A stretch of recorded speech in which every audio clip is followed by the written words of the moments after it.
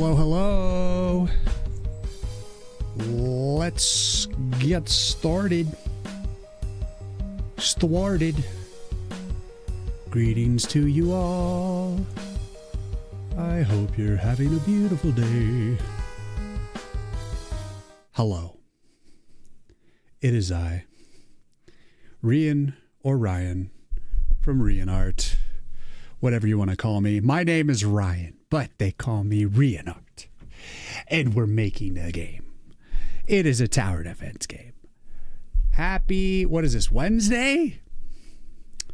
We are, again, simulcasting to YouTube. Hopefully I did a little bit of a better job getting YouTube working.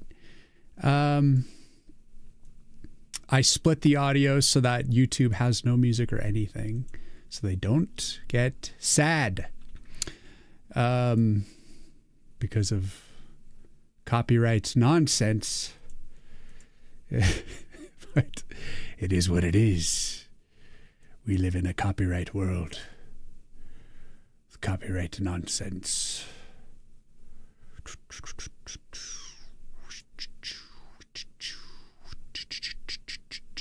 Let me get set up here.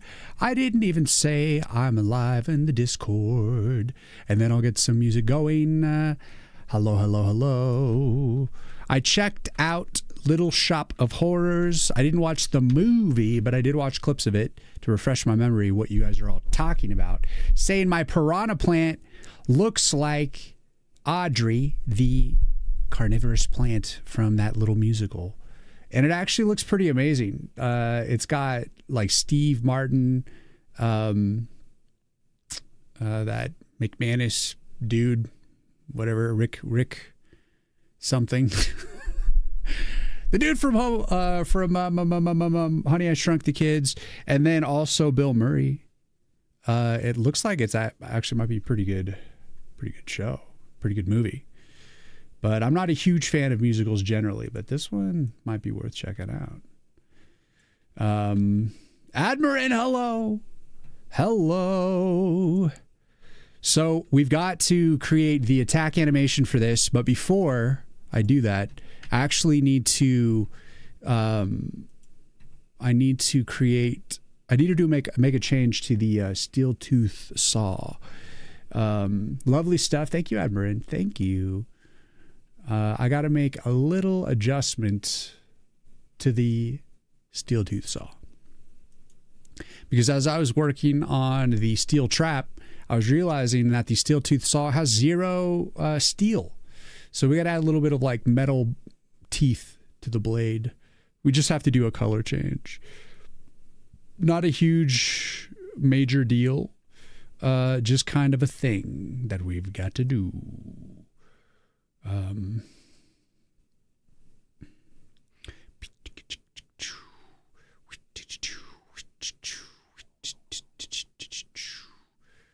But I gotta get some music going here.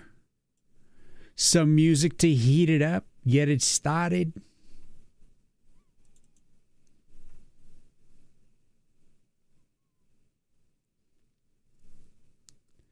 We're gonna go for a shuffle today and see what happens. And sorry if you're on YouTube, you can't hear the music. You can just come on over to Twitch if you want to hear it. Hello. I'm going to try to be better about seeing YouTube chat today if there's any chatters. Last time we had 2 chatters and a very small amount of people on the YouTube. But that's okay. It's a baby one. Hello, Orshi. Twitch is my baby. Twitch is my favorite place to stream, and it always will be. But I'm trying to grow the Twitch audience by streaming to other locations. So I'm actually applying for a stream key so that I could stream live on TikTok too, which is going to be like weird because it's going to be vertical, but it's all in an effort to grow the Twitch. So hopefully we get some new blood and, you know, just be able to grow for the sake of the game. For marketing, we must market. The worst part of it all, you know? But we got to do it, man. We got to do it.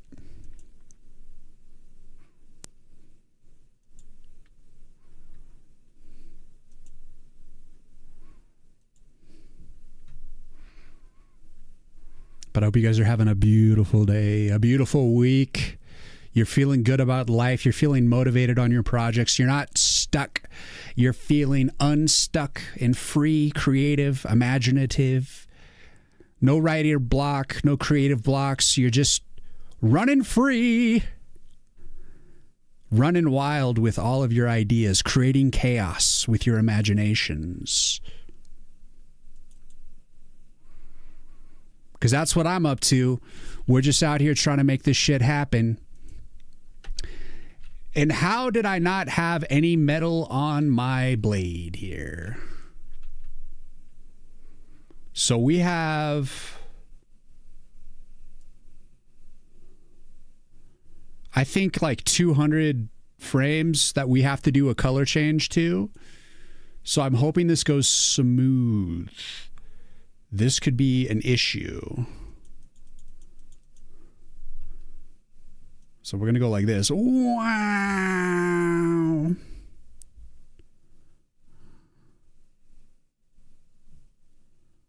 Well, I guess I'll do it from the idle here. Or I could do the reverse. Let's go the reverse. Wow. Yeah. So many frames. What's up, Cave? You just got one of my first games actually working again? Hell yes. Well done, sir. Very well done indeed. What the hell is this?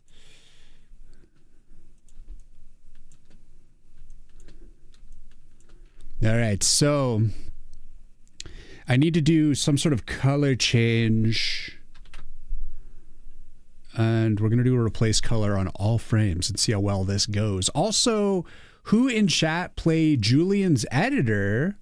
I haven't heard of that. Julian's plays? What is all this? What is all this?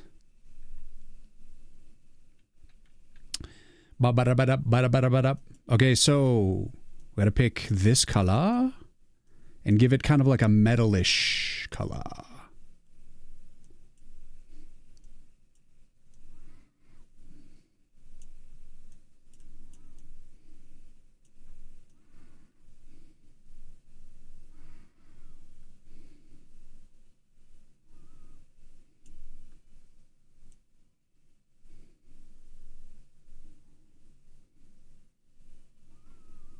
I kind of want to give it just a taste of blue.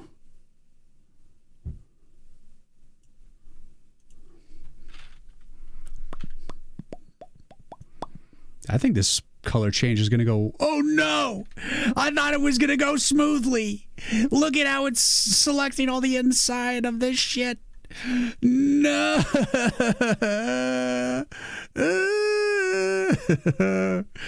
Damn it. That's a bad news situation.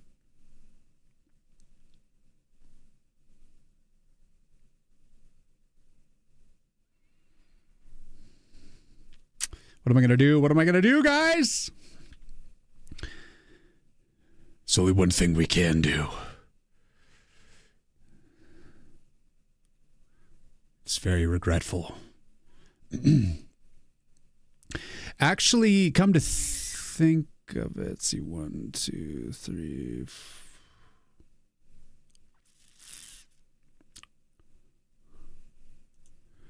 We'll just have to reintroduce this color, unfortunately. Very sadly. So we will save it. We will change all the frames to what we want, and then we will have to manually go through every single frame and bring back that other color. What a beast of a task. Very annoying. It's okay. We are not strangers to tedium. We will accomplish this. I also have a bad feeling about this other color. Oh, shit. Maybe I can just leave that brown. Let's just leave it brown. Now for the worst part of all.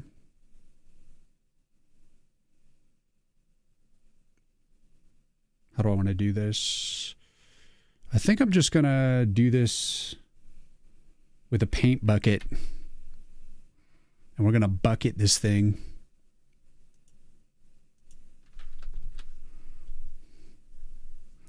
This part's going to suck.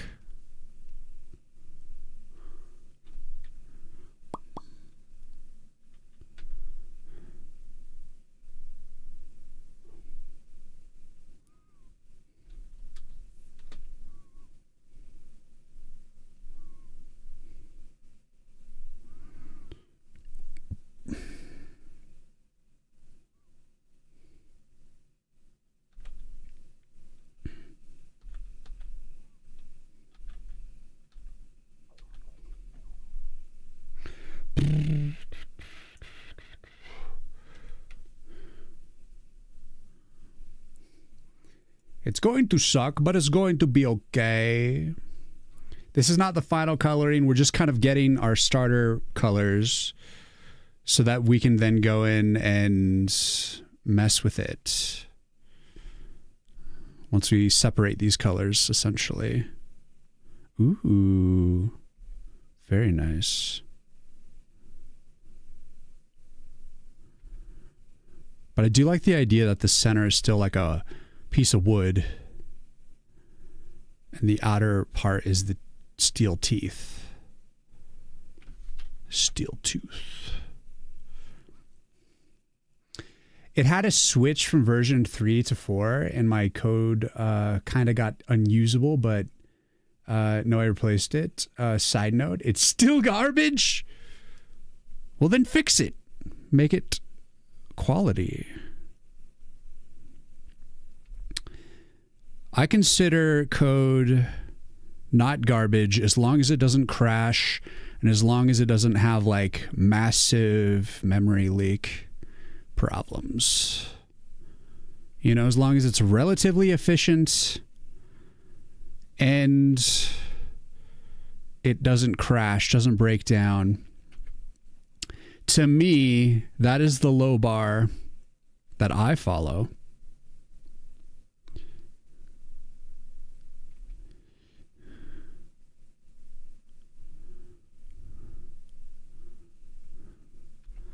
I'm hoping today we have a good long, supremely long stream.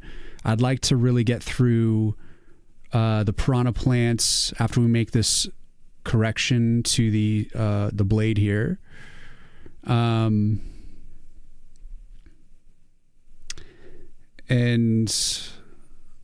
move on. We'll see. We'll see.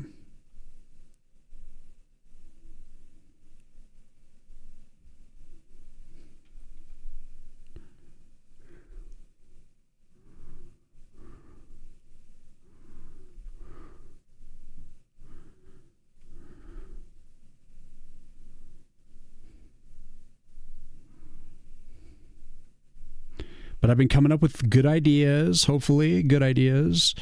A lot of ideas to kind of keep expanding the game and make it just generally fun. Me hopes. And we're still on mission here. One of the things I did yesterday was I just got a MIDI keyboard and I hooked it into FL Studio and I was starting to play with it. I have this keyboard that has like actually weighted keys and feels really good. This little MIDI keyboard I have, which I can show you, it's right here. Little MIDI keyboard. It's like the cheapest MIDI keyboard of all time. The keys are kind of like a little stiff. Maybe it's just because it's new, but I had to like really jack up the velocity so that like I could get good chord,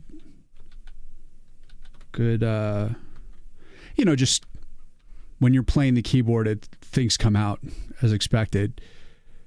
There's no kind of nuance which is fine. But I think I'm going to break out I have like another keyboard that has weighted keys and it feels much better, but it's all big and stuff. That's why I wanted this small thing. Whoops. But I was playing with that. I was starting to like just kind of play around in FL Studio a little bit, which is how it starts. You just kind of get used to how things are run, and I still don't know FL Studio very well, so I need to continue just kind of playing around so that I get comfortable with everything.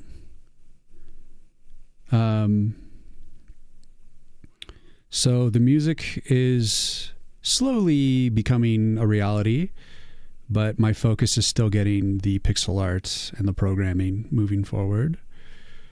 I've also been working on the splash art for the game, and I'm kind of going back and forth. I'm kind of thinking that because right now, like in all the splash art that I've done, I've always featured the tree, big old tree with the big tree face and the beard and stuff like that. And I think I don't want to, in the splash art, overplay the tree, because I think some people see the tree and they're like, that's kind of goofy. That's kind of weird. Like it's like a weird reality to see a tree with a face on it, despite, the Deku tree and, trees of wisdom always have faces on them. But I think I'm going to downplay the tree and possibly even leave the tree like with the face out of the splash art.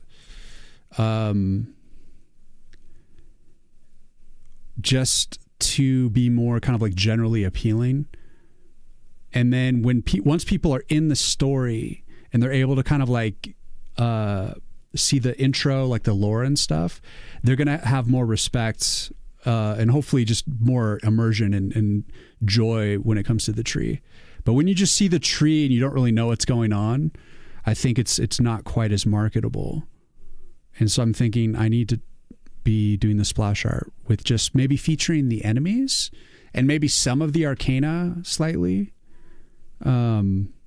Or just show like the face of the tree without it being like, like it's more just kind of the energy of the tree without it being like, look, there's a tree with a face.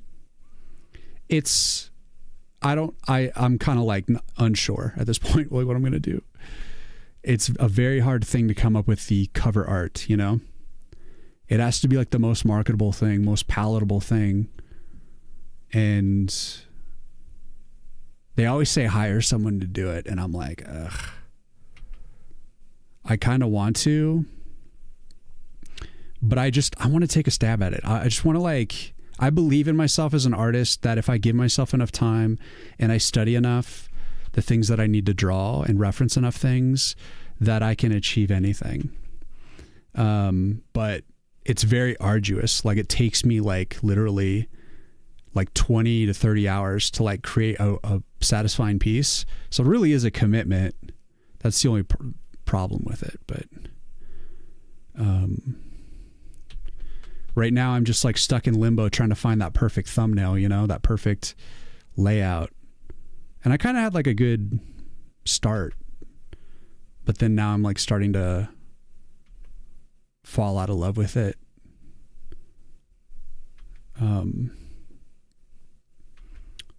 So I need to find a piece that can survive all of my moods, all of my analysis over a span of time. Then I know it's good enough.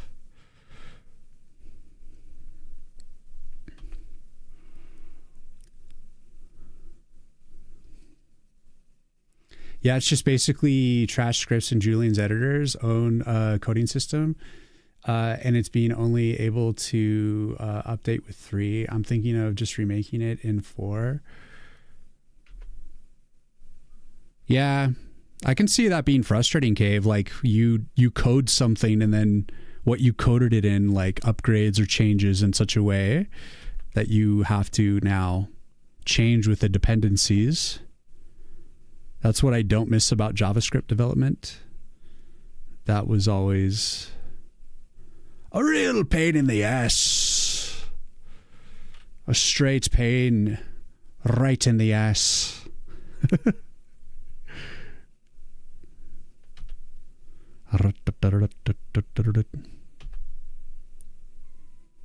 really hopped up on some caffeine right now. I just got some new Mississippi grog, which is like a butterscotch, caramelly tasting coffee. It's very good.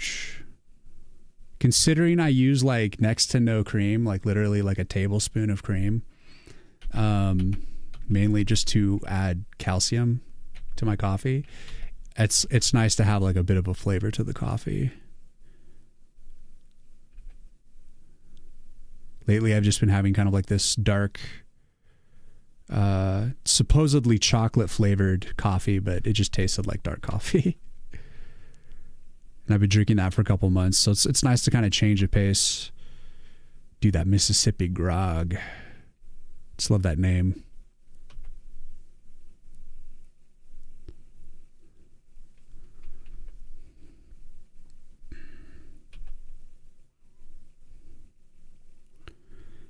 One thing we might work on today a little bit, like I'm going to work on the animation for the piranha plant, but I may actually start working on some background art, because we need to start exploring like lava, and I think I need to do like a lava study perhaps, and we might just do that live. That's the kind of thing I think usually would do off of stream, but I just need to make progress on the new backgrounds and converting the level into like a lava level. It's like I really have to get down my color scheme for lava. So I think what I would do is pull up like a bunch of references for lava that I like, and then just copy them, study them, try to find like my blend of the things that I like, put them together, see what I can execute, and then we can jump into the level and start pouring lava everywhere and burning things to ash. I've been going back and forth of whether or not I want to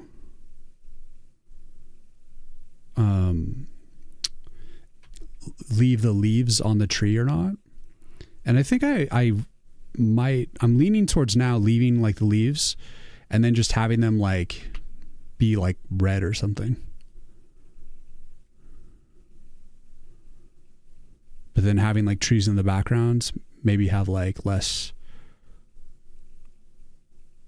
leaves on them or something. Be more Tim Burton-y.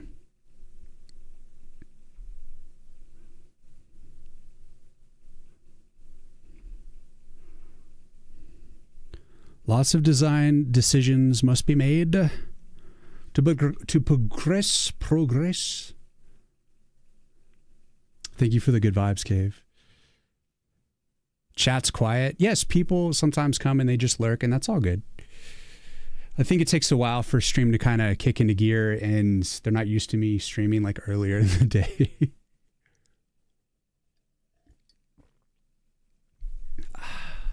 But I'm here. I'm hopped up on caffeine. I will fill the void.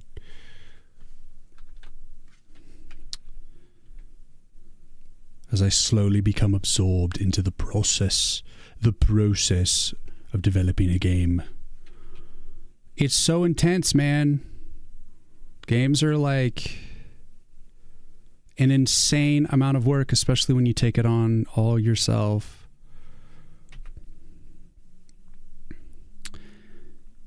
It's a unique experience to come up with an idea and then to be executing that idea for months and months, week after week, day after day, because your ideas, your opinion about it evolve. Your skill levels change, evolve. And being able to like be steady on your purpose, on your vision through this, it's like, it's unique.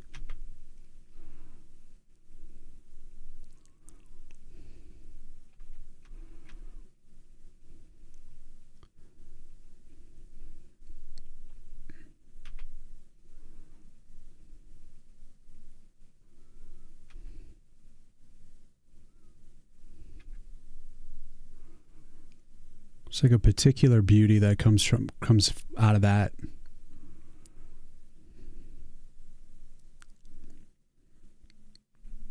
Posture check.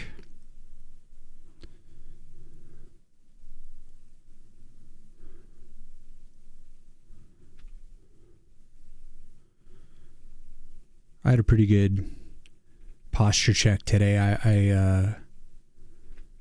I've been getting back into exercise. Start the day with just a little bit of cardio, and then I like stretch my whole body, basically. My neck, my arms, my back, my side muscles, everything in my legs. Then I go for a nice walk. A rut. So I've been feeling pretty good. I'm starting to feel pretty good. I was really sore the past few days, but I'm starting to become less sore, getting over that 2-week hump because I've been out of shape. I've been hyper focused on the game. So I've been like horrendously sedentary, but I'm starting to come out of it. And it all starts with eating less crap, hydrating, sleeping well, all these things.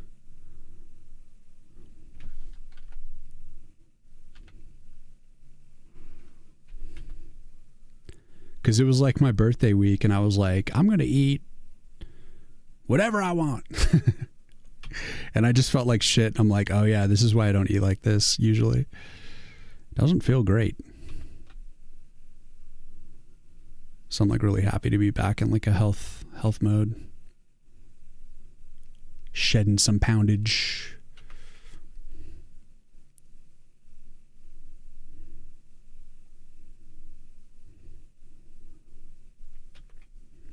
I think the worst thing about it is like you lose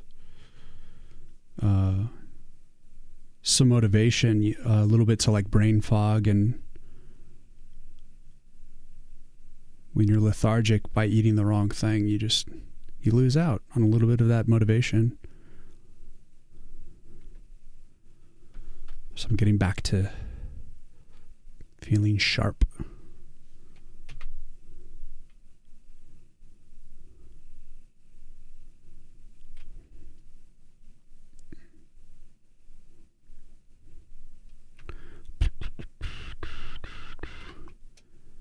This won't take too long. Just got to get through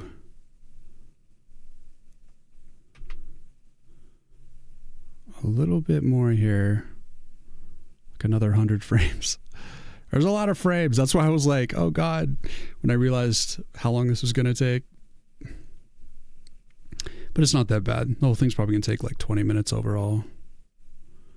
And then I'm going to have to see the color on the backdrop, see if the blue kind of gray color fits, and decide whether or not I would like to create a different stroke. Because currently the outer stroke is like a brownish against the blue, which actually I think could work, but the only thing is it is a little blendy. Making the Arcana come off as kind of like a soft color. I was reviewing Shredder's Revenge, which is a beautifully crafted pixel art game, beat 'em up that recently came out. I mean, it's been out for a while now, but you guys may have seen it around when it was coming on market, but it's immaculate. It's like a perfectly constructed pixel art game. Shredder's Revenge.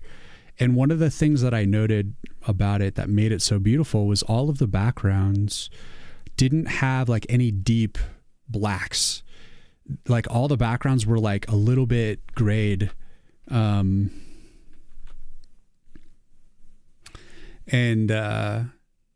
All of the sprites that were animated in the foreground were they had very deep blacks, and they were very sharp and punchy. So by having kind of softer backgrounds, things kind of popped.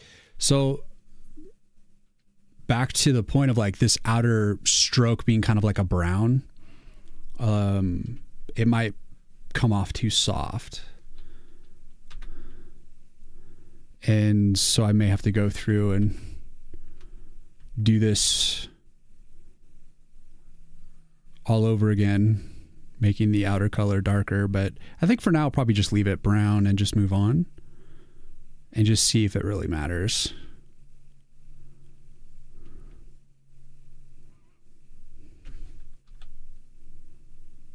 I think it's going to be fine. It can be a little bit blendy.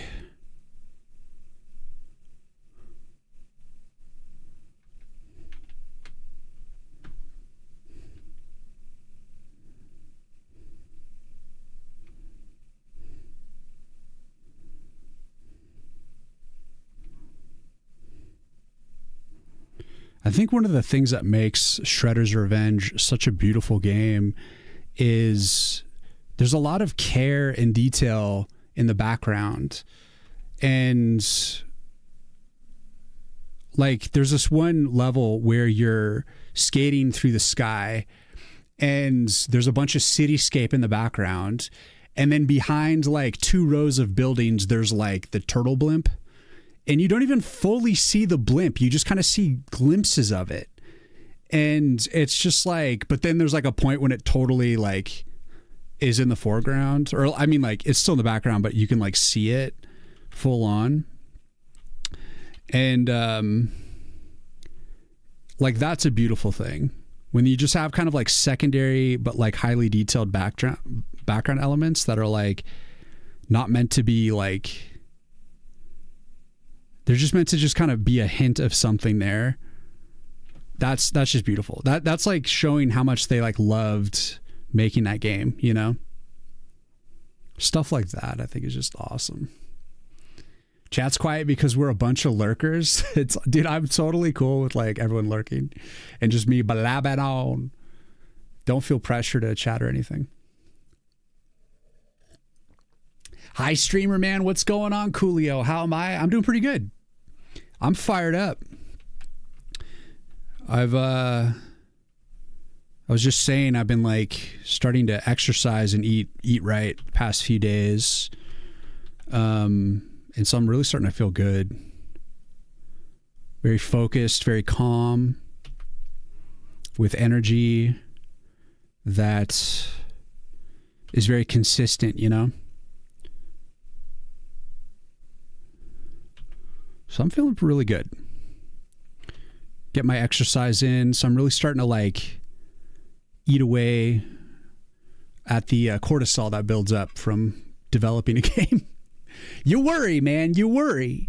You want it to be good. And then you're just like, wow, I've spent like this entire year like building this tower defense game. What am I doing with my life? And then you come back to gratitude and you're like, I'm proud of what I've been able to accomplish. And this is a means to an end, and it's a beautiful means to an end. We're going to make this game beautiful.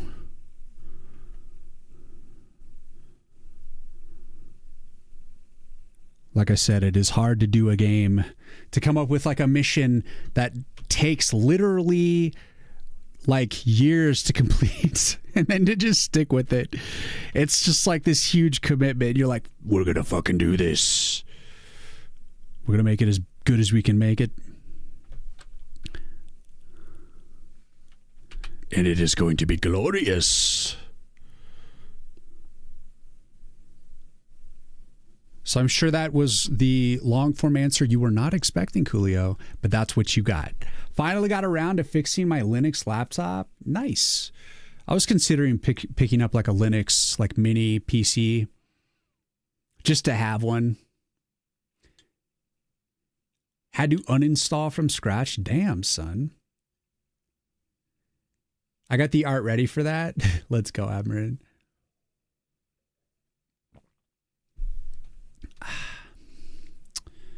All you can do is make things as awesome as possible. And there's really, it's just such a massive thing to take a project all the way to completion. Because even though you're like, maybe there's some things you want to do in the future, or maybe you would do things differently if you started over, all these sorts of things. And it's like, but despite all that, you take the best path forward that you can, and then you find a way to finish. You got to finish. Got to get it out there. Got to get it completed. Because that's the only way you're going to really like learn everything you need to move forward with power, you know? All right, we got one more set, and this one's the tiny one. I'm already liking this, like the steel blade part of this. The blue is actually starting to feel really good, but we'll have to see it in context to see if it really pops with the background. But I like the brown and the blue together. It feels right. It feels very Ninja Turtles to me in a way. I don't know why, but that'd be more greens and such. But it speaks to me. 100% did not brick it by being a dumbass.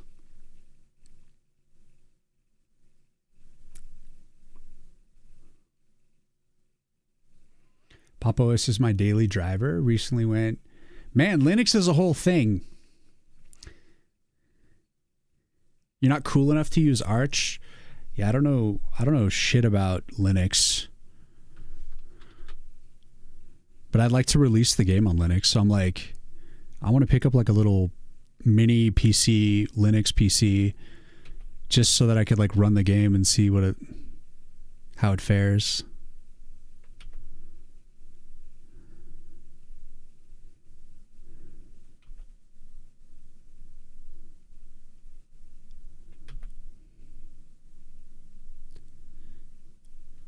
Or I'll send a demo off to you Linux users, and you can tell me if it just completely explodes on Linux. I might have to rely on some of you Linux peoples. But at the same time, if you guys get a bug, I'm going to want to replicate it, so that means I'm going to have to get a Linux to do it. It's the only way. You got to be able to replicate bugs, you know? So that way you can be like 100% sure that you've resolved them correctly.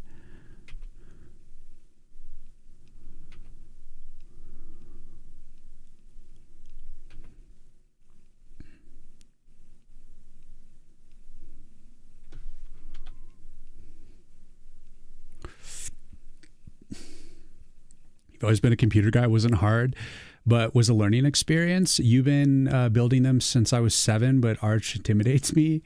I was KDE Plasma, and it's a dream.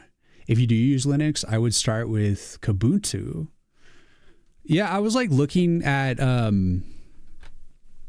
Linux mini PCs, and they were honestly like really cheap. Like I swear they were like $200-300 for these like mini little PCs that I'm sure like are very slow and not super great for anything. But if it's, you know, I think it would be powered enough to like run my game, which is not massive, you know, and that's literally the only reason I would pick it up. So it's like, of course I would dev on it a little bit, so that I'd have to get VS Code running on it, so that I could like directly work to fix whatever issue might arise on the Linux, you know, and then compile it directly to a Linux. My buddy, though, was like, you don't need a Linux machine. It's like really easy to just compile to Linux from Windows. But you know how it is. You got to be able, if you get like a bug that's specific to a platform, you need to be able to replicate it. And even having like any version of that, like say I pick up this mini Linux, like I might not even be able to replicate it. You know, like even if I have the machine, it's still a better bet though. So I might have to take the plunge. But I don't want to do any like setup. I don't want to get like all super into Linux. I'm here to like learn about the game dev, not like Linux. So that's the only thing, is I hope it's not like if I get Kubuntu or whatever, is it just gonna like work out of the box?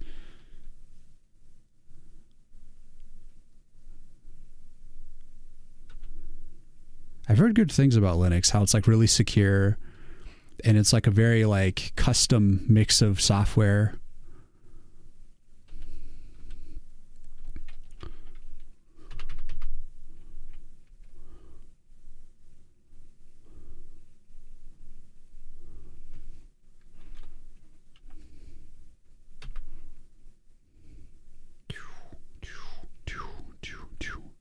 We're almost there.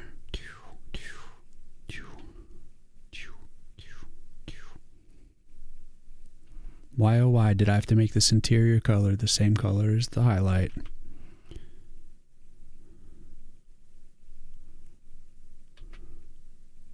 Why, oh why, indeed.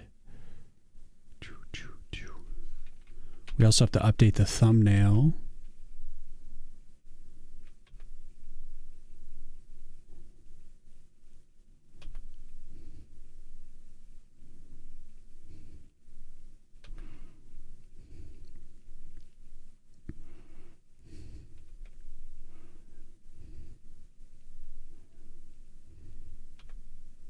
Steel tooth saw now officially has steel teeth.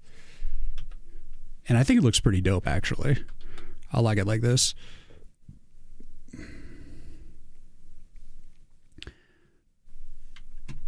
The one Linux issue you've had is audio stops playing sometimes. You can run Linux distro in VirtualBox on Windows or Mac. Oh, so I can just do a virtual thing? That actually would be way more convenient. Everything else has been a skill issue. Kombuto should. Pop! OS with KDE Plasma also works nice, from what I hear. Well, at least I have you guys to kind of help me get started when we get to that point. I also have to make the Mac build, but that should be easy because I've, like, my entire career that I've worked in like web and Flash games and stuff, I was on a Mac.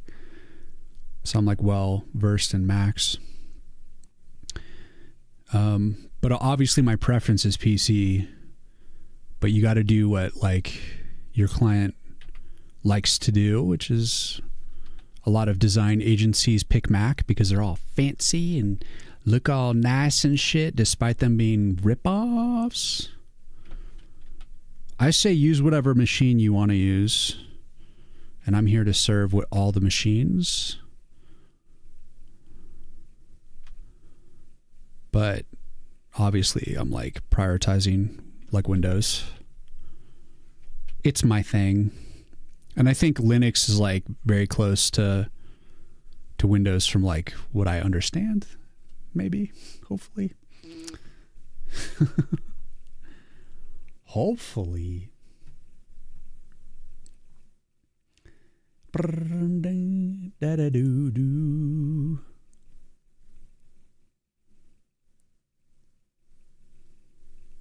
Honestly, I would recommend Pop! OS with Plasma for you at least. So wait, is Pop! OS the virtual thing that Reawakened was talking about? Pop! OS has really nice support for GPU drivers built in, which is why I use it. Yeah, it does. Mac is overpriced and Windows is spyware, so that's just my opinion. Yeah, I've been hearing more and more how Windows is becoming kind of the spyware thing.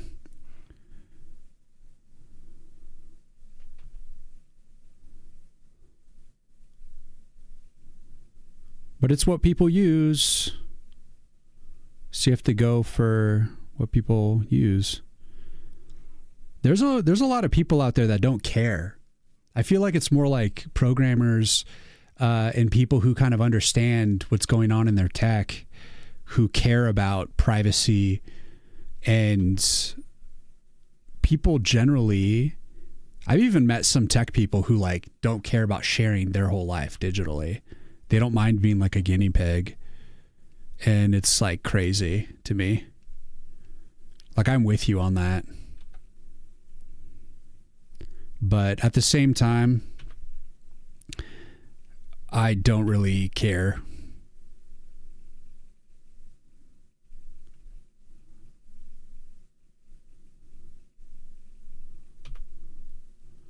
It's like everything I do on my computer, I stream anyways. So it's like, yeah, like you guys see what I'm doing with my computer. I'm out here just making art, making games.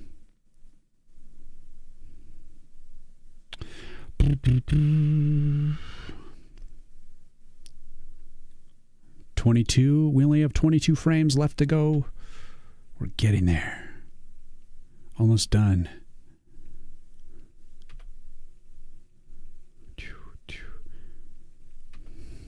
Bop,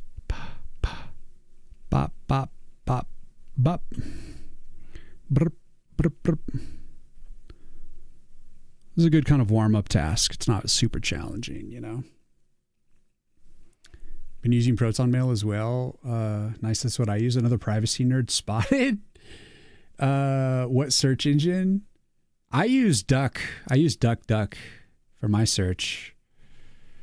You share way too much information on the internet. You should have never put my name, first name on my Twitch username. What a rookie. Well, yeah. I also realized like when I was using FL Studio yesterday, I was setting up my new MIDI keyboard, and I realized right in the interface they put your like full legal name. You know, like I'm like, if I stream FL Studio, I can't be like showing my full legal name here, buddy. What the hell? And so I had to like find out how to like make it go away. I'm like, that's such a fucked up thing. Like, why would they put that into their directly into their interface like that? So if I do FL Studio, I'm probably going to like hide the top part of the interface, even though I've already hidden it. I'm just going to try to be extra careful with that, because you don't know what kind of wackadoos are out there trying to scam you and take you down.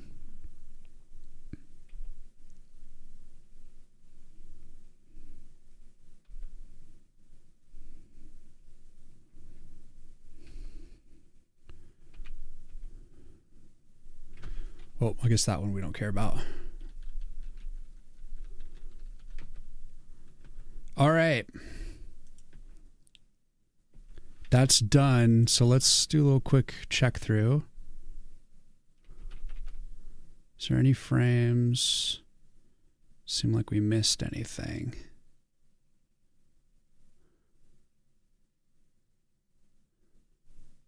Nope. I think we got it all. All right. Let's check it out. Output file. Saw blade.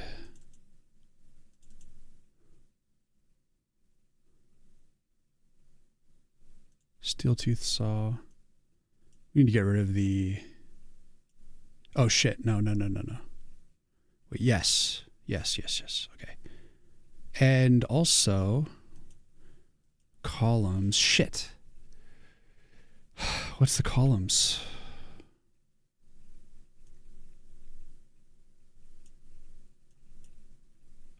Wasn't it like 106, 105?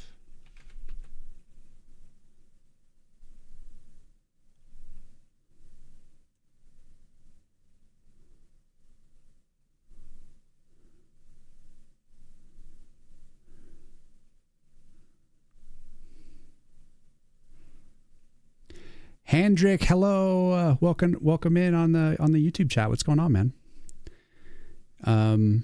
How you doing? I hope I didn't miss you. I'm still new to checking on YouTube chat, but I hope you're having a good day, man. Welcome in. Sorry, feeding a bottle, so I'm typing one-handed. Aw, you feeding a bottle?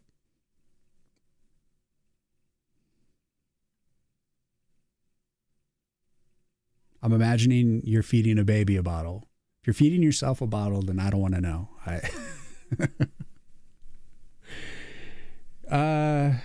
Hey, I need your help. Should I get rid of my black borders on my horror video game?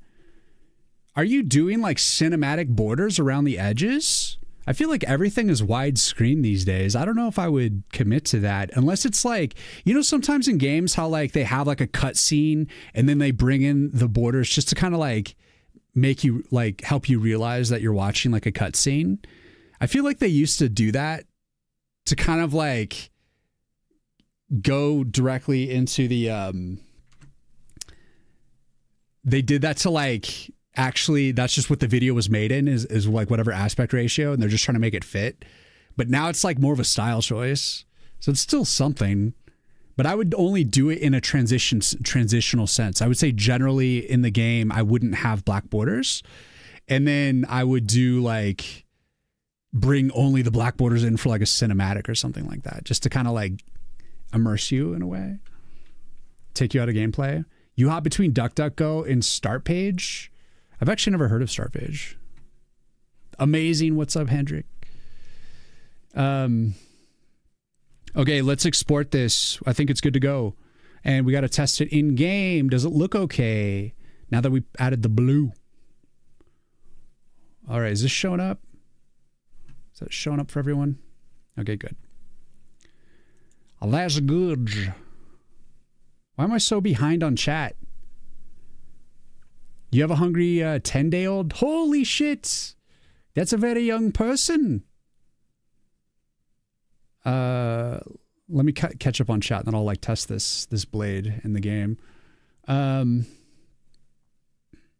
on your line art? I mean, it could be especially cool if it's like even like curved in a way, like at a slant, if you will, kind of Dutch angle style.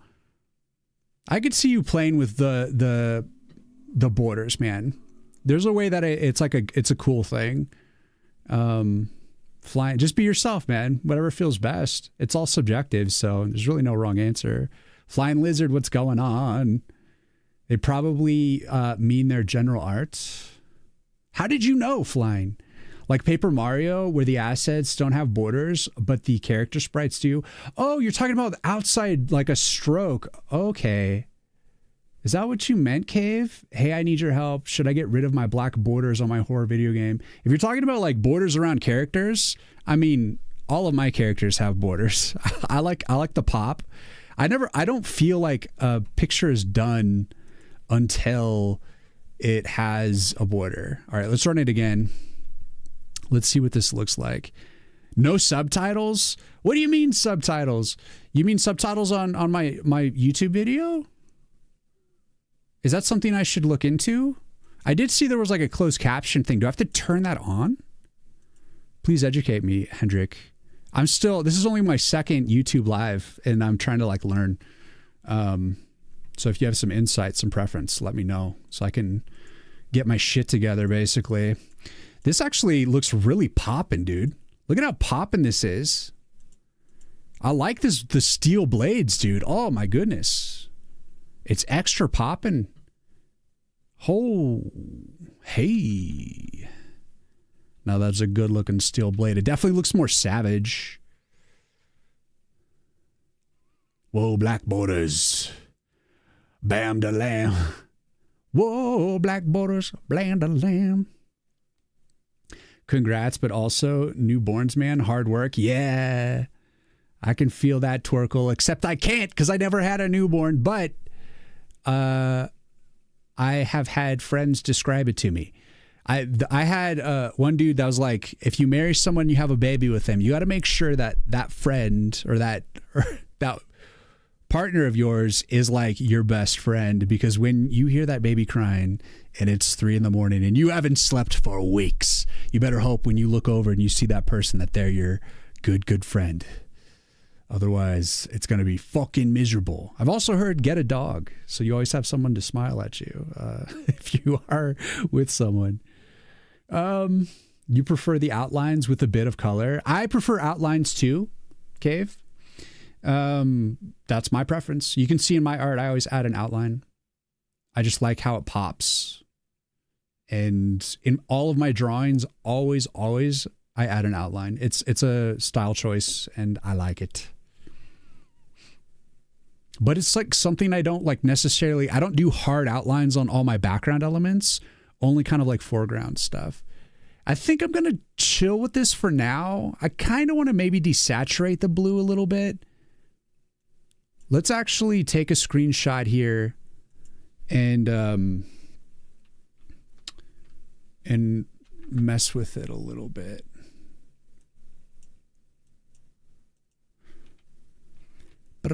Let's turn up.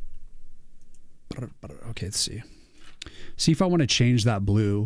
Now it'll be easy to do the change. But I can see if I want to make the change. Oh. Let's add a little to it.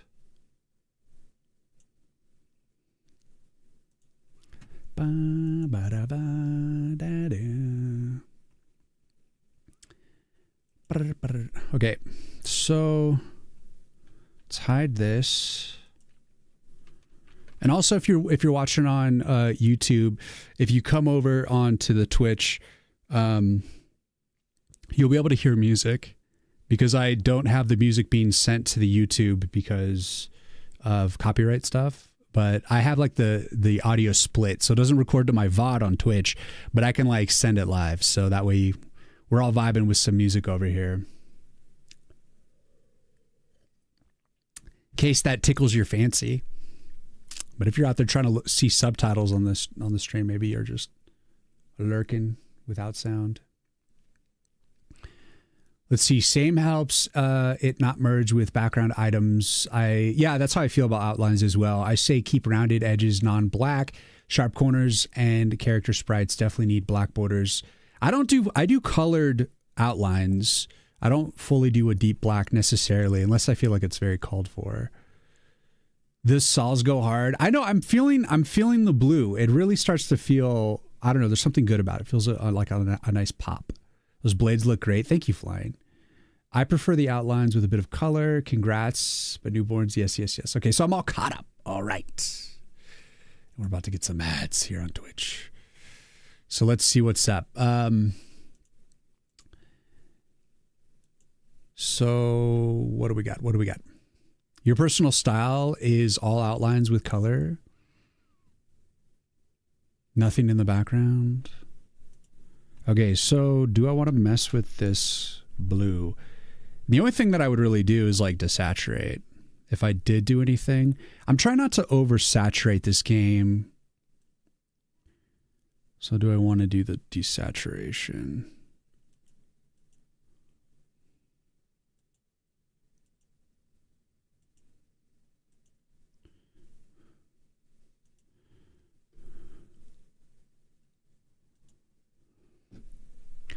I think if you have too many elements that are like mega saturated, you're going to have too many competing elements, as in things competing for your attention. And so it's about like underpowering some of the effects so that they're not like just trying to steal your attention every which way. So I think I might like at least take out some of the blue. I really like it though, so I'm only going to dampen it a little bit here. I think I'm just going to take out like literally just a -20 desaturation. Maybe 25.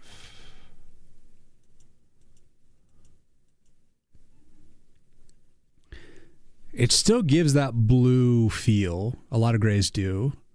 So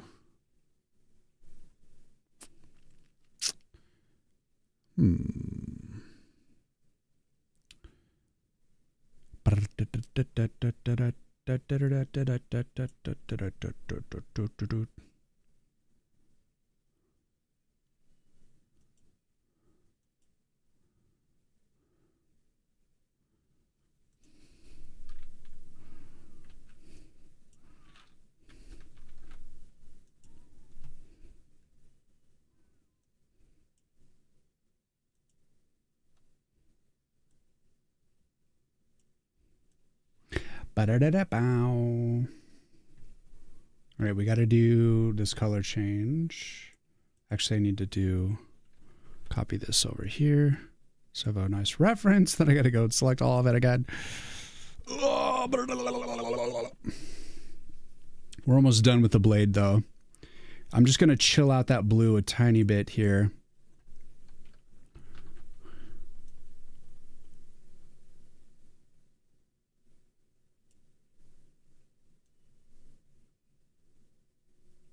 Oh, duh.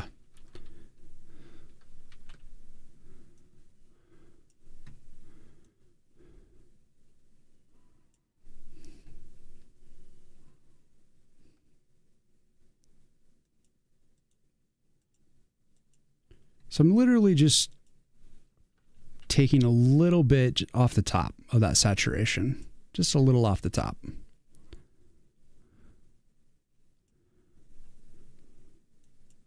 Because contextually, grays, more desaturated grays or desaturated blues that become grays, they really do come off as blue. Sometimes even purple. So let's save this out, and I think we'll move on. I think I might do like a light experimentation. I mean, what I really want to do here is change this outer color to like a black. But, or alternatively, I would make it like a blue, but like a dark blue. But as you can see, it's like the same color as the brown on the inside there. So I'd have to go through and change the brown on every frame again.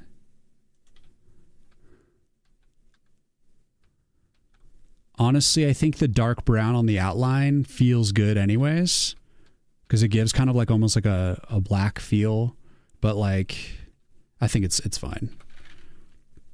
I think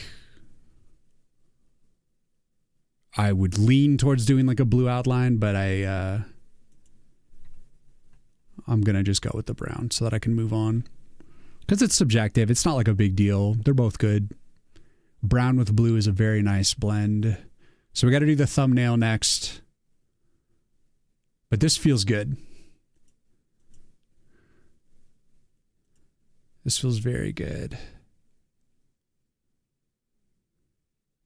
All right, so let's do the thumbnail. And then we can get onto the piranha plants. So let's do pixel art. Where's the thumbnails? Menu thumbs.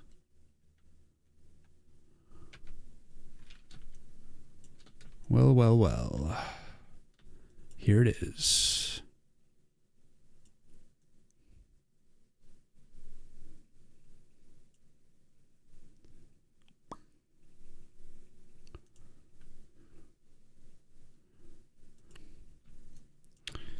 All right, so let's get on the appropriate layer here.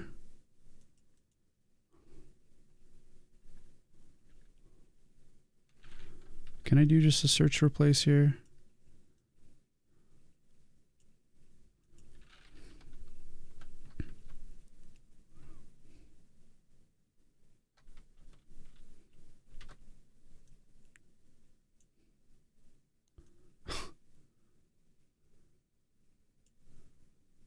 Whoops. No lighter color. But now, what is that on this?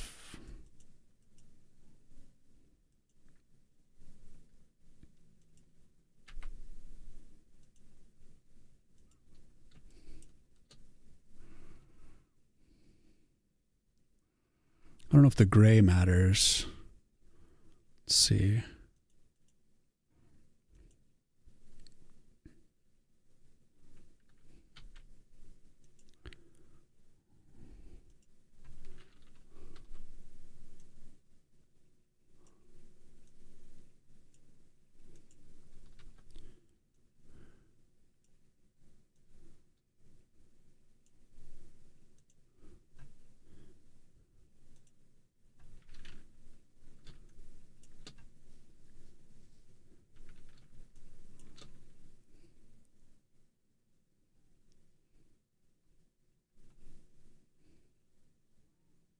Give kind of like, what do I do?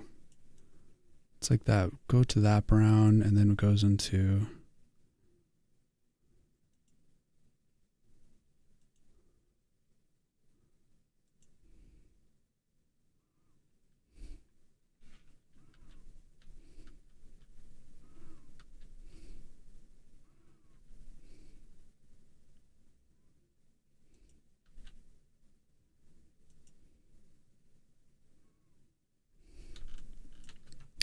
I have wanted to revisit this one.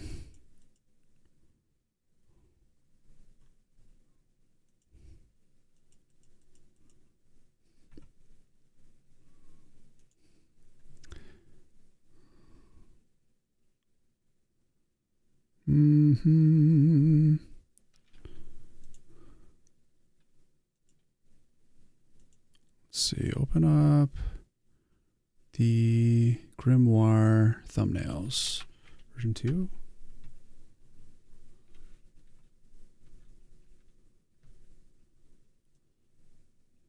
So is this the same?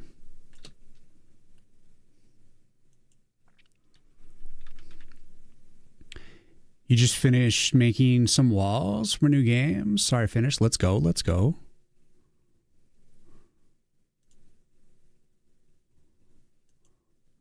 Okay. So let's do color replace here. Try to this. I just felt like this was a little desaturated in a bad way. A little too desaturated.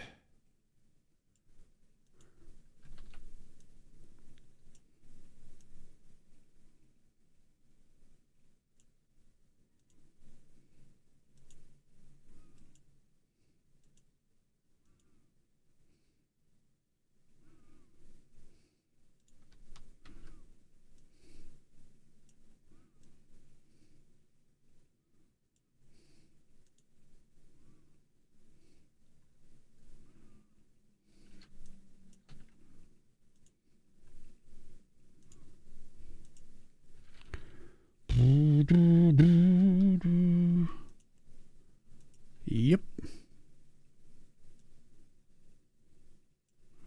Ha.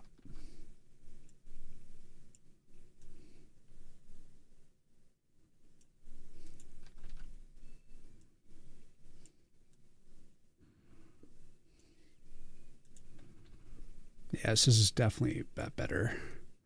Bit better.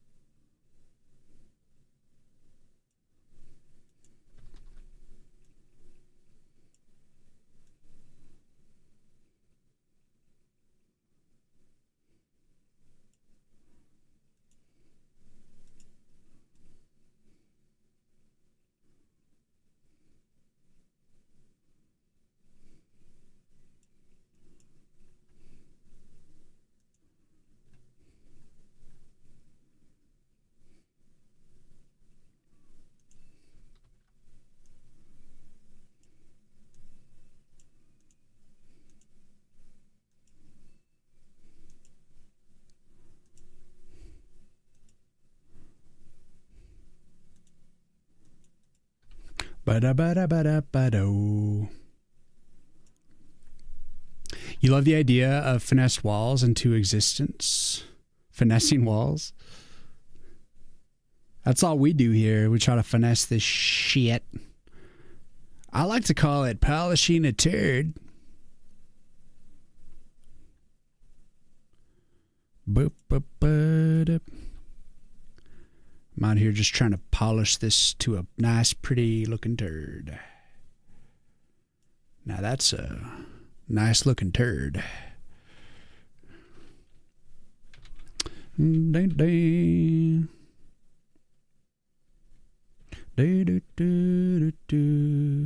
Is this the same green?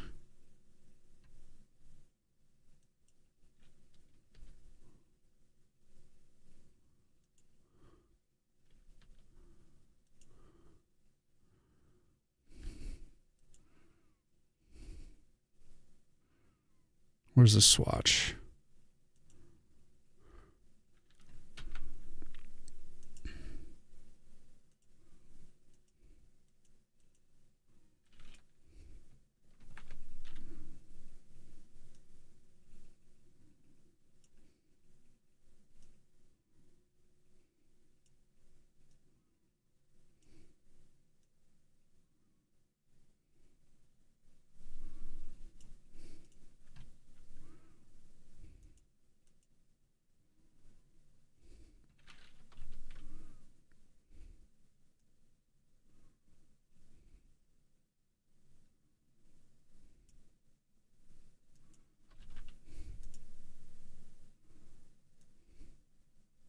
Down, down.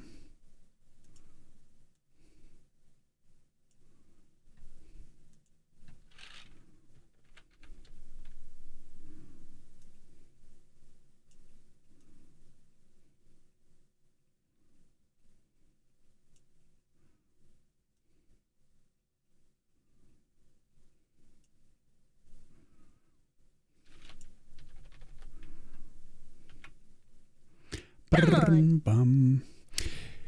Deja, thank you for the follow. Welcome in. Bum, bum, bum, bum. It's a little poppier green. So that is 7 hue for brightness. 7 hue for brightness. Ooh, this one's got a nice clean swatch. 7-4. Why does that look like it's not going through?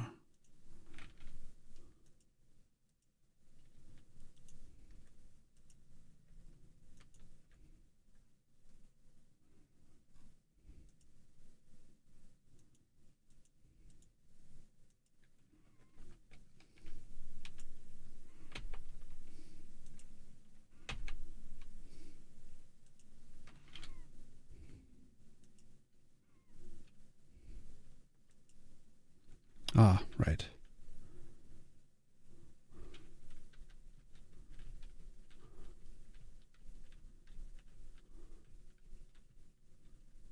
Oh, interesting.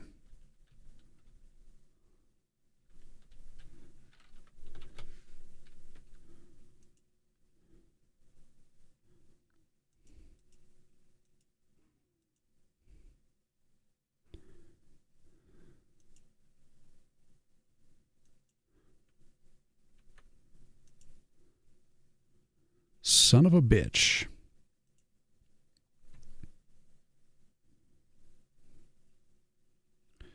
Might just need to remake this.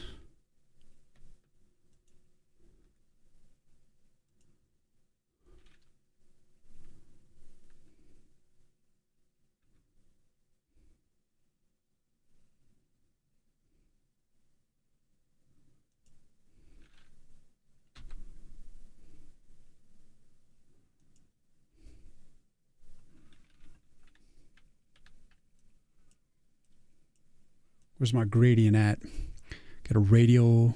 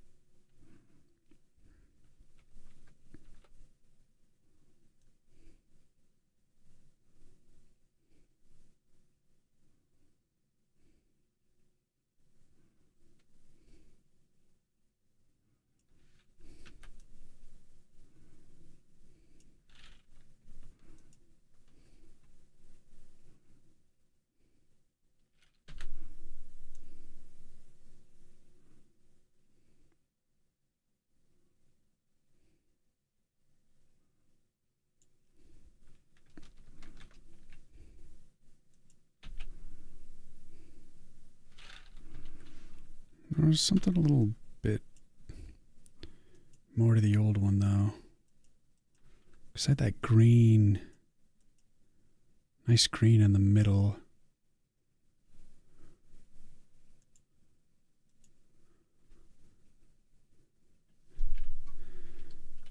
What's up, Indra? Welcome in. So let's see. What does this have a green background? Okay, let's see. It's not quite there, so I think I'm going to have to manually put this one together. Because I want to recapture that same glory, same deliciousness.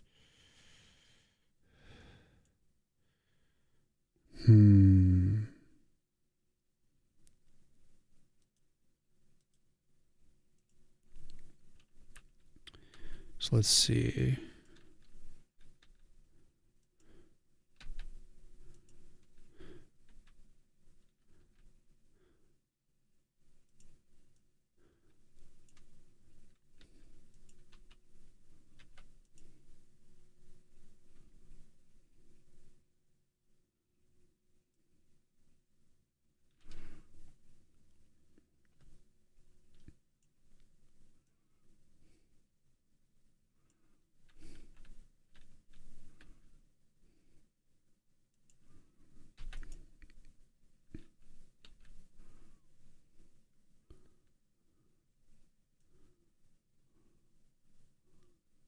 Probably going to lose something from this as well.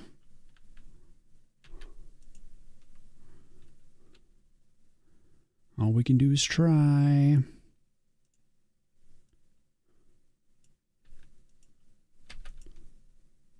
Ba-da-dam-bam-bam.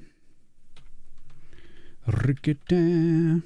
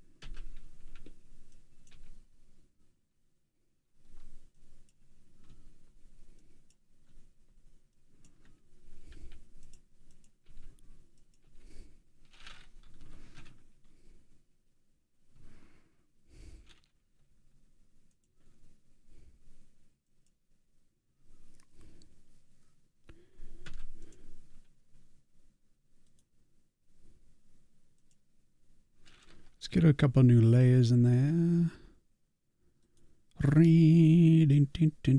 Shift N. Then merge all these together.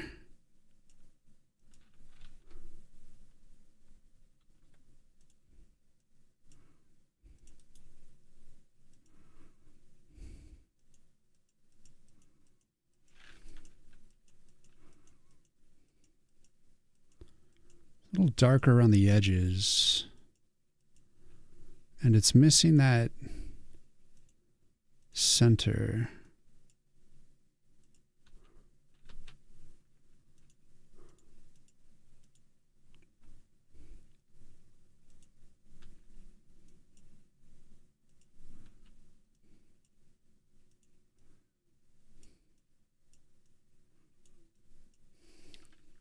What's up, Jacob? Welcome in.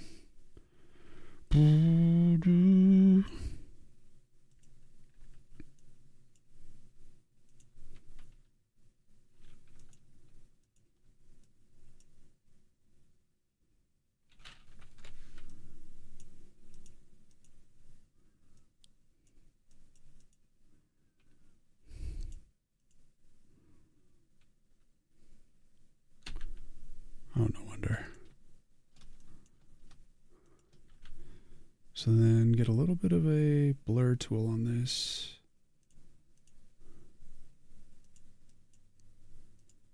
Gotta do like a 1 strength here.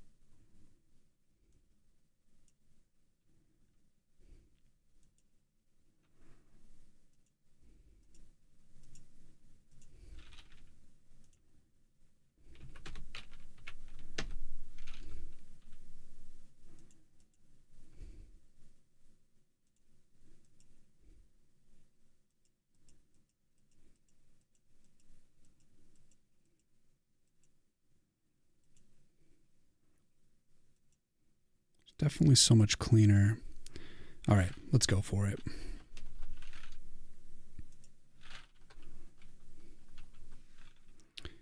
I might even come back to this though. I kind of like the chaos. The one that's just kind of roughly made. I must have just like painted that manually or something.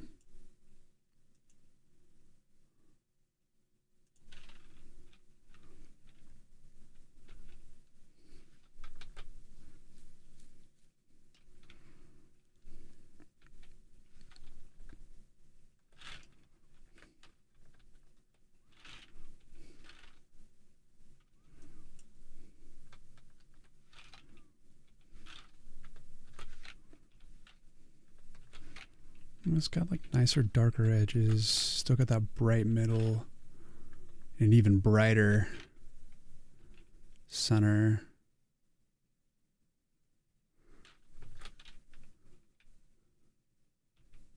We could desaturate if we want to come back to that.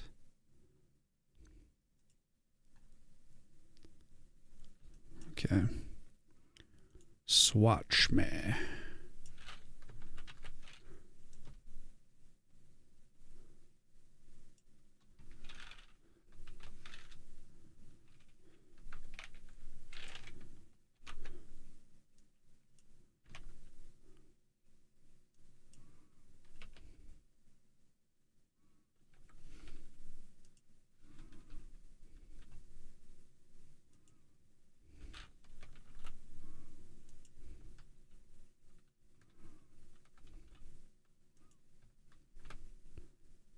Not a major change, but definitely more on par with the other one. Maybe a contrast push. Let's check it out. Effects, adjustments, brightness, contrast to get darker edges. 10. -10. -5 +5.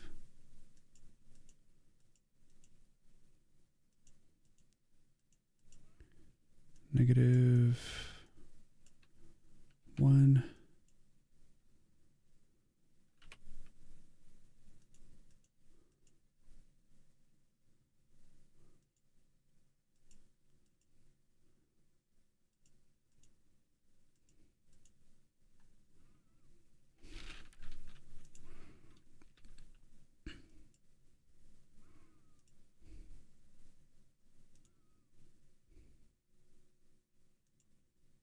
Still brighter. Maybe we should stick to what it was.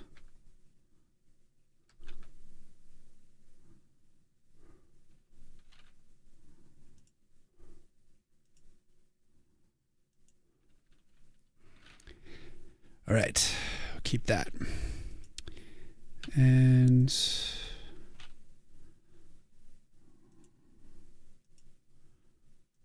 bring this over.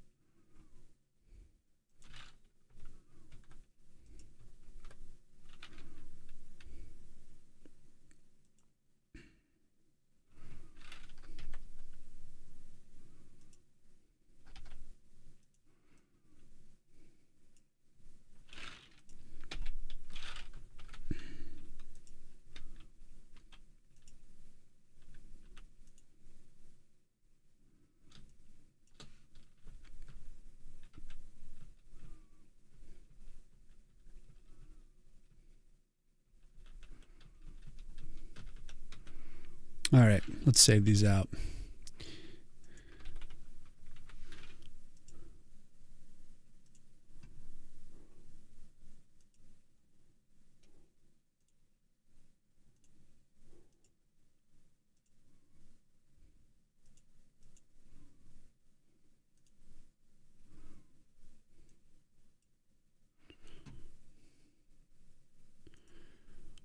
What have we got?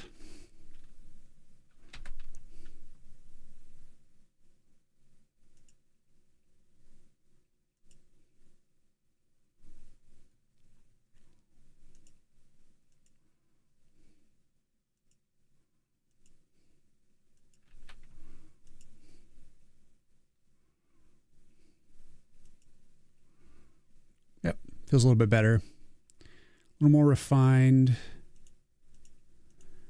With a desaturated blade. Feels good.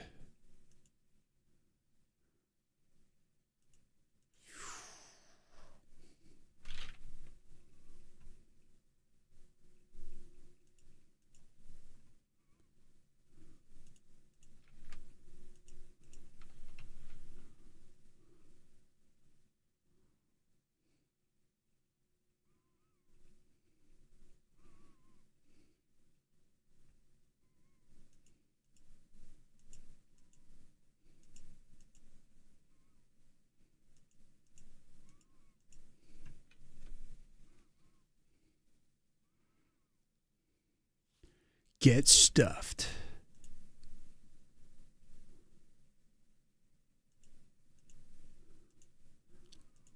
You know what? I think I need to pull as well. Da, da.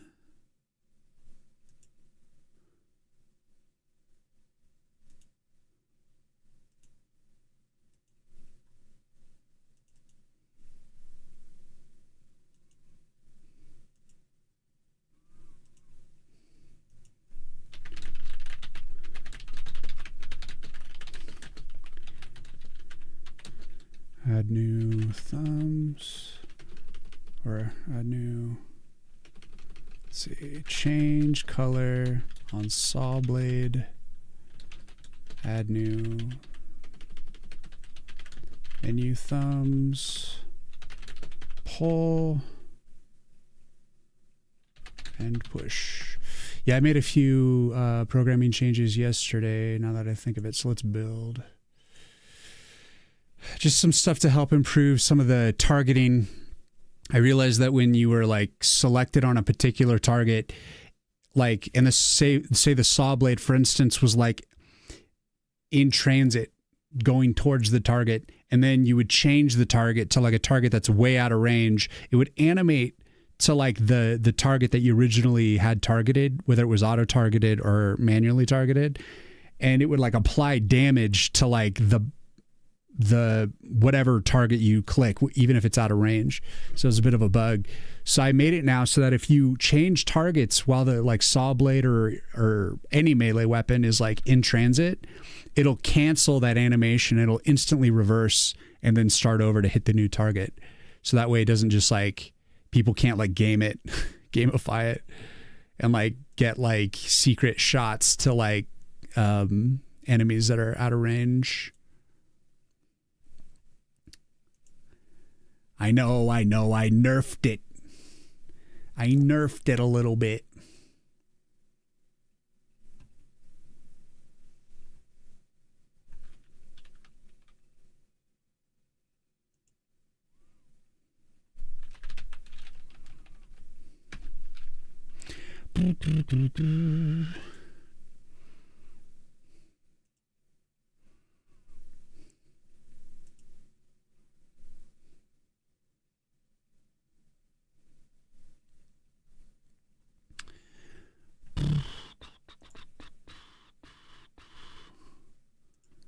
Okay, so with those changes, so it's like if you have that guy targeted and it's like going to attack that guy and then you change to a new target, it won't like apply damage to that other target. So if it's like coming down, wait a second. Are we seeing this properly? Yes, yes. Yes, yes.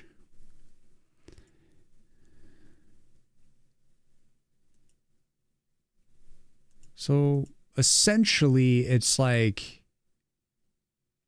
canceling that thing and then it ends and then it'll go to the next target. And I try to make it cancel it as quickly as possible so you don't lose out in much time. But there's a bit like a minor penalty to changing your target when things are kind of like in the middle of performing their attack. Okay. Now we move on. So you're done. You're done. And now we got to work on our, as some people would say, little shop of horrors. For me, this was supposed to be, the piranha plant was like my homage to like the Mario piranha plant in a way. But it doesn't look anything like the Mario piranha plant. I looked up little shop of horrors and my plant, which I didn't even really think of that one. It ended up looking like that one. But it's still not really the same. It definitely is a different design. But Karthik, thank you for the follow. Welcome in. So yeah, like it's definitely a different, slightly different vibe. But I did look into Little Shop of Horrors like trailer and stuff. It looks like a decent movie. It's more of a musical. I'm not like a huge fan of musicals, but it has like Bill Murray, Steve Martin, Rick Moranis, like all these like really... it's like a hilarious ensemble cast, so I think it would be like, you know, worth checking out. So I might actually check it out.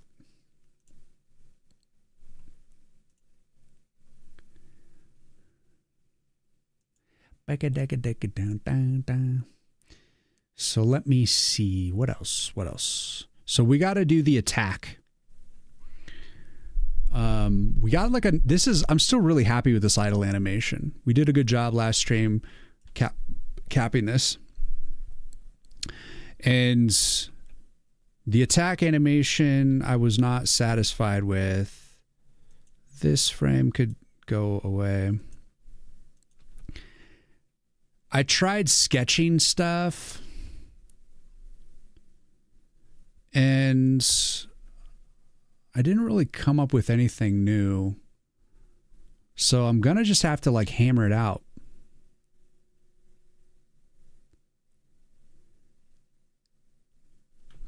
I don't know if it needs to be like this big old stretch.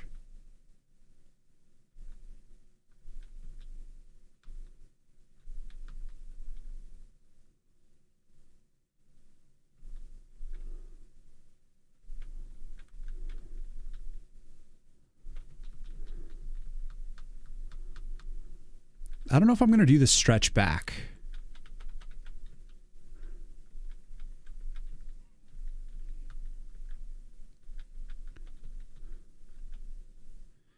And I think I want the attack to actually be... So first of all, let's get rid of the 2 attack. You're gone.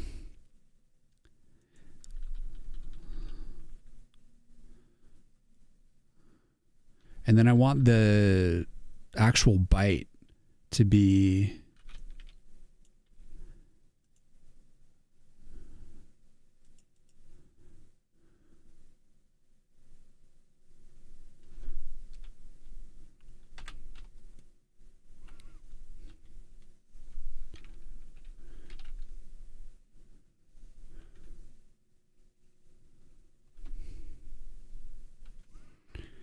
do like a deeper bite. So I'm gonna get rid of these for a second. And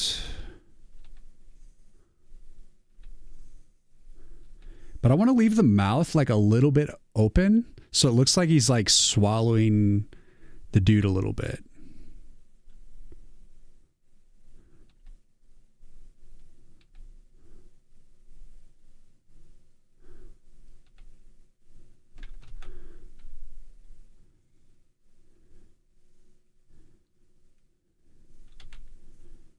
See if that works.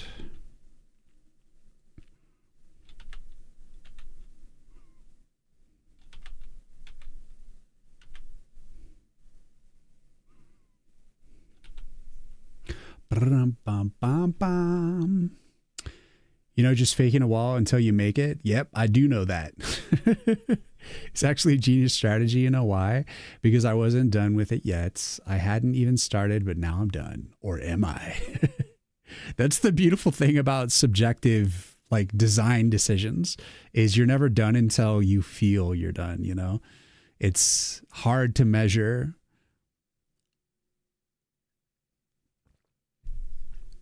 I feel like there's two states of being done with a piece, and that is, there's the functionally done. It's done to the point where it's like an FPO, and then there is, it's polished. And a lot of times getting it done into like a working state, kind of a draft state, that's like pretty good, kind of like a good amount of the, ideas captured, and then just letting it marinate for a little bit and then coming back to polish it later, I think is the way to do it a lot of the time. Because I mean, that's how it works for me, because when you leave something and you come back to it and you're working on something by yourself, like a solo project, when you walk away from a piece for like a day and then you come back to it and you look at it fresh, it's like you're a new person. It's like two people are working on it at that point. And you kind of see things you didn't see before. And I mean, it's not exactly the power of like a whole other person helping you, but it's somewhat that energy, you know? And you got to try to like capture that as much as you can.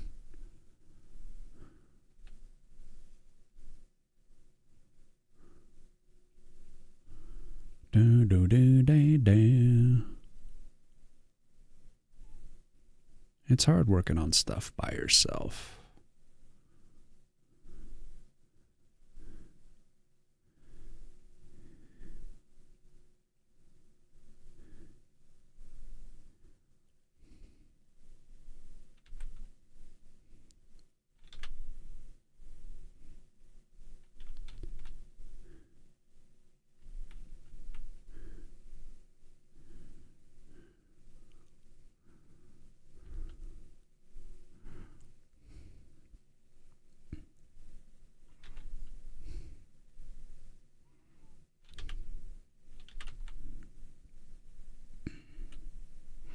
But that's one of the little tips that I use to make it work, you know?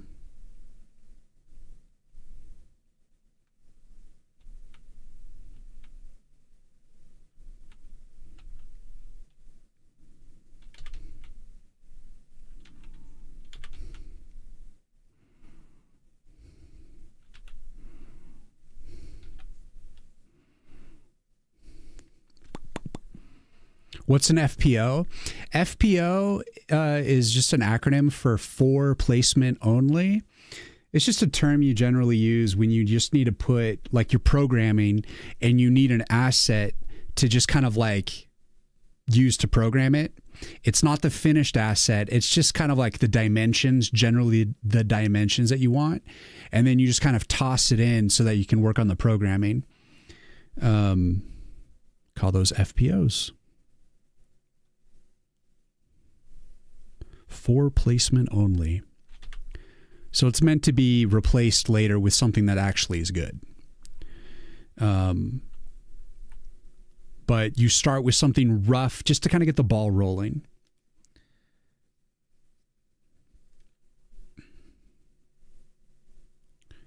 You know what I'm saying? Get the ball rolling. Get it going. Let's see. Come up here. Get a little bit of these teethies. A little bit of this.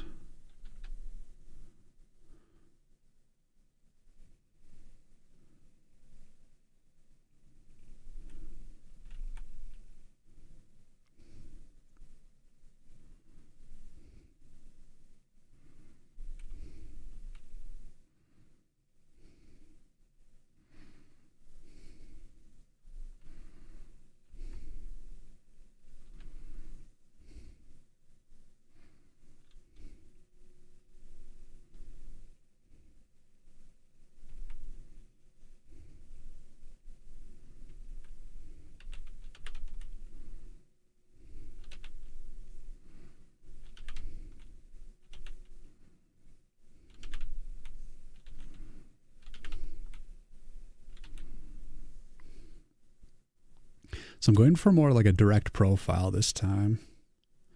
And I gave him a little bit of a smile because he's happy that he's feasting.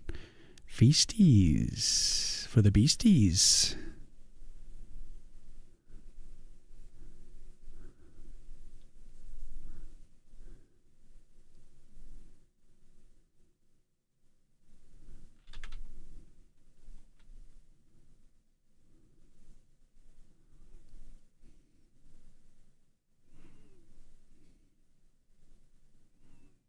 So the plants, the leafy part,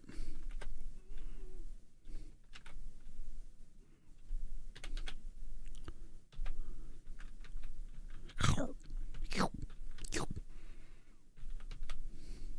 don't think this is going to look like, it's not going to have the same effect for the larger enemies.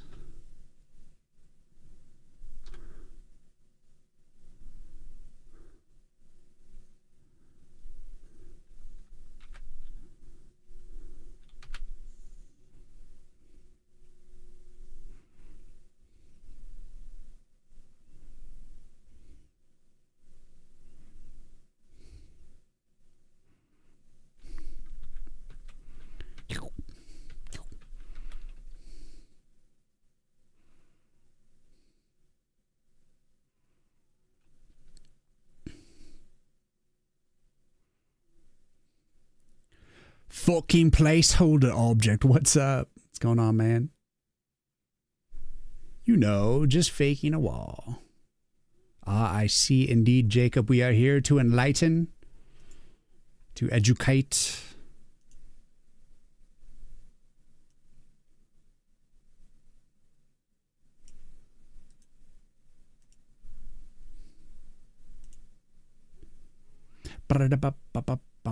Bum.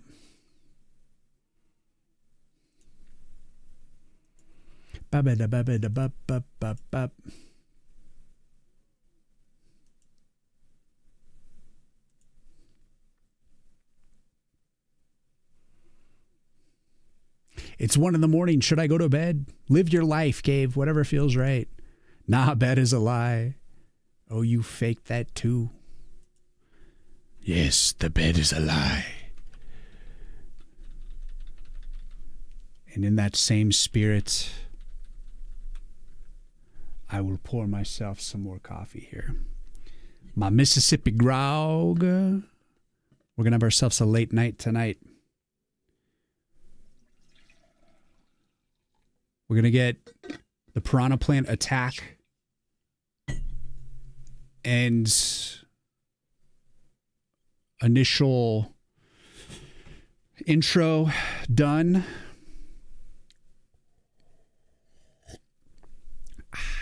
And then hopefully get it in game.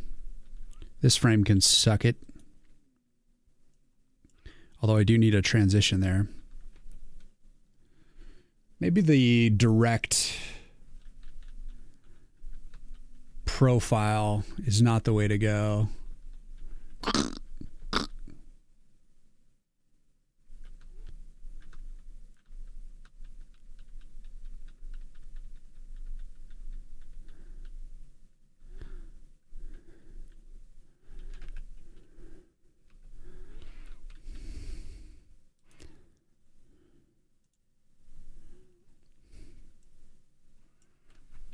So we're going to have a little bit of experimentation.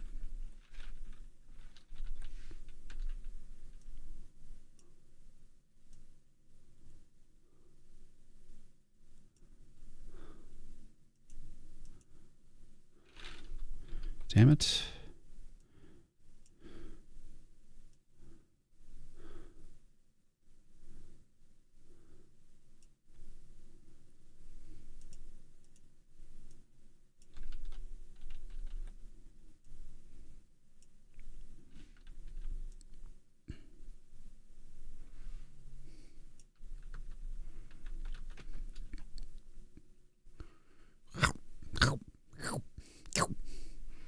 It's one way to do it.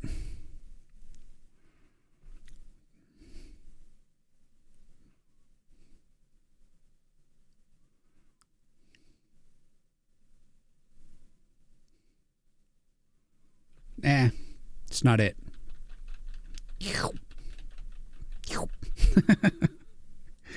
No. All right, try again.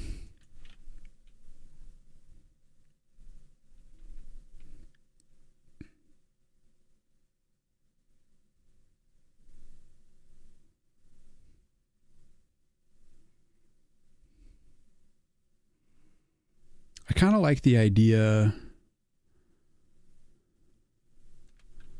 Let me see.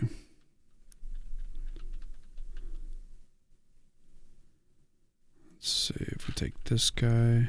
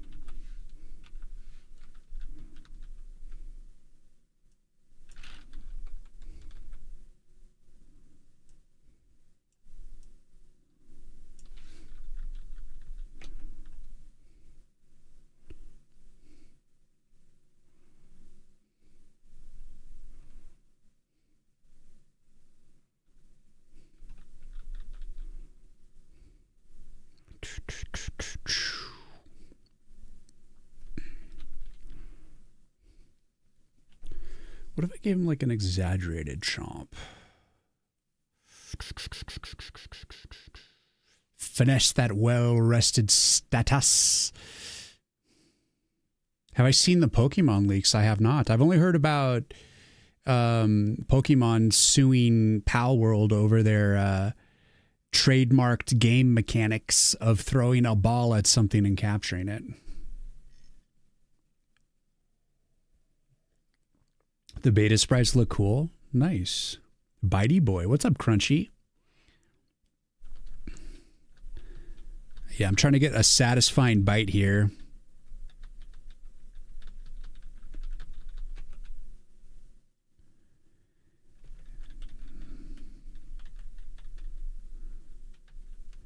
So here, what if I did just like a super exaggeration here?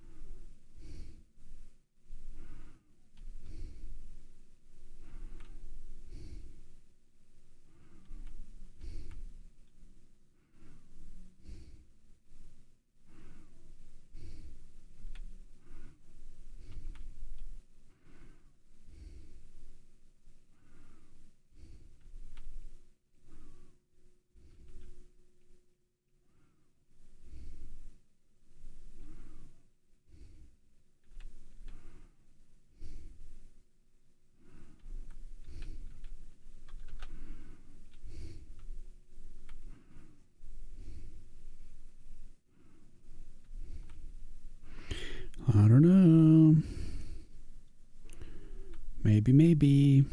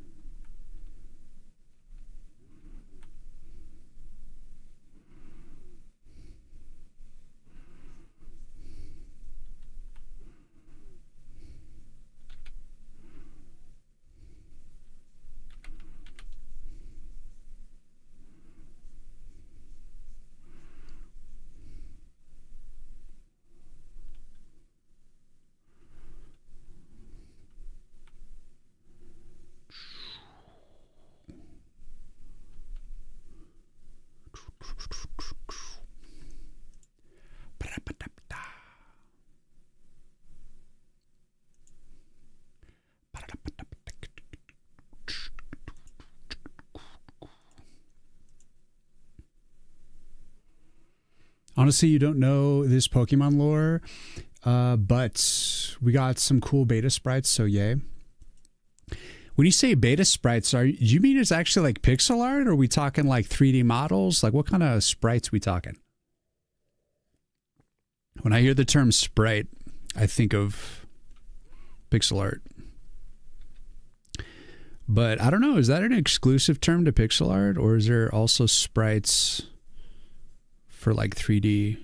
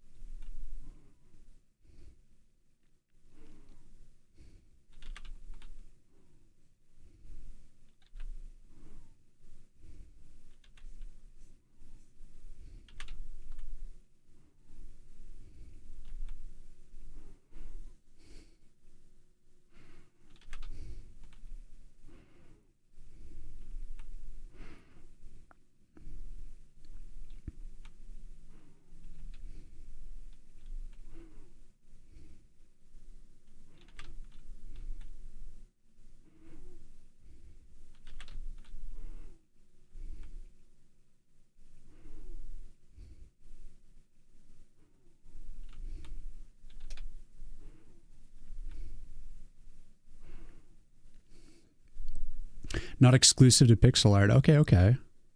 Like 2D designs and also some concepts. Oh, I see.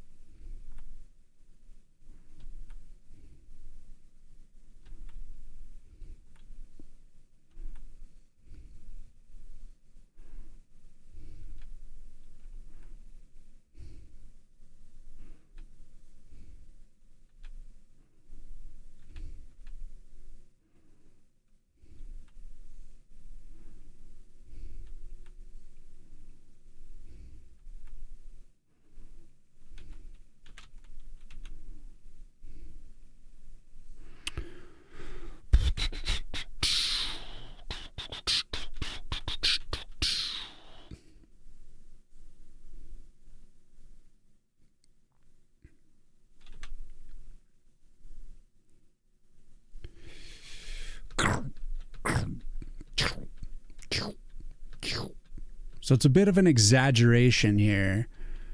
I'm like making his bite different than his actual like teeth when he's just chilling.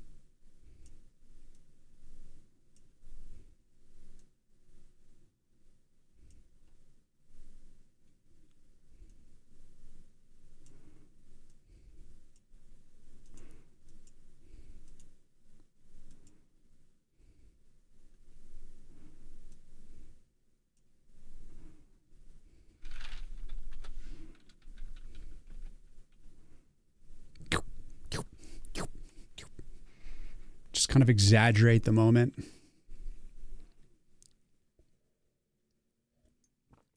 It kicked you out of stream. Cool. That was weird. That orc in trouble. What's up, Landed? Yes. Indeed.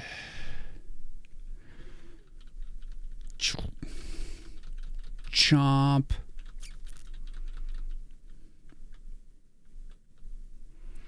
I wonder if I would like... if it would benefit to give him like a little bit of the teeth here.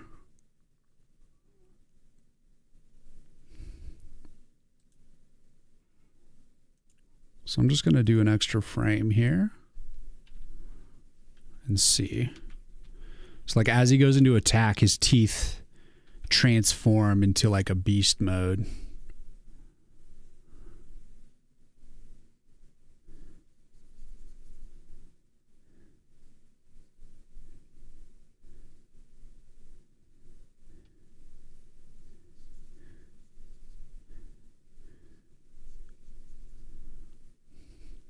To match the chomp, you know? Because this is... I can break the rules. I can do whatever the fuck I want. I'll go crazy.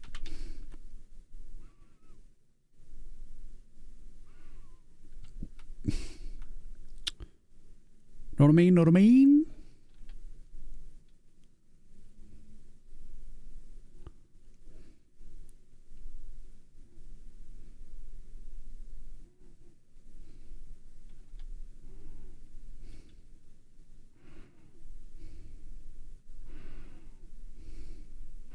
Chompy chomp. Get that chomp.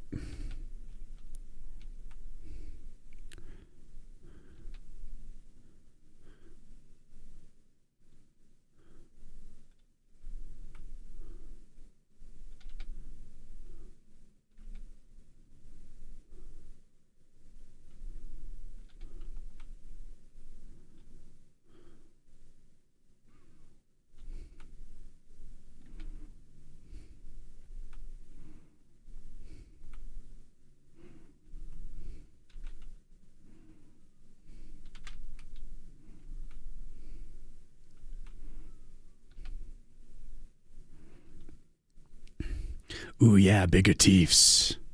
Yep. Aggressive. So I'll have just like maybe the chill teeth on the idle, or maybe I'll just need to change it across the board, but let's just take it one step at a time here. This is very much the Ninja Turtles vibe, you know? They got the little chompy machines that kind of look like this. Little droids.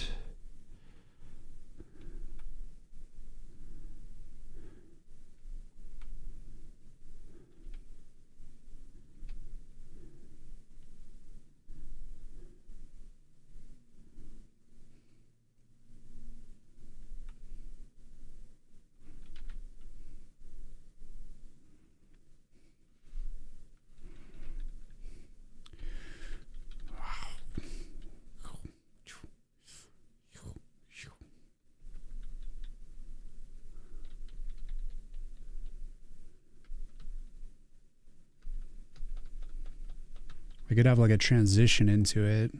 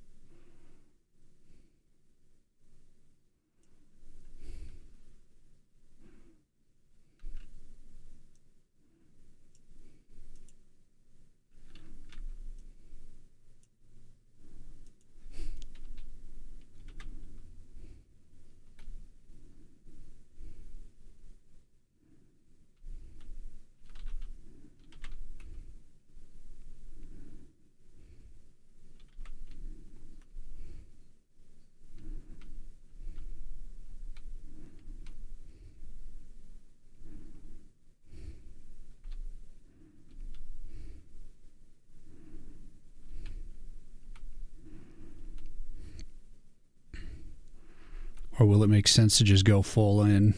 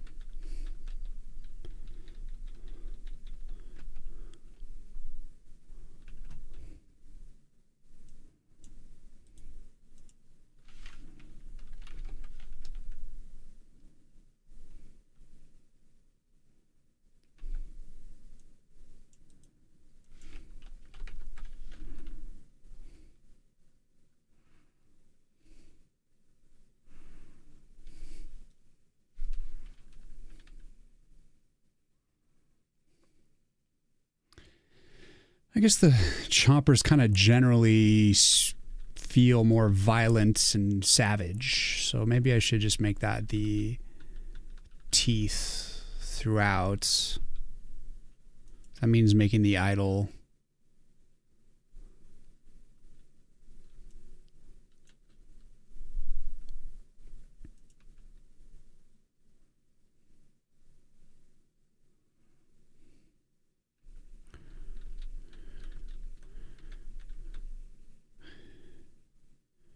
I could go for the subtle, like this is like the subtle one, and then it like grows bigger when he's about to bite.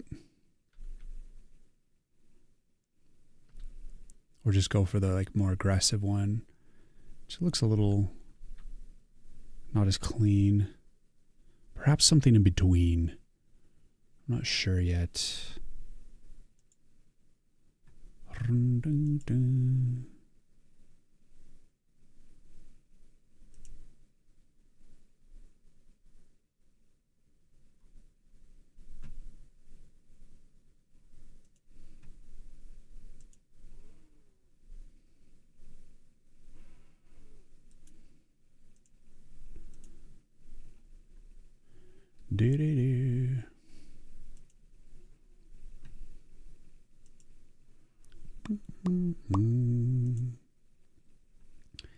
I'll be right back. Gotta go to the bathroom real quick. Then I will figure out what I'm gonna do next. You were just listening to the audio, and when you talked about teeth, I imagined a plant with guns and teeth. It was a vicious image. Yeah, we're talking about just doing kind of the gums.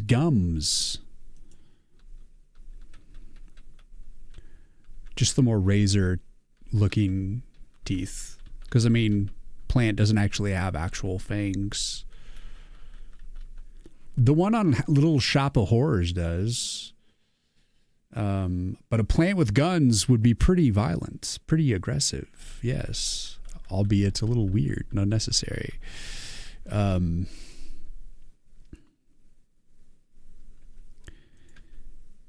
would mean making this one a little bit more, just having like the whatever teeth. I think the teeth could change on this one. So I think I might experiment with that, but I'll be right back. Let's go to the bathroom real quick. Just be like a minute.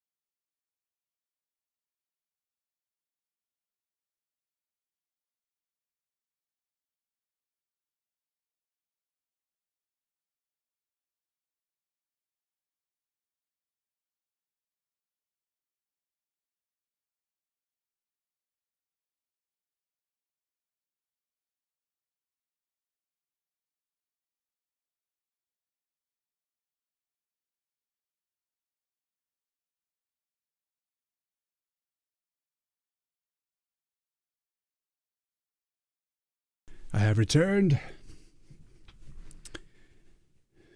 Guns for teeth? Now that's a great idea. Damn. We went from gums to guns with ease. Those construction boys would never stood a chance against the Fern Gully, if that's true. That's true. They had some righteous steel. This is true. How about you?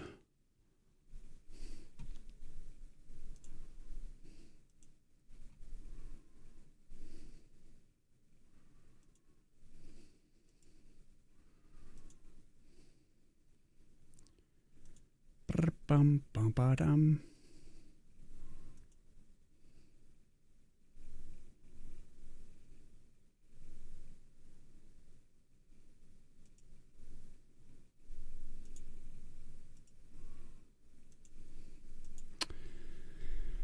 All right. Yeah, like if he did have gums, that would be weird.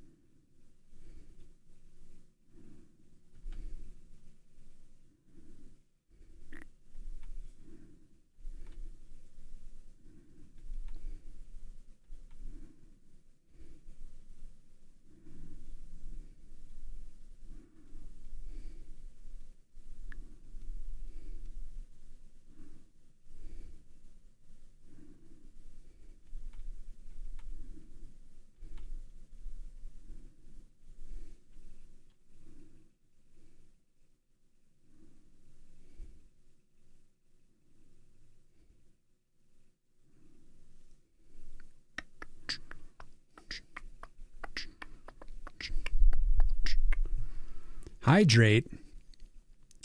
You just got hydrated.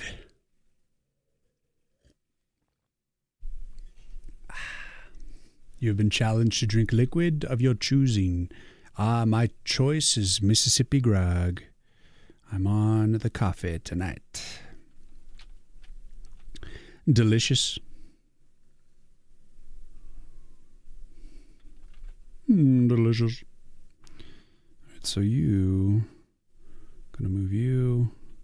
I think it needs to just be 1 pixel on the transition.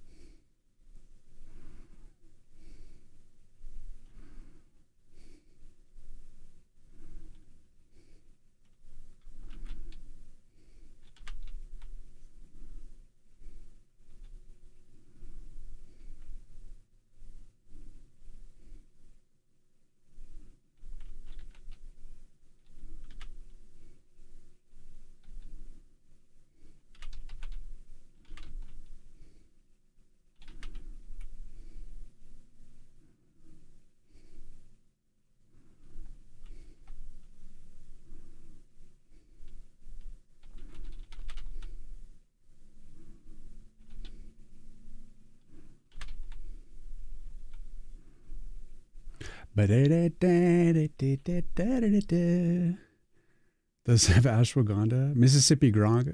No, it does not. Got to go, but thanks for the stream, Rian. Admirin, good to see you, man. I hope the pixel art's going good. Have yourself a good chill night. Do I think someone named Drake would appreciate the hydrake pun? I don't know, maybe. Yeah, have yourself a good night, man. Good to see you, Admirin. Do do do do do do do. Do do do do do do.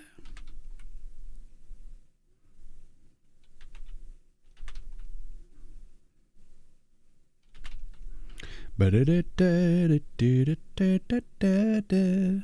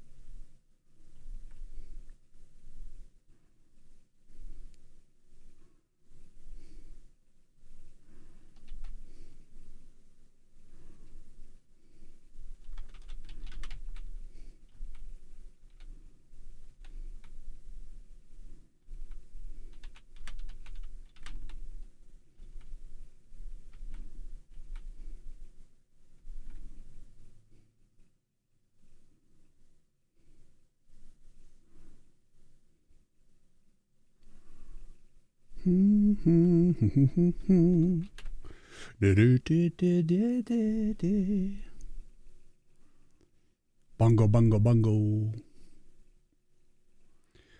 Rehydration art? That's right. Rehydrator? Yeah.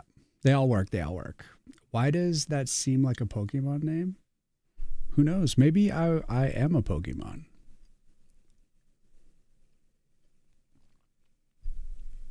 Or a dope-ass motherfucking Japanese robot ninja warrior from the future. Uh-oh. My cover's been blown. Now you all must die by my samurai blade. by my robotic samurai blade. Way to go, Leonard. Now you all have to die. Way to go. I like this.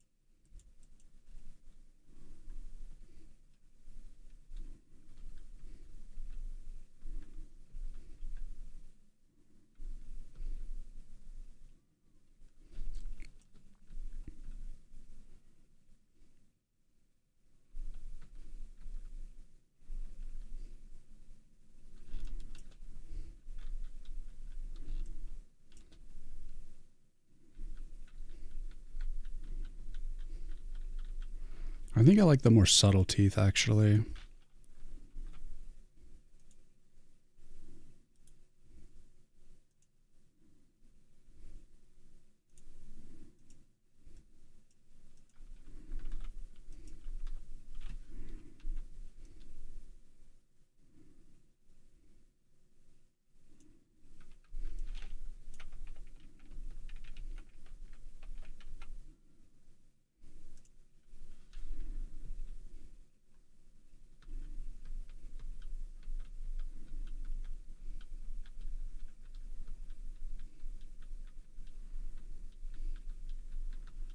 Meshes well with the original design.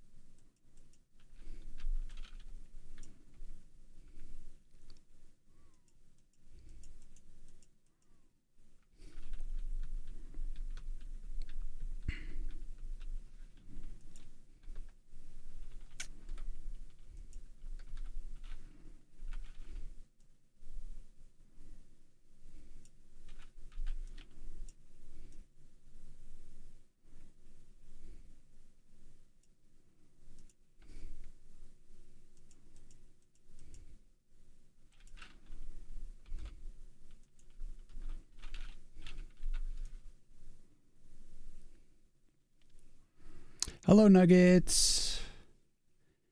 Give us all of your secrets. Damn, Leonard.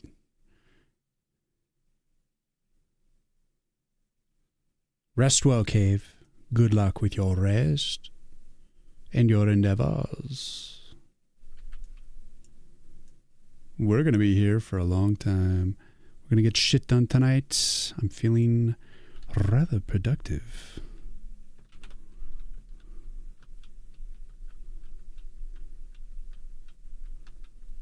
I think really the issue I had with the attack before was the teeth. And I think the teeth redesign is the ultimate solution to the situation. Very good situation.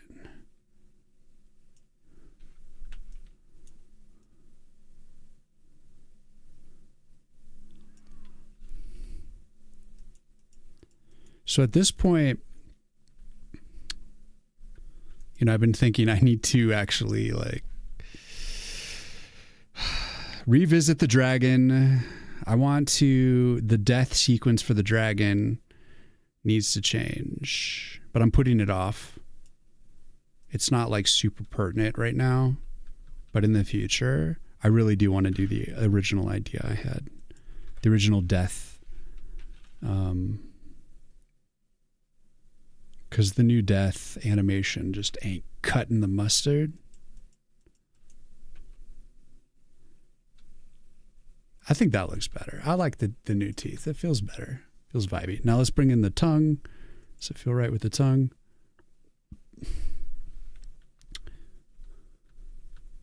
We have to delete some of the tongue away here.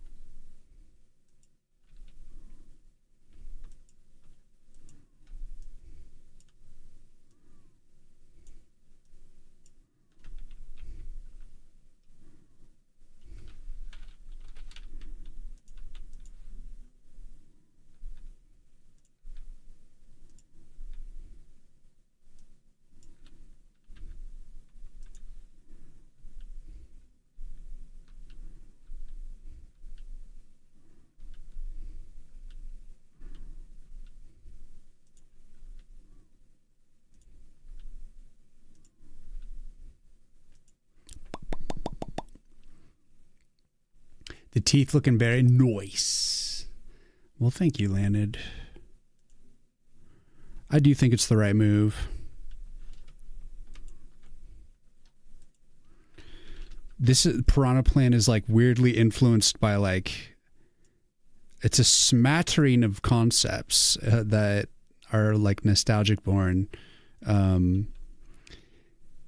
It started out being kind of like a Chomper from Piranha Plant from Mario, And then Little House of Horrors, I like looked into it today actually, and I'm like, yeah, this is actually pretty House of Horrors already.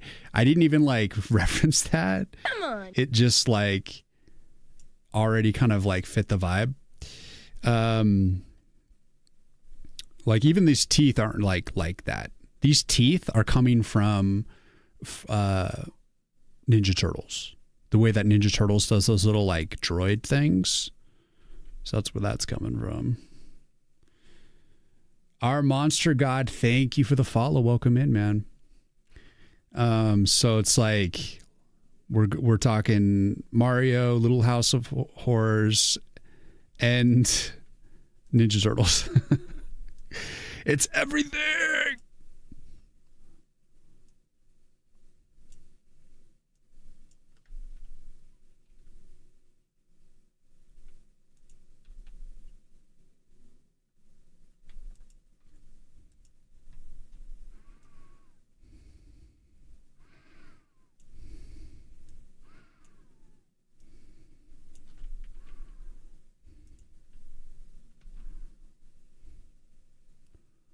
There we go. I think it looks fire. I like it.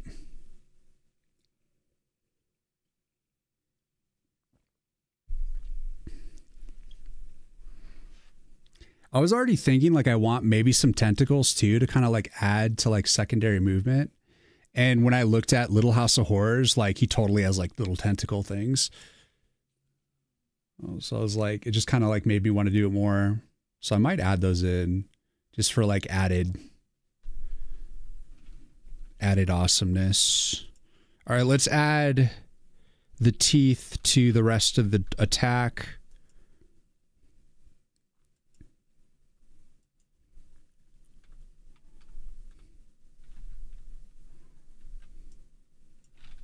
Shit.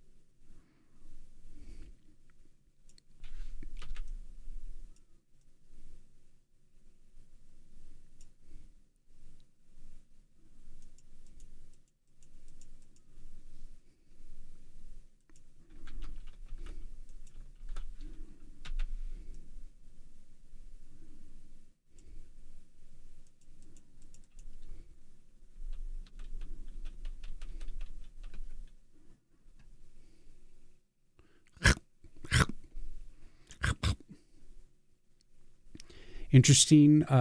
Will make other towers and features based on other mythical creatures. Everything I make is a little bit influenced by something. Like the dragon, I took the coloring from the Pokemon dragon. I went through a few things, but I needed to find like a color balance that worked on the green. And I was going for like orangey, and I'm like, this looks kind of like the Pokemon dude. So I like kind of looked more into it. It's not exact coloring, but it's kind of like the vibe. So I kind of pulled from like that Pokemon dragon. And then the saw blade, now that it's kind of like the steel tip is all blue, it has more of like a Ninja Turtles vibe to it somehow. I don't know how, but it does. The swords came from nothing. I just made those, but it's kind of hard to say. I've been influenced by a lot of things, but each arcana that I make, I try to like, it really does kind of come from, it's inspired by something. All right, let's clean up these other frames. This frame's relatively clean. And then, is there anything else I want to do to this? I could probably just interrupt this here.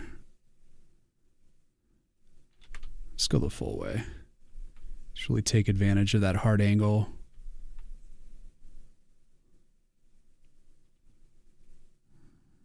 That's less.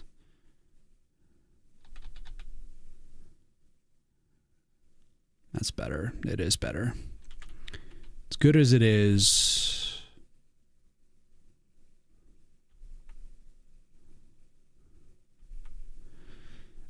I feel like when I was designing the orcs, I took inspiration from Conan style, like armor and stuff. So I really do think of, you know, Conan the Barbarian with Arnold Schwarzenegger. I'm taking inspiration from a lot of things.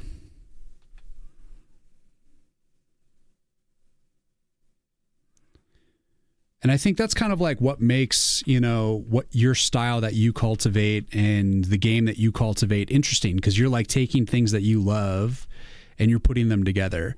And it's also the way that you execute the thing that you love, you know? So it's not like an exact copy. It's like your version of like Conan the Barbarian, or your version of like, you know, this is like my version of the piranha plant from Mario. It's like, doesn't look anything like it. I didn't even reference it. I just kind of like imagined like, you know, a chomper type plant. All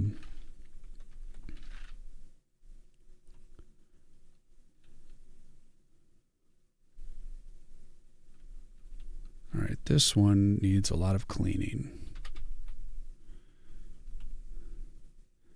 I remember hearing this this short from a guitar player saying how, it was like a professional musician, saying how like back in the day, you know, a guitarist would like go to a concert and they would hear like a riff or a style of play, like a play style that they really dig. And they would like watch the guitar player do it and they'd be like, damn, I really want to do that, you know, find like, just integrate that into my style, you know?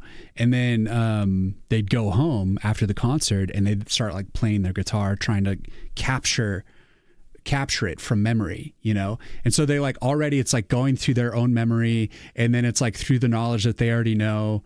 And so it kind of like comes out different, because it's like, you know, when you play the game Telephone, you know, you like say one message and then it slowly gets misinterpreted. It's like already you're not directly getting the exact precise way that the musician at the concert did it. You're just getting like your impression of it, and then like making that, I mean, in effect, making it your own. Because you're like, even though you're thinking like, oh, I'm going to like try to copy it as verbatim as I could, but you don't. It comes out different because you can't remember it perfectly.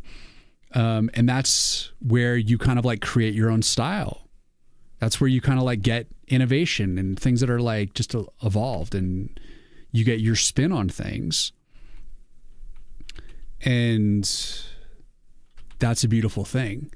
But he was also saying that this day and age, it doesn't really happen like that anymore, because if you like the style that a certain, you know, musician takes, or artist, or whatever it is, there's like tutorials and exact like videos of them doing it, and you can literally learn exactly what they did and basically mimic it perfectly. And so there's like a little bit less of that like kind of original spin on stuff. So that's why like if you're trying to learn an art style or a music style, the best thing you can do for yourself is to not learn exactly what they're doing. It's to like create your own interpretation of it so that it becomes your own. You know, it's like if you're, say for instance, you want to learn a certain illustration style, you know, there's like a picture that you really like. So then you take that artist's illustration, you put it up on the screen, and then you just try to recreate it with your own kind of knowledge. But you're not like tracing it. You're just drawing, you're looking at it, and then you're just trying to draw it yourself. Like little things like that can kind of help you stay on track with kind of creating your own way of doing things.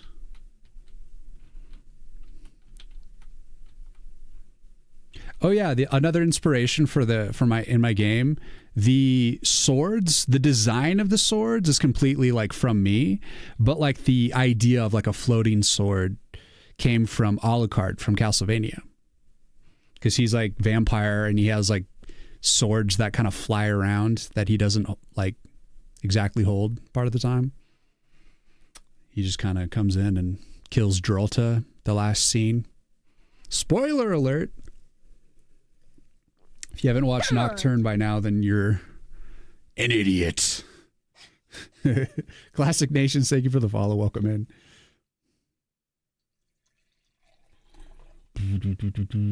We still got some Mississippi grog. Let's go. A little bit of cafe. Castlevania mention equals follow. Let's go. Let's go. Well, I guess I should show you. I should show you my floating swords. At least it's not the same glory as Alucard, but I'll show you what I took from that inspiration. Just I was like, the only way this tree is going to have swords is if they just kind of float. So that's kind of the basic rank.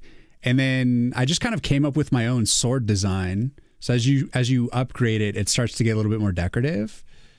And then the rank 3 has the most like decorative hilt and all these like gnarly thorns, because it's the thorn blade, you know? So I had to make it kind of like nature-esque sword. So it's the wood coloring, and it's just, I don't know, the hilt almost looks like a dragon or something. But I just kind of dug it. I just made it my own, you know? So the sword style doesn't come from Castlevania, but the idea of like a floating sword is like definitely, you know, definitely from that. Mississippi grog, the blood of Arcana. Yeah. That's fucking sick. Thank you, man. Well, I'm just creating this little tower defense. And then we just added in the steel tooth saw with we put in the grave for like the metal part. So that like definitely has more of a vibe now. And yeah, I'm working on a new ground arcana, which is like these nodes on the ground. The only one I have right now is the barricade. And that's where the piranha plant that I'm working on is going to go. It's going to be one of the ground nodes. So it's going to be like this little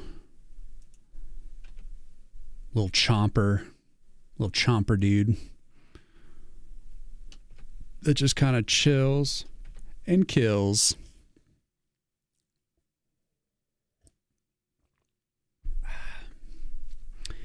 We got to integrate the tongue into the attack as well. Let's just bring over the tongue and see if we can't just kind of toss it in.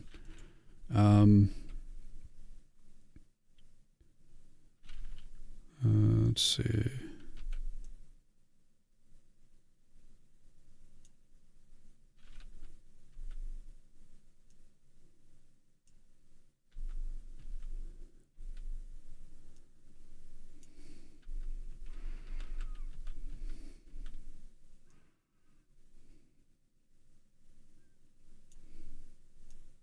Oh, shit.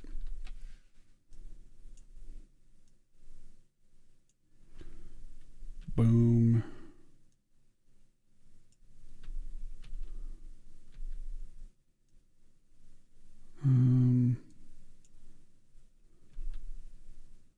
So the tongue, I guess, won't show up at the actual attack because, I mean, there's no point.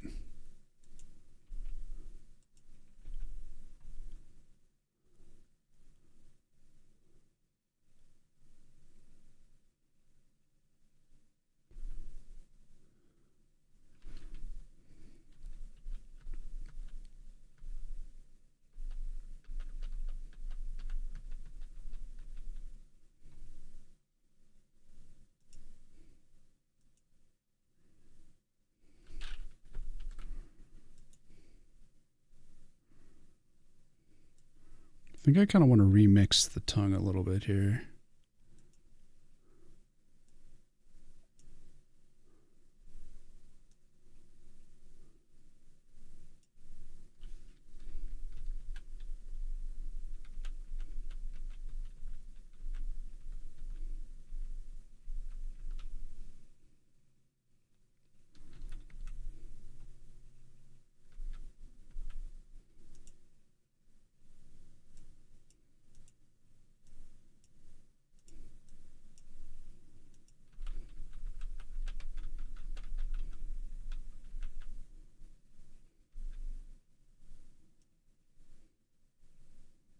I might just need to draw a new tongue here for this situation, maybe, but let's just try to make the best of the assets we got.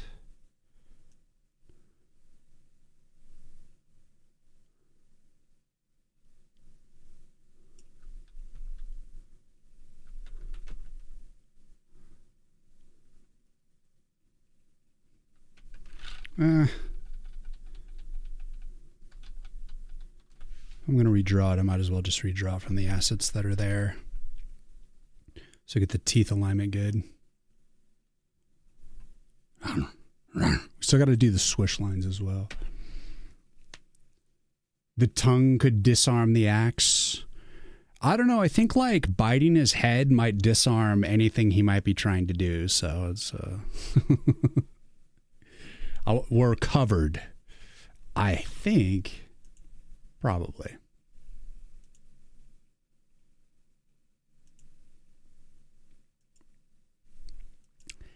Gotta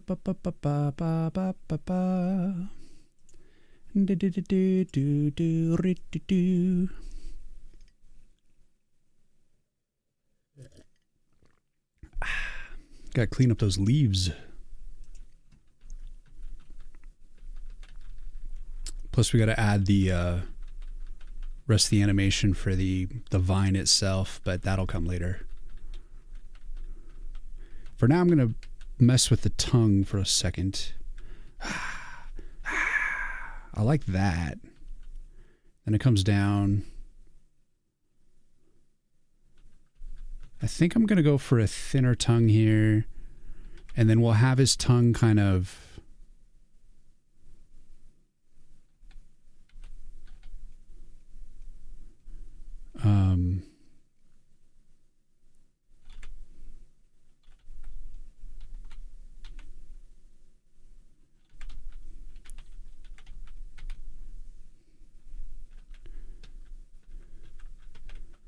drag on the wind here. So boom. Over here. I'm going to take this tongue, put it on here, because I want it to just go with the gravity of the situation. So from here to here, he's going to start...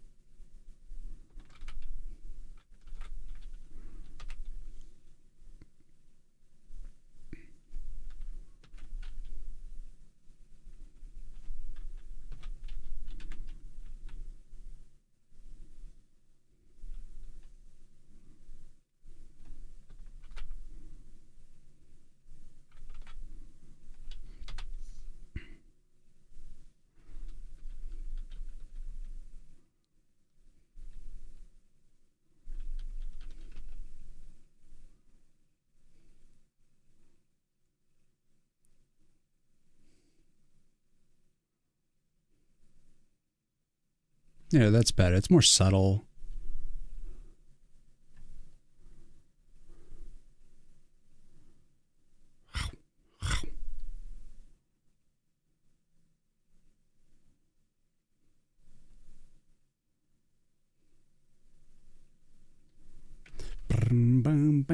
You don't want too much tongue, gives people the wrong idea. That's why I went a little more subtle with it. The tongue feels like chill on this one because it gives a bit of a like a woggle, sloppy monster vibe. That's why I kind of want to add the vines too to help add to that secondary movement. I did initially have like a tongue that hung out the other side, and it was more like the dog lag, but it was definitely more like, if you will, more innuendo-ish, if you will. But like this one I feel like is more just generally doofy and good. But I've also found that with people that are more like seen things in kind of like a grotesque sexual way that there's really nothing you can do to like make them not see these things. Classic Nations. We're learning something about you today. Sometimes people are just sick and twisted. This dev really likes tongue. It's okay, you can blame chat.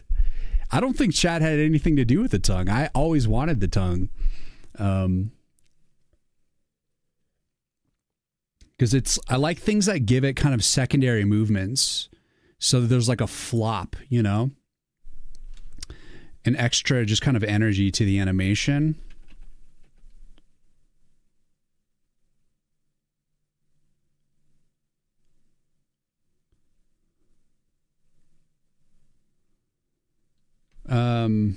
So let's see, what else? Let's clean these leaves up. I kind of want to give them these leaves. They're kind of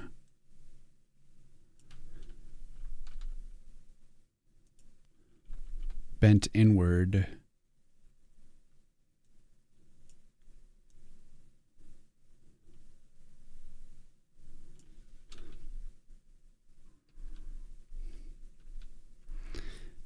Maybe, was there...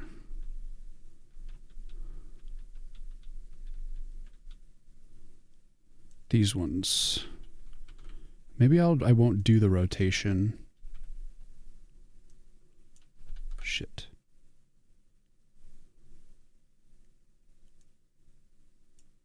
That way it's more clear. Oh, a little hole do we have here?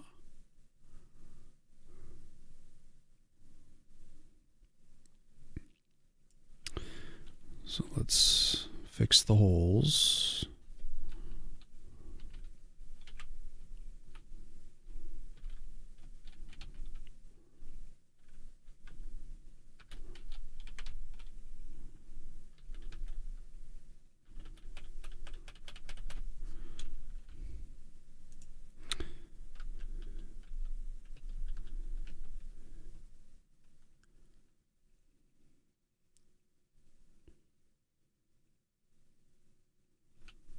All right, let's clean up. We need to clean up this right here because we're showing more of the leaf than we've ever shown before. Don't expose me like that, Rian. It's okay. It's okay. I'm sorry. I won't. Psychoanalysts beyond the void. Yes.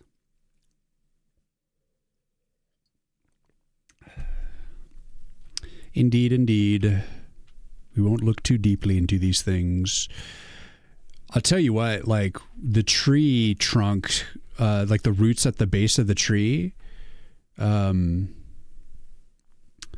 had chat constantly telling me, he's like, it looks like a dick. There's a dick in the roots, bro. What's your problem? And eventually I just decided to ignore it. And then eventually I was like, oh yeah, there's totally a dick there. So I had to fix it. I eventually decided to like pay attention to it. And I'm like, oh shit, yep, I can see it now. So I appreciate getting that feedback, but I also like try to avoid it because I just hate that everything you do always hits that level of scrutiny where they're just like, they see dicks everywhere. It's very Freudian somehow, but I'm like, well, if I can help you not see dicks today, then I'm going to do that for you. And for my sake too, because I'm like, that's not what I want you to take from that.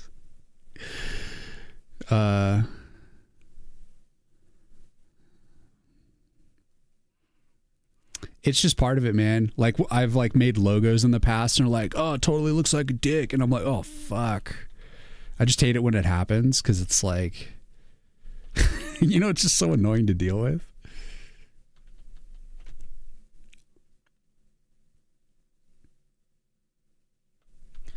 Let's see, this one.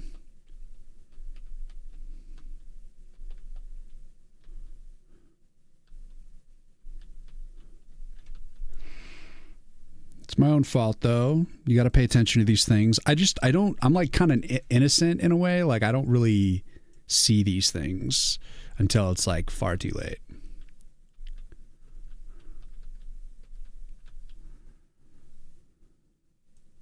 So that's one of the benefits of like streaming your game dev or any sort of design work that you're doing, is you're going to get that feedback more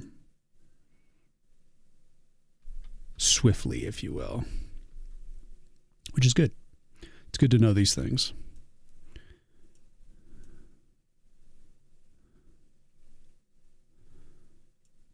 It's the seedy underbelly of it all. Shit.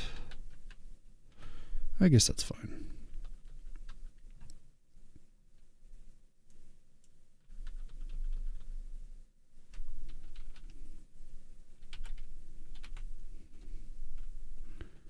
So as much as I hate it, I do appreciate the feedback. Roots, there will be an underground warfare portion of this game. Micronize versus the bad bugs. Anatomically correct roots. Can't wait to see the orc death. Have you not seen the orc death? The orc death already exists. He has died many a times.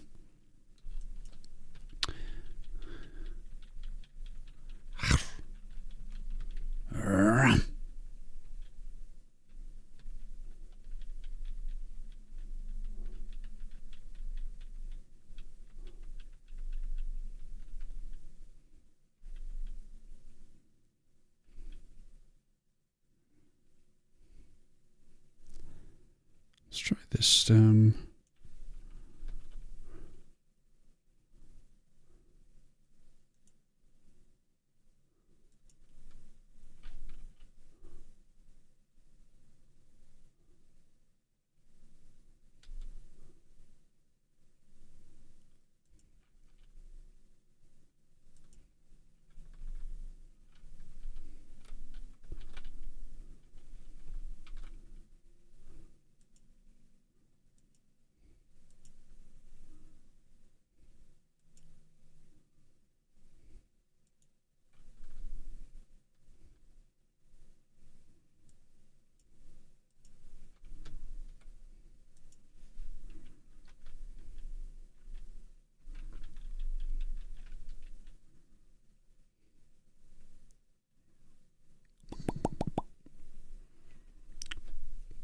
Need the orc to die, split in half, blood splattering everywhere.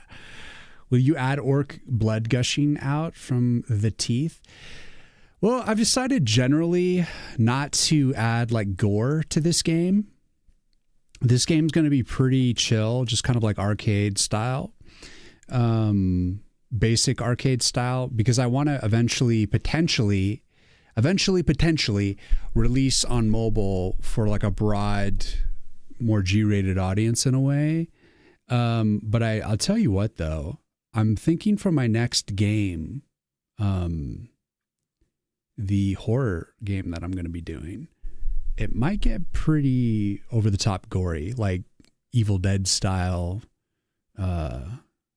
more gore, more just straightforward with the gore.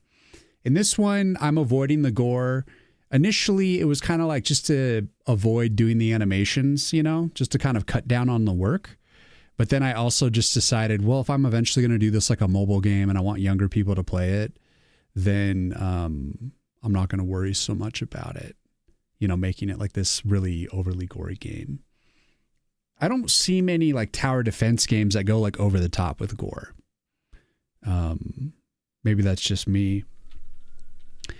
And maybe last minute I'll change my mind and add in gore if I feel like it's not going to affect things too much, if it's like a light amount of gore. But for now I'm just avoiding it because again, it's work that like animations and stuff and coding that I can avoid for now under the guise of like, oh, it's going to be easier to like, you know, release this in like China and internationally when it's not as much gore or no gore basically.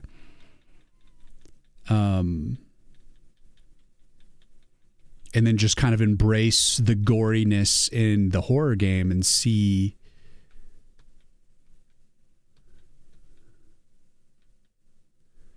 what that sort of struggle is going to be like. Okay, we can't go there.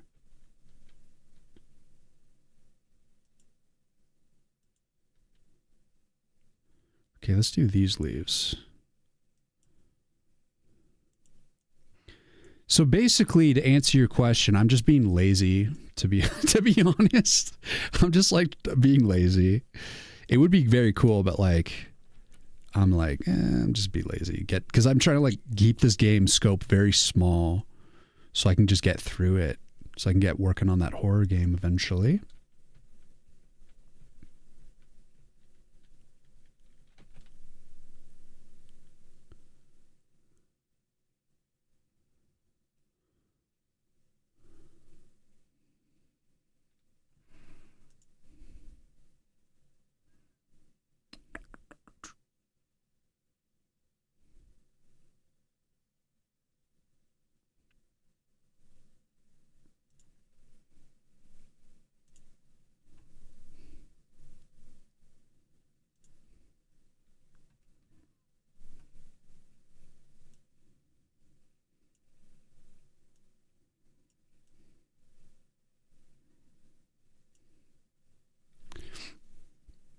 That's wise.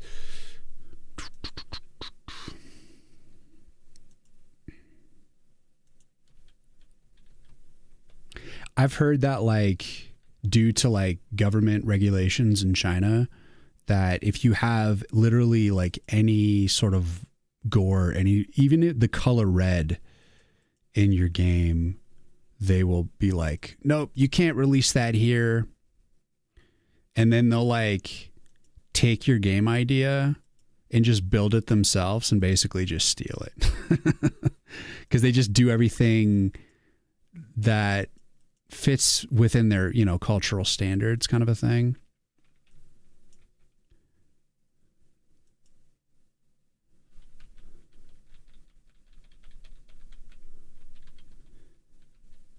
And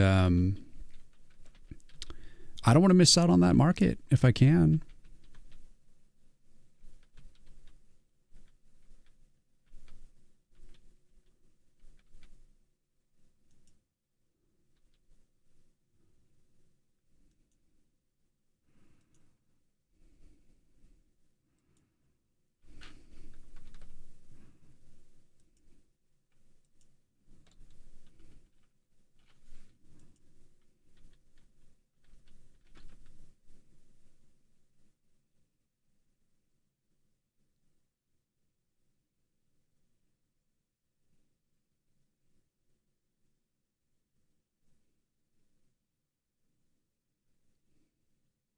But I need to research that, because maybe if it's like clearly marked as a gore game, then maybe it's like acceptable.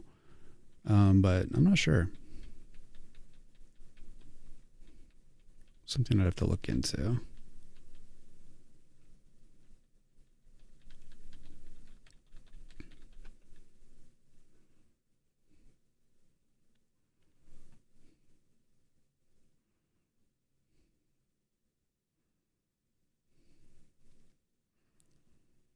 But this is part of why you need to just finish your project, get it released, so you can learn these lessons the hard way.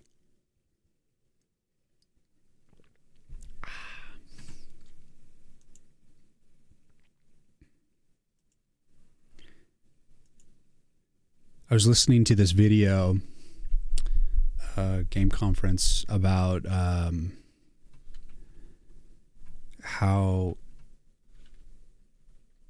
you would think that American gamers would be more inclined to be more competitive, considering that it's a predominantly very individualized society.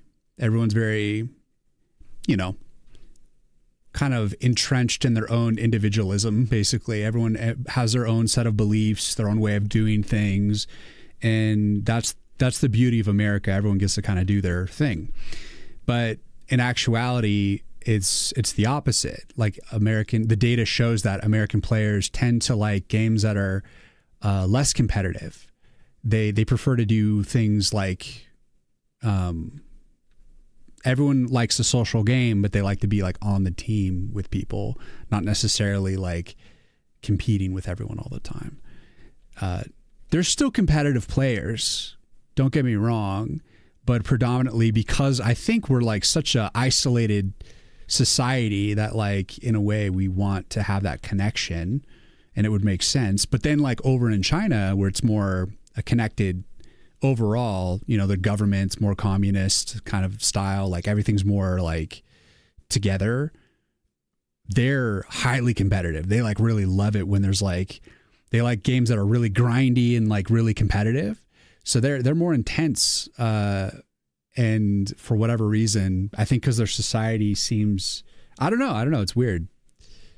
Because I think there's also like, you know, more disconnect in their society as well. Because like I've seen things culturally, like in Japan, for instance, like, you know, different than China, obviously, but like they're like more Zen culture in the sense that they don't really care what you're going through emotionally. They don't ask how you're doing.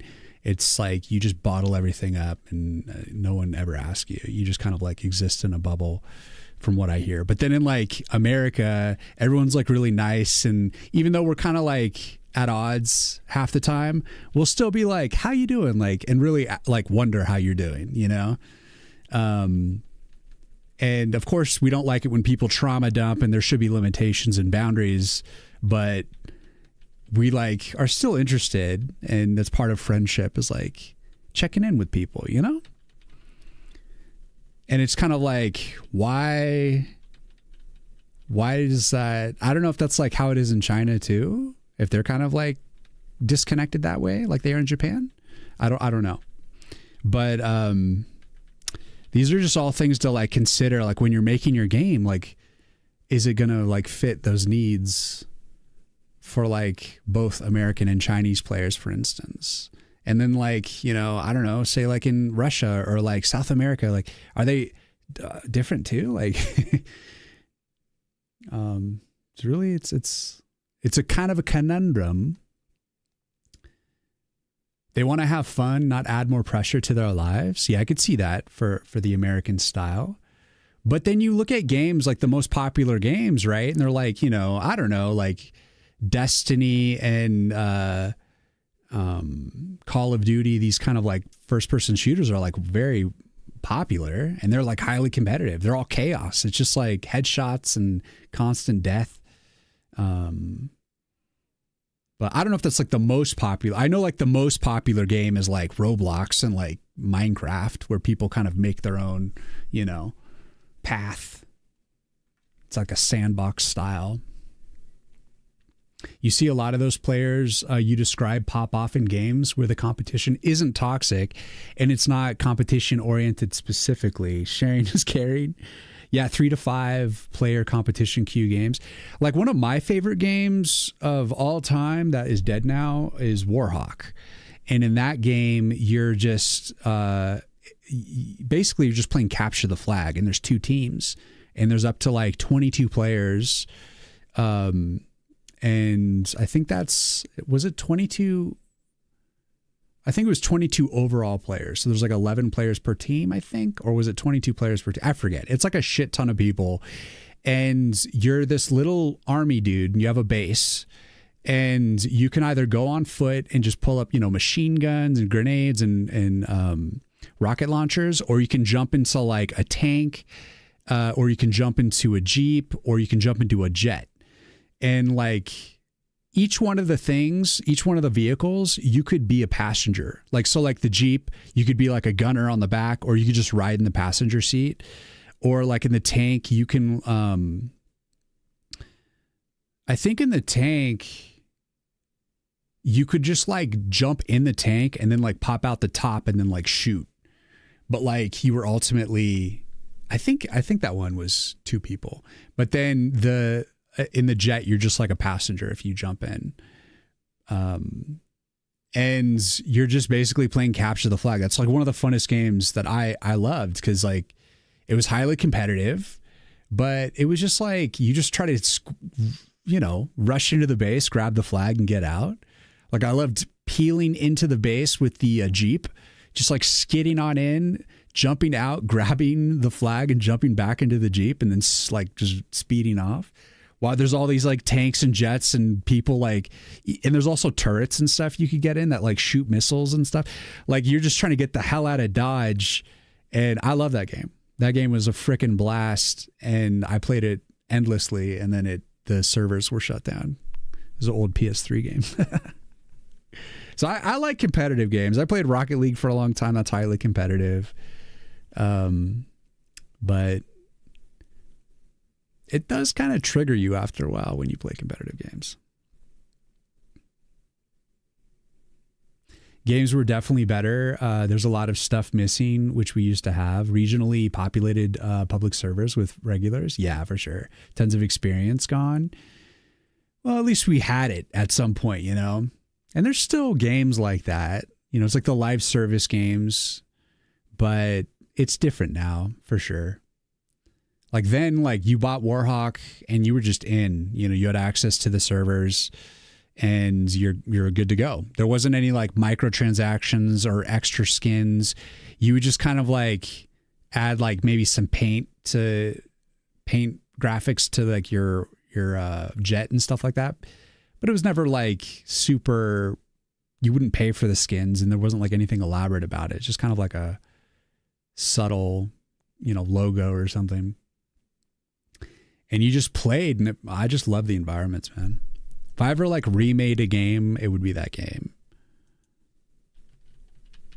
But it did die, so maybe people were not ready to continue playing it. But honestly, the Warhawk community, they got like a seed of the game or something, and they kept putting it out on like private servers, and people continued playing it. It was like a very hardcore community that might even still be around. I like played with them for a while, but you had to do this like really janky thing to like get connected to the private server, and it was just too much work. I couldn't get it to work half the time. But I was like still in it for a while. We're like, we're not going to let this die. We're going to keep going. Just like how Discord combined Ventrilo and MIRC, Game Surge. Yeah. Instant success. The automatic IP masking. Gotchas replaced MMOs and poisoned our gaming community. Yeah, like loot box bullshit, microtransactions, facts. You'd watch that. You should teach. You should reach out to them. Yeah, I should still see if they're around and maybe like try to connect again to the community. It'd be good. It'd be fun to play. But they were like so good. Like the people that kept playing were like, they were ace pilots and just insanely good. I was never like one of the best, but I'll tell you what, I just loved the game and was always willing to just get in there. And it was very creative gameplay because you could be like, are you going to do a tank today? Are you going to do a Jeep? Or are you going to do the jet? And the jet was like, it was part hover. You could like go into a hover mode, or you can just like fly around as a jet and do like dogfights. Or are you going to be like a turret person that tries to take down the jets and everything? And then of course, just like the general kind of like combat with when you're on foot, It's just it's very creative gameplay where you could just kind of like pick your style, and it was great. Come on. I do miss it. Gubrick, thank you for the follow. Welcome in. What is the name of the game you are talking about? It's called Warhawk. Here, I'll pull up like a video of it.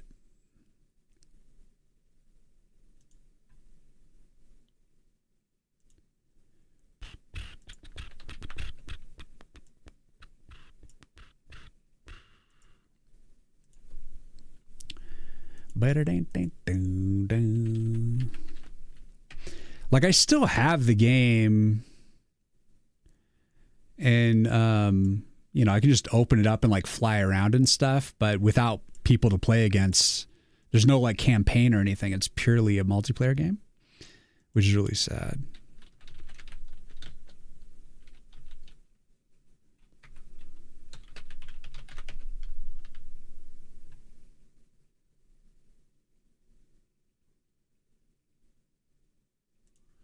All right, here. Let me share this on the screen, and we can all go down memory lane. All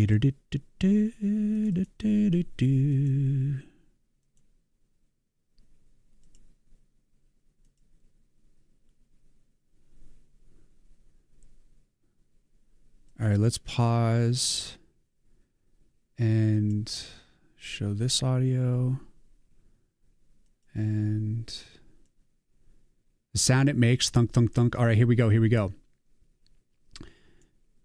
So, don't know how this volume is going to be. Oh, hold on, hold on. It's going to be... Oh, hold on, hold on. Oh, hold on, hold on. It's going to be... Oh, hold on, hold on. Oh, hold on, hold on.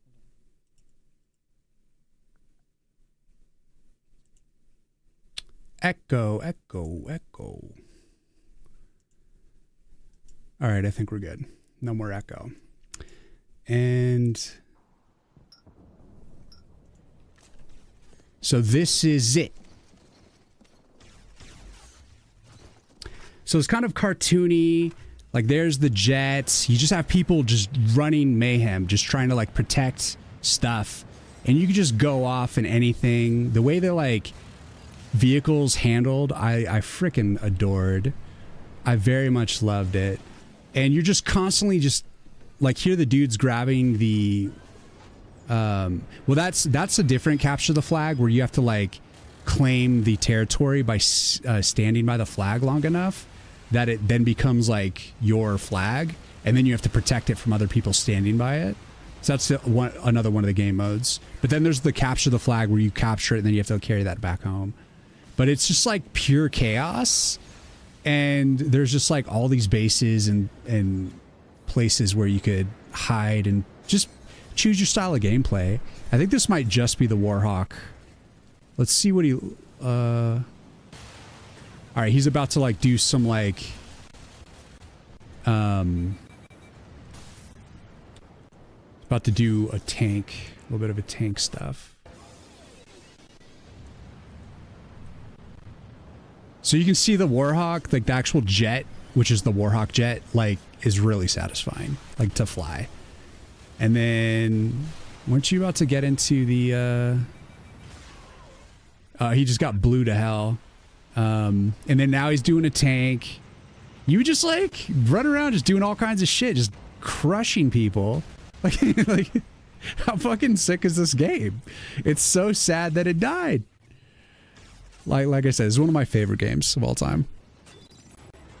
It looks and feels so good, right? Like it just played so well. It was so well built. I like really enjoyed the environments. Like I just felt very at home. And you're just constantly at it, dude. All right, tank versus tank. Holy shit. Oh, we got out of the tank. Big mistake, buddy. And then you would repair your shit. You just stole an enemy tank. And he's dead. And then you just get back to it. And then those are like turrets that you can jump into. Work the turrets. Let's see what else. Does it show him driving? Let's see if we can see him driving the Jeep. The Jeep was so satisfying too. All right, watch the Jeep, dude.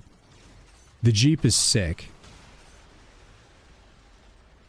You can't believe you never played this? I know, it's sad. Especially because it's dead. Oh, there's also the cloak mode. So check how well this handles, dude. You're just driving off cliffs and you're just fucking zipping around in the Jeep. And you could be like on the turret in the back shooting, or you could be just a passenger just like going for the ride. Look at it, dude. It's just like so sick. The memories. Get out of my way. Get the fuck out. Just utter wartime chaos, dude. This is the shit. It just doesn't get any better than this. Like, I tried getting, what was it, Battlefield or one of the, like, the FPSs, and I just tried the way that they did weapon shit. Oh, so this was a capture the flag. So you could see he's carrying the flag. Basically, the whole, like, completely driving a vehicle with just the joystick is fucking stupid. If you don't have, like, a button for acceleration, a button to kind of skid and strafe, and then, like, you know, general, like, navigation with the joystick, like, if you're putting all the acceleration, everything into the joystick, like Call of Duty or Battlefield, all those games, the way they do that, I fucking hated that. So I could never, like, translate my love for this game into another game. And it just seemed like common sense, you know? It's like the way you would drive a car, like in Mario Kart or some shit. You would do it like this. It would just work like you think it would. There's a button for gas, button for the brake, and you're just like, you know? So that is Warhawk. And you're welcome. That's the game you never got to play because it's dead now. It was on the PS3. And it's so sad. Oops.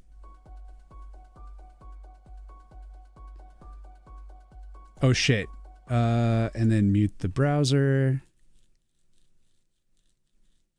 All right, sorry about that. Might have been too loud for a second. Laugh out loud, rude. I'm sorry. Look, no one's more sad about it than me. Like, you can't really see it, but like here in the background where my pen is pointing, that's Warhawk. I literally just put it on display so I can remember one of my favorite games. All right.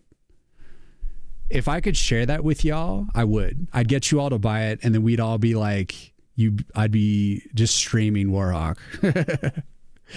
But it died before I started streaming. I think it was like 2019 when it died. Maybe it was 2020. But it died a while ago. So that is what it is. Just sad.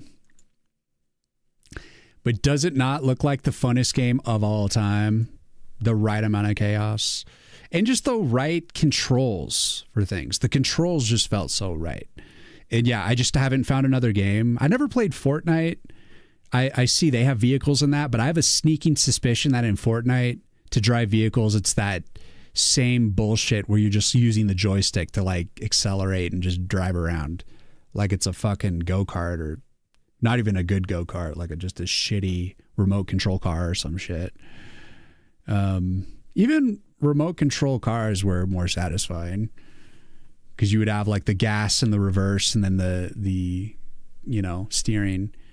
You should be separating those controls. I'm sorry. They do not belong in one joystick.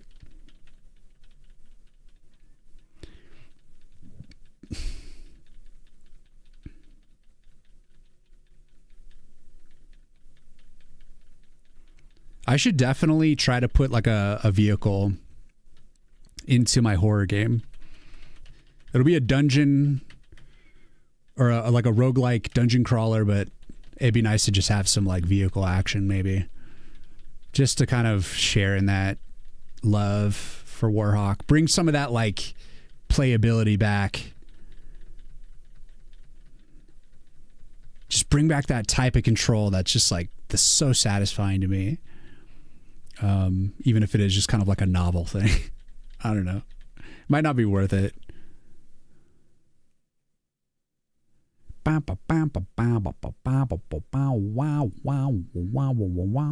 just Google Warhawk and it seems the Reddit for Warhawk has steps for a server that is still running. Yeah. They had like ways to keep it going. But the question is, are they still joining up to it and playing it? The players were so good that they didn't want their skills to go to waste, that they kept the servers alive because it was just so fun. And I hope the game never dies. I hope that community keeps going. But I dropped out because I just couldn't readily connect to it easily. I struggled.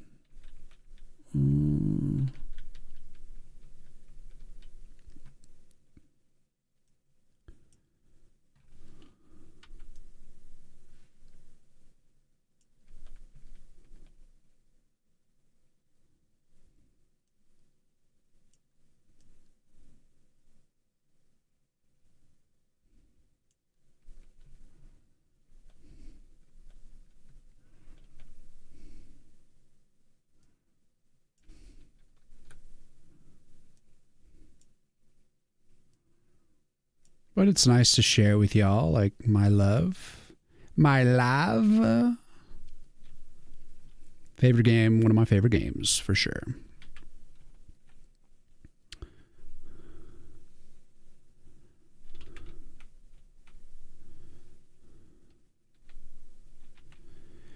I think those games nowadays, to be successful, a lot of people take the free-to-play approach. And I think it's like very hard to get to be successful with. It's free to play.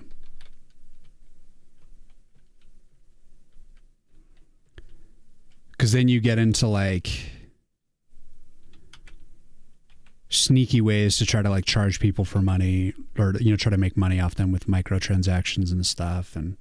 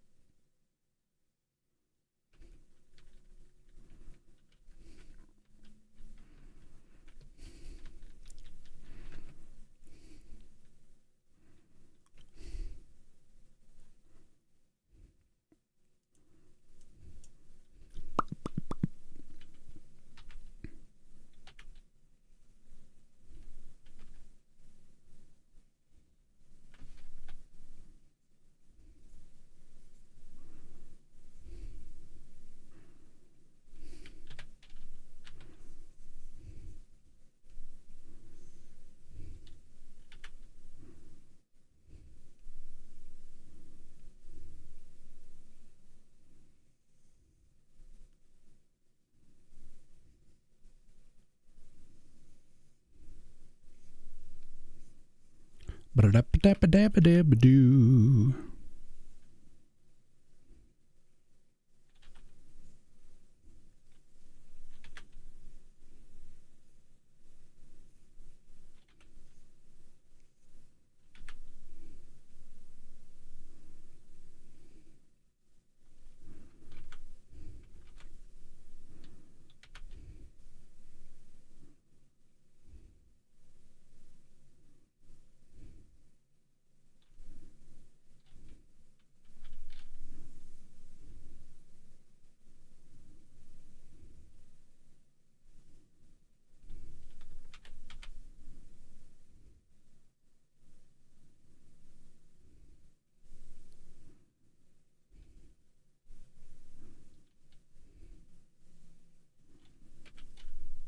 Dang, dang, dang, doo, doo, doo, doo. games we used to play that have since died.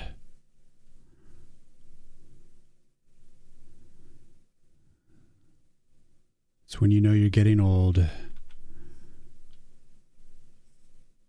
The things that you love start to disappear. So then you have to make it. You have to recreate it. Or, of course, get in touch with the community that keeps it alive. Pretty cool that Warhawk people are still at it, man. And can you blame them? Very cool game.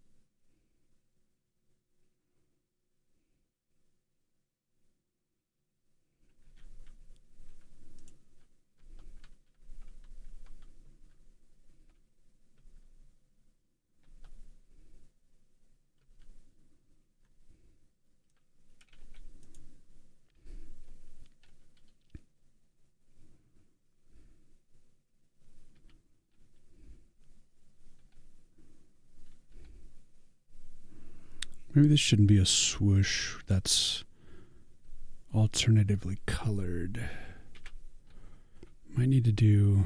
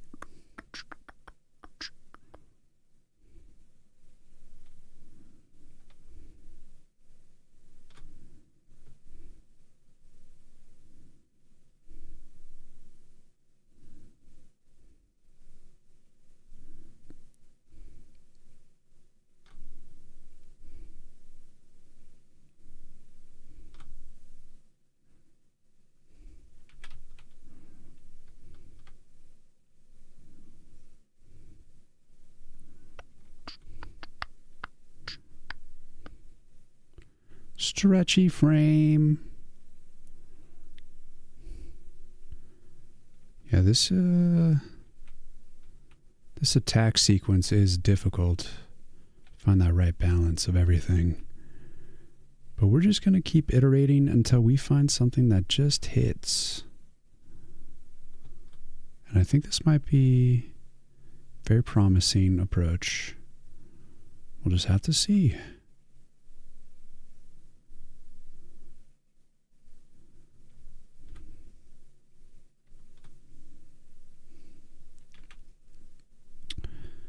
Let's actually bring this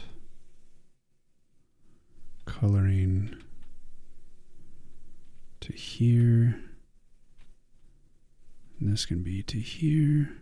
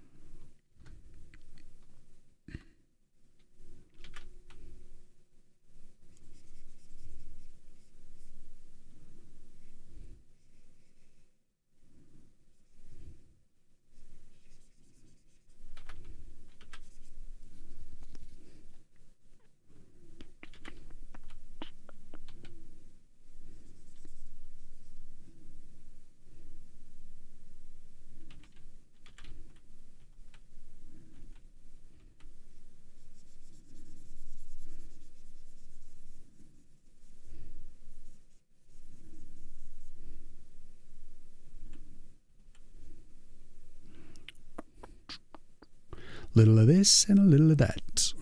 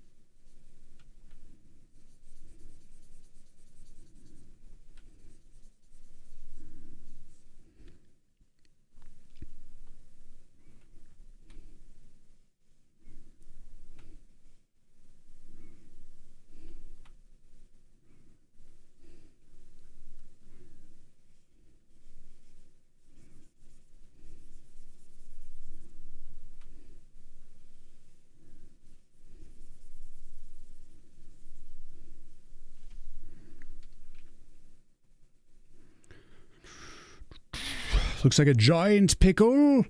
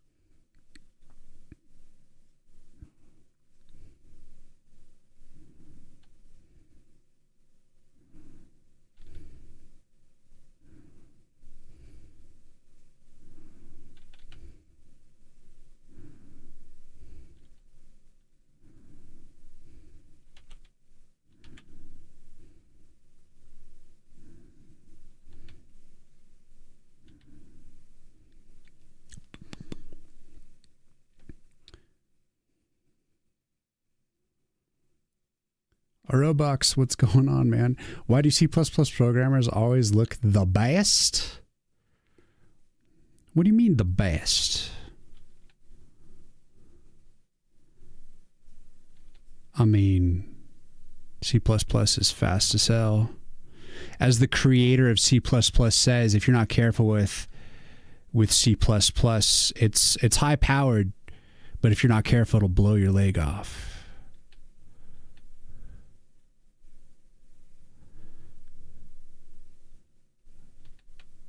Yeah, we're working with live ammo around here. No big deal. If you know, you know.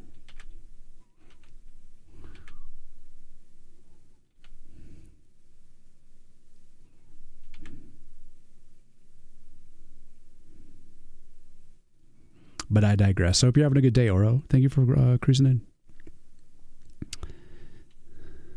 All jokes aside.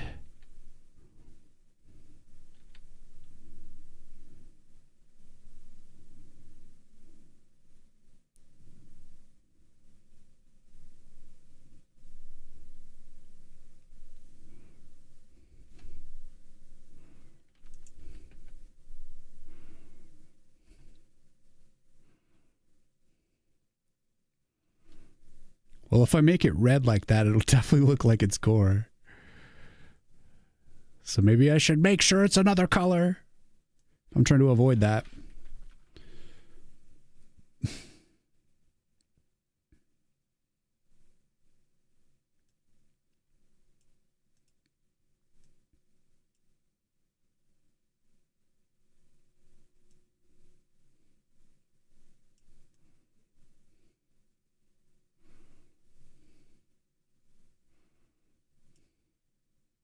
Could go for the purple.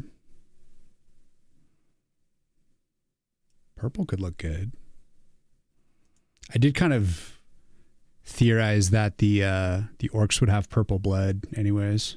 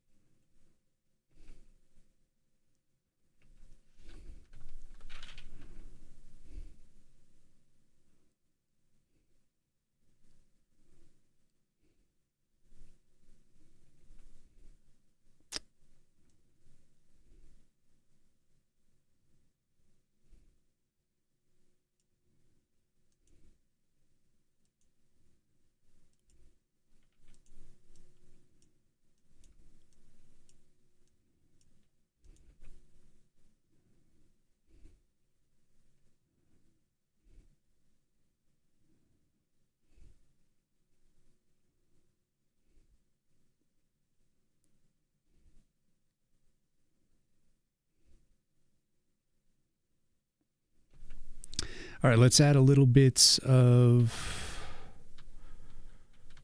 stem animations in there. Am I working with Unreal or without an engine? I am without an engine. Here, I'll show you the game. I built it from scratch, but I did use SDL2 as a graphics library that helps me put images on screen and create like the windows and just kind of some general stuff like mouse and key detection. Going to full screen, stuff like that. But it's a tower defense. You are the tree, and that's what you're defending. And you use these arcanas on these nodes, and you use mana crystals, which is, it's like both like your arcana, or it's like mana, but it's also a currency. So I call it mana crystals. And you use that to like cast, or purchase, if you will, the different powers, which I'm calling arcanas. And currently I'm building up the different powers. I've got the Steel Tooth Saw, and I've got the Thorn Blade, which is just kind of like a floating sword. And then I've got Spike Shot, which is just shoots a spike, basically. And that's what I have so far. And I currently, for the ground nodes, I have the Barricade, which is just a defensive wall that when the enemies come up to it, they have to like pound through that in order to get to you.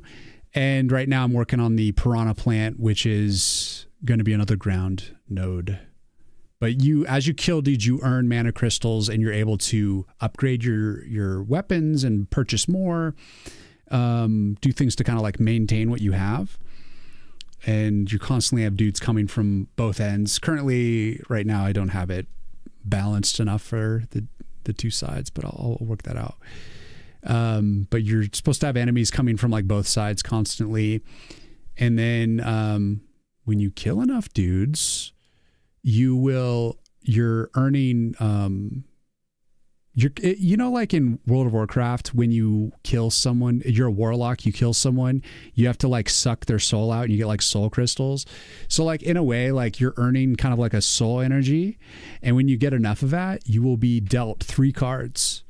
And in those cards, you can do like, there's like AoEs, buffs, debuffs, just like different little things you can do that are kind of like outside of the node management.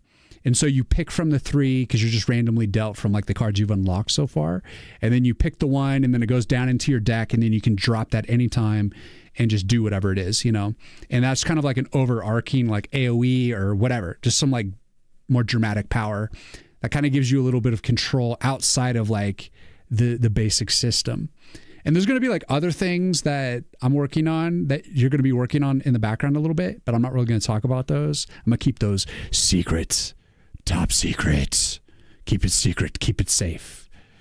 But that's basically, I'm only talking about like what I'm going to be putting into the trailer and up on the Steam page. And I'm going to be getting the Steam page up and running hopefully in the next, I was hoping to do it by the end of October, but I'm not ready. So hopefully by the end of the year, I'll have the Steam page alive and up and running. But until then, it's either follow on the YouTube or the Twitch, and I'll keep you guys apprised. That's so cool. Thank you, man. Is there a Steam page where I can wish list? Yeah, so the Steam page is in the works. I'm currently trying to build enough of a basic gameplay that I can create like the initial trailer. And it's just like not, I don't have everything yet. I barely have like the first kind of like set of levels. That's going to be the springtime. There's going to be different seasons for each, you know, that's going to be like the different levels. And currently this is like the spring level. And eventually, yeah, there will be, oh no, we're on ads. Oro, I will, Arobo, I'll have to tell you again. Why did there have to be ads? You already answered that message, kind of had a delay sending. Okay, good. So you could see me. All right, good. I just noticed there was ads playing, so I don't know how much you missed. But luckily I was yapping on about the Steam page before I saw that you asked about it. But basically, until I have that up, the only way to see what the progress with the game is like coming to the Twitch page. And I'm streaming Mondays, Wednesdays, and Fridays, and all I do is work on the game. I'm also working on the game off stream as well, but I have to have those sessions off the stream because I think it's very helpful. And like, I don't like to do everything on stream. A lot of stuff I like to just focus on my own time. But I'm liking this attack. I think it's good to go. Except, of course, we got to get the stem part animated. But aside from like the head and like with the secondary action there, feels pretty good.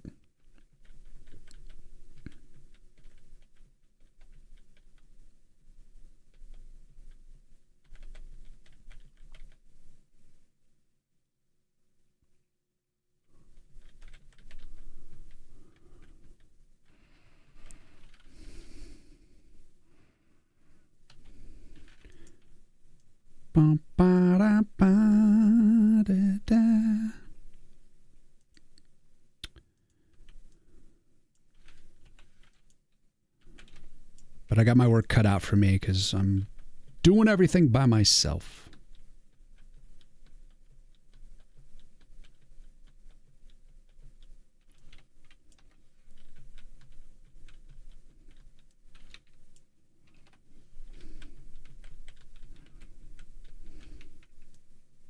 Shit. Oh, shit. Oh, God.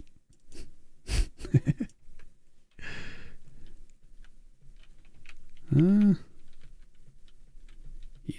yeah.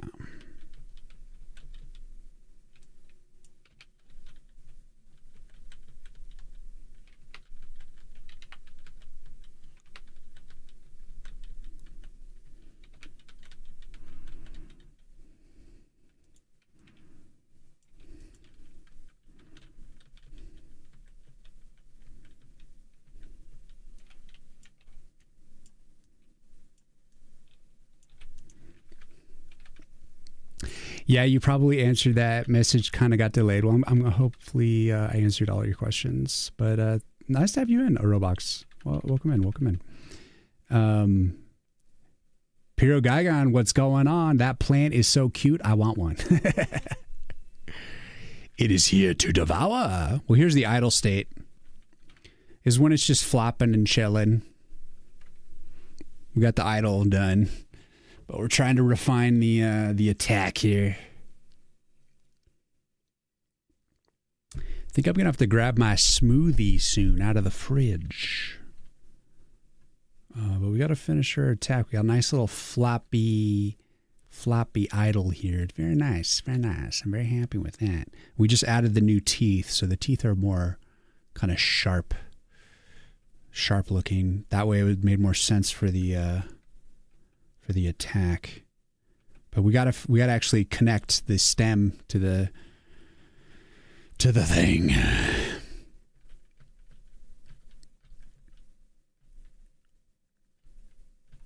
So we'll start here.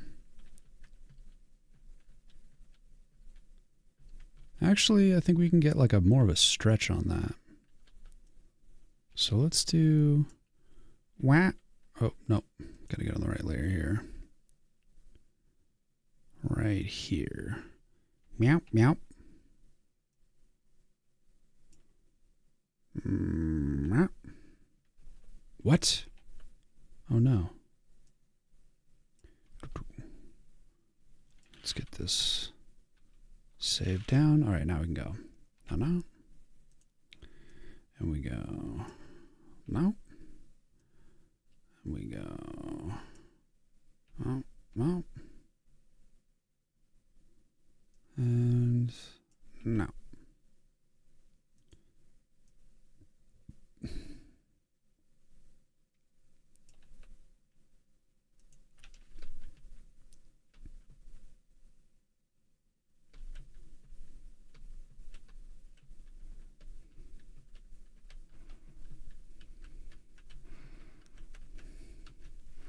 Connected. It's definitely my favorite. Nice. Well, I'm glad you like it. It is one of the first of the earth creatures that you summon to your aid. One of the ones we're going to be working on soon is the Guardian, which I might keep the name. It's kind of it's like an Ent, but it looks a lot like Groot, basically. And you have this little like sentry dude, Groot looking dude, running around beating on folk for you. So that's another one of the plant dudes that you're going to be summoning that will be on your side. But this is the first of the plant kind that is on your side. Yes. The plants will destroy you if you so oppose the forest. But such is your fate when you're a son of a bitch. I kind of wanted to tell the story in such a way, though, that you would kind of like feel for the orcs as well. And, you know, like, I like it when you can kind of see all sides. But you are the elven kind, and it's like your duty to like protect the forest. So, you know, that's what you're like locked in as. You are basically you're playing as the elves who possess the tree and It is your fate. This needs to go like this.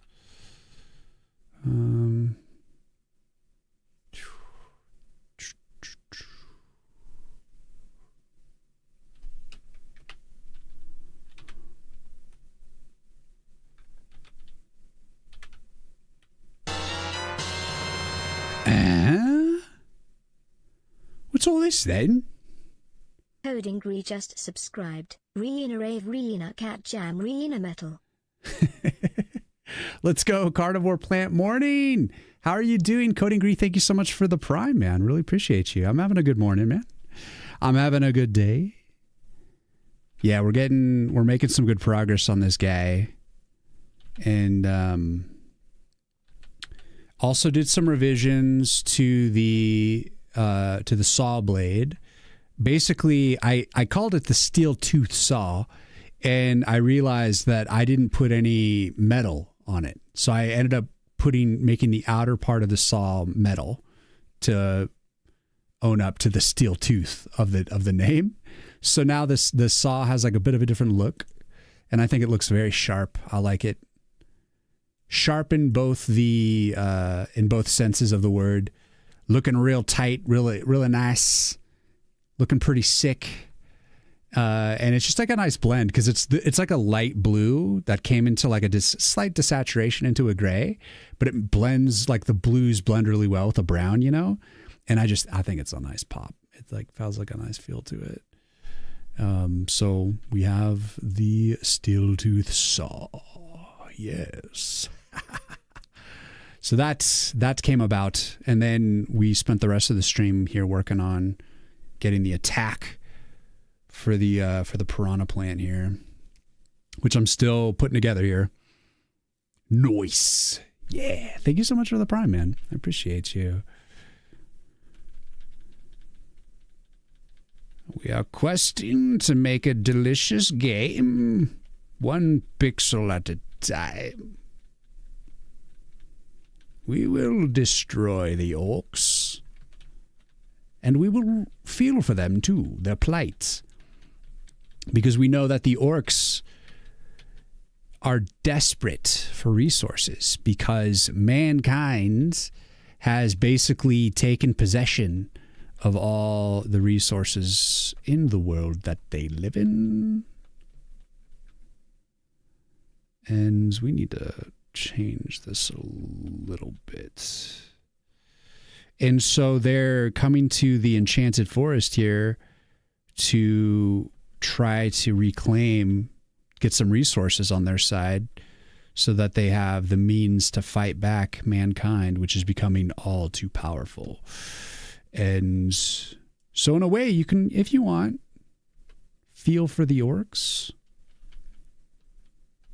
the filthy orcs, but at the same time, you are wood elves. You're part of a wood elf tribe, and the wood elf have been tasked with protecting the forest.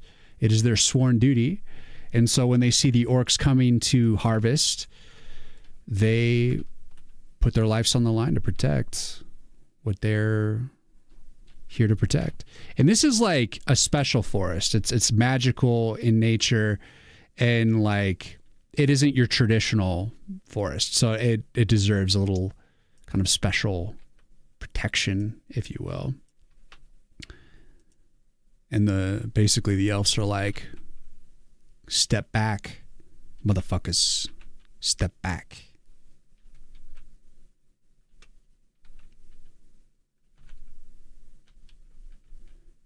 Step back if you know what's good for you.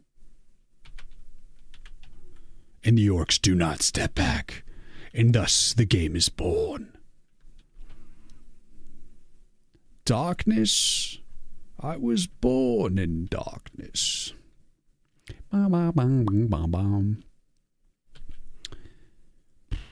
Let's do this. I'm gonna fuck that up though.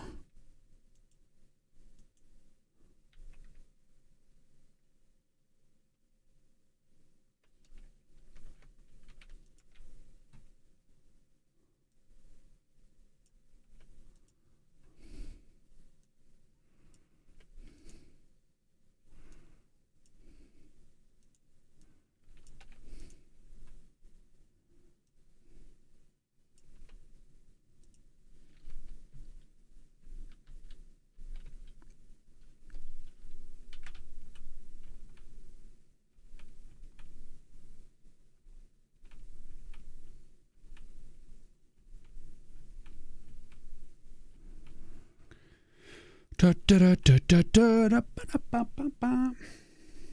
yes, my coffee is gone. I may have to go grab that smoothie, guys.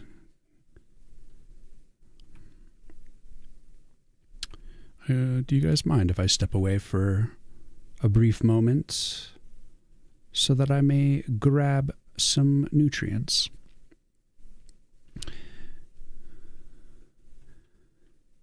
Today we're doing one of those long streams.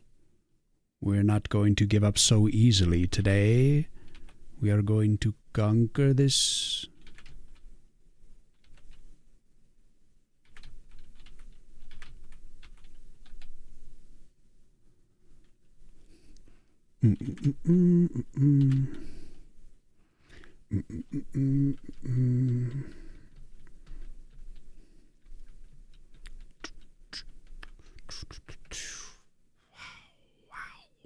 So we just got, that frame looks, that looks okay.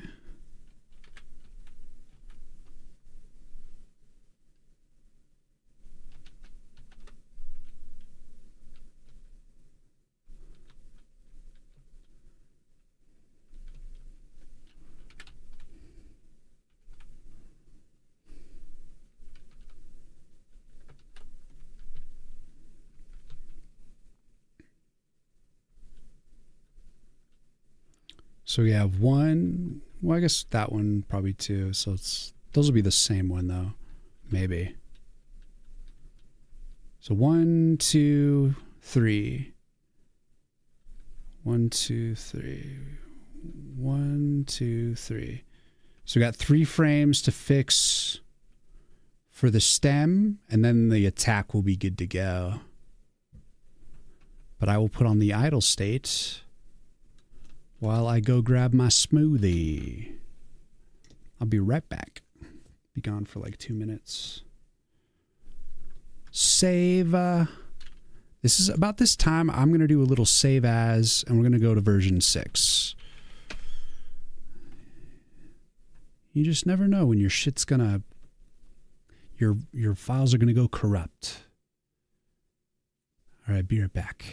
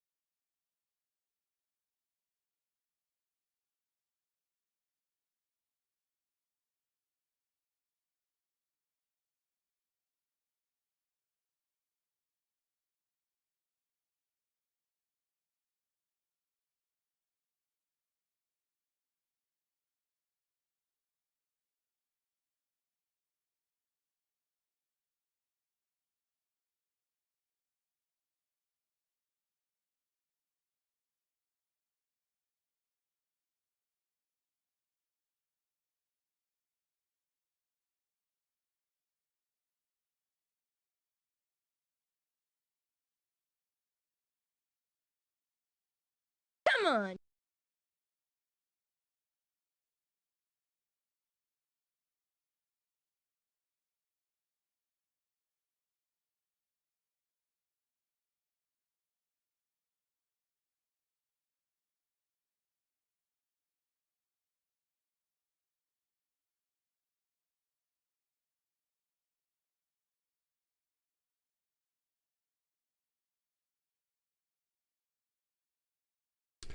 Hello, hello. Noff talking, thank you for the follow. Welcome in, welcome in. I got my smoothie.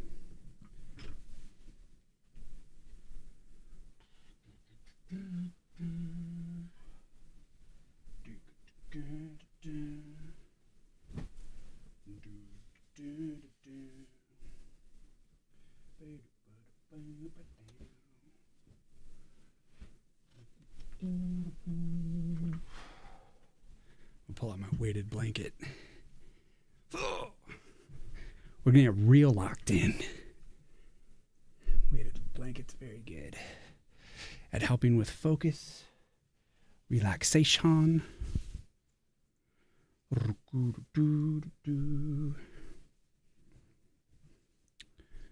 Hopefully it won't get too warm. It's kind of a warm up in my room. All right, got my smoothie.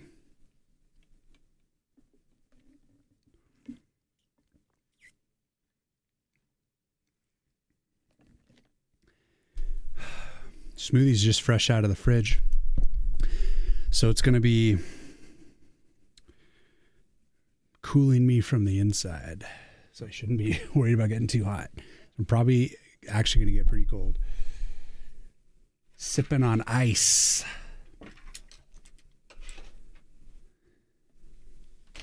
Let's change this around. Oh.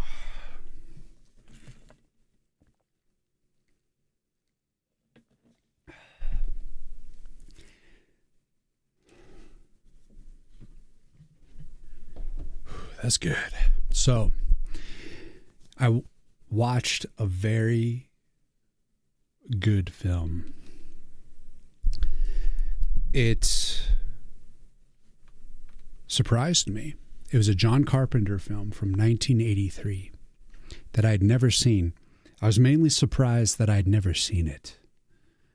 And the movie is called The Thing.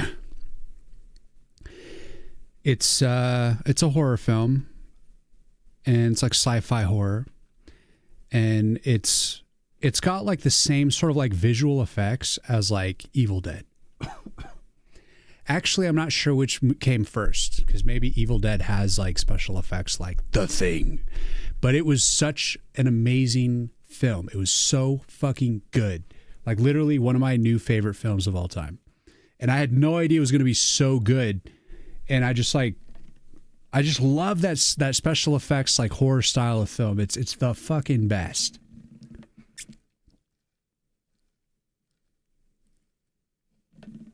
You haven't seen horror films for a while?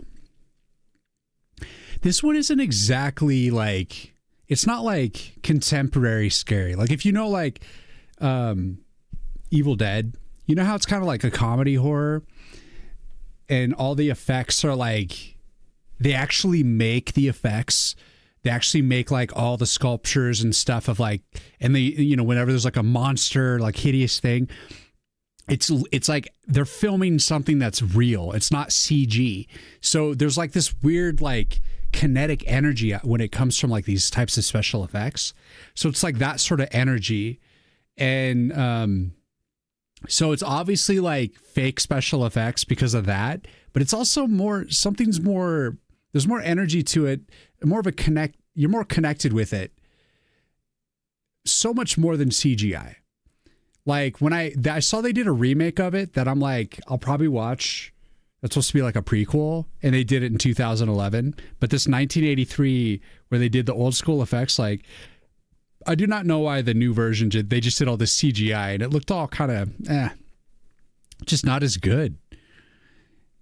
But it was just like, even the way they wrote the film, the manner in which they told the story was just like God tier, so good. And it really wasn't that scary. But I would still classify it as a horror film because it's based on like a Stephen King novel. So one of the best Stephen King adaptations I've ever seen. Better than It, 100%. Maybe the best. I mean, The Mist was pretty good. I mean, it was definitely decent, but it's kind of boring. Parts of it are good.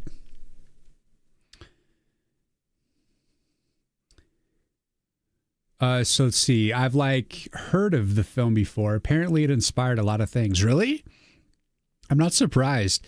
The Thing, oh my God, so good. So good. A lot of things that would be a good sequel.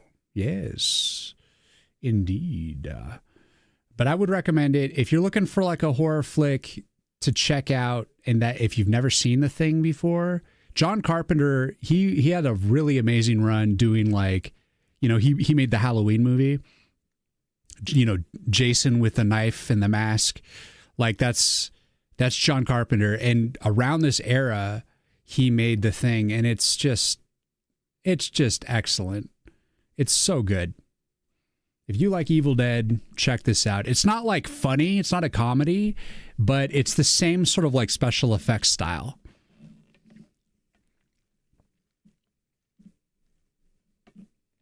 It's not Sam Raimi, it's John Carpenter, but it's still the same effects team in a way, I guess you might say. I will always be more of a fan of those classic, just kinetic, physical sculpture, big puppet style effects. There's just something special about it. It's if you think about it, the Ninja Turtles, the original Ninja Turtles film, even though it's kind of a campy film, I always love that so much better than when they made the CG Turtles, the actual Jim Henson style puppets. They're always fucking better, man. It's so much better.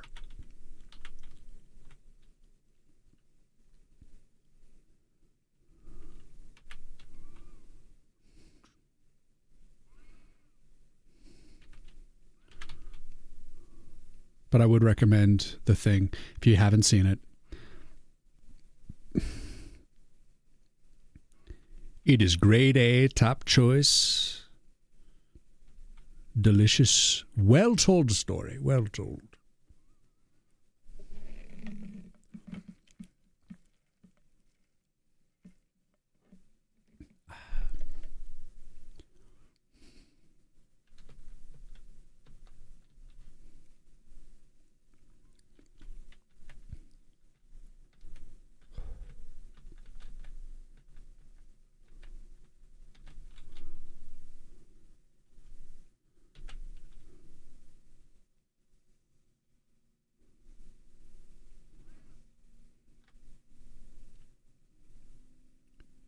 John Carpenter, if you're watching, which I know you are, obviously, you did a great job. Good job. What a legend.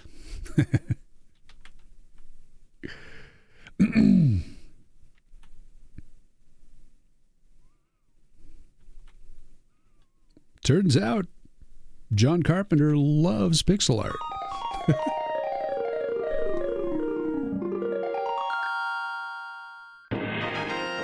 Red Cabin, see ya! Welcome in, Red Cabins. Oh, we got Grumble of Pugs. What's up with the raid? Murder Us Plants. What's up, Arya? Welcome in, welcome in. What's up, Grumble? What it do, my friend? How goes the pugs? How goes the pixel art game?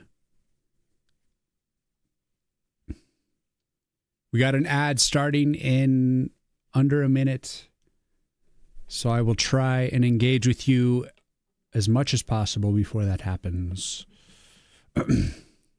So do you spawn those? Yes.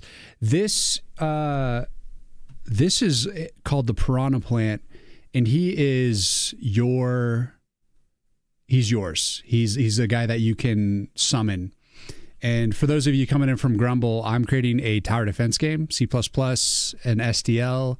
I'm coding it from scratch. I'm not using a game engine. I'm also doing all the pixel art. And it's a tower defense game where you're the tree, and the tree's the tower that you must protect. And you use these nodes to basically summon different powers. Like right now I just have like a few powers built, and I'm just working on building more.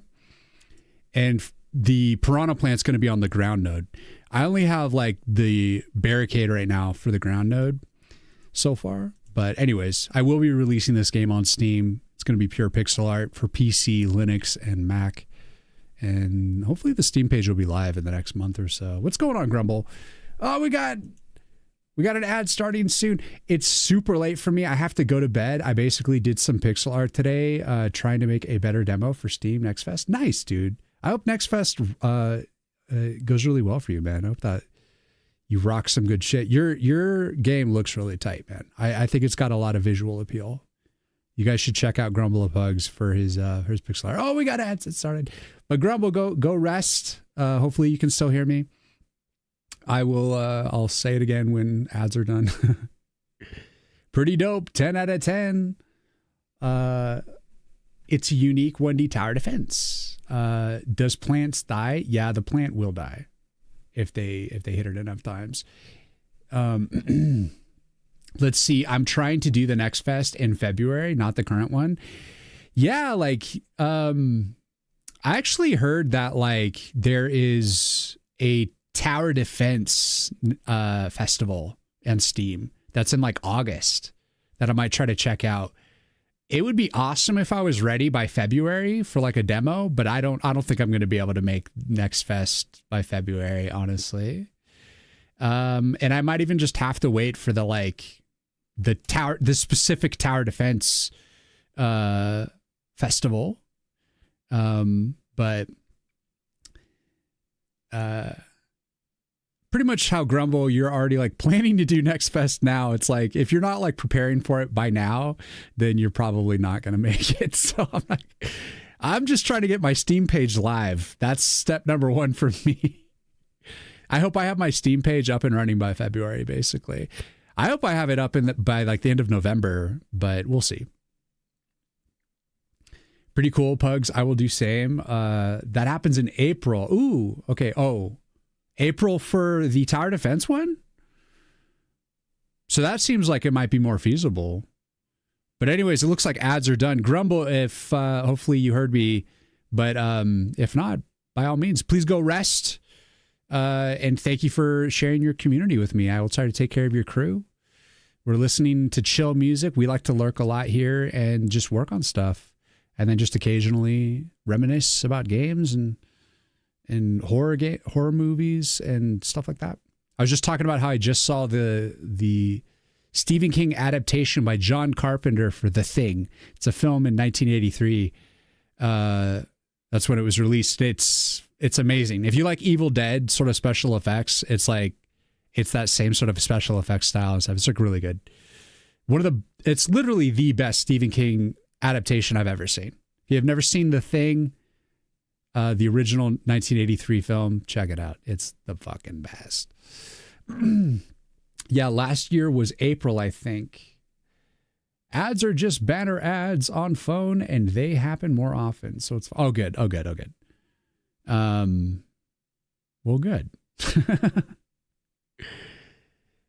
Here's the rub with the steel tooth saw. It doesn't actually hurt the dragon. So we're gonna have to pull out another weapon here to attack the dragon. Oh, the dragon died in one hit. Eat a dick. Anyways, let's get back to the piranha plant. So here's his idle state. And then we have his attack state.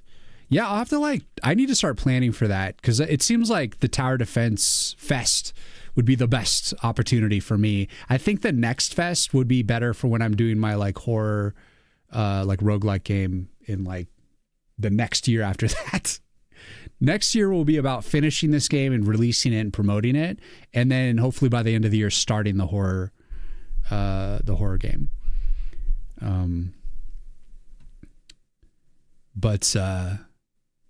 Yeah, it seems like I should only be trying to compete with other tower defense, not like every game out there.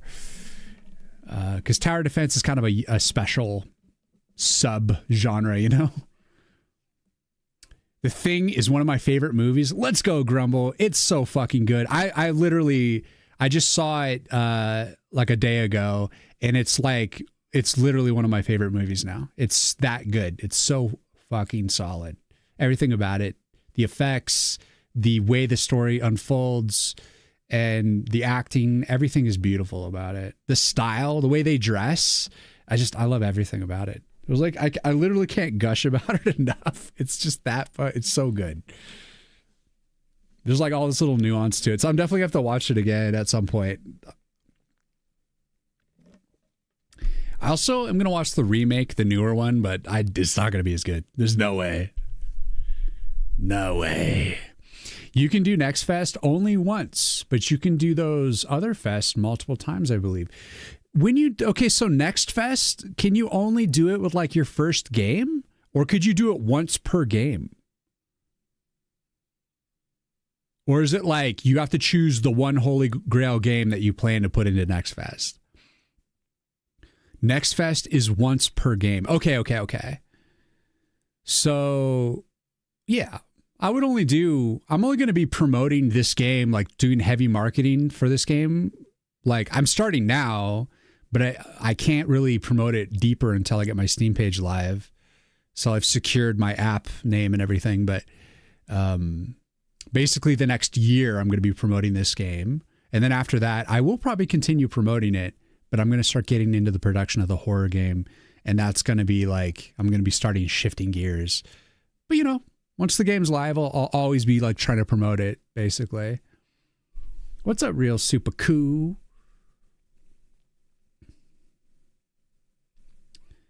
Your game definitely going to beats Cake's, TD? Well, Cake is like a different style of tower defense. So I don't think it's about like, it's not like we're directly competing, I would think, you know? But, how long, didn't you guys say Cakes has been taking like 4 years so far in his development? I think he's taking a real long time. I think it sounds like my game might be, I don't know, it might be out before his. So in that sense, I might, you know, I don't know. That'd be the only sense in which that I beat him is that I get my game out first, maybe. But I hope his game does well, man. I really do. But he's more the classic style tower defense, you know? Stuff, the tower defense you would expect. So you can Next Fest and Tower Defense Fest. Well, maybe I'll try to do February too, man. Maybe we can both try to do it. Like, I'd love to join you in that. Bearded Napkin, thank you for the follow. Etos, thank you for the follow. Welcome in. Sick looking animation. Thank you, man. Yeah, I'm building a tower defense here. This is the one of the grounds nodes. This is power that you get. It's called the Piranha Plant.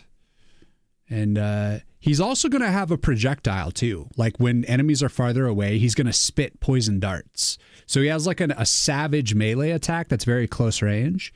And then he's also going to be able to attack both flying units and ground units from afar by spitting basically like the purple thorns, like little purple darts that poison people. There's audience for everyone, you think? Yeah. I think I think it's up for grabs. Like I think for now it's stupid to compare yourself. But I think if I was going to say who's going to do better selling their game, I would say it's Cakes because he has more of a online reach than I do. He's doing much more better at, you know, but he's been doing it for much longer than I have. So I think stats wise, he's going to crush me, but I'm going to tell you what, I'm putting the pedal to the metal, trying to put everything into this. And there really is room for everyone, man. But that'd be my one observation out of the gate. There's no reason why I have like no empirical data to support that I'd be doing better than he would. I don't know if I believe you guys. I need data. Tower defense nonetheless. You were just being polite. Sure, competing. We're all competing for attention every day. But in the end, like, you know, is Tetris competing with Mario? We are happy that both games exist. Like, I don't know what I would have done in my childhood if I didn't have both Tetris and Mario. You know what I'm saying? Like, it's better to have more content than less. And maybe, you know, other people's style of game fits more other people's particular needs. And I'm just hoping I can find an audience. That's all I care about. And I want all of my game dev friends here on Twitch to just crush it. And I want us all to like be able to live this life. Like, even though it's like so much fucking work. Like, oh my God. Maybe I don't wish this life upon you, but I kind of do. Doing those fests is where most of your wish lists are going to come from. All right. Well, maybe I need to really try to get, you can release with a demo into Next Fest, right? Isn't that what is Next Fest like about demos? Or, because that's like all I'd be able to achieve by February is like a demo. Wishful thinking. It's a zero-sum game. Dog eat dog world out there. I know. I'm perhaps too innocent for this world. Even Tetris and Columns. Ooh, I love both Tetris and Columns though. Like I had Columns on Sega Genesis. I had a Game Boy first, a black and white Game Boy. I had Tetris and I played Tetris and I loved it. And then I had later a Sega Genesis with Columns. And I love them both. Like I loved them both. I believe you have to have a demo. Okay, so good. Then if we're just talking demo, then I can probably make it in Next Fest. But I guess I need to research that. I don't know how soon you have to like ahead of time like apply for it and stuff.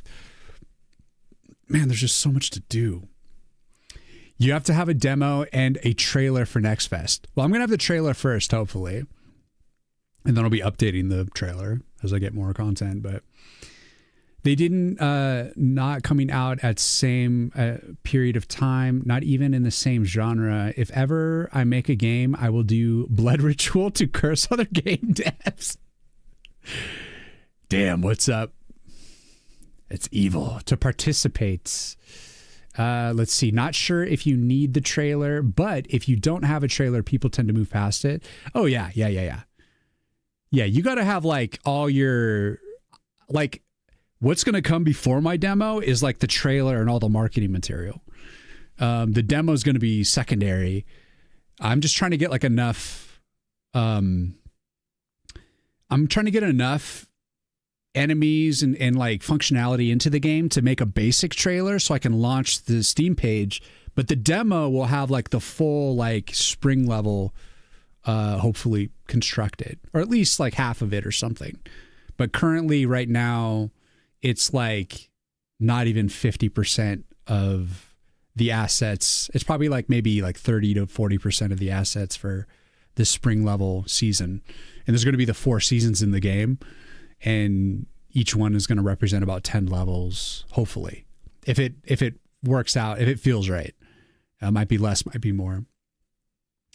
But the demo, I'll probably make it like 3 levels or something, 3 to 5 levels, and you'll be kind of like starting to unlock things and kind of get a feel for the game in a basic sense.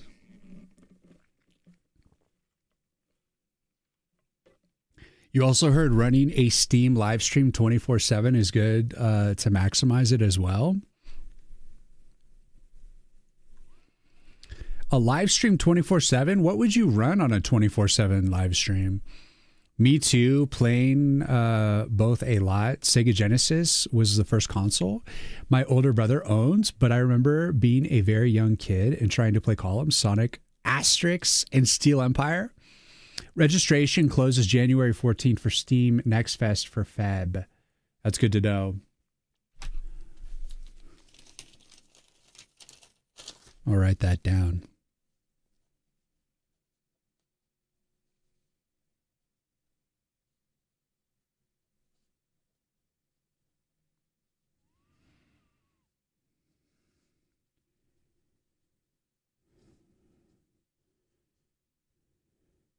Grumble, thank you so much, man. Thank you for the raid. Thank you for giving me insight on the Next Fest. If you need to go chill, please rest by all means. Orc Blood Purple. It is, but I changed it to purple because I was trying to make it look less gory. But then I'm like, I was going to make the Orc Blood purple anyways. So I'm like trying to make the game not gory, but I needed a secondary action for the bite. Because it wasn't satisfying without like some sort of effect, you know? Some sort of like explosion. And I think this is just kind of the best. So maybe there's some like minor gore to my game. But it's not like missing limbs or like red for like actual blood. I'm kind of like hiding it with like it's purple blood. But you could like, I could just be like, well, it's not really blood. It's just like an effect, you know, like an explosion or something. I don't know.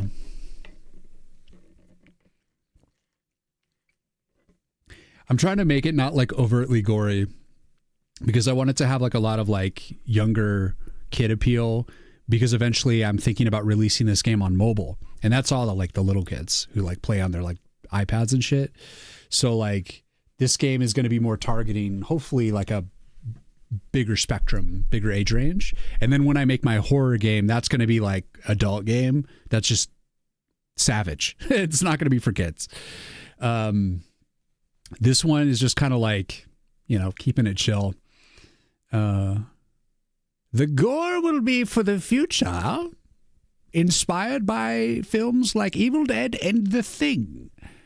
I love that sort of horror film special effects. It'd be interesting to see if I could find a way to do it in pixel art. I mean, there is a new Evil Dead game that Retro Arcade just put out in pixel art. That it's like a little platformer thing. Looks fucking insanely good. Like the art is so delicious. It's amazing. So yes, it is very possible.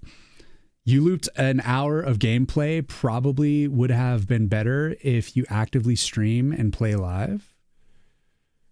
Looped an hour of gameplay. Okay, I see what you mean. So like once you have like the actual game itself, you could just be like looping that. You've heard that some people loop it or something. I watched a YouTube video. I can try to find it. It was a while ago. All right. Just making sure that the plant doesn't bite its tongue. Yes. BTD, what's going on? Was this creature inspired by the one from Crash Bandicoot? No, it's actually like there's a weird path of inspiration for this.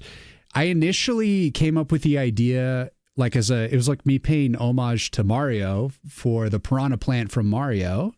You know, you got the piranha plants that come out of the pipes and stuff and then bite you. That's kind of like the idea. But then when I designed it, I wasn't referencing a Mario piranha plant. I just kind of like from my own mind was like, this is like what a, you know, kind of carnivorous plant is going to look like. So I just came up with kind of my own version of it. And when I put it up and I showed it to everyone, they're like, Little Shop of Horrors. And I'm like, what the hell is that? And then I'm like, oh, wait, I remember that's an old movie. And today I looked at the trailer and I was like reviewing like clips of the movie. And I'm like, actually, this looks a lot like my version that I just drew from imagination has like a very Little Shop of Horrors vibe. And I for sure saw Little Shop of Horrors in the past. So it must have been deep in my subconscious. So then I kind of like, I added like the teeth a little bit. Like I didn't like Little Shop of Horrors. It just, that was happenstance. I wasn't really influenced by it, but I feel like maybe a little now I am because I kind of want to add like tentacles a little bit. But other than that, this came from my imagination. And then I gave it kind of the teeth it has. Like I said, it was complicated. My inspiration for this was complicated. Now I made like the teeth kind of like a jagged kind of triangular teeth. That came from Ninja Turtles. You know, when they have the little like droids that have like kind of egg-shaped heads with like the teeth that are like this. So that came from Ninja Turtles. So it's literally, that's where the inspiration came from all this. It's just like a random remix of shit that is in my brain. And it doesn't look like any one of those things, but it looks like all of those things. Purple looks like it would be the blood from the plants. That's a good point. Welcome in, Jace. I like to think of it. It could also be like the saliva from the plant, because he's going to be like a poisonous plant. And he's going to like dot people. And when he's going to be like spitting darts at people when they're like out of range from his melee. And those are going to be like purple darts. So he kind of has like maybe like a purple venom. So it could be like, if people ask and they'll be like, is that the orc blood? I was thinking, yes, the orcs have purple blood. But I also like the idea that it's just like the venom of the plant. It's clearly Audrey too. It does look like Audrey. I think Audrey's the worst name for the piranha plant, but I am honestly considering renaming the Arcana to Audrey. Come on. Just be real on the nose about it. It's just like the ant creature that I created that looks like Groot. I'm just going to call it the Guardian. So like I like get very inspired by things. And here I'll show you my ent, which everyone's just like, hey, that's Groot. But if you put Groot next to my design, it's like it doesn't look exactly like Groot. It's my version. It's my version. This is my version, which again I don't think looks like actual Groot. It's like he's got this thick ass neck. And I'm just going to call him the Guardian. Like, I don't care. Like, this one's my Groot, but it's my take on it, you know? So this is the other plant, dude, that's on your side that you can summon. So if we put these guys, like, next to each other,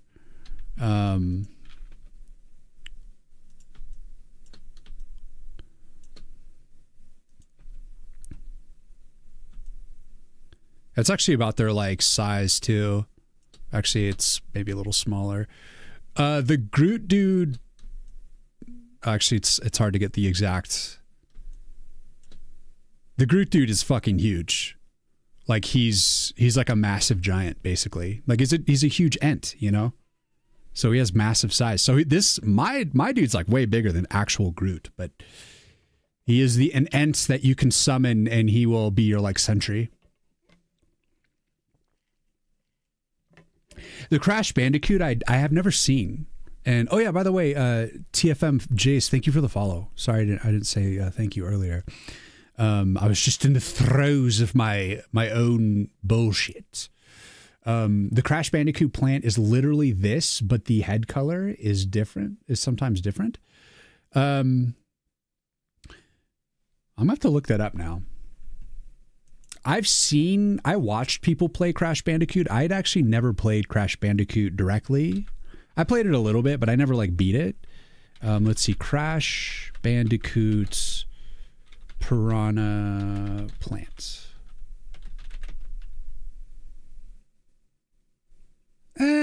He's got like leaves at the base, and he's got actual teeth. So, no. Mine's different. But it's the vibe. It's the vibe. I'll give you that.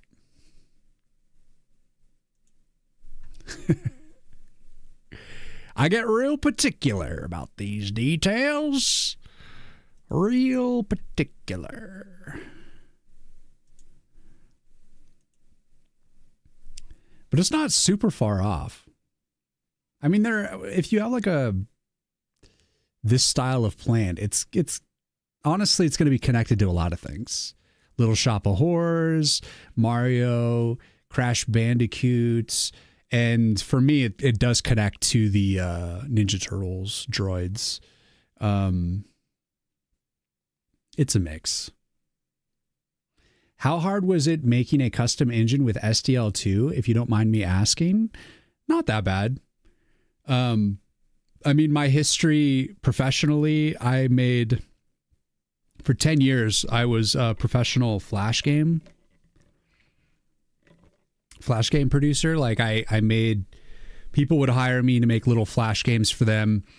And, you know, I did work for like, you know, Nickelodeon, Cartoon Network, like Kellogg's, different movies like Cowboys vs. Aliens, Cowboys, Monsters and Aliens, just all kinds of stuff like that. I did like a whack-a-mole for Capital One. I worked on this like pony game for like 9-year-old girls, but it was all flash game. You know, worked on Habbo and Club Penguin and just all kinds of random, when Flash was a thing. I did it for a long time.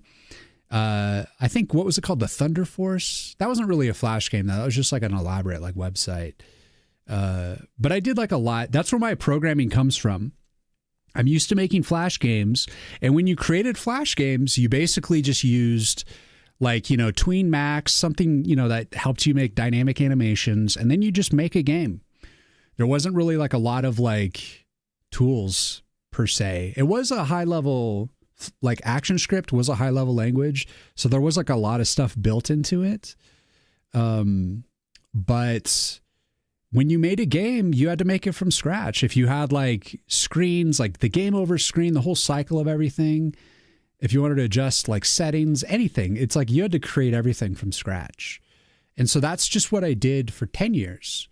And I made a good amount of money doing it. And so when I came into learn C++, for me, I just naturally gravitate doing things from scratch because it's just kind of like, I did it for so long that it's just kind of how I think. And everyone that utilizes a game engine, I think it's more efficient. It's not reinventing the wheel. It's intelligent. It's a very wise way to go. And it can also extend what you're capable of because there's already stuff that you can tap into that's just pre-built. But again, my instincts, I just got to go with what I am. And it's just from scratch kind of like, it's a little insane, but it'll make sense the more games I make. If I make more games using my code base, expanding my engine slowly, it's going to make more sense over time because I will own it and I will owe no one anything, you know, it'll just be all me. But if you're doing it just for one game, it's like, doesn't make a lot of sense. If you're making a 3D game, more than one game, making your own engine can be pretty cool. Anyways, it's just what I'm going for. It's what keeps me interested. That's my spiel. No Unreal 5? No. I'm not into 3D. I'm a 2D artist. You know, I like to draw. And pixel art really feeds into that. So that's my thing. That's why I like pixel art. It's just like it allows me to draw and animate like very easily. And it's just my thing, you know. I got a bachelor's degree in media arts and animation. So I learned about like, like film compositing and storyboarding and animation, 2D illustration, graphic design. That's where I also learned about Flash. And I also learned about 3D modeling and stuff. And I hated it because I found we worked in Maya and 3D Max back then. And it was just so complicated. And I don't know. I just never like wanted to be a 3D modeler. I did it for my college classes to get credit, but I just never really enjoyed it. But I was in it for the 2D illustration and like, I wanted to make like comic books. I wanted to like storyboard. That's just was always my thing, you know? And after doing Flash games for 10 years, it made me really come to enjoy animation as well. I didn't do a ton of the art in animation when I was making games. Artists like graphic designers and stuff and such would like provide graphics and I just program the game. but I still had to like break stuff up and like make a dynamic I'd have to animate things, even though I didn't necessarily like make the original animation. But when I got back into art, got into pixel art here, and I just realized I have a knack for animation. I have a degree in it. Why wouldn't I? But it's been a long time since I've really done it myself, and I've just in a way been kicking myself. Why haven't I been making games for like the past 10 years? Why did I wait till now? Because I was built for this, but you know, I just had to get out of my own head about it. You just got to be like, you know what? I've got something to offer. It's unique. It's my voice. I may not be the best of the best, but I'm pretty good and I'm getting better all the time. So it's like the only way you're going to get better is through execution and like a commitment to like a project. And that's what I'm all about. We're getting this shit done. I'm in it to win it. I'm in it to finish the project. That's the victory for me. So, and we're on ads. Spiel over. You're a Blender guy? I've heard good things about Blender. People seem to use Blender because it's the free to use, like kind of easy entry. I don't know if it's like the people think it's the easiest, but it's like a low barrier of entry from what I hear. And there's like a lot of 3D solutions now that are, I think, a lot easier than Maya and 3D Max. My buddy who's trying to make, he wants to make a game using like PS1 style graphics. He initially was like, I want to make like a pixel art game. And then he was just like, nah, I think he realized how much work it was. And he just wanted to do something that more spoke to what he really wanted, which is like a PS1 style game. And he absolutely loves 3D Max, but it's like so expensive that he's like, I think using Blender instead. But 3D Max, I mean, he loves 3D Max. I'm like, dude, if you love 3D Max, then just drop like the 1K or whatever it is to just get it. Just get just get it, man. If that's what you want. Get the thing, get the program that's going to make you want to work. Use the programming language that makes you want to work. Use the art style that like motivates you to like get it done. The thing that you're most interested in. And if that's Blender, if that's Maya, if that's 3D Max, I don't even know if Maya still exists. Let's look it up. Let's see, Maya 3D modeling.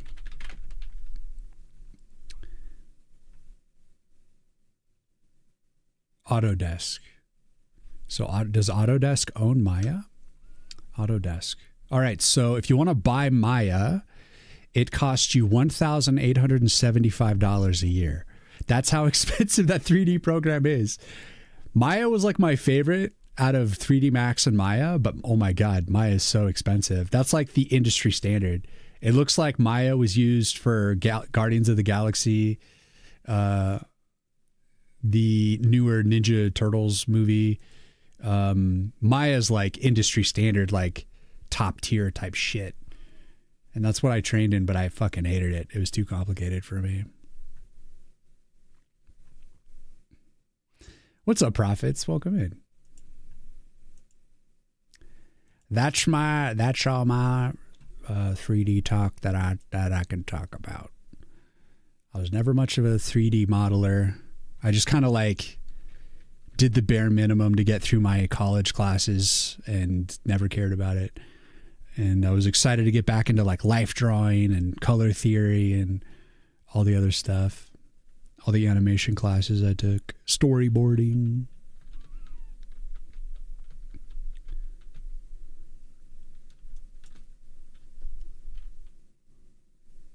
All right, we got a few more stems that we got to build out here. Not a lot of stuff that we got to do here.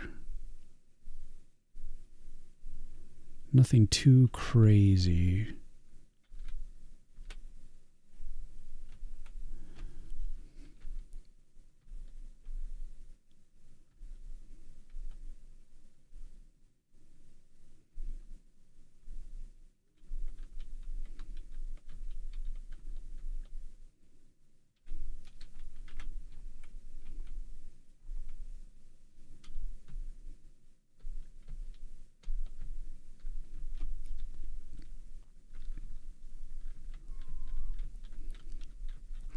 Yeah, literally when I was learning animation, I was learning it like Disney style, like 2D or like physically drawing animation. So it's like you have this like special hole puncher at the base of your paper, and you like put this little like little plastic or wooden thing, and you like it locks down your sheets of paper, and you would hold up to three pieces of paper in your hand at the same time, threading them through each one of your fingers, and you would constantly be like flipping your hand and showing the different pages, and that's how you would slowly animate. So you'd be like,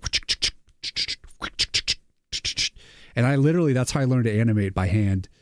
And now when you're doing it digitally with the onion skin and stuff, it's so much easier. And you could do it then too, but I was learning traditionally, you know?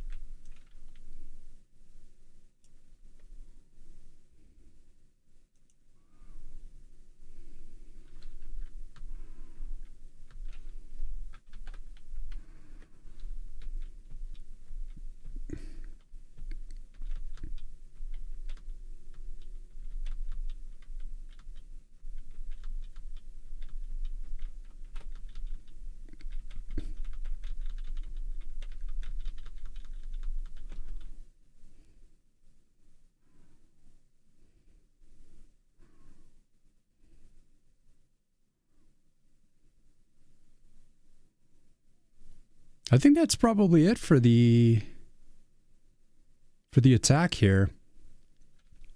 All right, so we've got the idle animation, floppy boy, and then we've got attack.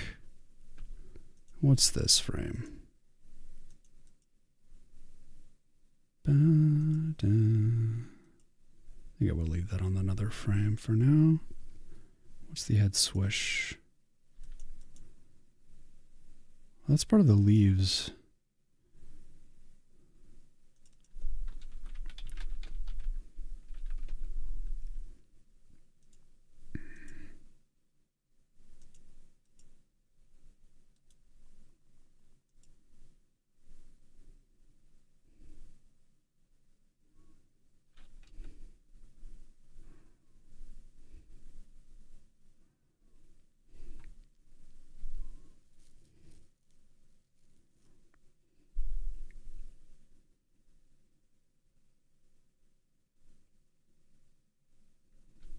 Get rid of the orc.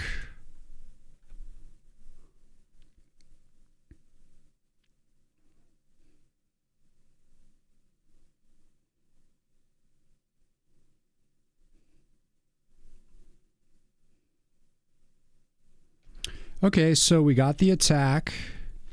What else do I need?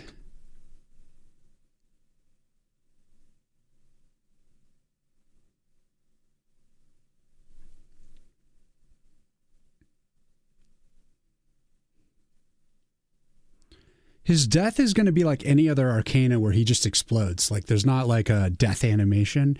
So we have the idle, yes. The attack, yes. And we're going to need the projectile one where he's like spitting. And then we have to have the one where he kind of, his intro, where he comes into existence. I also need to create the different sizes. I don't think this is going to be the main size. I think I want this to be like maybe rank 3. Because essentially he's just too big. I need to make like a smaller version of him. Alternatively, I could make it so that he doesn't necessarily grow. Like he just gets stronger when you upgrade him, and maybe do like certain like visual changes to him. Or Because the other thing is just like actually physically making him look bigger, which won't be as bad.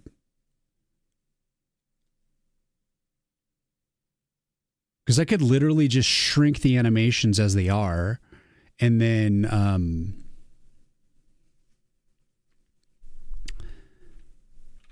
try to see if it translates down into a smaller version easily. So why don't we just try that just to kind of see how it looks.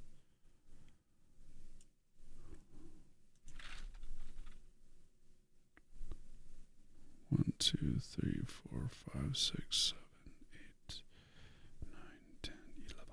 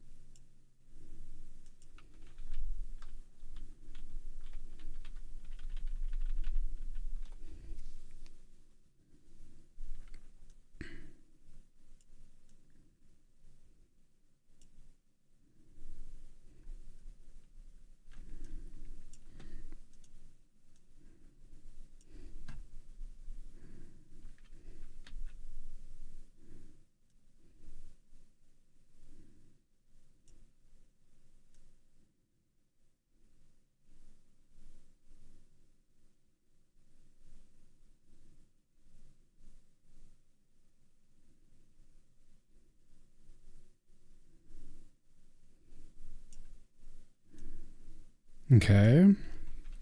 So let's see how well he translates to a smaller size using the rot sprite. So I can create like a medium size.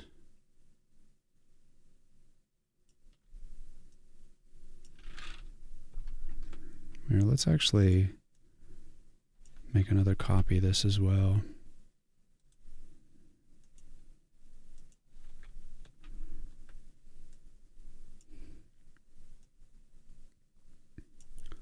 I'm going to stop this preview because it keeps flash banging my brain.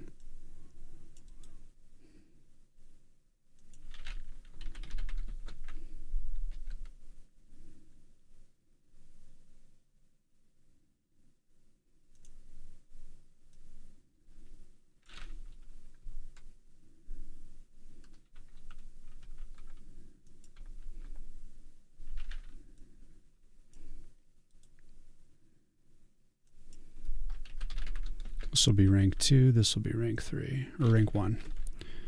Rank 1. Okay, so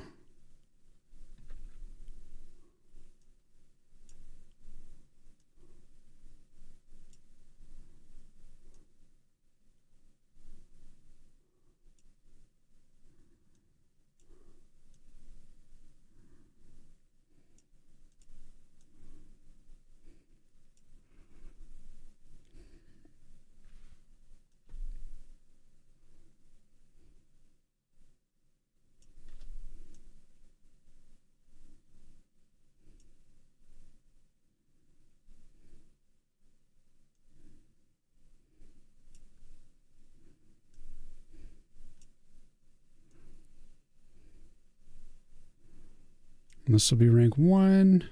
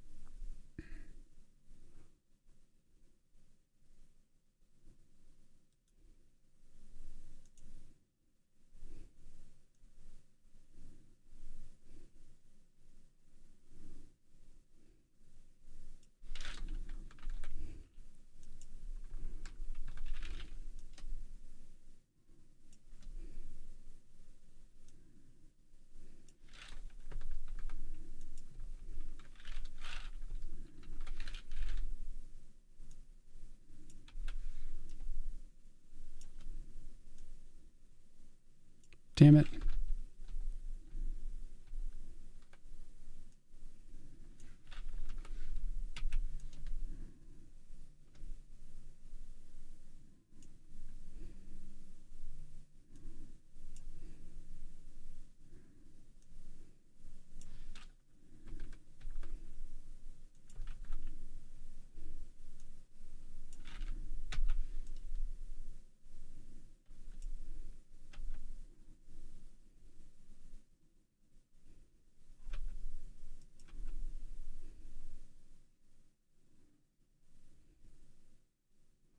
So it'd be like the different sizes maybe. So as you upgrade him, he does grow.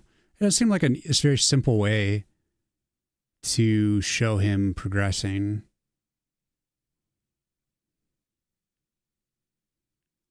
But I'd have to obviously clean up the other versions. The reason why it's important to establish these scales is because I need to know what to do in regards to the intro animation. And that always starts with rank 1. So we basically, most of all, have to establish rank 1. But I think what I can do is just go through and clean up each size. It's obviously going to be hardest to clean up the rank 1, but at the same time, it's already got kind of like the essence there. So it won't be that bad. Obviously, the bigger it is, the easier it is to kind of depict detail. But it's good to like note that the first piranha plant is going to be the size at least of the orc. And then he'll get progressively larger.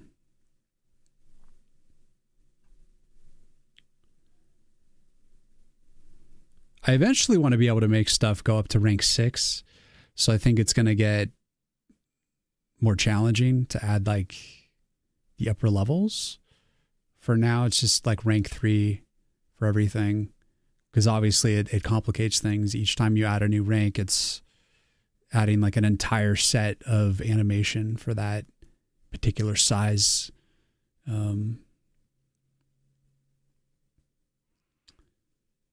So I think maybe like as this guy progresses, I'll maybe do little things that he gets maybe a slightly bigger, but then he just starts to get more like gnarly looking or something.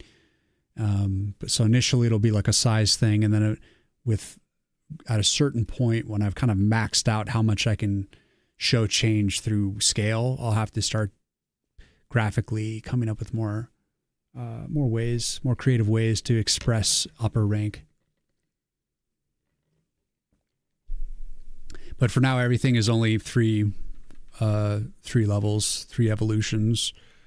But it's like if you're playing like Kingdom Rush, for instance, it seems like they have like the upgrades just keep going. Because eventually, God, what is it? They get up to like rank 6. And then you can just like start ranking up individual attributes once you've kind of maxed out. It might be more than rank 6, but like you're leveling your towers to a certain point. And then, so that's like visual changes up to the rank 6. And then once it maxes out, it's like, all right, do you want to add like this, like special, like that gives you like 3 options usually of like how you can kind of specialize. Or you can eventually just like upgrade all of the things. But it's more like visual changes are not happening from that. It's actual just like attributes changing, new abilities kind of a thing. So that's another way to kind of increase rank. And maybe I could just jump to that. But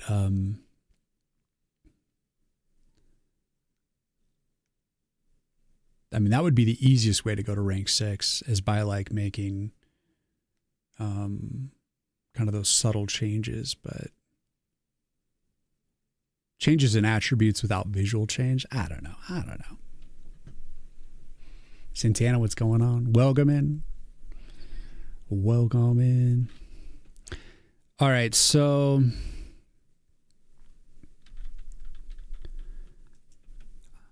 Come on.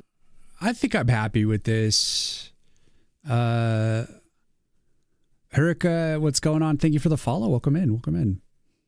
Snoogie, what's going on? Morning Chomper looks good. Thanks, man. The one in the center is like the final one. I'm trying to like create a different scale so I just like resized for these other ones, and I'm trying to decide how if that's the scale that I want to go to, and I think it is. So we got to clean up the small one and the medium one, and the rank 3. The big one's good to go. That one's like looking refined. So we got to add the juice, the detail to the other sizes.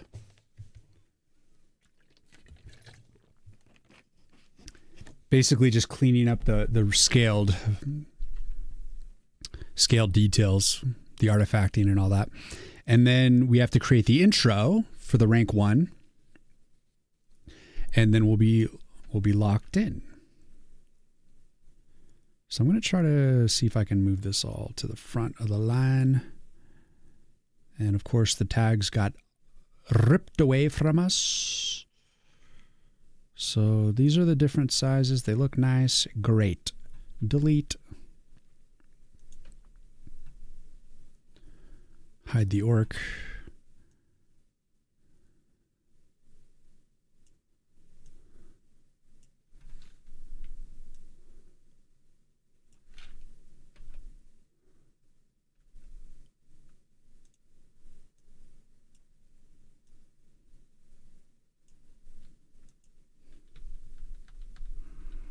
All right, so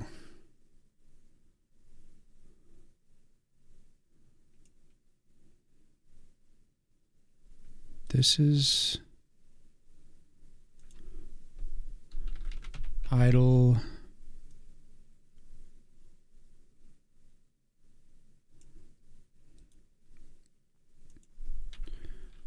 Attack. Idle.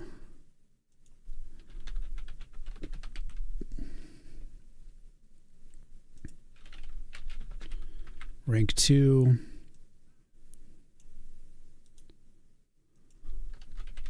Attack, rank 2. Idle, rank 3. Attack, rank 3. Okay.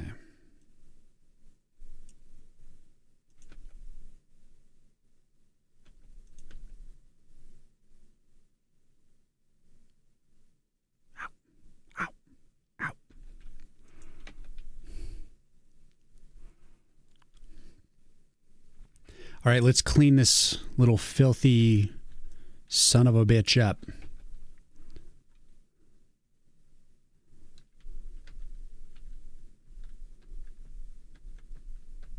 Just take it frame by frame.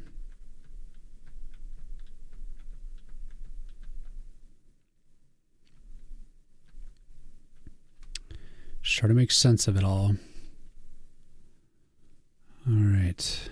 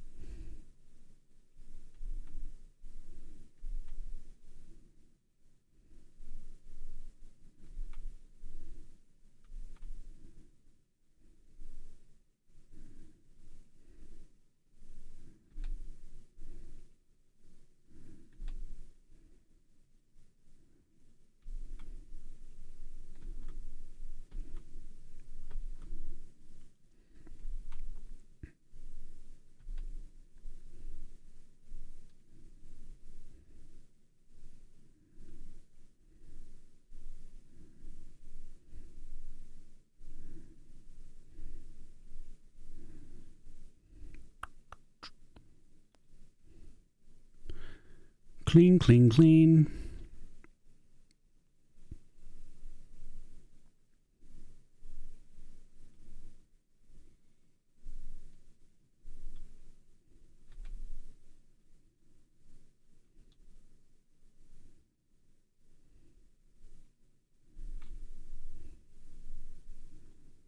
Then we got to simplify the mouth and the tongue and stuff. Nothing too complicated.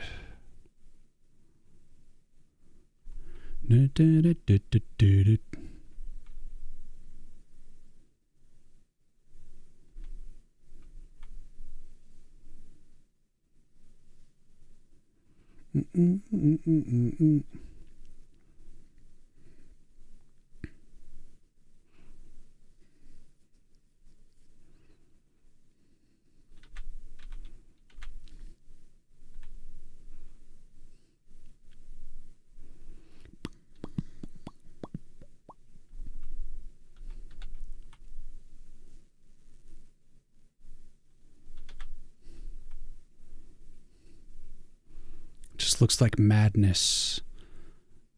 I love it. I love making like tiny sprites though. It's going to be a delicious payoff once we clean this bad boy up. One of the more rewarding sprites is making the little ones because they're so difficult to like capture the same amount of like detail with like way less actual squares, so it makes it just like this extra challenging, extra rewarding process, if I do say so myself. I'm going to try not to change the actual shape of anything too much because it's like maintaining the original animation as it's scaled down. So it's going to be a little weird in places. I'm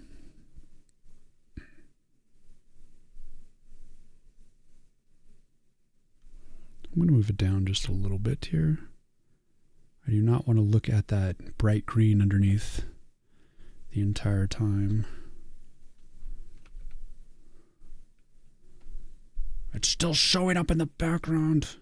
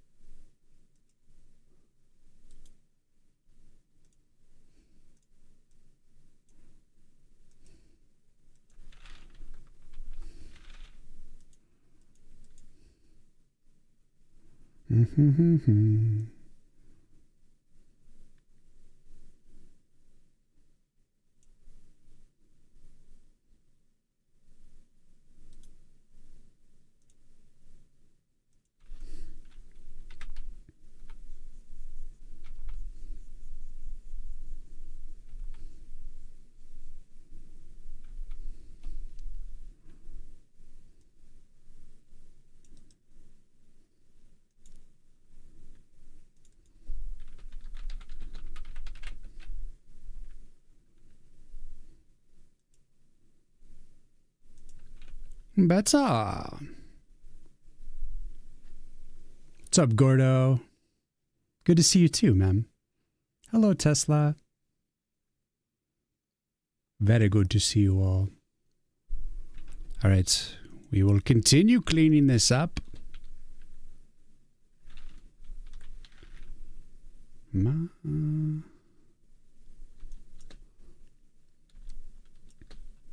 For now, we're not going to question anything. We're just going to do our best to clean things up, just looking at the image straight up through the rescale. And then once everything's established in kind of a basic clean form, I'm going to then go back and see how well they connect to each other and make changes from that point. So for now, I'm not worried about how well they interconnect. I'm just trying to get it to be whole again, look finished again.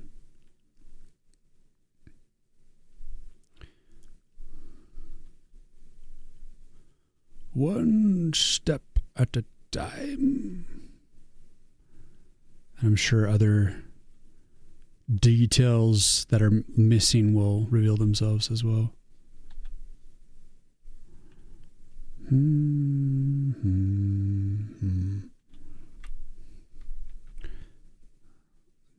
I will try to make the teeth consistent.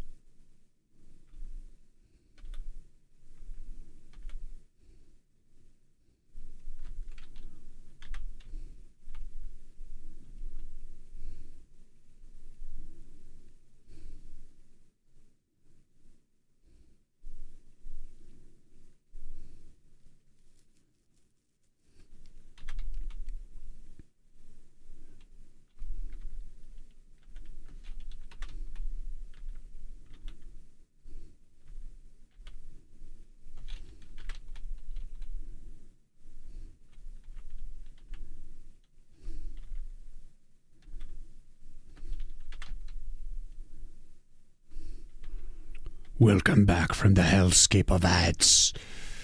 The hellscape.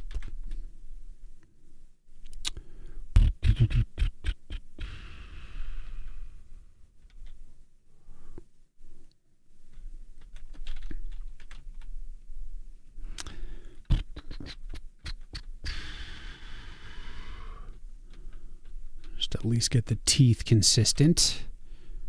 And did we get consistent on the outline?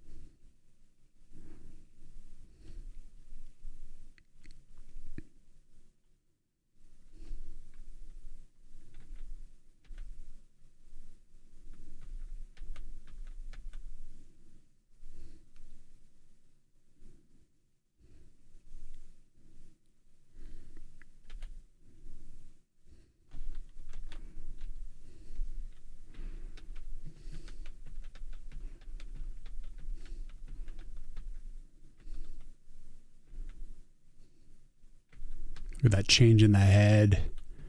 That's kind of a massive change. We'll have to come back to it. We're not going to worry about it.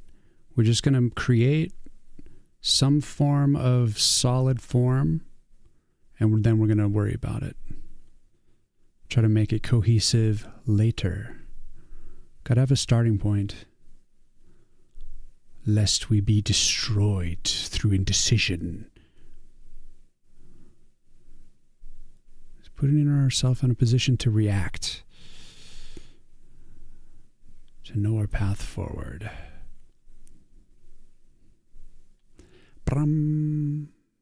Nice music, by the way. Thank you, Gordo. Yeah, it's vibing today. We be vibing. 2, 1.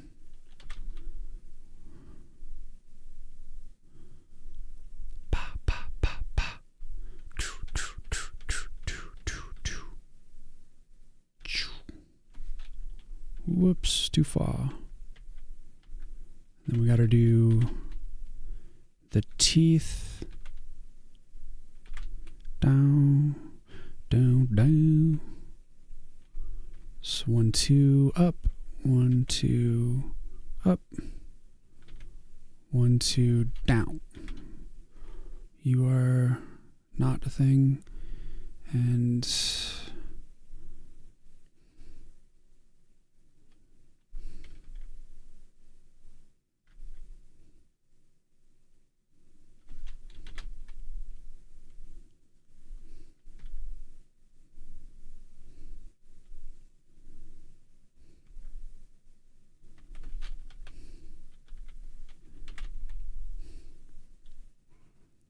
Probably should just try to go for a consistent color in the mouth.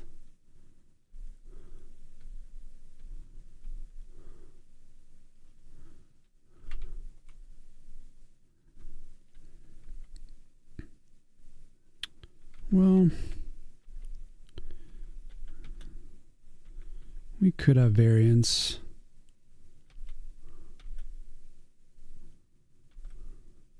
Although I don't know why it would be that. Oh God! Look at it explode. We're not done with this one yet.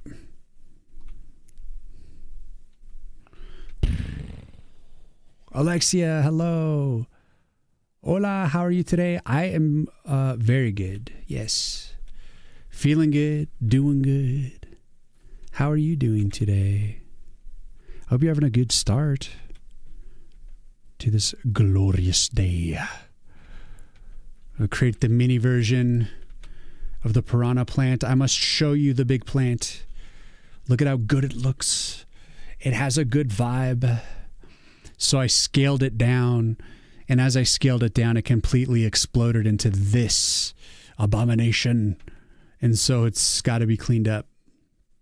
But we got to have the baby version. Gots to have it. I'm not worried about the stem just yet.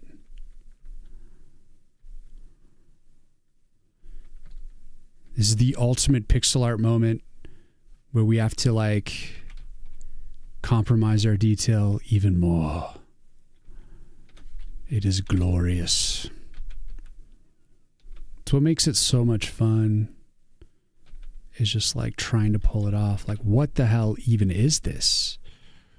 All right, we got to turn this back into a piranha plant here.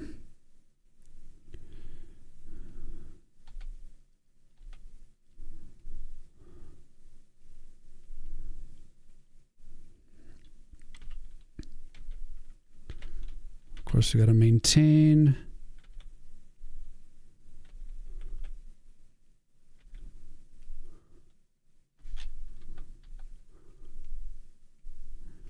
Got to maintain a... Wait a second.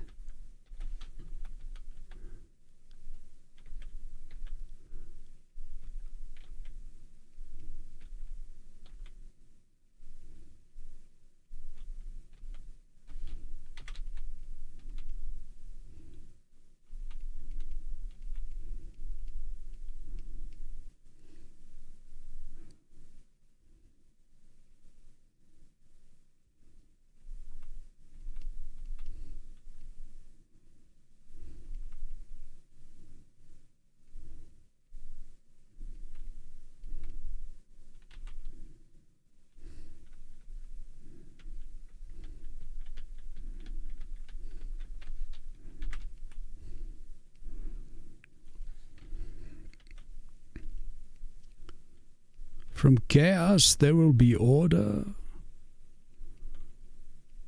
From chaos there will be beauty. This I promise. You're very happy to hear? The plant is very cute. Thank you, thank you, thank you, thank you. It shouldn't be cute. Oh, it's okay. It can be cute. Look at this doofy little idiot. He's cute. Even when he's ripping apart this orc. So cute.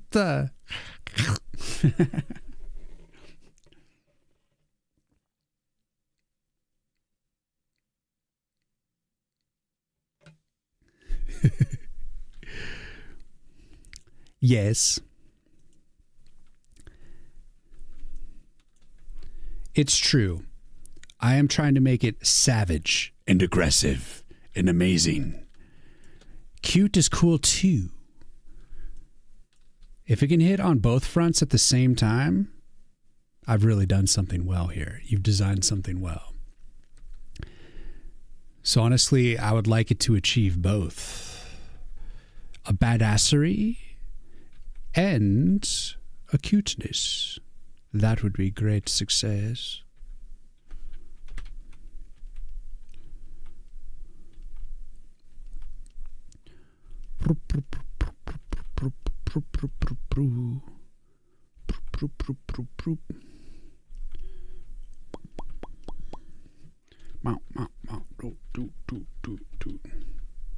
So the mouth is evolving. We definitely don't want to keep that highlight, bring that back. It gets kind of a square jaw. So I'm going to knock that out and also knock... How do I knock that one in? The only way to knock that in is to maybe cut off his chin a little bit. I guess I'm just going to leave it for now. Wait to see how it affects the flow of the animation. Not worry about these details until it's all together and we're creating a cohesion pass.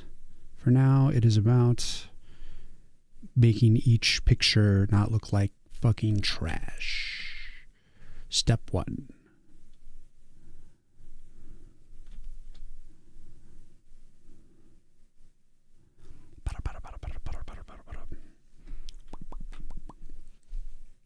A killer tenderness. Yes, yes. Scary stuff or stuff that is usually unlikable gets a 2 times multiplier of cuteness for me. Oh, so that's why you like it, because my game is so unlikable.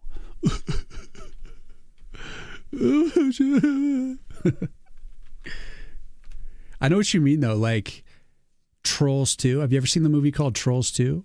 Troll 2?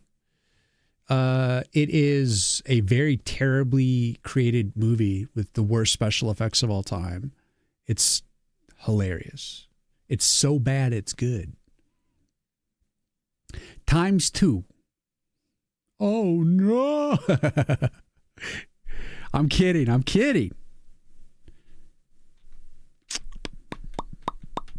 I am well aware of the silliness of my game.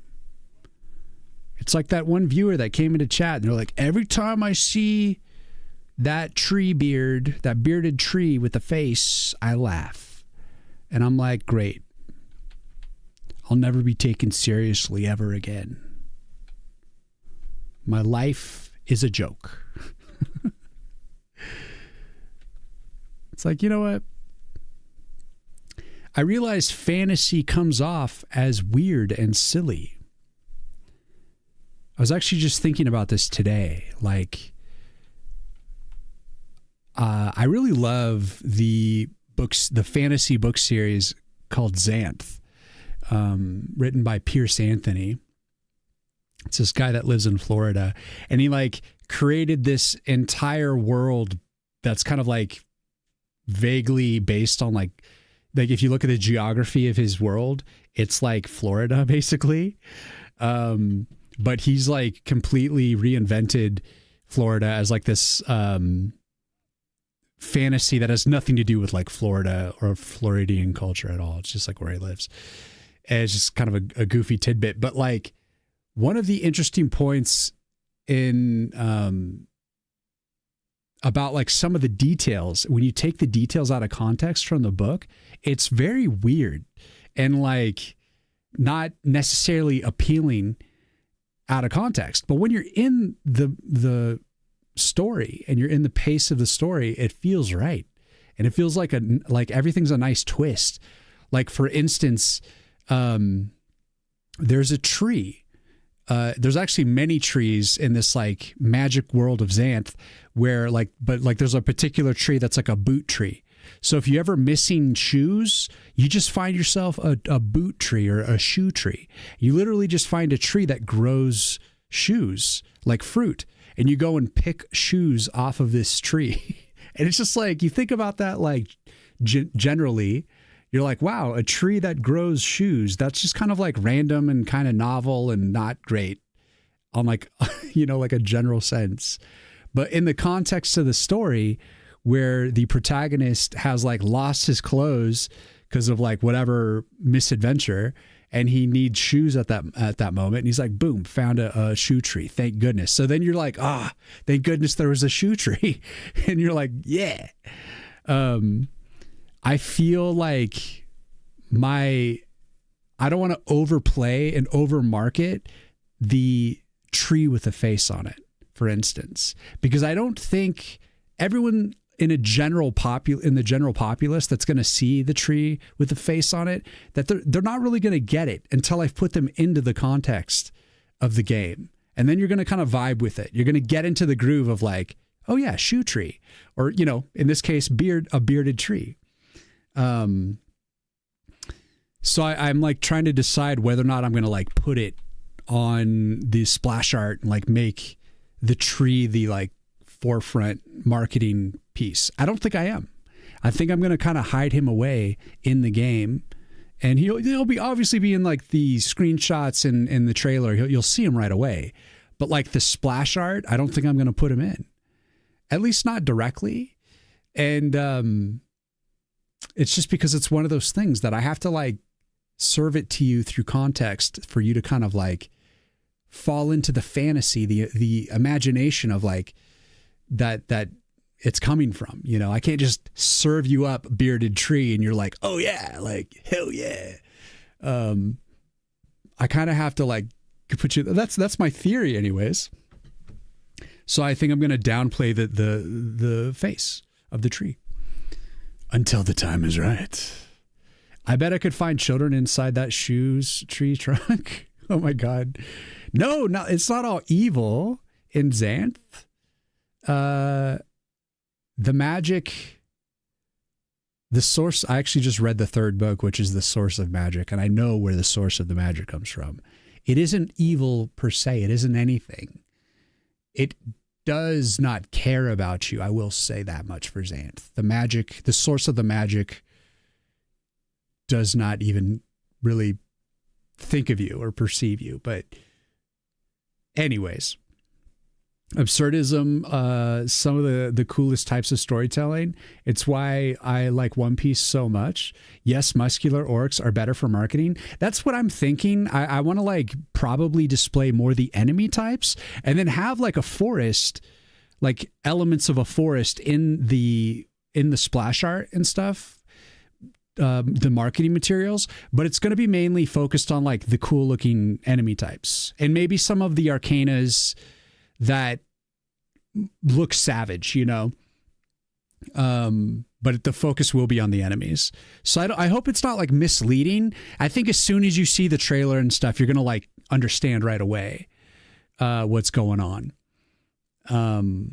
So I'll try to strike that balance where you can tell that like the buff orcs and stuff like that are your enemies, but you gotta pull them in. You know, you gotta draw them in, and then serve up your story. You know, fantasy. I don't know. Xanth is like my favorite example of it because it is definitely, the ideas in Xanth are absurd. Like that is a great way to put it, Purigen, because like for instance, there's this one point in the story where they're walking through one of the magic forests. I mean, everything in the Xanth area within the barrier is magical, but they're going through this one forest and they find this spring of like really fresh water, and they're about to go drink from it because they're thirsty. And so they're approaching it, but then they notice there is this, I think it was like a lion or some beast was like drinking from the fountain. And then they noticed the lion goes and starts like wrestling with some other magical beast that's not like a lion. It's just some other beast. And they realize that the spring, it's a magical spring, and if you drink from it, you will instantly fall in love and want to mate with the next thing that you see. And it doesn't matter what species it is, it just goes, it just forces you into like mating with whatever it is. And that's how these like kind of chimeras and magical beasts come into being in this story. It's because like animals, unbeknownst to them, kind of mistakenly drink from this fountain, and then it's like suddenly there's like a lion like making love to a snake, or like like an eagle making love to, I don't know, some other magical beast like a centaur, and then just like some random freak mutant comes of it, you know. Like, I love absurd, crazy ideas like that because you just never know what to expect. And it's just like the ideas just pour out in this series. And it's just always that. It's always absurd, crazy shit like that. I love it. I personally, I really dig it. But they're ideas that like are best served through context. You know, you can't really just jump into them before you've kind of like sold the world to the people, you know? All right, let's keep going. Boom, boom, boom, boom. As always, we got we got some tongue detail here.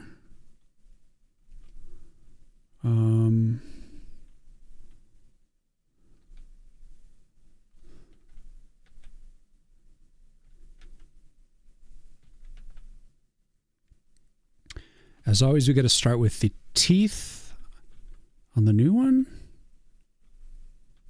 Goes back 1.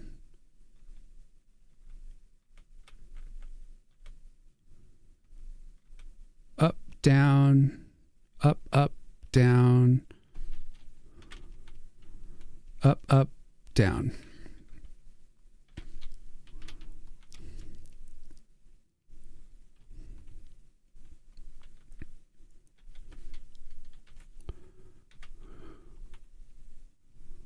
A nice outline going.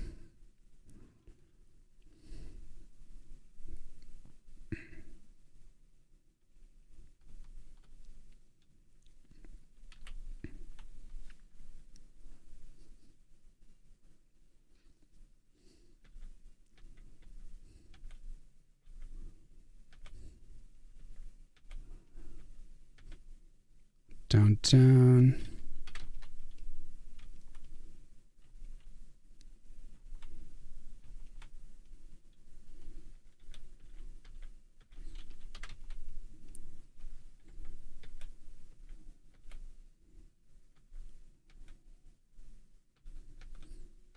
Not actually sure what this part of the face, this part of the animation is doing.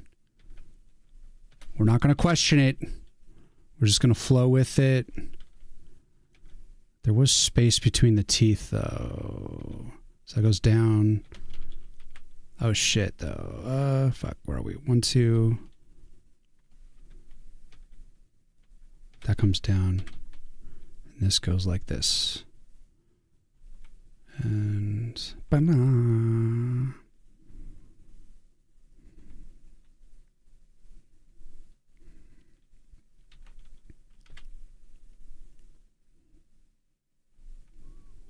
Banana. Da da da.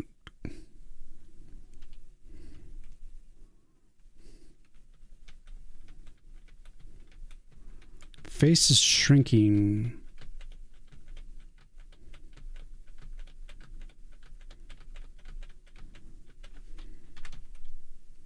Ba-dum, ba-ba-dum, ba-ba-dum.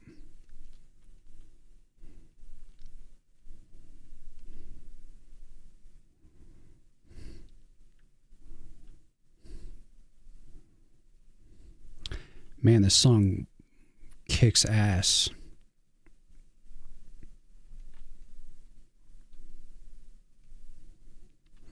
Oh, there's always 2 on the bass. Right, 2, 2, 2, 2, 2, 2, 2, 2, 2, 2, 2. Let's get those 2s in. All right, more teeth.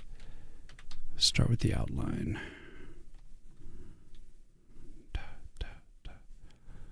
Better now. Mm-hmm.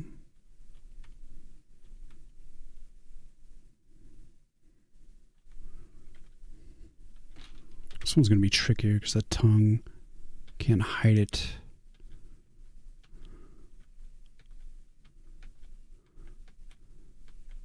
It gets small.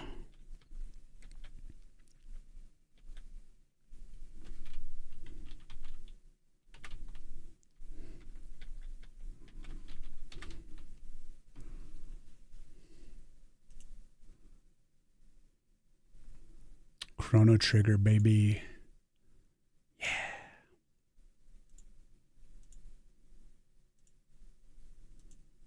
Pa, pa, pa, pa, pa.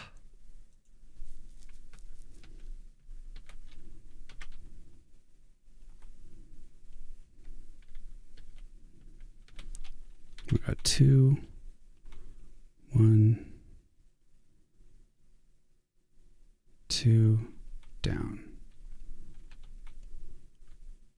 1, 2, down. Yes. And that part can be flex. This is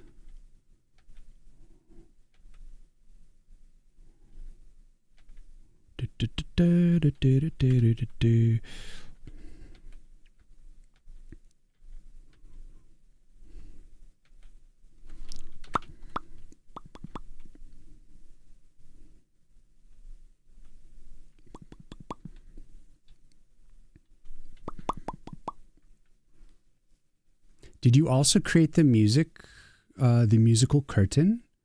Is this the one we hear? The musical curtain. Da, da, da, da, da, da, da. Are you saying, did I create this song?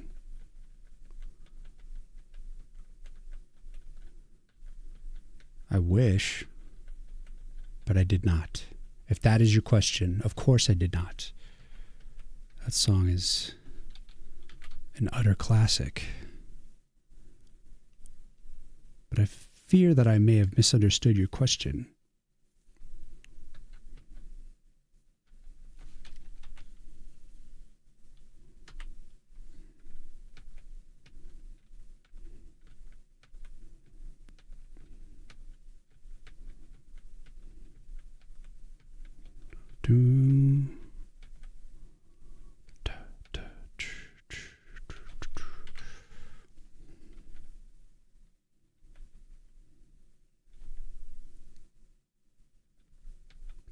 Come on. Metal Lullaby, thank you for the follow. Welcome in.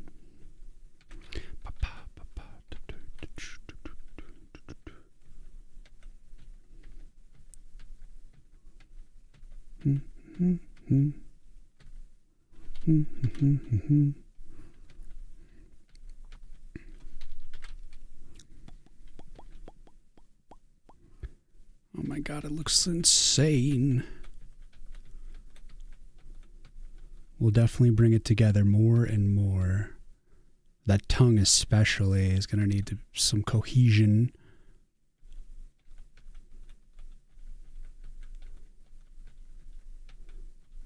Where are we at?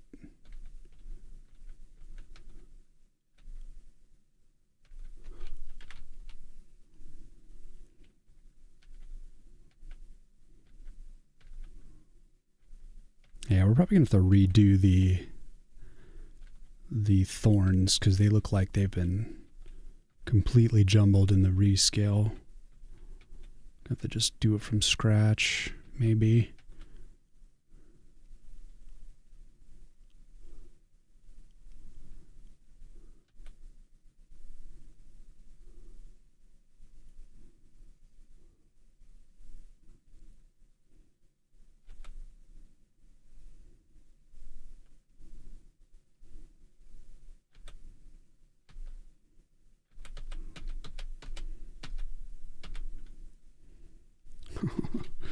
Oh my God, it looks so crazy.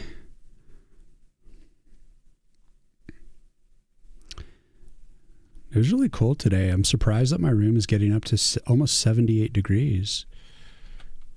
It's actually kind of nice. And also very surprising. I was expecting it to be much cooler today. Considering it's like 60 degrees outside, probably.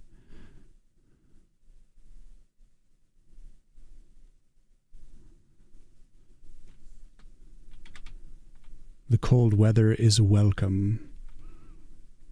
I'm definitely like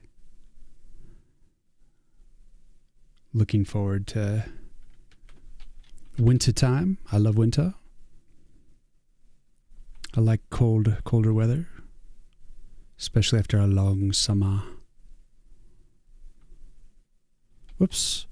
That's going to be 2 up here, 1 down. 1 down.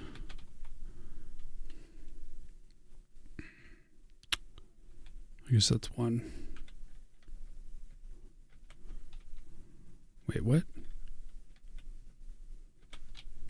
1, 2, down.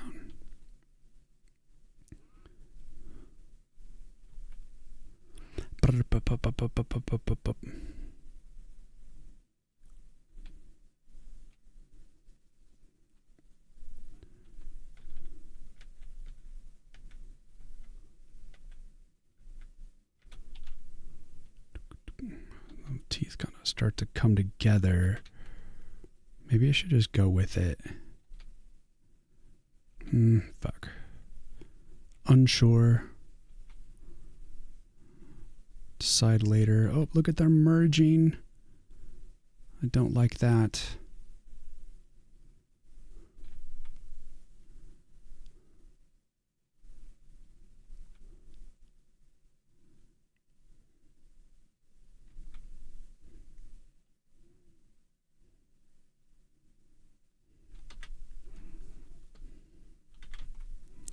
We shan't worry about it yet.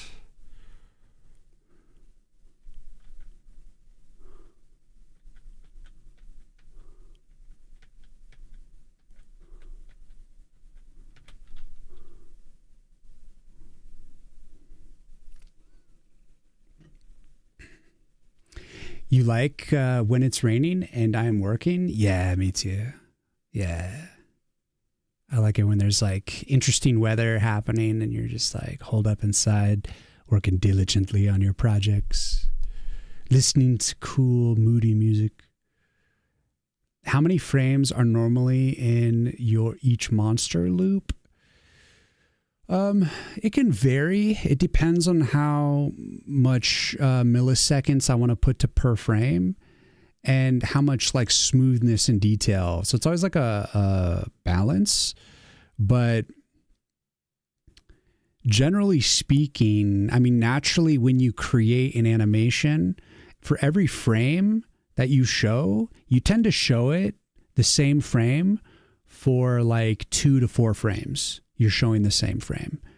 And then, so each frame, it kind of equates to about 2 to 4 frames, depending on how fast your frame rate is in the actual game engine. And you can also decide how long you want those 2 to 4 frames to hang on by saying, I want these frames to go by like in 80 milliseconds per frame, or like 130 per frame, or like, I think I have like upwards to like 300 milliseconds per frame. And so I kind of like, there's a variance between all of it. And it just depends on how well the animation, how smooth it looks, how I want it to look. Like if it's really fast, I'll do something with like less frames. But if I want it to be more smooth, I'll put more frames. And sometimes I'll want something to be fast but smooth, so I'll make a ton of frames for it. But then I'll give it like a very low, like millisecond per frame. So that way it like goes through like all of the motion, but it goes through quickly through the frames. So to answer your question, it varies greatly. Slay, what's going on? Oh no, you're drawing things. I wish I could draw things. No. Yes, I am. I'm also, I was coding this morning a little bit. But actually, no, it was yesterday I was coding. Or was it today? What the hell? Where am I? Who am I? No, today I was just focused on art. But yeah, this past week I actually did a lot of coding, especially over the weekend. I got like a lot of hurdles done with coding, fixed a lot of like odd things with the targeting system. I had to rework the targeting system. I had to rework the damage spread system. And then there was just some odd little miscellaneous things I was like working out, but we're back to making some art.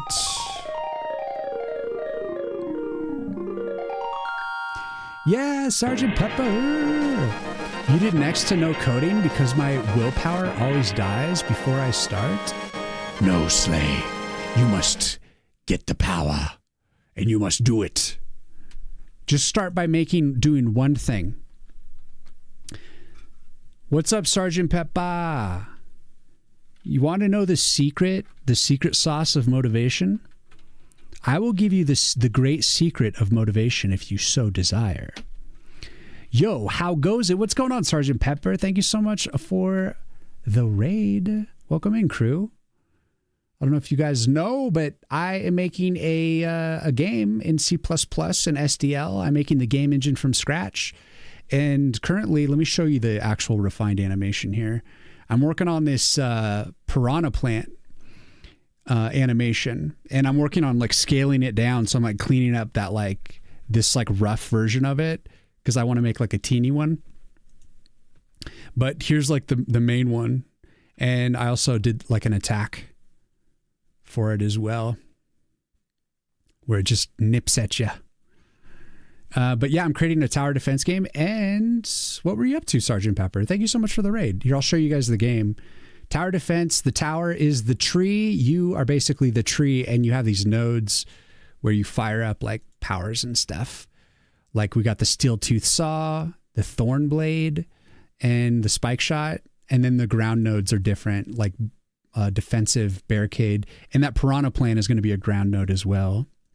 And so you'll like summon these sorts of things and start fighting. And then you like upgrade the arcanas and stuff like that. And that's what I'm doing. I'm building this game. I'm going to release it on Steam, hopefully next year.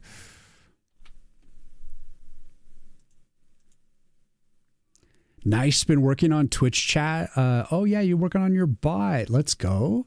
Terminal UI. It has a lot going on. Hell yeah. I'm glad to hear it, man. Trying to add features and maybe submit to Twitch Hackathon. That's awesome. Well, I'm glad you're out here getting work done, moving your project forward, man. I hope that's going well for you. I really I would love to put a Twitch integration into my game. That would be cool.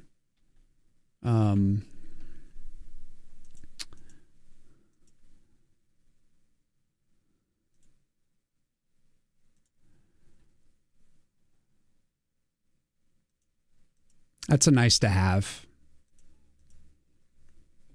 But let's see. Yeah, this already looks so much better than anything I'll ever code. Slayton, don't say that. You can do it, man. All right, Slay, I will give you the secret sauce to motivation. Let me tell you this cold hard fact about being motivated. And that is, it is impossible to motivate yourself. You can't just be sitting there and be like, I'm motivated. It doesn't work like that. I mean, sometimes it does. Sometimes you wake up, you're excited to work on a project. I do that all the time with this project, for instance. I'm very stoked about it all the time.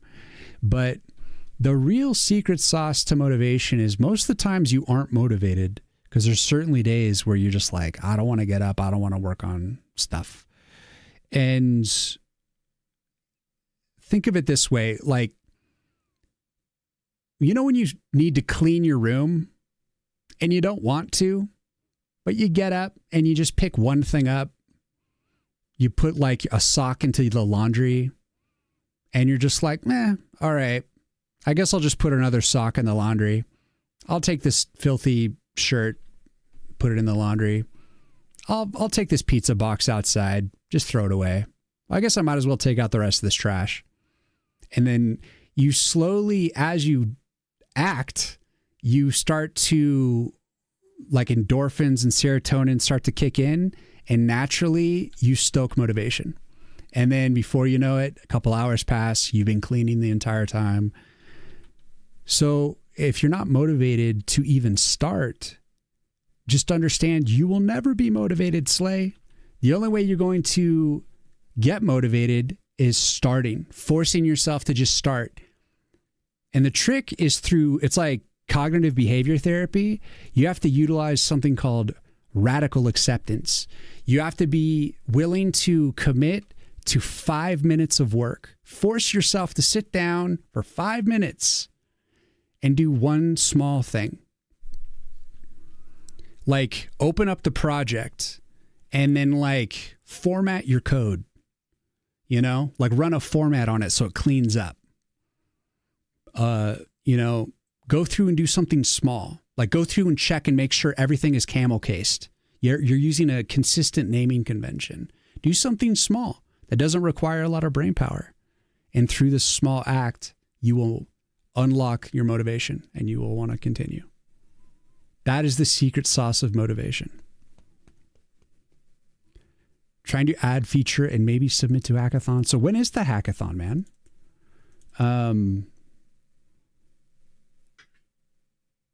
That's really interesting.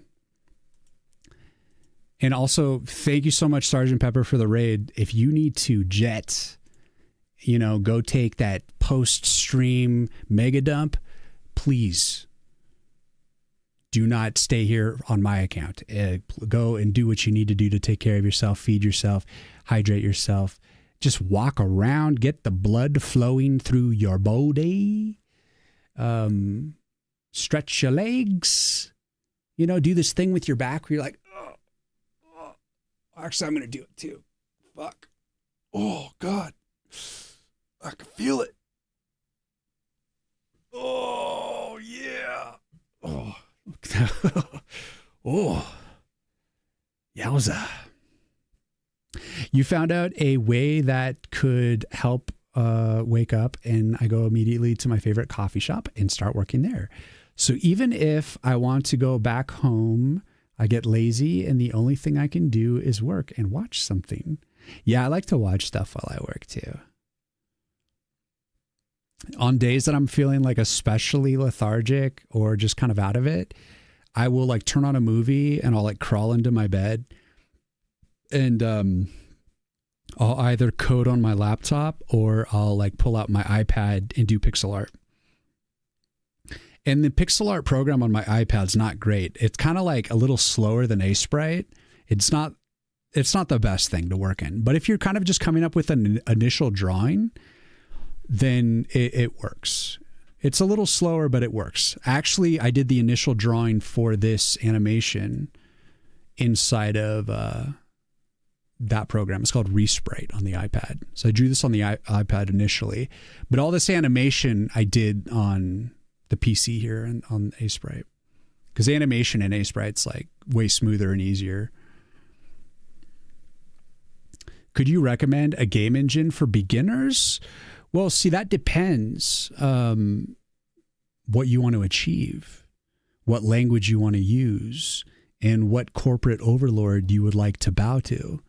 If you want to bow to no lord, then you would go with something like Godot, which is an open source free solution, and you just have to be willing to use C# or GD script and be beholden to what is available through Godot. Now, if you want something that is a little bit more of a unknown corporate overlord, you don't know what they're going to do, but it's pretty comprehensive and a lot of people seem to like it, it's Unity. They've done some goofy things where they wanted to like charge for install fees and stuff, but then they rolled it back when they realized the entire community was like, if you fucking do this, the entire game dev community is going to abandon Unity as soon as they can. And so they're like, wait, never mind, we're not doing it. But it just shows how they're like looking for an angle, And so they're probably going to find some way to get the angle and get the money. So Unity, I don't know if I would trust them, because what's on their mind. If you want to do like a 3D game, then you're going to probably want to go with Unreal Engine, and you got to be into C++ for that. So you got to be a little more intense, but it's a guaranteed success. It's a guaranteed win. I don't know much about like Game Maker. There's like all kinds of like other like littler engines that I don't really know much about. But those are like the three main ones that people mainly talk about. I'm not using an engine. I'm just building my game from scratch using C++ and SDL. But I'm just creating a 2D game, a pixel art game. If I was, I couldn't do this if I was making a 3D game. I would probably use Unreal for that. Or maybe Godot or something. I don't know. I'd probably start with Godot. But Godot would, I would say, be a great start for beginners. And I would start with like 2D. Unless 3D is your passion, then you could still use Godot for 3D. Goofy things. Do you know any languages that can kind of limit your choices? Yeah, like Unity, for instance, uses C#, and Unreal uses C++. Godot uses it allows you to use C#, but you can use they kind of want you to use GD script, which is their own language that they wrote, which I think is kind of based in C#. Maybe I don't know. GD script. You're a beginner, and I can confirm Godot is amazing. Well, Godot is like the friendliest at this point. It is gaining a lot of market share once Unity decided to be crafty. Then everyone turned to Godot, and they got a ton of funding. And so it really started to evolve. I think they had like a little bit of like woke politics thing happen, but then that blew over. I think people are still very into it. I don't really keep up with the drama or what's going on, but there's always going to be some sort of drama no matter what you choose. So Godot, I think, is a pretty safe bet. No, GD script is Python-esque. Oh, okay. So it's more Python than C#. Got you. Python-like. Very good to know. I don't want to misinform. I've never used any of these engines. I've only seen people use them, and I've only just heard a lot about them. So, I mean, willing to impart that knowledge, but, chat knows what they're talking about too, because they're all kind of experimenting. I hear if you stream Godot, that can be very good for getting viewership because a lot of people are using Godot. But I've seen like bigger streamers using Unity and Unreal as well. So it's just kind of like, be a game dev. It's not about the engine as much as it is about the game that you're creating, really. You started your new game today, by the way. Do you want to see? Of course I do. What is your game? If you want to post a link or something, make sure you tell me and I can give you a permit. Damn it! Aria! I just told you. You need a permit to post a link. I'll see you in 60 seconds. And I didn't say it fast enough. Oh. It's okay. Everyone gets nabbed by the automod every now and then. It's rite of passage in this stream. If you're trying to post links, you're going to get worked unless I give you permission. It does support C# now too. See, if I was going to do Godot, I would probably use C# because I'm just curious. I'm more curious about C#, and I'm more curious about learning languages and skills that are not forcing me to use, like if you learn GD script and it's Python-esque language that's dedicated to Godot, you can only ever use that knowledge for Godot. But at the same time, if you are using Godot, I've heard that GD script they have like things you can do with GD script that you can't do with C#. If I've heard that correctly. I don't know if that's totally true, but maybe you can do all the same things with C#. But the way that I am, I would like start with C# personally.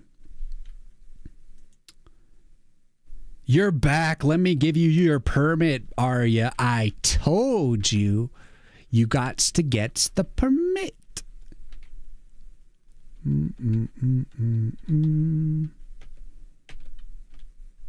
All right. Way to get slapped down, are ya?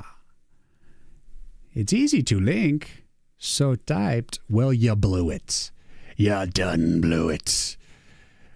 And you were punished. You tried writing a game in Python, but I failed so miserably that I switched to Godot. I thought Python was pretty fast and pretty cool. I even heard someone argue that Python was faster than C++. Could this possibly be true?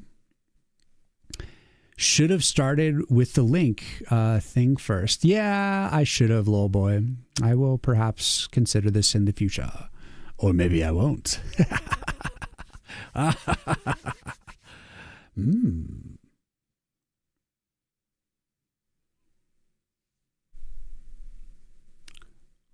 Ooh, what do we have here? Candy Life?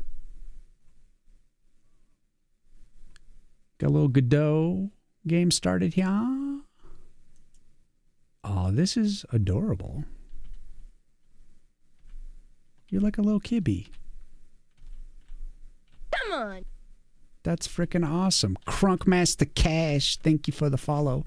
I like the pumpkin houses. I like everything about this. And you're on a book? Why is the book in the ocean? I have so many questions. Are those candy apples? Pumpkins or apples? They look like they're like candy apples on the trees. I'm going to try to jump into the ocean. I can't jump into the ocean? Cats love water. Everybody knows that. This is going to be an awesome like storybook game. Keep me apprised of your progress, please. If you guys want to walk around on a storybook with a little kibby for a second, go check out Arya's game. You can just play it right in the browser. Who argued that? I don't know. I don't know what you're responding to. Prospero, what's going on? What mic is that? It's an SM7B. It's the same microphone that Michael Jackson used on the famous album Thriller. And then once it started to become widely affordable, every single streamer and their mom who streams now uses the SM7B. I was using the SM7B before it was cool. And now everyone uses it. But mine has a green cover, so suck it. It's very good vocal mic for singing and generally for, talking as well. But I do recommend getting the Cloud Lifter to because it's a very quiet mic unless you boost it. And I also have a preamp, and it's running through a Mackie soundboard as well, which has a bit of a preamp to it. So going to boost from that. I'm using Cloud Lift, and it's going into a Scarlett for my audio, converting my audio signal into a digital format. You will see Answer Once Game does more. Maple is a fox, though. Oh, it's a fox. Okay, I thought it was a kitty. It looked like a little kitty to me. It can look like a fox, too. You got a Blue Yeti, but it sounds so bad compared to yours. I have a Blue Yeti, too, actually. Blue Yetis are very, high-end, they have a lot of high-end, not a lot of low-end. And I've seen a lot of ASMR artists use it. I think if you use it correctly, you can actually get away with using it. But I would knock out the high, and I would punch out the mid, and then I would boost the fuck out of the bass. And so you get yourself a big scoop mix. It's called a scoop. And I think it would sound pretty decent. ASMR mic. Yeah, it's ASMR. It's got omnidirectional option, so you can do the left to right ear. And it has a tingly high end, right? And so you can use that high end for a crispness, but you need a lot of like low end and a little bit of mid to kind of bring it together.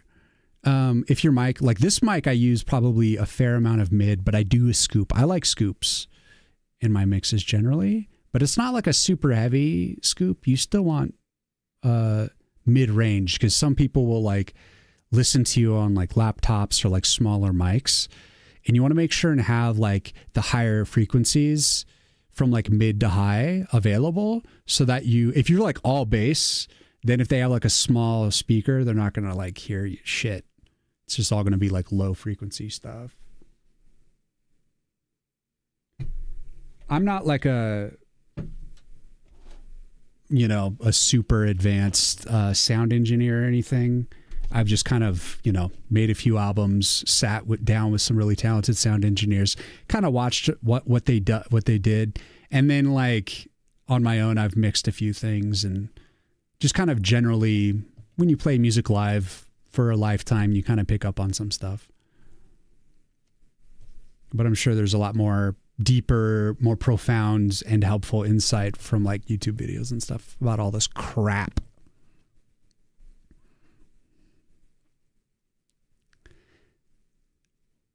You're having a hard time visualizing something, how a quest system is normally made, never made one? Well, start by writing it down. Think about every step of the way. First, you need a way to collect the quest. Then you need a way to track the quest. Then you need a quest itself, something to do. Then you need a way to like return and complete the quest. Then you need like a reward system, or maybe just take a wet frozen fish and slap the fox in the face, and that's the reward. Is nothing. Life is hard. That's the lesson. I don't know what type of game dev you are. Maybe you're a villain dev and you just like to torture people. I don't know. Anything's possible. There is no rules. I don't know how to do any of that. It's okay. It's all online. You could figure it out. I only got the Blue Yeti because I thought it would sound good from the start, but my friends say my mic is bad. Well, that could be for a series of reasons. It could be a bad cord, quarter inch or XLR, whatever. I think that actually is like a straight digital connection into the computer. So then it could be your sound card is bad. So then maybe you need to pick up like a Scarlett, sound interface to convert, instead of like feeding straight into whatever your default sound card is in your computer. Get like an actual like proper sound interface.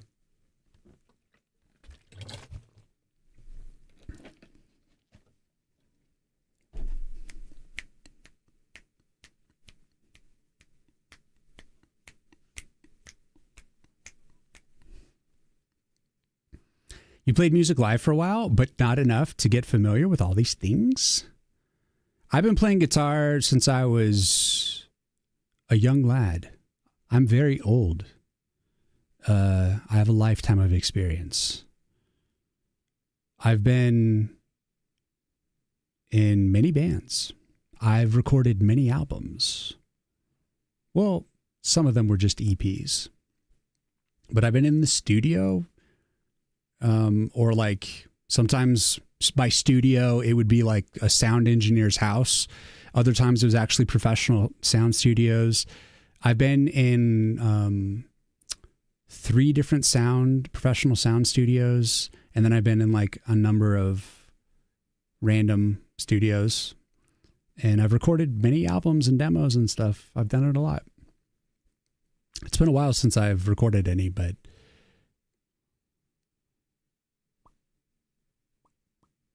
villain game. Who makes cute games as mask? You like the lure in as a cute game and show them how? I'm a simple person who just loves to make cute games that are secretly torture games. I know the truth, Aya. Well, you have a good start, man. I think you're gonna do well. Excuse me. I don't look very old. Slay. I know. I'm a millennial.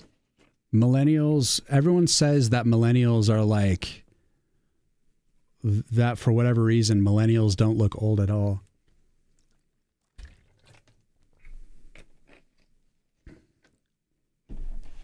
But I was born in the 80s. That's how legitimately old I am. Why do you think I love the 80s so fucking much? It's like when I was a little kid, the first game console I ever had was my brother's Nintendo 1. He had the first Nintendo. And I think the first game console that I had was the black and white Game Boy. So we started with Nintendo. And then the Sega Genesis came out, and I got one of those. And then the N64 came out. Well, also Super Nintendo. All this stuff came out. Super Nintendo, then N64. My neighbor had a Super Nintendo. But I never had a Super Nintendo, but I did have an N64. My family wasn't rich. We didn't have, we didn't get every console that came out. You played, let me see, where am I? I'm a simple person who loves to make evil games. I know, are ya? Cute? No. Evil. I look like 29 max? Nope. I'm way older than that. I was 29. Once. Wasn't PlayStation before 64? I had a PlayStation 1, but I had an N64 before I had a PlayStation 1. I got every PlayStation up to PlayStation 4. PlayStation 5, I'm out. I'm like a PC gamer now. Purely. I'm like out. I mean, I don't know. I might get a Switch if it comes out again, and that's purely because I'm addicted to Mario Kart. And if they come up with a new Mario Kart, which is what they'll do to sell me an entire console, I'll probably get it just for that. Because I love Mario Kart, but I love how it handles. You know, I just like a nice game that, like a nice racing game, but it has to be like Mario Kart or like, you know, I showed earlier on stream, Warhawk. Like I love the handling of the vehicles in those games. Of course, Warhawk is a dead game. What do you do for a living, or is game dev your full-time job, Prospero? I'm trying to make this my living. I'm trying to turn this into my job. And all my life, I made other people's games for them. And I never thought to myself, oh, I should use my knowledge to make my own games. I never thought I could do it.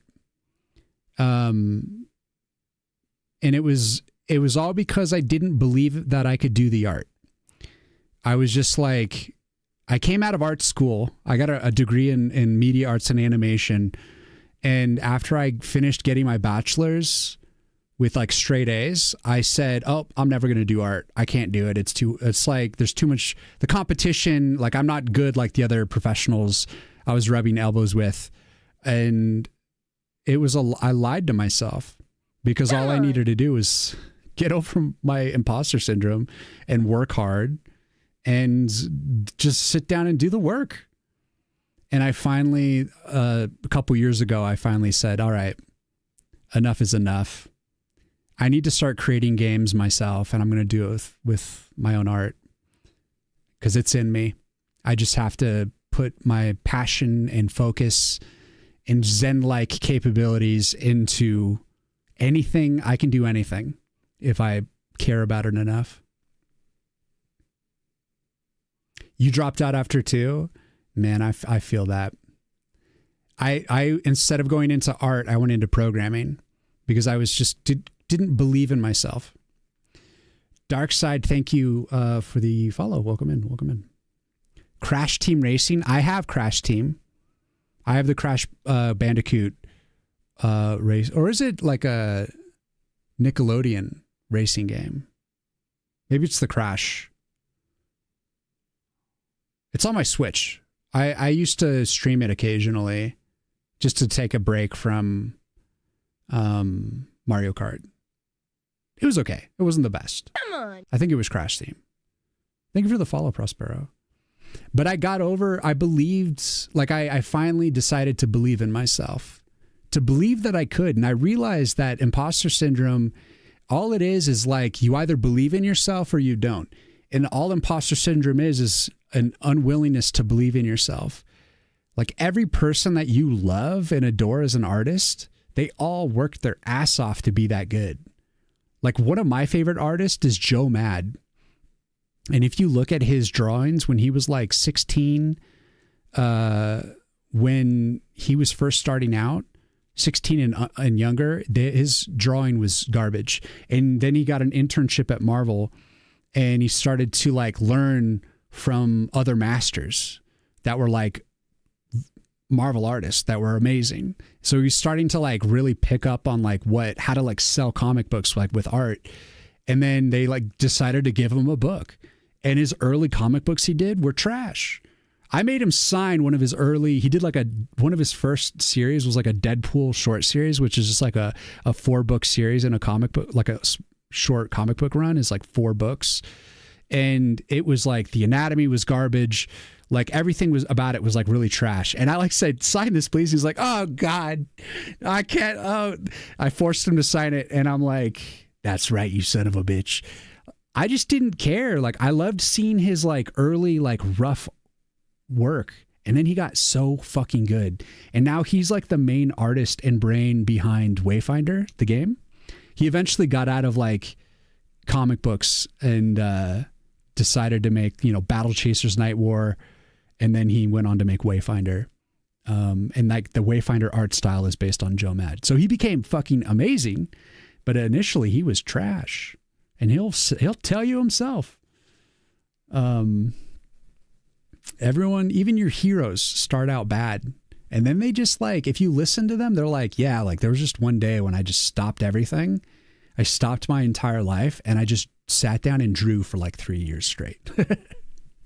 And then they got really good.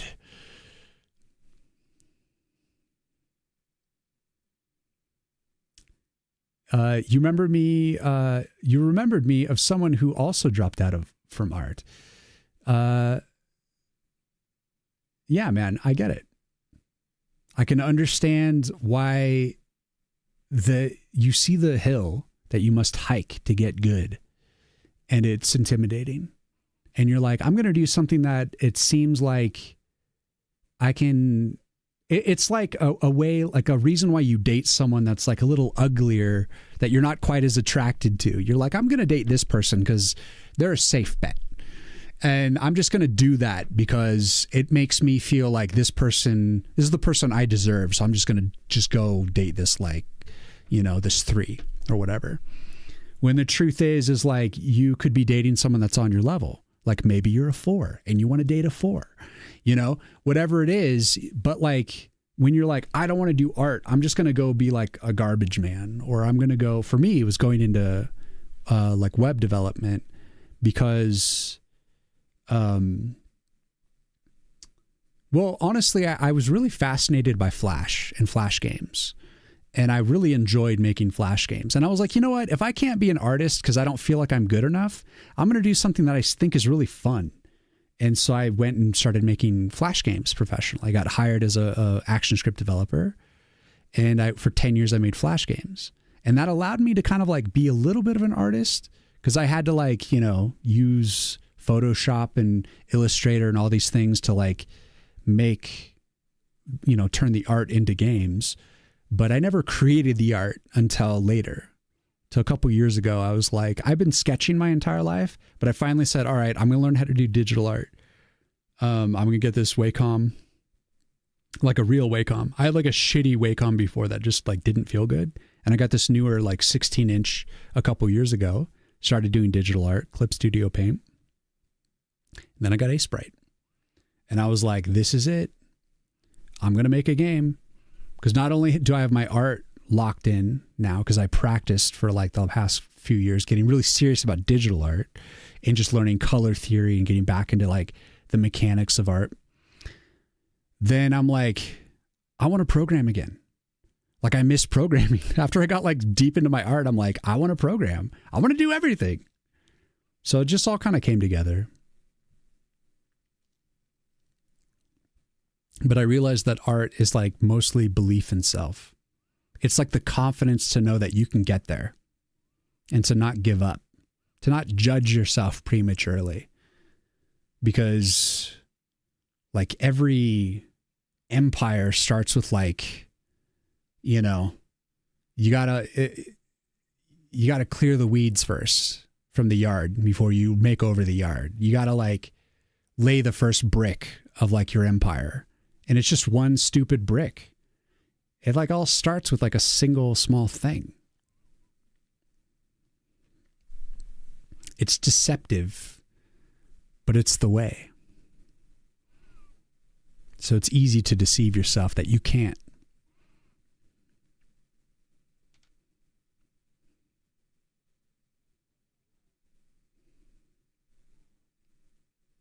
Artists work really hard. Oh yeah, they do. Someone I was watching earlier posited hubris is preferable to imposter syndrome. Yes. I mean, I would say out of the gates, yeah, to be like arrogance would be a good kind of like renewable self-motivator. But where hubris and arrogance force you to fall short is you are unwilling to see how wrong you are. So until you're able to look at your art and walk that fine line of seeing what's wrong with it, but also being able to see what's right and appreciate what you've achieved up to that point, it's the mix of both. You can't look at something and be like, critique yourself into oblivion.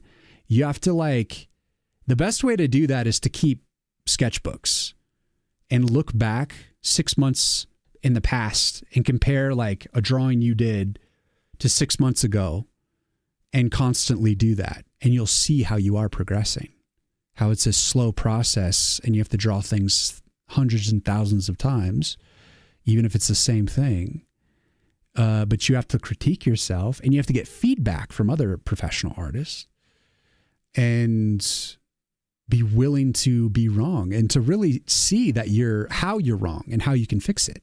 And not to take it as a blow to your ego, but take it as a strength because that's your path forward. You're like, oh, perfect. I know exactly what I need to fix. That's why you'll see me a lot of times on stream create art that's rough, that's bad. Or maybe the idea itself is kind of rough or bad, but I just like put it out there and I get it working. I just put it into play so that it's in motion and I'm starting to experience it in the game and it's like animating and doing things. And then I'll be like, wow, like that looks wrong. And then I'll come back and I'll fix it. But sometimes it takes me a while to see like where I'm wrong because I didn't do enough like research, enough study on that particular subject. And then I'll go and do the study and then I'll go and I'll make it better. But the path is like, do something, do anything. And then look at it and be like, how can I fix it? Come on. And don't hate yourself. Love yourself that you're walking the path of a master because that's what it's like. You're never going to be perfect. You're never going to fully love what you do. The better you get, the easier it is going to be for you to observe your flaws. So you're always going to kind of hate yourself. And you have to like become friends with that. Like you're going to hate your work, I mean. And yourself too, a little bit. You got a small bamboo, but I don't do a lot of art. Well, if you want to get good at art, you've got to do a lot of art. A lot. And then do more. A lot. You have friends in the graphics art industry that had a pretty awful experience of it. Artists get exploded by employers due to excessive supply. Rockadoodle!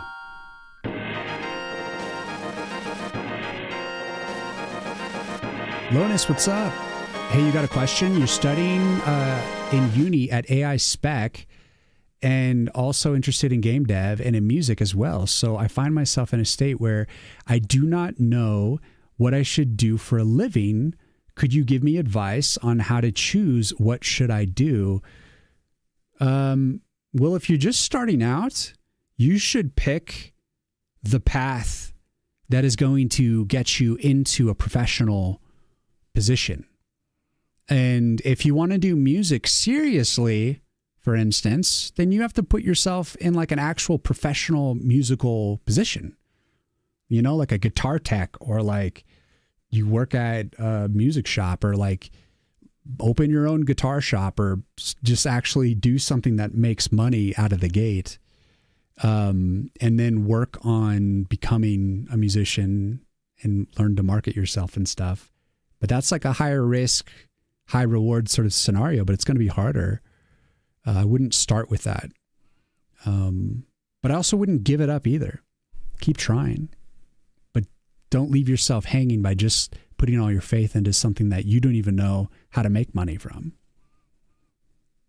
Like if you wanted to get into music, I'd say start like a cover band or something and just literally go out and make money. What's up, Rockadoodle? What's going on, man? Thank you so much for the raid. Sorry, I'm chatting with people.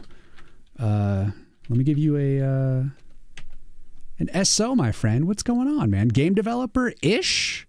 What are you ishing development, man?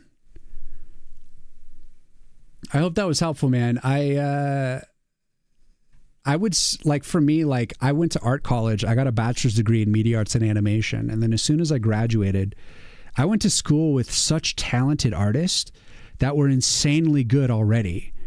And I was like not good yet. And I'm like, oh man, I can't compete with these other like professional artists that are like literally my age. I'm going to go into programming because I can make money that way. And then that was like a way for me to unlock the game dev in me, because I became a Flash developer and built games for 10 years. And then like after that, after Flash died, I went into just general like web development. And now I'm getting back into game dev, but this time I'm doing the art because I finally am like old enough to believe in myself and understand that anything is achievable through discipline, focus, and study. And when you're an adult, you're able to realize you can unlock any skill with the right focus and the right humility. Rockadoodle, what were you programming? What were you up to, man? I'm also going to be trying to skip back and chat and catch a few things. If you never add the first drop of water, you will never fill the buckets. Yes, Arya. Hey, Rian Art, first time here. How you doing? What are you working on? What's up, Warner? I'm working on a tower defense game that I'm building in C++ and SDL. What's Games? Thank you so much for the follow.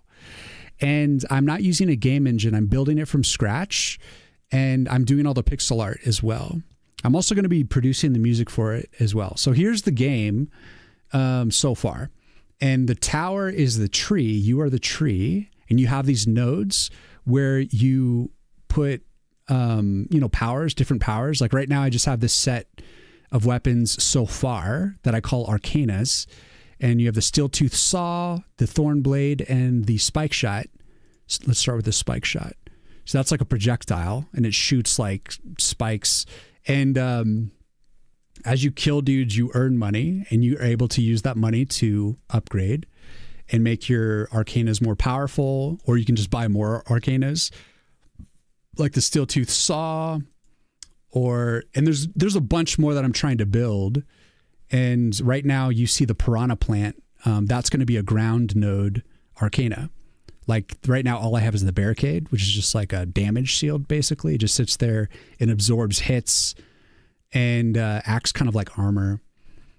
And the premise is like when the enemies destroy all of your arcanas and then they hit the tree, the raw tree, then you're dead.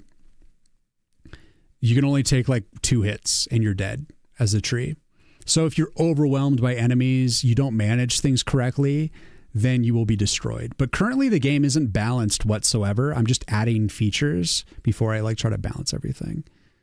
And then there's also a deck builder element. When you've killed enough dudes, you will earn like a card that you'll be dealt 3 cards, and then you'll pick from one of them. So it's like, oh, like I want Life Tap, and you click Life Tap, or like I want Meteor Storm, and you click Meteor Storm, and then that goes into your deck.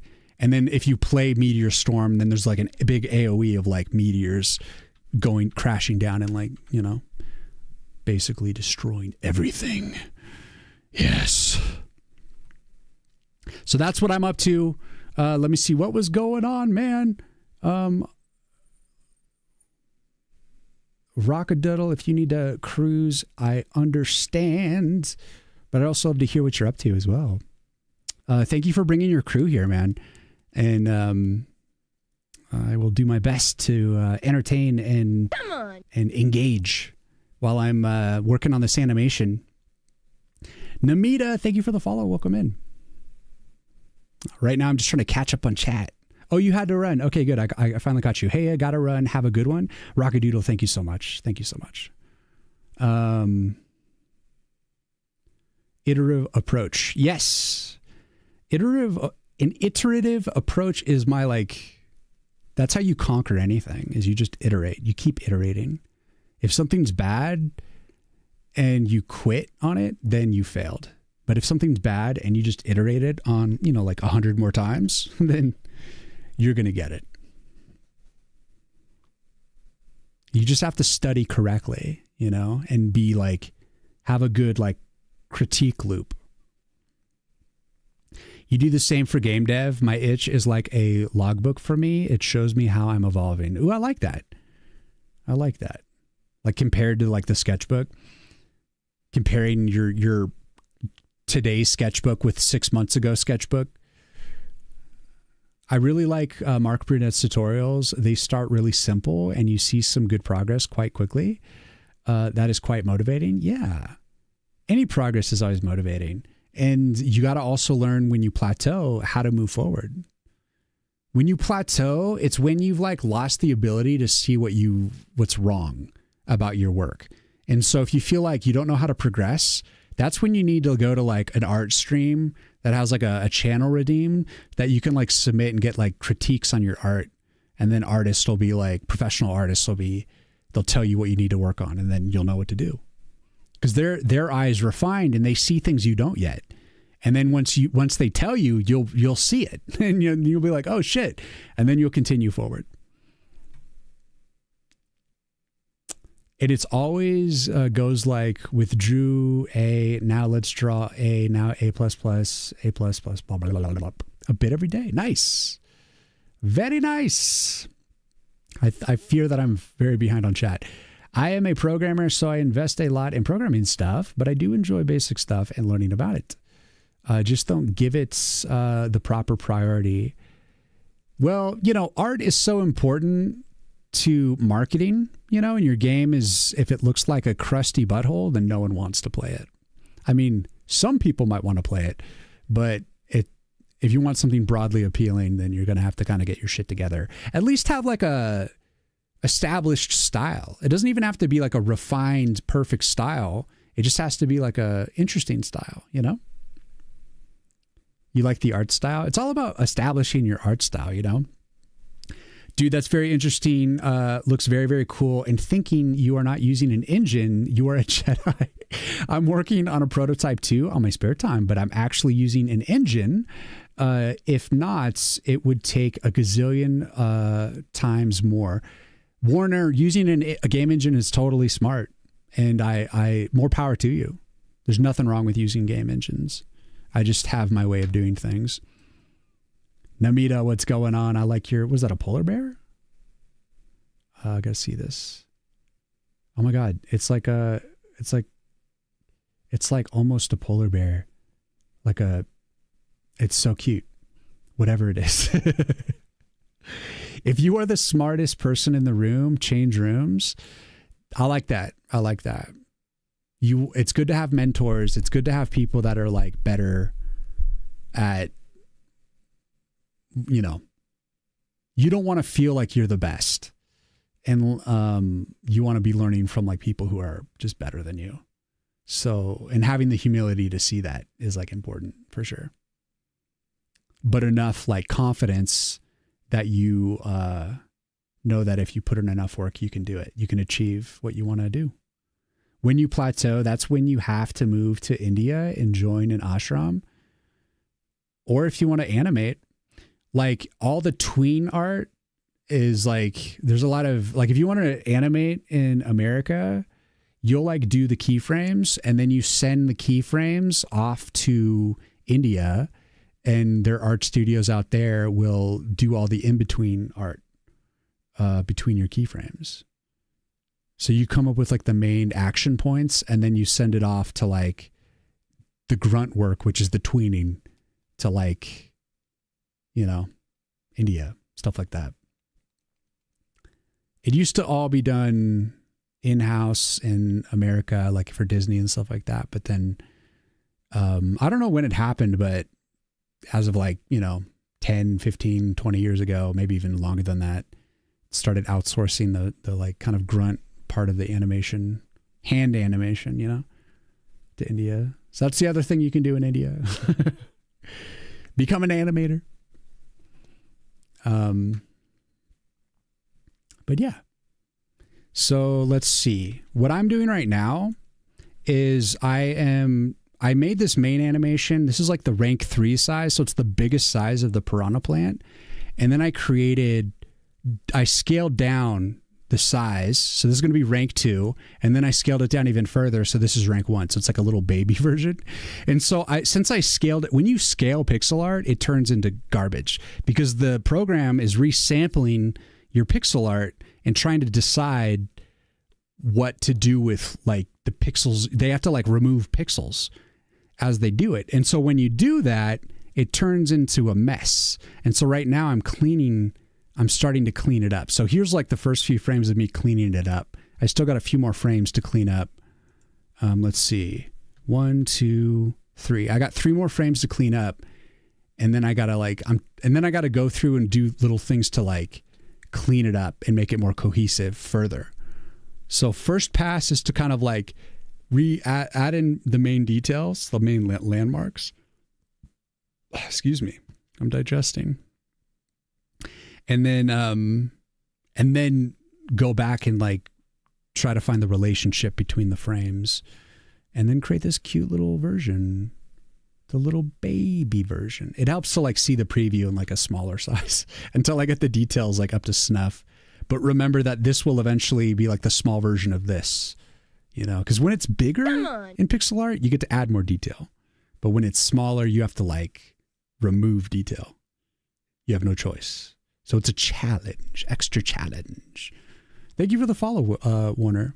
So right now that's what I'm doing is I'm cleaning this up. So please excuse the kind of like random kind of garbage look of some of the frames because we're still in the process of basically salvaging. We scaled it down and now we're kind of like salvaging it.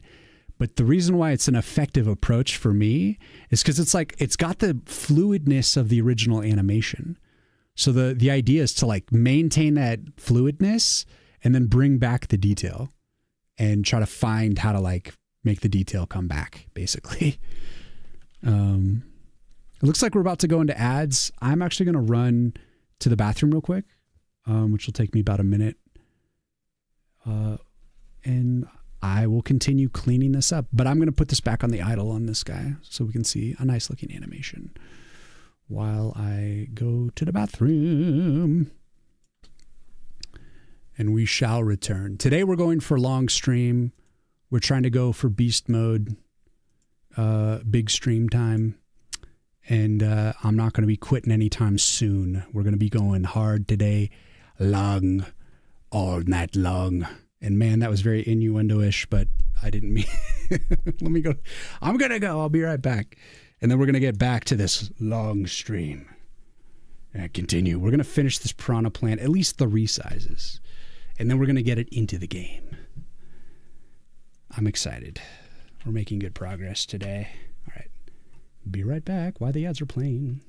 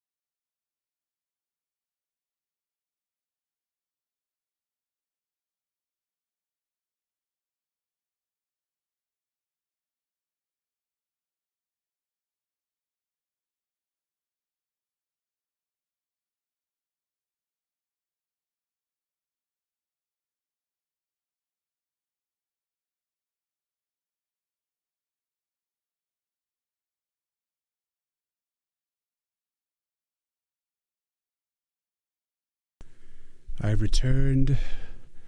Let us continue on the path of greatness, the path of finishing the game. Oh.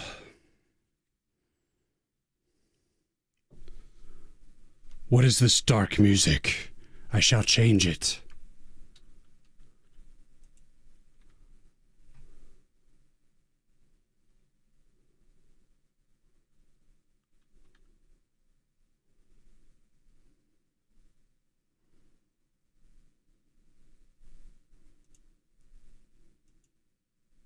Okay. We got to get the art glove back on. Let's rock it.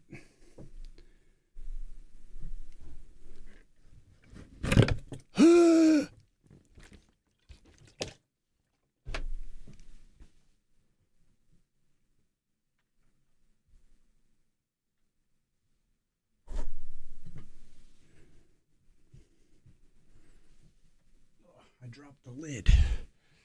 All right, there we go. Good to go. Let's see. What did I miss? Crunk, you said when you plateau, that's when you have to move to India. And then you say a lot of SWE jobs are going to cheaper labor markets like Brazil now. Yeah, I've heard that too. It's also interesting when, like, I guess like their government was trying to, what was it? Censor X, Twitter in Brazil. So then they all migrated to Blue Sky. Hey, if anyone is on Blue Sky, if you click my About section and you can find my link for Blue Sky, please go give me a follow, because I literally have 0 followers. I just decided that I'm going to start promoting the Blue Sky. I haven't posted anything on it. I just posted like one post. I started it like 8 months ago. I posted like 2 things back then, and then it didn't grow at all. So I just kind of abandoned it. But then I just deleted the old posts and I just started making it about my game. And I'm going to like try to build it up, because I think Blue Sky actually has like some organic growth potential. And X is dead. Like literally everything I post on X, it barely gets seen by like 1 or 2 people. And so I just like, I'm going to stop posting on Twitter. Because it's a dumpster fire for people that have just started. So I'm trying to move into Blue Sky. I'm trying to find social platforms that are like actually give you, as a newbie, a chance to grow. So please, if someone can give me a pity follow on Blue Sky, because I think at least if I get 1 follow, then other people will be willing to follow. They're like, they come up and they look up my account and they're like, oh, he's got 0 follows. Why would this must be a scam account or something. I'm like, it's not, I swear. I just haven't promoted it at all because I didn't think it was like, a thing. But I would really appreciate it.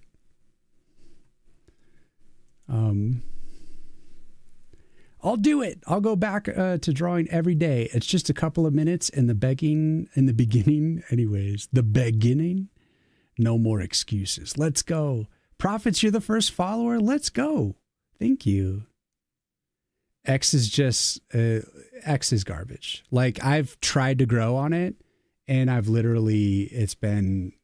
there's just nothing for you there. And now that they're trying to like steal your artwork to like feed their AI prompts, literally just steal, like plagiarize your work and try to like load AI with it to steal your shit. It's just like artists have like, there's been a mass exodus off of X of artists that are like, fuck you. You want to steal my art? I'm gone. And so like, and then I posted a screenshot of the game. And I have 0 followers on Blue Sky. And literally within a day, I got like 7 likes from random people. I don't know who these people are. So I'm like, okay, so there's got to be there's like a new hype on Blue Sky right now. So I want to kind of start growing there. It'd be nice to have like a Twitter-esque platform to post stuff, but I just don't want it to be Twitter, because Twitter's just like fucking trash. And, which sucks because there's like a lot of artists and stuff that I've liked to see on Twitter, But it's like, I get it. You know, they got to leave. And if you're an artist, it's not wise to put your work there. There's some people that have claimed they want to like stay and post like poison art, you know, meaning like very bad art for the AI prompts to like absorb like just shitty art, which I think is very devious and kind of cool. But I don't have time for that shit.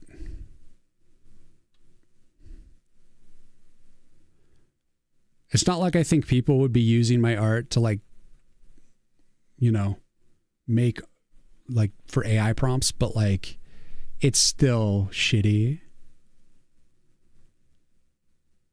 You should be able to opt out if it's a thing on your platform, at the very least.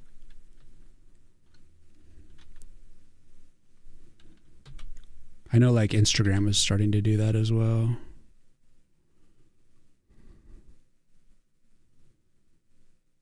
This day and age, and I feel like always, like artists have to fight to remain relevant in a society that basically wants to just steal your work and like eliminate you altogether. Like people don't want artists to exist. They just want to steal their work. It's like they want what they create, but they don't want to like owe anyone anything. They just want to steal it. Because they're just like, and I think it comes from like when people say, you know, it's like I hear a lot of you saying like, oh, I'm not a good artist at this point and I don't feel like I can do it. And I think it's that kind of attitude that kind of drives that energy a little bit. I'm not saying that you guys are doing that, but I'm saying people who end up using AI art and stuff like that, they aren't real artists themselves and they try to use shortcuts.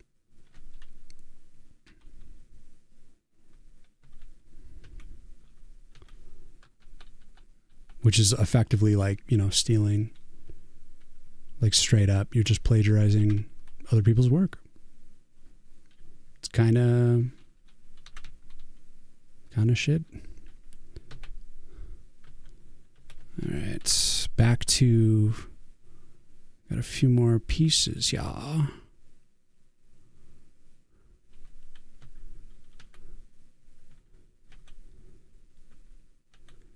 I think there will always be a place for designers and creativity, though. Like, even if they can replicate your work perfectly, that doesn't mean they can, like, originate your work. That they can think like you do. They can design what you design out of the gate. They have to, like, see it to steal it, you know? They have to know that it exists. So there's always a way to kind of like sidestep and keep moving forward.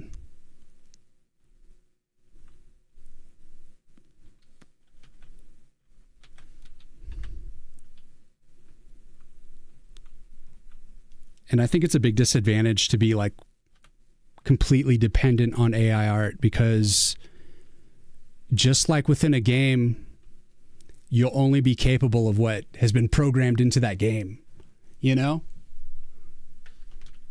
So you'll hit a wall, and also whatever you can do in that game, everyone else can do. There's nothing special about it. So you want to be special, you gotta put the work in.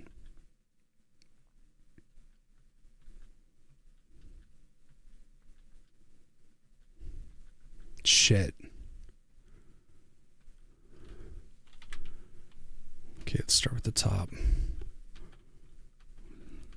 That part's good. The teeth on the bottom.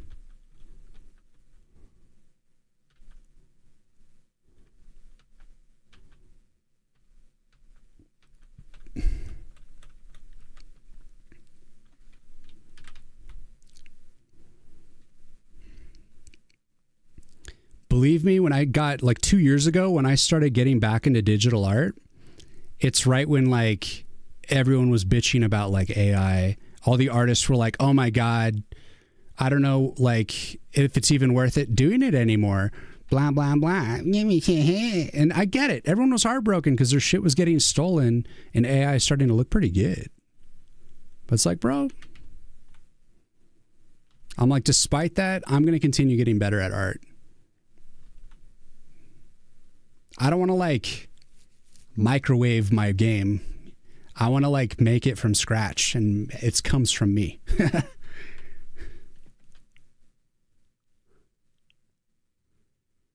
And in the process, I'm going to get better at my craft, and I'm going to be able to find new heights, fly to new heights, you know?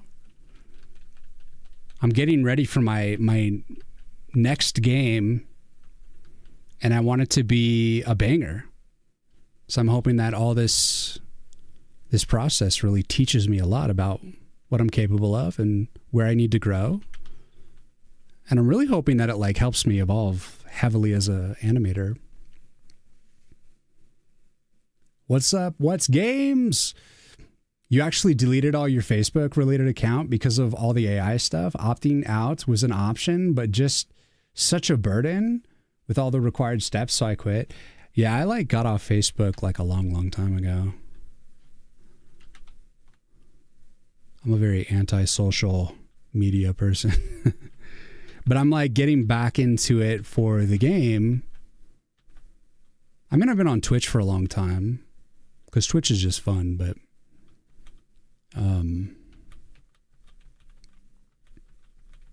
generally speaking, I'm not like a fan of social media because I think it's very, it can be very toxic to your life.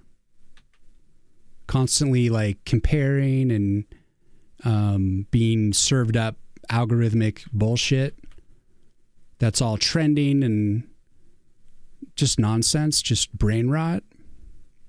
I mean, don't get me wrong, brain rot can be very like nice and entertaining, but it can also like destroy you if that's all you watch. If you're not like learning things and taking breaks and like meditating and coming back to like focus and patience, then you're just going to have to always have dopamine squeezing out of your brain. Take it from me. I used to be a big stoner and I needed to constantly have dopamine squeezing out of my brain. Otherwise I was not happy. And then I just quit and I learned how to be happy.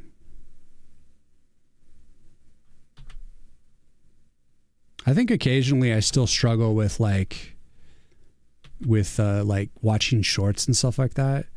It's like very addictive. It's like, so it sucks your motivation and it like just keeps you captivated. So I tend to only do it when it's like late at night, when I've already kind of I've accomplished what I wanted for that day. So right now I'm like cleaning up. I've cleaned up every frame. So there's like a cohesiveness to the animation again, but it's still messy because of the recalculation of like on the rescaling, and the way that it deleted detail kind of created a lot of what I like to call jankiness. So we're going to slowly roll back some of the jank and make kind of a more intentional pass on the animation. Like maybe his mouth closes too much right at the end. It like looks like it totally closes on his tongue. So that's maybe like, I need to like drop it a pixel for that. So right there for 2 frames, he's like bit through his tongue.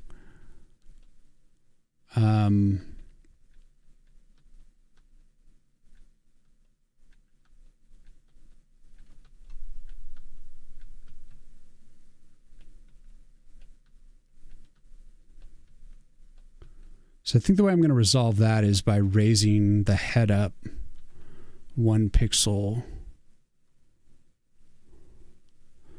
I think that's all I'm going to say about all of that stuff, because I know that like talking about like AI can be triggering. It's like an annoying thing. So I'm moving on. All art might be getting better over time, but in the end, it lacks the authenticity. Yeah, exactly.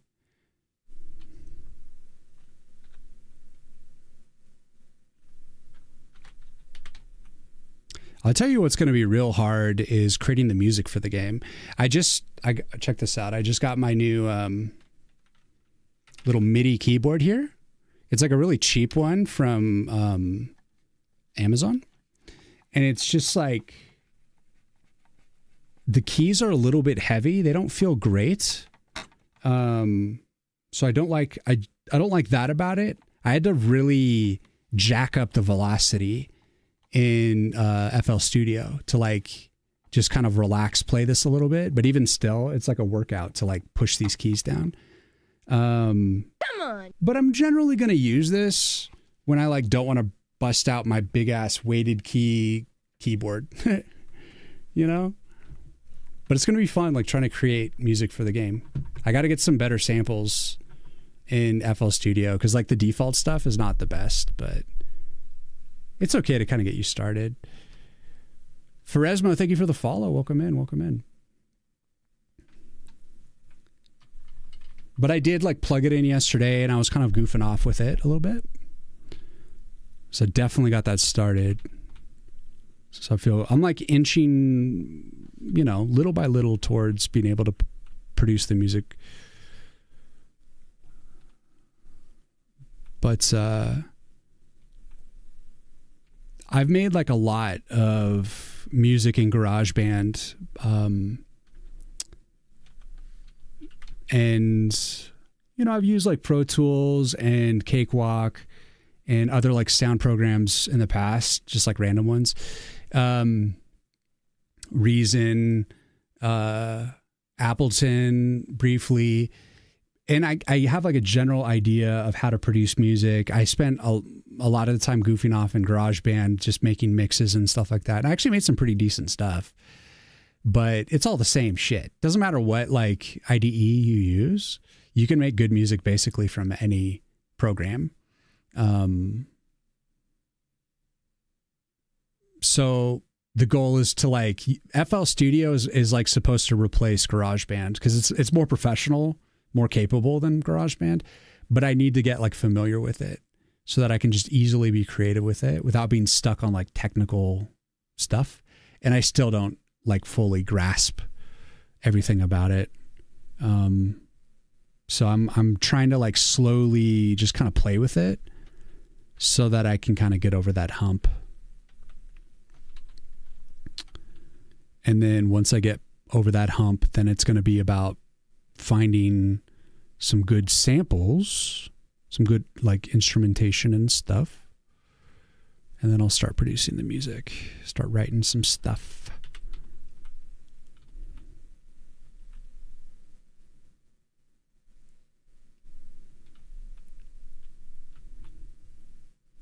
Initially, I just have to create like the main theme for the game.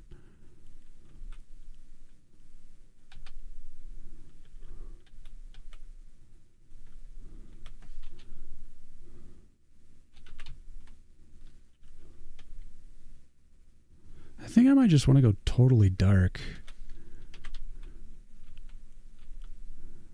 on the tongue, or the back of the mouth, I mean. Just to be consistent with it.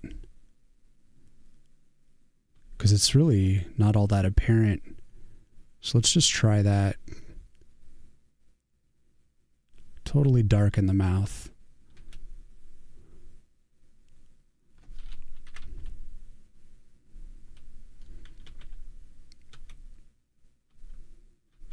Yeah, the tongue is definitely inconsistent.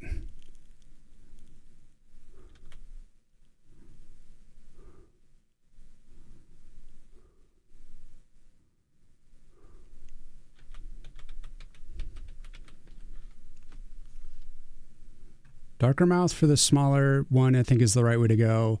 It's just a great way to kind of like reduce the noise. And then we can focus on cleaning up the tongue a little bit. The tongue waggle's pretty good, but I think some of these drawings are a little bit strange, like right here.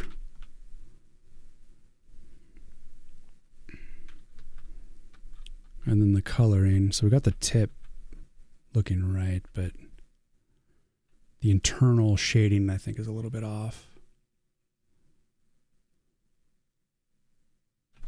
Oh, and we got a stray pixel. Those are always annoying. And clean that up.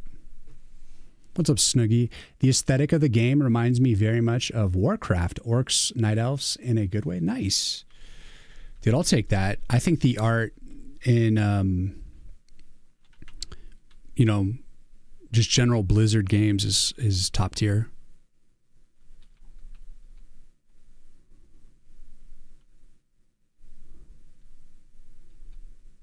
Definitely going for like a medieval aesthetic.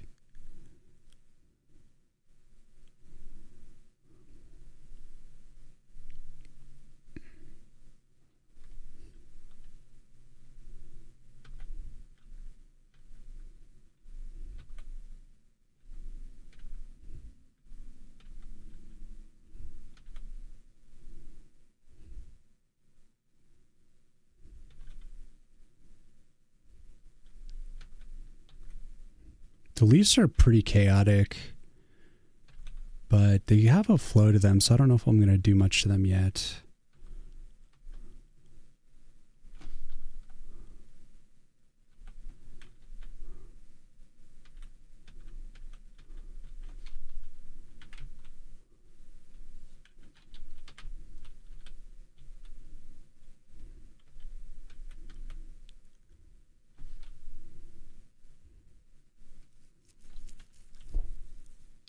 Bum, bum, ba-dum, bum, bum.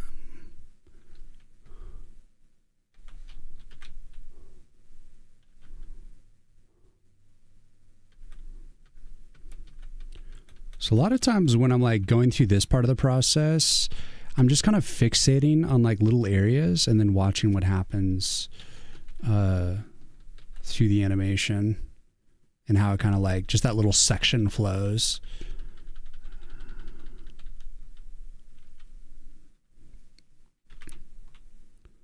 We just need to make the tip of the tongue consistently the brighter pink.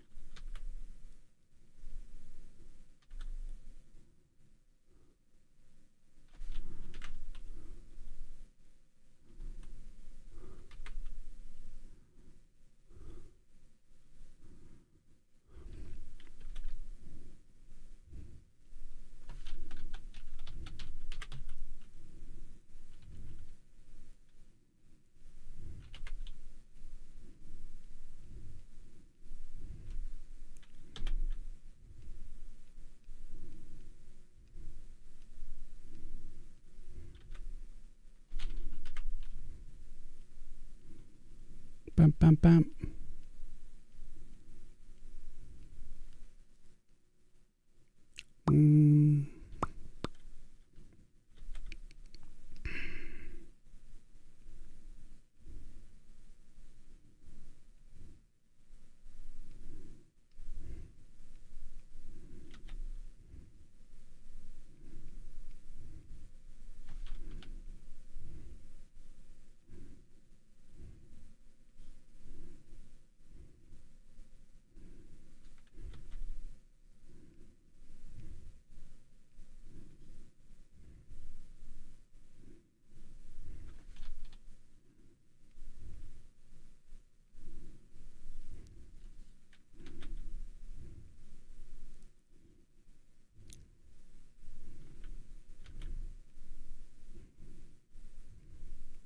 Bum, bum, bum.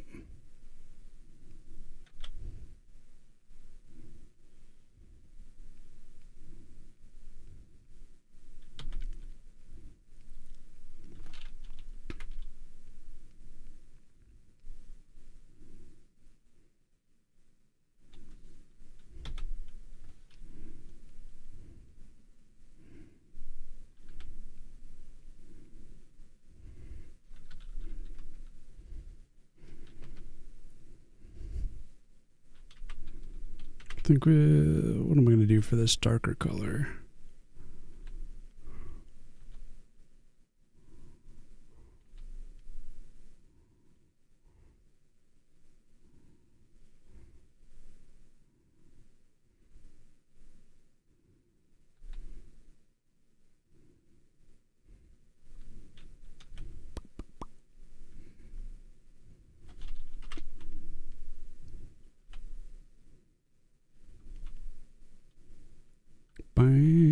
Do, do, do, do, do.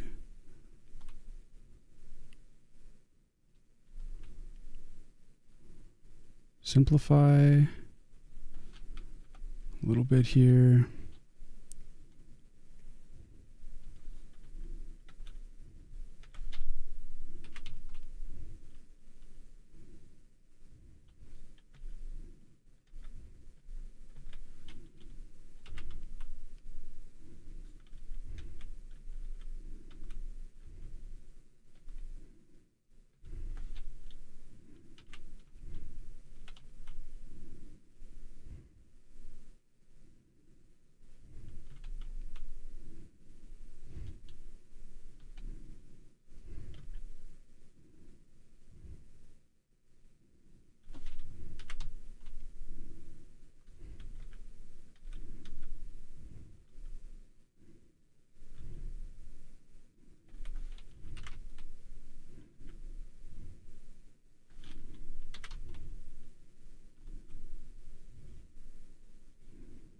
Bum, bum, ba-da-ba-dum.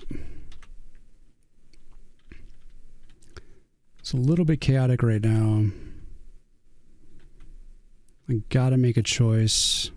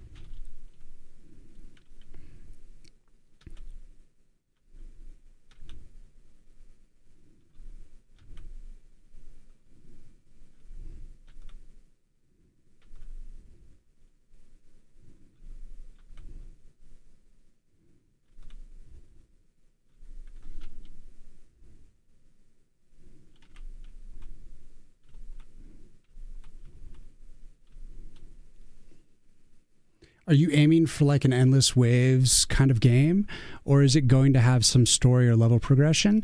So yeah, there's going to be a bit of a story. There's going to be like a campaign. And I also want to do a mode where there will be endless waves, kind of like a survival mode, just for fun. But I do want there to be like I want to tell a story. So there's going to be a dialogue system, and it's going to have a feel like Tactics, like Final Fantasy Tactics, like an RPG style where it has like a, the words and like a portrait of the character that's speaking. And so there's going to be a bit of a story told through that, some very basic cinematics. And so there's just going to be like a little bit of a story being told, and that will unfold in the campaign. And you'll be like unlocking powers through the campaign.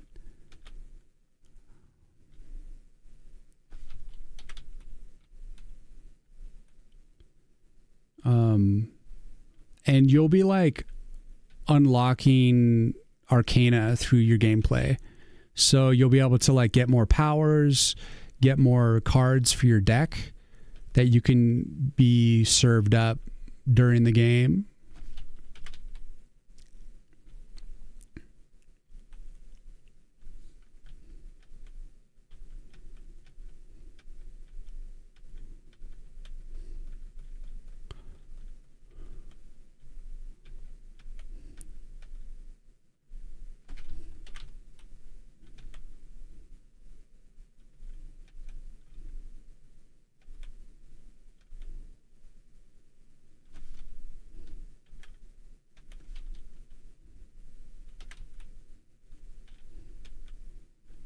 So yeah, there's going to be hopefully some immersion, because I want to practice like storytelling, even though it's like I don't think storytelling is very common in tower defense. If there is, if you see it in tower defense, it tends to be extremely light. And so I don't intend to go like super heavy like story, but I want there to like be a light story. I want there to be some immersion. And again, it's just like practicing telling the story in this medium.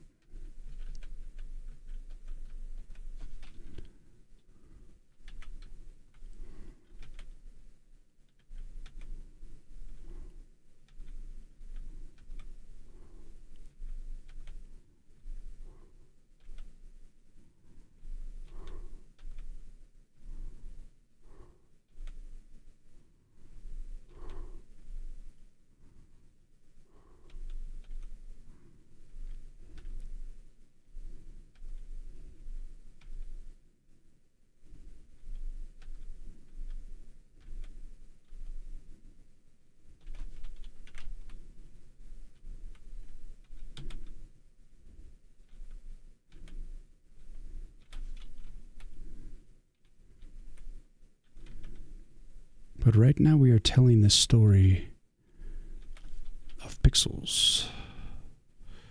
How do these pixels flow? What story do they tell?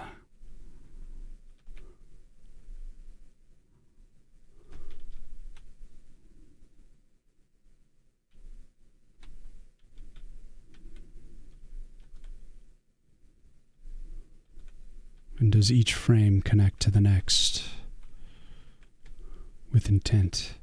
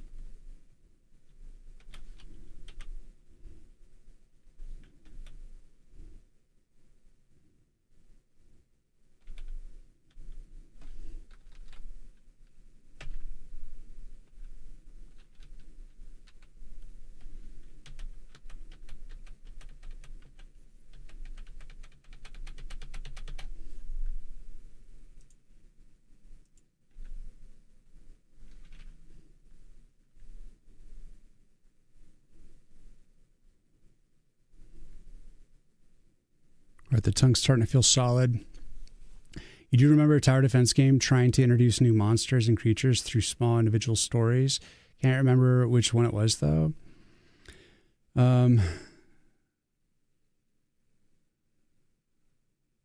So, yeah, it's like I will be introducing new enemies, but they're not going to be introduced with, like, story. I'm just going to be like, here's a new enemy. And it'll kind of describe like what it does a little bit, but it's not going to be like this big lore thing. There's just going to be kind of like an overarching, hopefully slightly immersive story, but it's not going to be this like deep tale. Hopefully there will be some sort of like emotional element to it, but it's going to be kind of just a light element.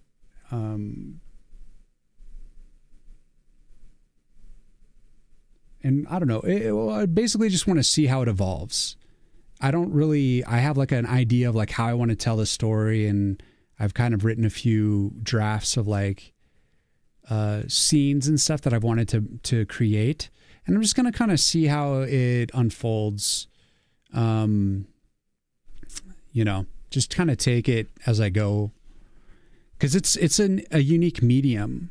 You're telling a story through a game. So you play the game, and then you got like story game, and it's all like, see how it all kind of like works and is intertwined. And then how does it work if you want to play the campaign several times, maybe to like earn more arcana and stuff like that? Is there a way to kind of like, kind of like a game plus version or something, like how it's all going to work, I just have to kind of work through it. Which engine are you using? What's up, Koja? I am not using a game engine. I programmed the game using C and SDL2, and I wrote it from scratch. No game engine. A 2D game.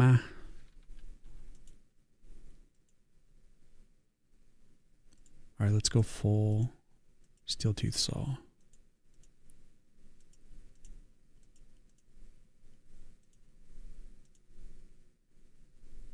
The cool thing about the steel tooth saw is if you select an enemy in the back, as soon as he comes into range, it will attack the entire lane. That's kind of the secret weapon of the steel tooth saw. You get them all. I think it's a savage thing. But the trade-off is the steel tooth saw can only attack ground units. So that can be a bit problematic when you have like flying units like the Dragon Rider.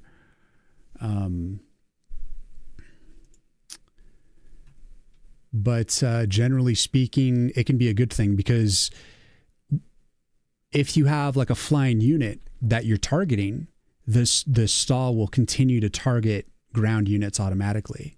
So you can be like, it's the one weapon combination where you can be attacking both ground and air kind of separately. There's other weapons that will attack both ground and air at the same time. So it's like a unique power. But yeah. Sweet, sounds great. Thank you, What's Games. I hope it pans out. It really is just a matter of like piecing together the content and just getting everything going.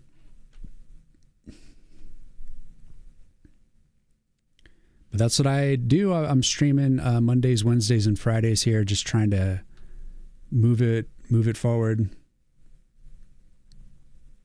And right now the goal is to get that Steam page live by getting the initial assets I need to start that Steam page. And you need a shit ton of assets. You need screenshots. You need splash art, logo, trailer, and descriptions that's localized to different languages. You need like icons, just a lot of shit that I don't have fully finished yet. And that's what I'm working on.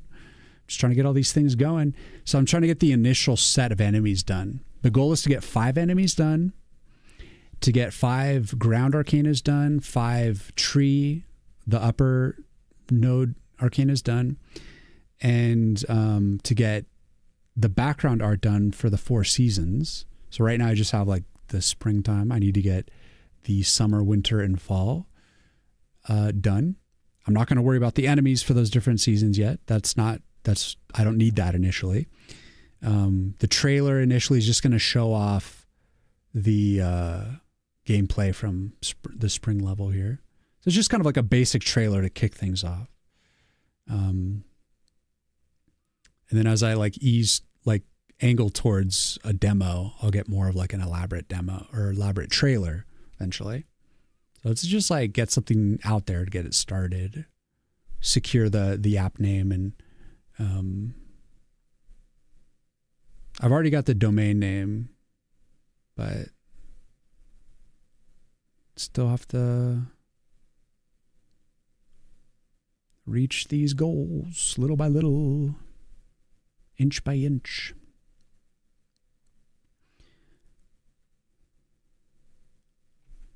Let's hide the background, except I'm going to add like a background color.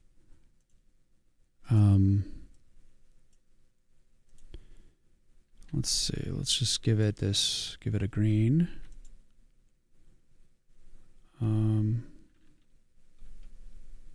So let's stop that for a second. Let's give it.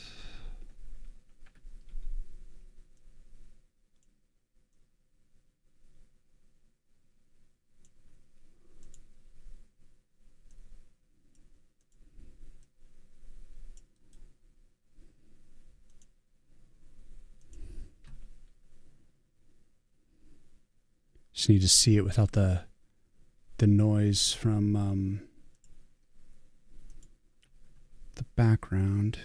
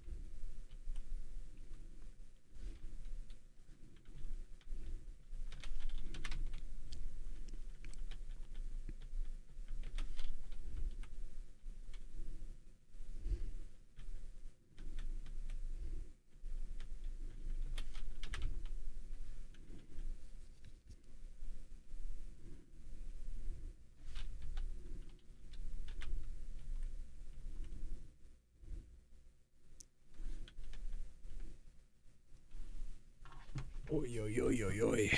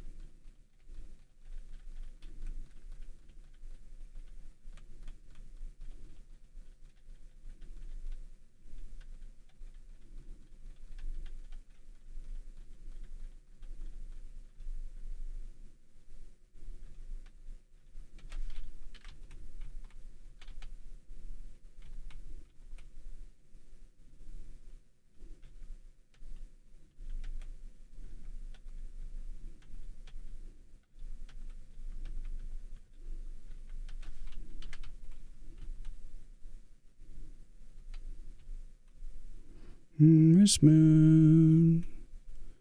Da, da, da, da, da, da, da, da, ba, ba, ba, ba, hey. Ba, da, ba, ba. I kind of want to see. I want to see the meme for this song if I can find it. Harvest Moon.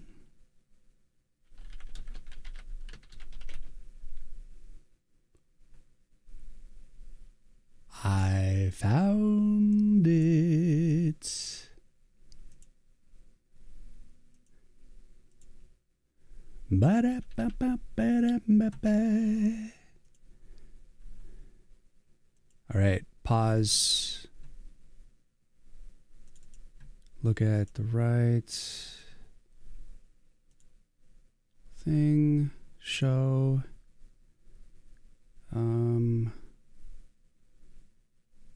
Browser audio. All right, we're watching a meme real quick.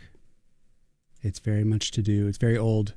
It's very much to do with the Wii song. And it's called Update Day. And it's about a couple of dudes excited for the Wii Shop update. Is that too loud? Shit.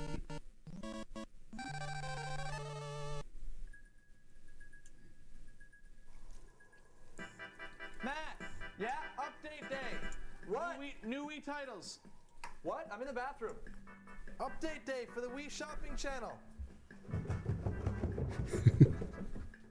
It's funny because normally they do it at midnight, but it's like 11.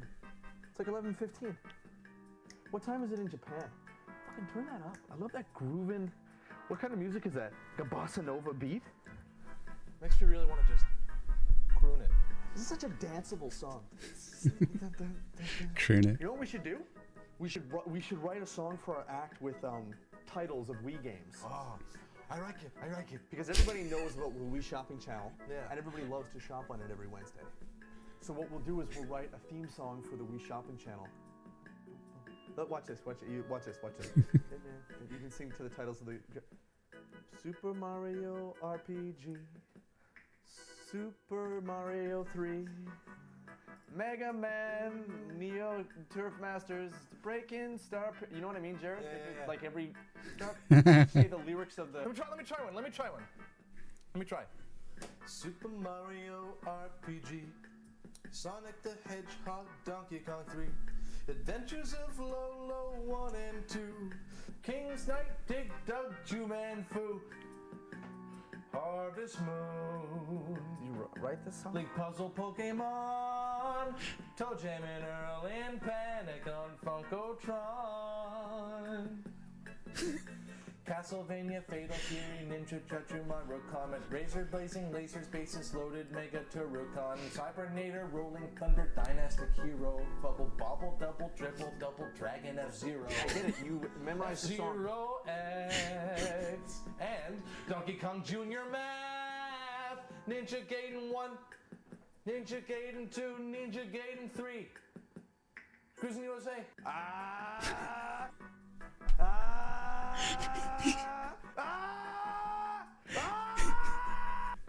Wow! No! Oh, it's classic. I fucking love that one. The song just gets me all soothed up. Oh, wait, no. I said back.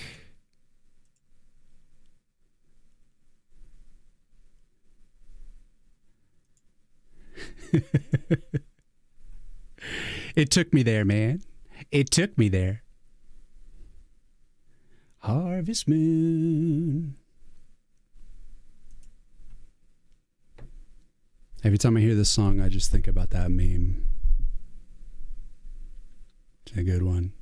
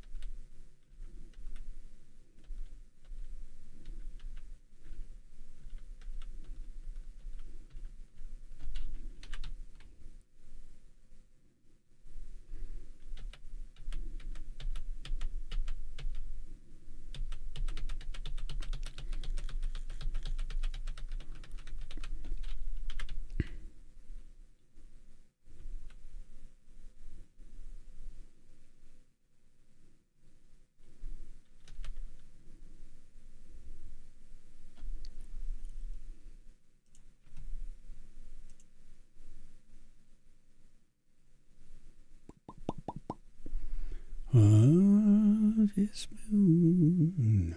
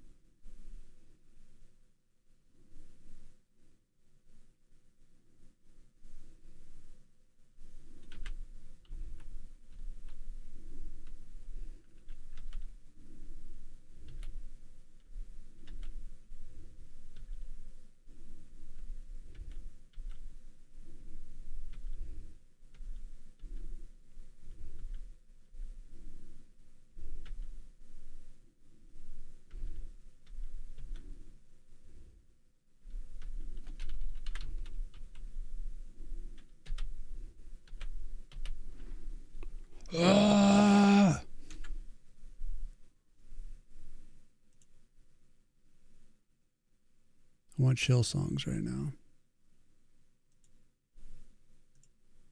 In chill mode.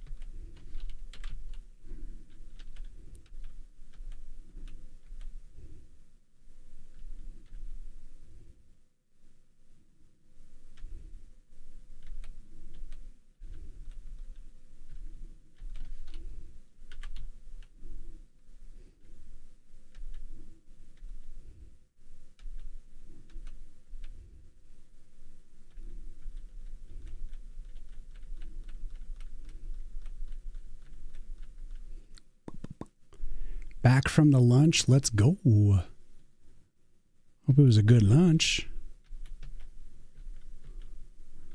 With the tasty treats.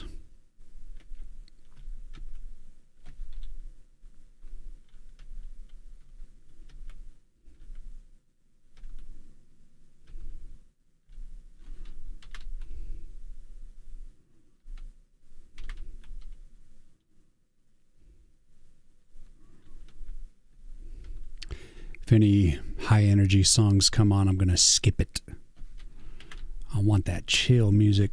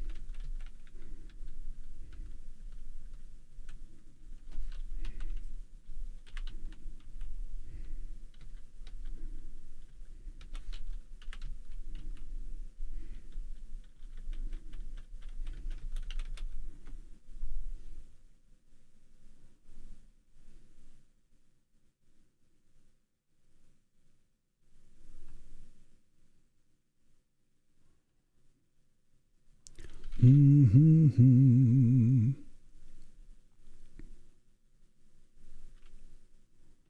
think we need to do like a very simple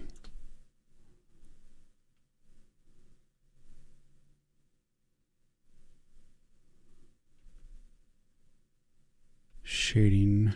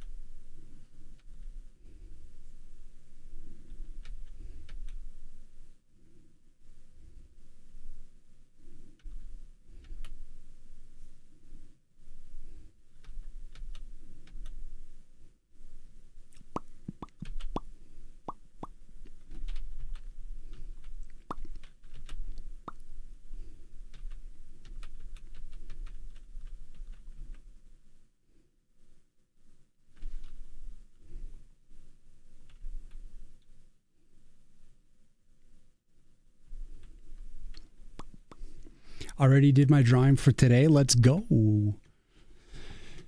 Busy at work, but I might go again. It felt like the last things I did were better, so I need to dust off the rest. Well, art is like anything. You have to warm up.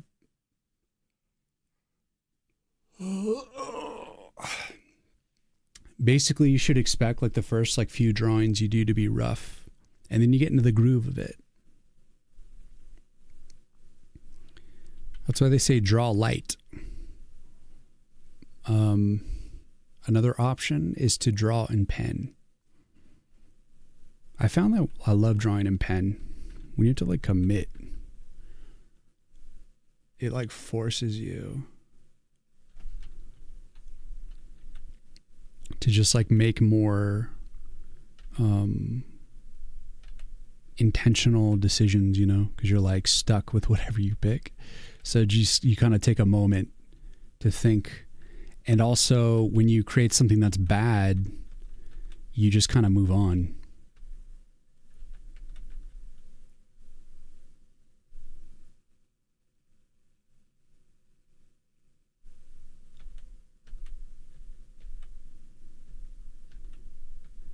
But I've done like a lot of concept art for the game in Ballpoint.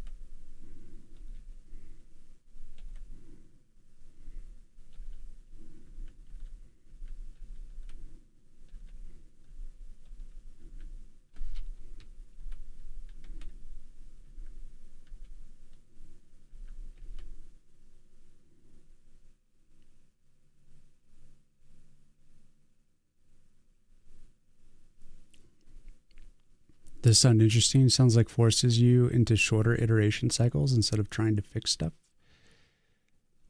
Yeah, like it's, I would say exactly that. Yeah. And,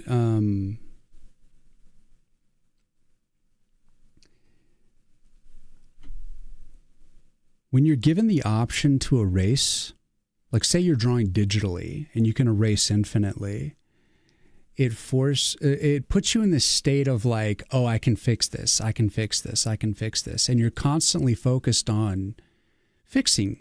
And so I think you hyperfixate on little details that you feel like are off. And when you can't fix it, you start to naturally, I think, look at the big picture.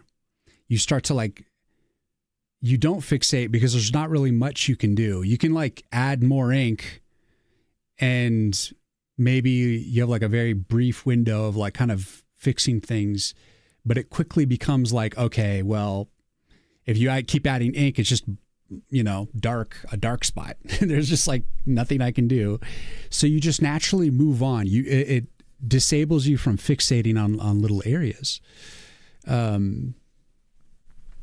It's actually something I find when you like working on digital art, your instinct is to like zoom all the way in, to zoom into like extremely close up levels that literally you're working on detail that when you zoom out, no one sees, not even you.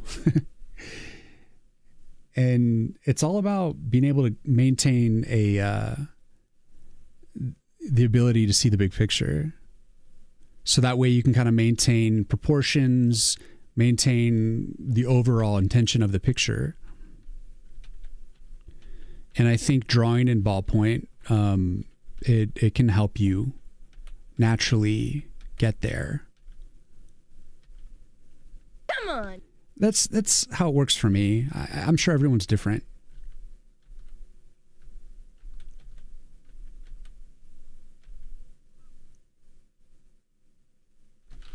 Actually, let's keep that bright there, bright. Hi 99, thank you for the follow. Welcome in. But I would also agree with the shorter iterations.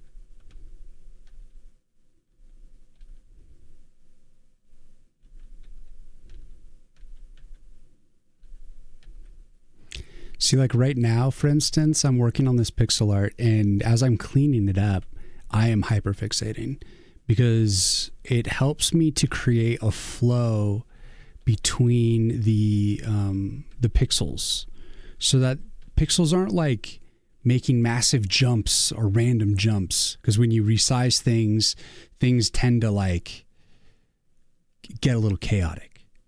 And so like by just looking at just kind of like a batch of pixels, that literally what I'm looking at looks like this.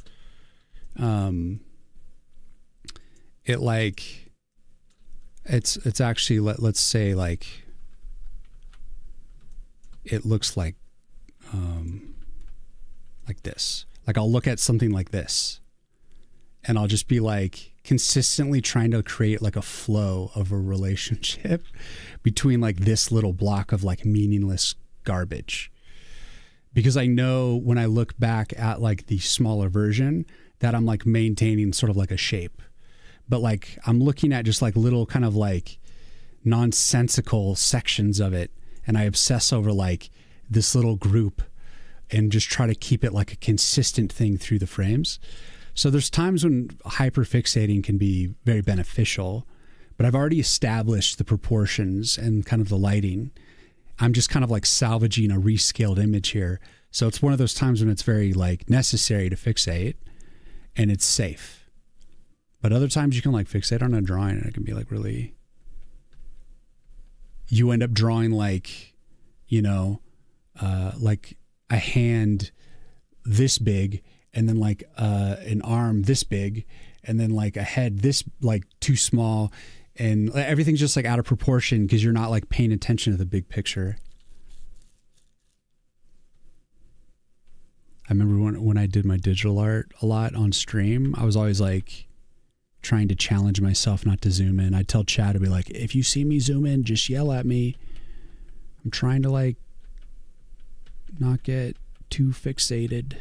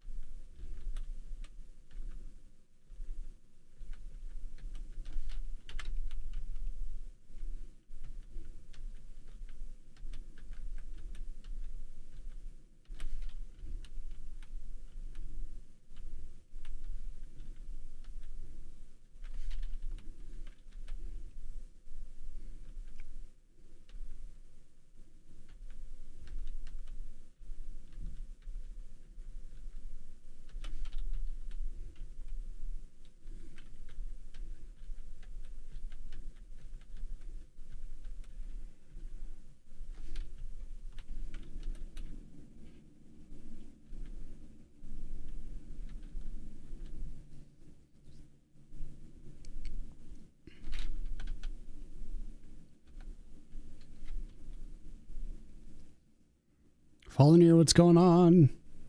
You love this little animation? Let me show you the Papa. This is the big animation. The main one, and then I scaled it down and I'm trying to clean it up. So that's what we're up to. How you doing, Fallen here? Welcome in, man. Yep. Indeed it is. Except this time we have the attack. Actually finished the attack for it.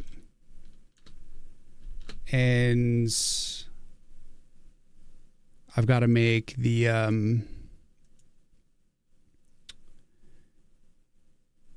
just working on making the small version. The baby version. Just trying to get it nice and clean.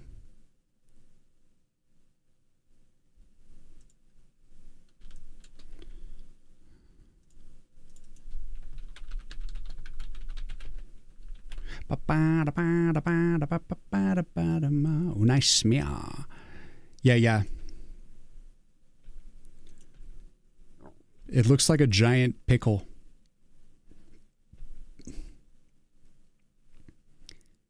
Just moves so fast, it looks huge.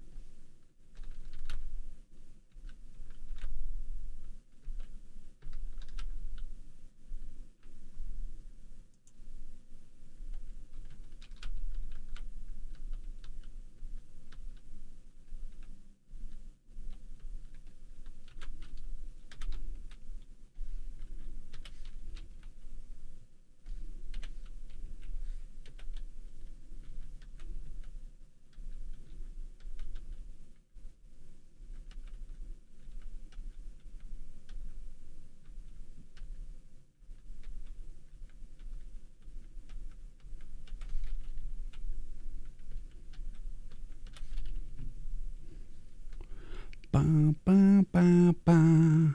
But thank you, Fallen Air. Thank you for the for checking in.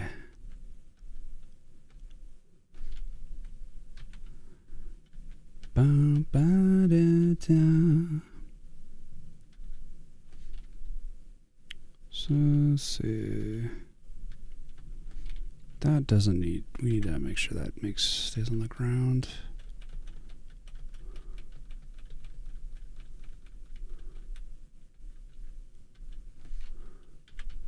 I think that could probably stay there.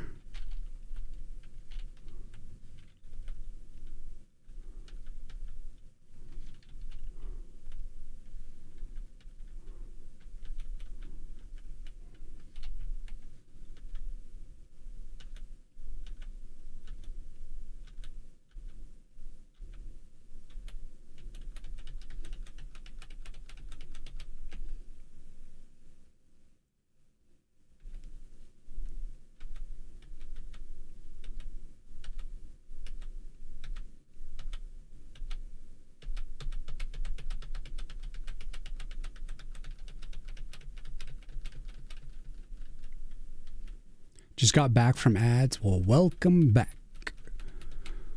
Welcome back. And yeah, thank you for noticing the smear.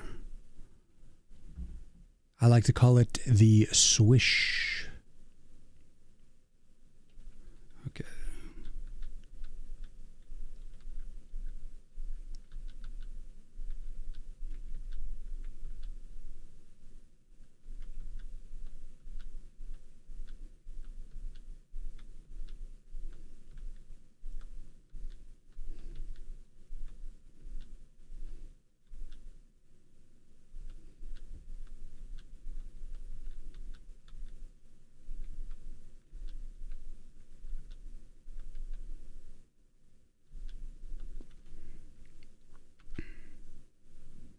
know if this is too much static frames. We'll just find out later.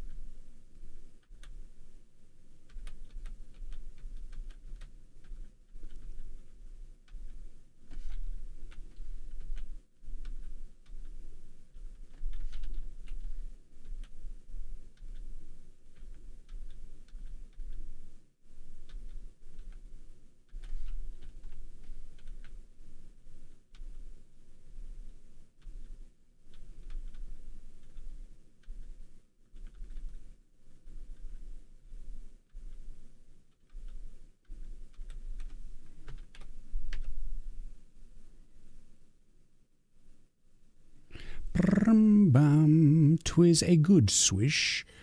Let's need to see him hold that pose while the head keeps moving. He's a big floppy doofy dude.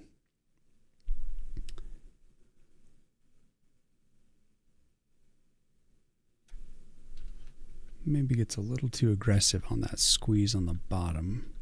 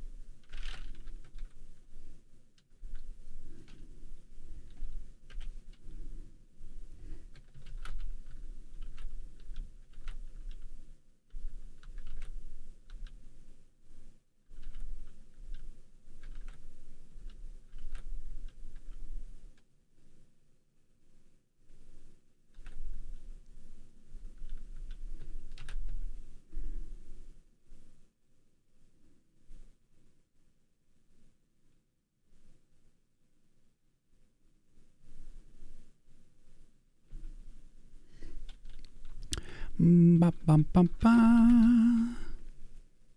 Very doofy, yes, indeed. Indeed, my friend. By all means, my friends, relax, lurk, worry not. We are here to work,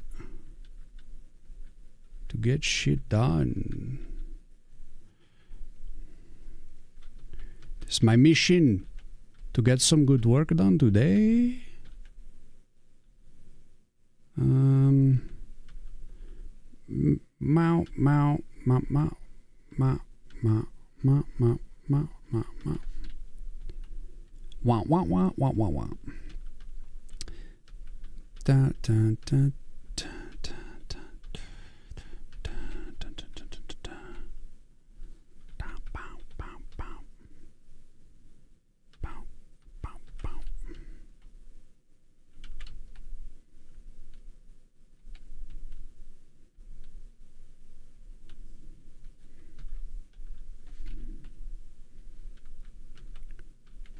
Bow, bow. I want to believe that aliens exist, yeah. Yes, Fallen Ear, I have been rewatching X-Files lately. Thank you for asking. It's It's I love it. I love it. Bow, wow, wow.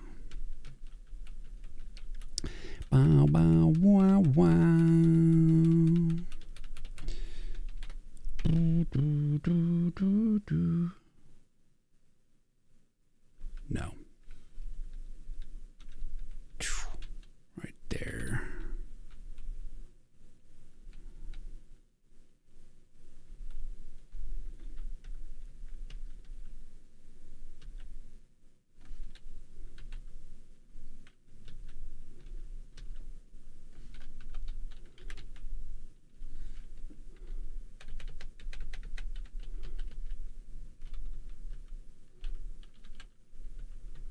Mm-hmm.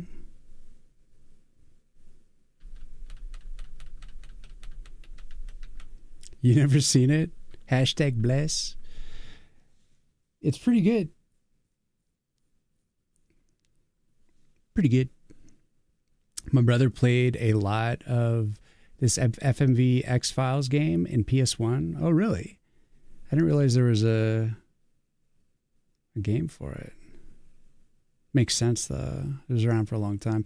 Remember it having the incredible cold and grim feel to it. It was cool. It had 4 discs. Holy shit. It sounds like it was probably like a mystery game, right? FMV. So that's like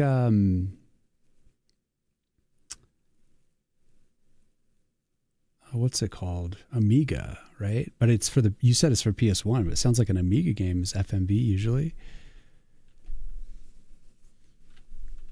I watch like a lot of like FMV style games in like retro streams a lot. I like to watch retro streams a lot, but I got to look up what FMV means again. It's like a video type game, full motion video.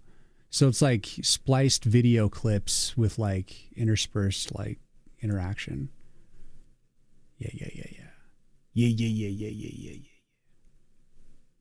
That's awesome. Was it actually like the real actors? It'd be funny if they did that. It's dedication.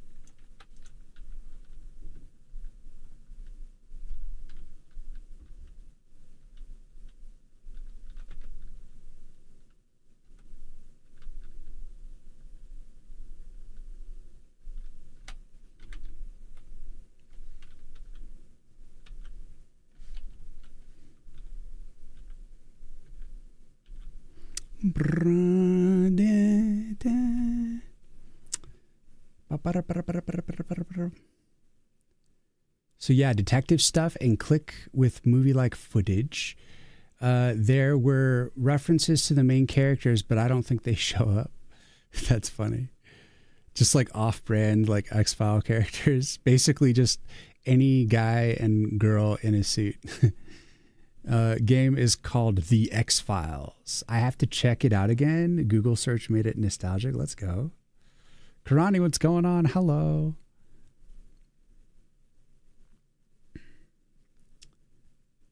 This is the one.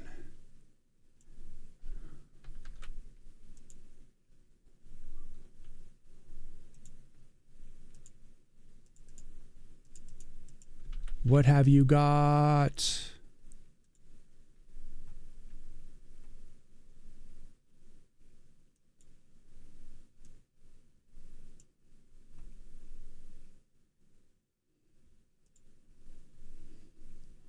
All right, we have to pause the music for a second and watch this.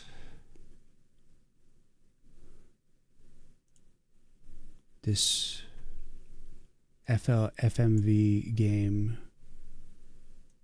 for Amiga. Let's see, negative 30 on that.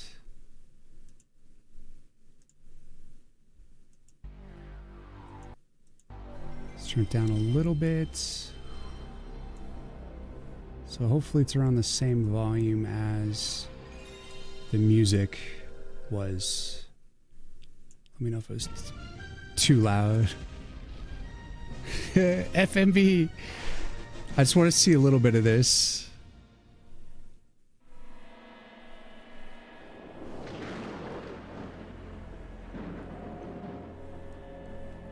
Hyperbole Studios. I wonder if they're still around. Probably not. This was 8 years ago? Well, that's when the video was posted. The game was 1999.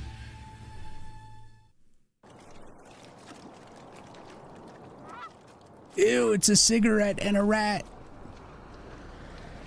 Gross.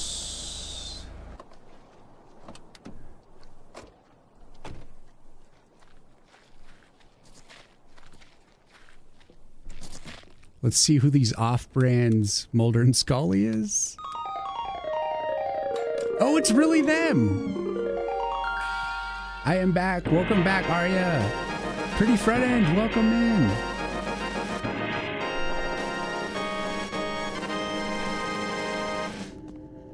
I'm watching this FMV game that's X-Files. I'm trying to see what it's all about. But I'm only briefly watching it. We're actually doing pixel art for a game I'm developing. But welcome in, Perry.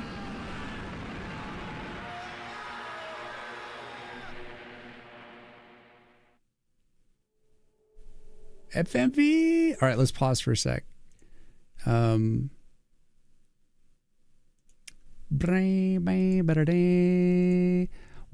in. Hello, Perry. What's going on? A new developer, you say? What, pray tell, are you developing, my friend? Thank you for rating.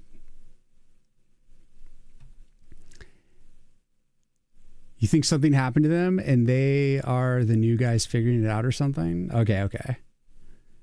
So they probably just use like B-side footage from the show or something. So I told Let's Go Rian, let's go. Thank you so much, Arya, for the mention. Since you were coming here anyway, let's go. You're a beginner and Arya was teaching me so much. She's awesome. Hell yeah, she is. Too good. Too good. So I'm working on this animation. This sloppy looking piranha plant. I'm trying to make a mini version of it. Little baby version of it. And it's for this tower defense game to go. I'm building it in C++ and SDL. So you said you're doing front end stuff? Or like, wait, what are you developing? What is your plans? Are you making a game?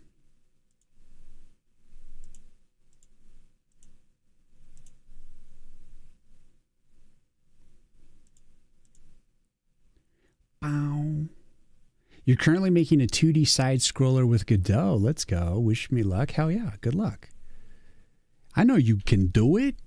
Are you using C# or GD script? Or do you not know yet? Is it all just so new? Well, I really appreciate the raid. And here, I'll shoot you a follow. But now, I'm trying to cruise in sometime and be like, hey, what the hell's going on here? Come on. Bow, bow, bum, ba, da, bow. Thank you so much for the follow and the raid. So yeah, I'm going to be releasing this game on Steam, full build, when it's a full game. But right now it's just a baby game. It's only partially built. It's in the beginning stages, and I've been working on it for like 9 months. But I am making the engine from scratch, so it's taken a while to kind of get things going. What is happening?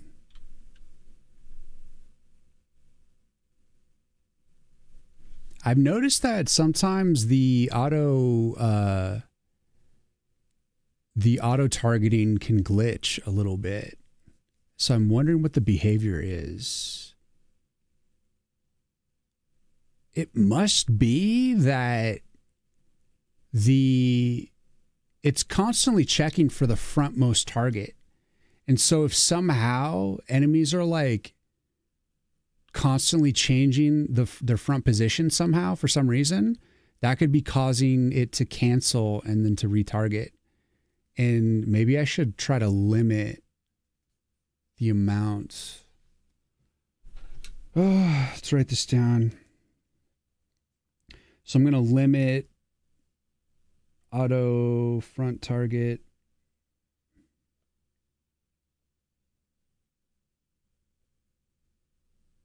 So it'll like prioritize, it'll select a target for a set amount of time. So it can't just be like constantly firing back and forth between targets if they're for some reason kind of toggling back and forth.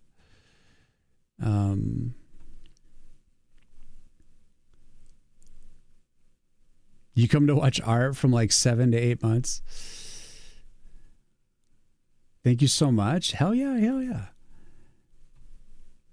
Protect and defend the great tree. That is your mission. You are a wood elf whose soul has been bound to the tree, and it is your sworn duty to protect the forest.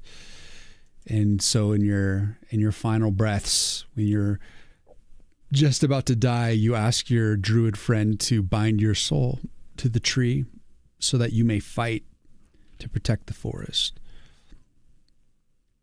And in doing so, the tree creates a barrier around the entire forest. And the only way for the orc tribe to get to the forest and harvest, they must kill the tree. They must take it down, take the barrier down.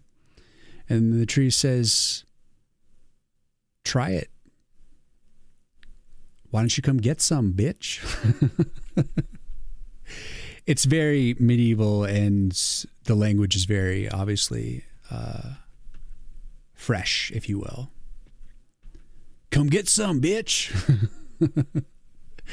No, that's not the real dialogue, I promise. That's just my dialogue.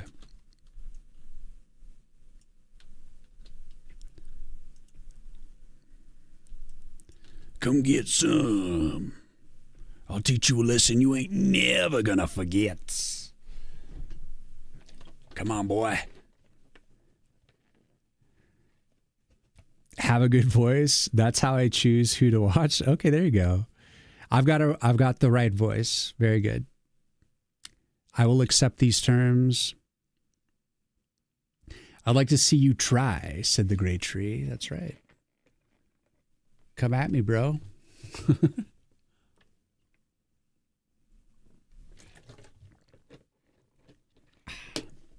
So I've just been working all stream to refine this animation.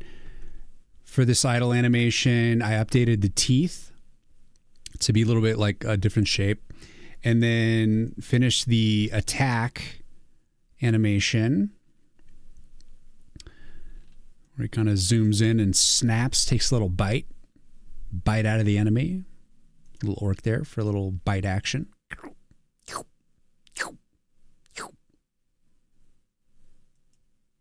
I don't know why it's a slurp sound. It should probably be like a chomp, but for now it's up. And then I'm working on so this is rank 3, and as you change rank, the size of the arcana changes. So this is the 3rd rank. So we start out with a smaller version. That's what I'm trying to do. I scaled it down. It's all messy, so I'm trying to clean it up. It's actually close to, I think, what's good.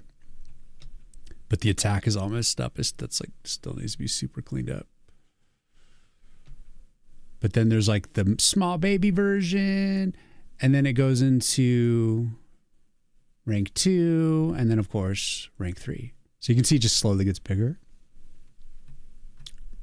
But that's it, man. But Perry, feel free to take off and go take care of yourself. You worked hard. You did a good stream. You kept Arya company. Hypnotic Foolbox. Rayan. All have good voices. Come on. They don't have the ugly attitude you find a lot who squares for no reason. Squares for no reason? What do you mean squares? Squares off? Postures? Is that? What kind of people are out there, man? Swears. Oh. I try not to be super filthy language, but I'm no stranger to an F-bomb here or there. But I think generally, if you have to use a lot of swear words, when I speak with a lot of swear words, I feel like an idiot. It makes you sound like an idiot. And if you have to rely on filler swear words all the time, then you are an idiot. So I've been trying to become better at speaking generally. I've realized recently as I was starting to make shorts and trying to take clips from my live stream, I realized that I have nonstop filler words and just my public speaking's just generally atrocious, and I'm trying to take a little more time to communicate intentionally. I'm slowly getting better at it. It's hard. Perry, good point. Eat time. Have a good stream. Yes, Perry, take care of yourself. Eat that food. I really appreciate the raid. And I'll catch you sometime. That's fine. Some use every line. It sounds, yeah, we all agree. When you swear a lot, it just makes you sound like an idiot. And that's how I feel. I honestly, when I'm swearing a lot, I'm I feel like an idiot. I remember when I first started streaming 4 years ago, I was very, I had a lot of anxiety. I was very nervous. And I felt especially when I was really excited, I would swear a lot because I wasn't really ready for it. And I remember my buddy, who's a professional streamer, he's partnered streamer, he rated me one time with 900 people. And he had told me later, he's like, dude, you swore too much. Stop swearing so much. I'm like, oh God. It was just so much to work on, That was right when I was really new. So maybe these other oddballs that are swearing too much are just kind of nubs. Maybe give them a break and check in on them a few months later, Maybe they'll be better.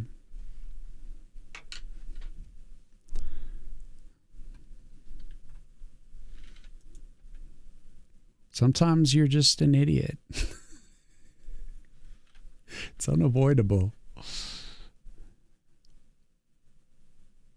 900 is a lot, no pressure. Well, my biggest raid I ever had, it actually was a host. But I was like one time hosted with 5,000 people. And that kind of blew my mind. That was a long time ago. You think 900 was a lot? Try 5,000. But that was my like biggest raid ever. I prefer the raids that I'm getting now because it's like-minded people and it's all relative to game dev, which is like what I'm passionate about now. Back when I got that raid, it was like Rocket League. Just shit I didn't really care about, you know? I don't play Rocket League anymore.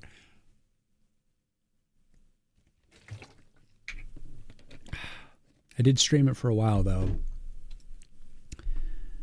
But I got over that game.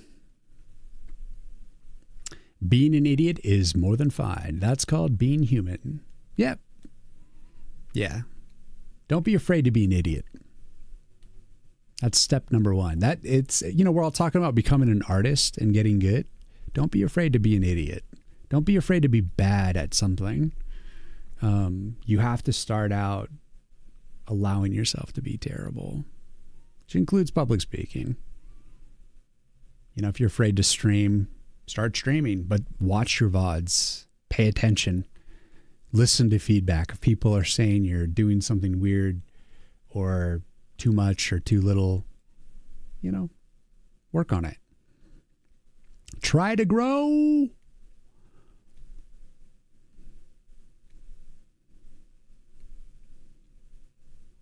You're trying to stream at least one time per week, but consistently. Consistency is very good because then people know that you're around. I'm not super consistent with my time slot, but I try to cover like some range of the time slot consistently. So I don't always start at the same time. I don't always end at the same time, but I'm usually like within the ballpark of like that day. And then maybe a second time if I can. Nice. That's a different kind of idiot, though. That's fair. Yeah. I think the younger you are, and the less you care, the more you're going to just be fronting. You know, you be fronting. You're trying to put on a persona or something. And all I'm trying to do at this point in my streaming is just to be as well spoken as possible, which is just literally bare minimum, trying not to use filler words like and dumb, and try not to say stupid shit.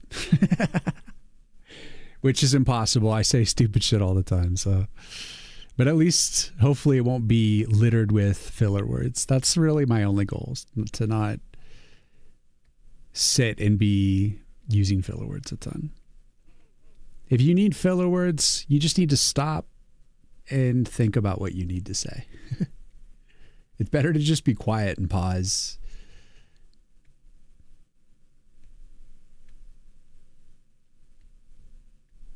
You need to find like a super Godot Pro.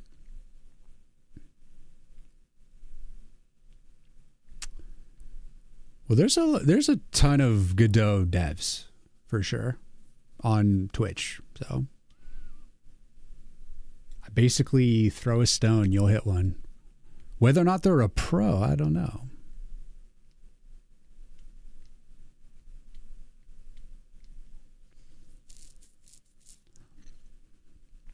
You kind of like to stream some game dev, but right now is hard. The times I do dev, I have my little baby sleeping on me. Oh, yeah. You could potentially do like a voiceless stream, you know? Like you could have like a VTube character, and then you can like use like text to speech kind of a thing. Who's that VTuber? Ventrea. There's this like VTuber who no one knows the true identity of this VTuber. No one knows any identity of any VTuber, but this supposed woman, like the joke is that it's actually like a man, but it's like a woman VTuber that uses like a robot voice to speak. So you've never heard the real voice of this person. You just assume it's a woman behind this VTuber. And all they do is they talk into a mic, and then it's translated into words, and then the words are then spoken through like a robot voice. But like you could literally just like type TTS and just get like a keyboard that's like soothing to the baby. Maybe. But then you'd be busy like typing to chat all the time. Just a weird off the cuff suggestion if you wanted to try something weird to keep the baby sleeping. That's the priority.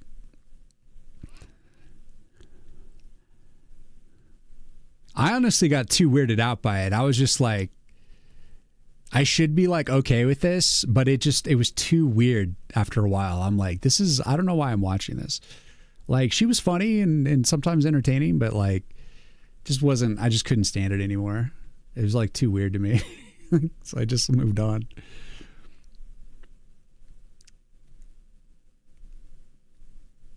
You don't see him streaming for a while. Then you have Jackie Codes and Jotson.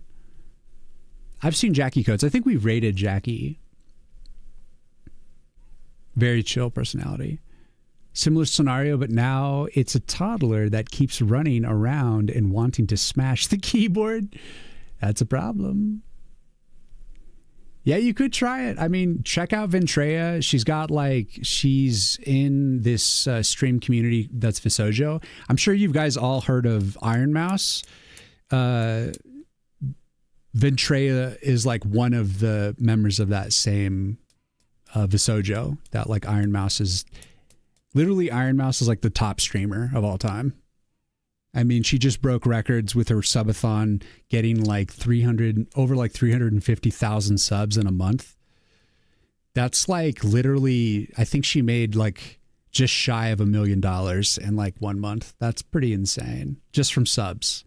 Not to mention like the merch and stuff that she sold. So she definitely broke like $1 million in a month. That's what like the top like 0.001% of streamers are capable of. It's insane.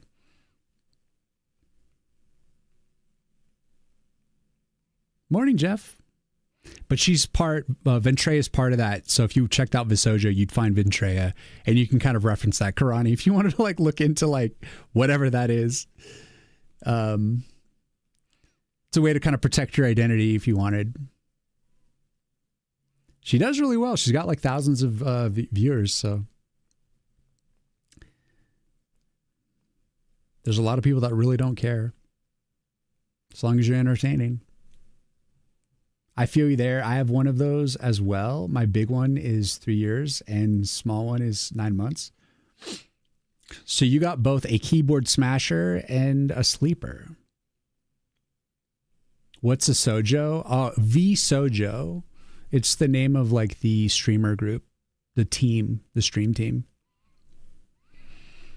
I had like looked into VTubers because I initially was thinking of being a VTuber, and I was looking into creating the actual models because that's like one application for art. You would draw like a character, and then you would go into Live 2D, I think it's called. It's a program where you like basically draw meshes around illustrations, and then you like animate it and make it look like it's kind of moving around in 3D space. And the reason why I kind of lost interest for doing that was because it's just dominated by anime. And like all the VTubers that like, or the artists that make money off like selling models to VTubers are, they're just all doing anime. And I just don't draw anime. My style is very like American comic book with like a slight anime, like manga, just a minor influence. But I knew that I couldn't pull it off. It was really hard. And so I kind of discovered VTubers, like studying their models and stuff for a while. And then I just kind of abandoned it. But then I like, you know, became aware of the whole VTube scene. And VSojo is like one of the top, at least in America. You never heard of Iron Mouse, is it? She is one of the top streamers. She basically is this girl who has autoimmune disease. She can't leave her house. And so she's just perpetually on the internet. And so people really feel for her and they like to support her. So it's, even though she's like really hyper successful, she also like can't leave the house. Otherwise she'll get sick and potentially die. Uh-oh, we got some bots. Yo, we got a bot over here.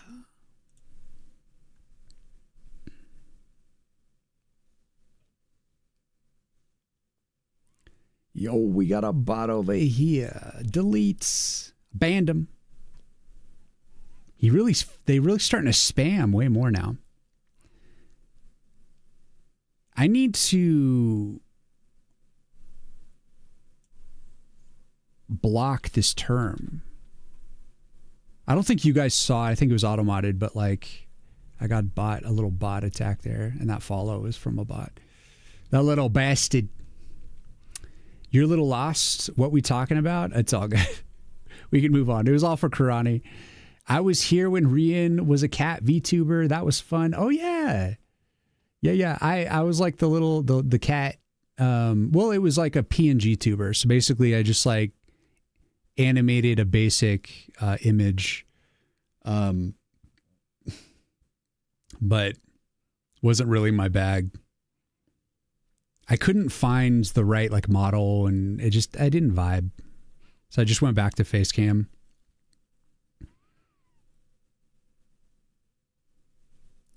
But I was just trying to find ways to use my art to do things, you know? And the VTube thing seemed like a fun way to do that, but then I just couldn't really find my voice with it, so I just moved on. We could have missed your cool head, basically, yeah. Also, didn't know it was a thing. That's kind of funny. Yeah, it's only for the more like, I'm like been streaming for 4 years, so I've kind of looked around and discovered all the different types of streamers and tried to decide like what type of streamer I wanted to be. So I was kind of like moving around for a while trying to figure that out. I mean, for a time I was a stoner streamer, and I don't smoke weed anymore, but I was like all about like smoking weed on stream and being kind of like doing, you know, basically brain rot bullshit. And then I decided that was just not what I wanted to put into the world. And I also just didn't want to do that to myself anymore. So I stopped. And then I just kind of was in transition trying to find my voice till I just said, you know what, I got to do what I do professionally. Why don't I just be a dev streamer? And it feels right. And I still get to do art. So didn't she become the top streamer? Yeah. She's like the number one. Like I said, literally the last month and a half, she made like, I mean, what's the math? She got over 350,000 subs in like a month. And if we say 350,000 times 2.5, and you know, some of those were like tier 3s, so she made even more than this, but that's $875,000 in 1 month just from subs alone. And you know that there's like a lot of her members are like buying merch and stuff, so she easily broke $1 million in 1 month. And this is a girl that's just like, she bought a house, she lives in Puerto Rico, she bought a house for her family, but she like literally can't like leave her room. If she's around people, like normal people, she'll get sick. So she's just constantly on meds and has a kind of a miserable life, but she's very successful as a streamer. So it's like, I don't know. I'm just glad she's successful and able to like live some form of a good life, you know? That's all I can say about it, really. Kuju just has a character in the corner of the screen. Yeah, Kuju has like the PNG style VTuber. And I've been a face cam streamer since the beginning. And the reason I went into like the PNG tuber and the VTuber route wasn't because I wanted to hide my face. I don't care about like showing my face. I just wanted to do my art. You know, I wanted a way to express my art, but I couldn't. Making PNG and like full on animated VTube models it's really a very specific craft that I just could not. I needed to spend a lot more time and discipline into getting good at it. And I was just like, this is not worth it. Some people spend like up to $10,000 getting their VTube done by like professionals. Like it's a very big business that I was like, maybe I want to do this professionally. I want to try to do this, but I felt like I couldn't cut the mustard. So I just moved on. And that's mainly because one, I couldn't find like a model that I felt good in. And two, all the like popular VTubers are anime. It's like anime model designs. Unless it's like exceptions like Kuju, who's like a little like bug. What type of bug is Kuju? I like his VTube model. It's very like charming. But honestly, like I kind of like just listen to his voice and don't even really pay attention to his like PNG model. It's good. It's very good. But I'm like, don't really associate him with his little bug, if you will. His model is from an anime? Okay. So it's still anime, even though it's a bug. It's really well done. Like it's one of the reasons why I initially watched and was intrigued by his stream. Because I always like people who can pull off like a charming, like niche PNG tuber or any sort of model. I'm like, that's awesome. Because I struggled with it. I couldn't do it. I failed miserably. But yeah, Kuju's does work for sure, 100%. You did a 2D shader thing using the audio volume level. I don't know. Maybe I'll do something in the future with VTuber. You might occasionally see me like pull up like a PNG tuber, one of my old PNG tubers. If I just feel like for whatever reason not putting on the camera, but that's like would be really rare.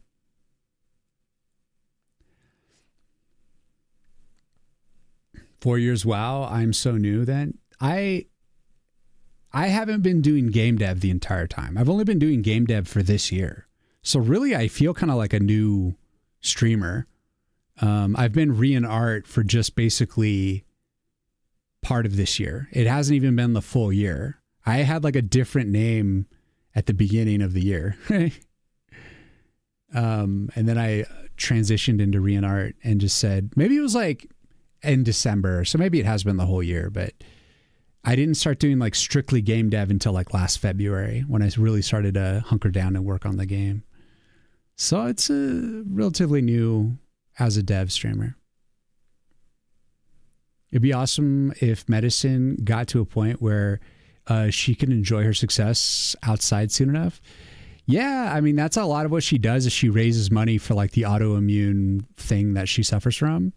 So she might even solve it herself because she just literally raises like tons of money for it. Like, I don't even think she keeps a lot of the money. She just like sends it off to research to like try to like solve her problem. She's got enough money, you know, she usually in a common month, I've seen her have on average anywhere from 15,000 to 30,000 subscribers. So that's kind of her like normal income. And then she'll have a subathon like each year and make like just an insane amount on top of all of it.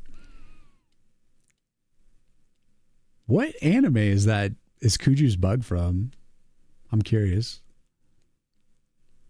Your personality, no offense, but would be a cool VTuber bartender. Oh, I never thought of that. I doth take offense. You forget the name, but it's a bit of a dark anime. Oh, okay. A dark anime. The increasing revenue from Iron Mouse's stream allows her to afford higher quality healthcare. That's so sad. She should already be getting the highest quality. Sorry, just reading about her on Wikipedia. She is on 24/7 oxygen support. Oh, I didn't know she was on constant oxygen support. She's just like kind of in her room all the time and streaming constantly. But now she just recently bought a house and was able to like have like a wing of the house be dedicated to her mom and dad who like live with her and take care of her in the ways that, you know, because she can't really go out and stuff. So yeah, it's just like bittersweet, you know, that she's very successful. So anyways, you've now learned about Iron Mouse, the very interesting, compelling story. She's a charming streamer. She loves the color pink. Everything's very pink. If you like pink shit, you see, you go watch this spicy Puerto Rican streamer. But she's never shown her face. You just hear her voice. She has like a really high pitched voice, which actually fits really well with her like anime VTuber. I don't really watch her unless there's some like big major like history thing happening, which honestly happens more often with her than you think because she's so big.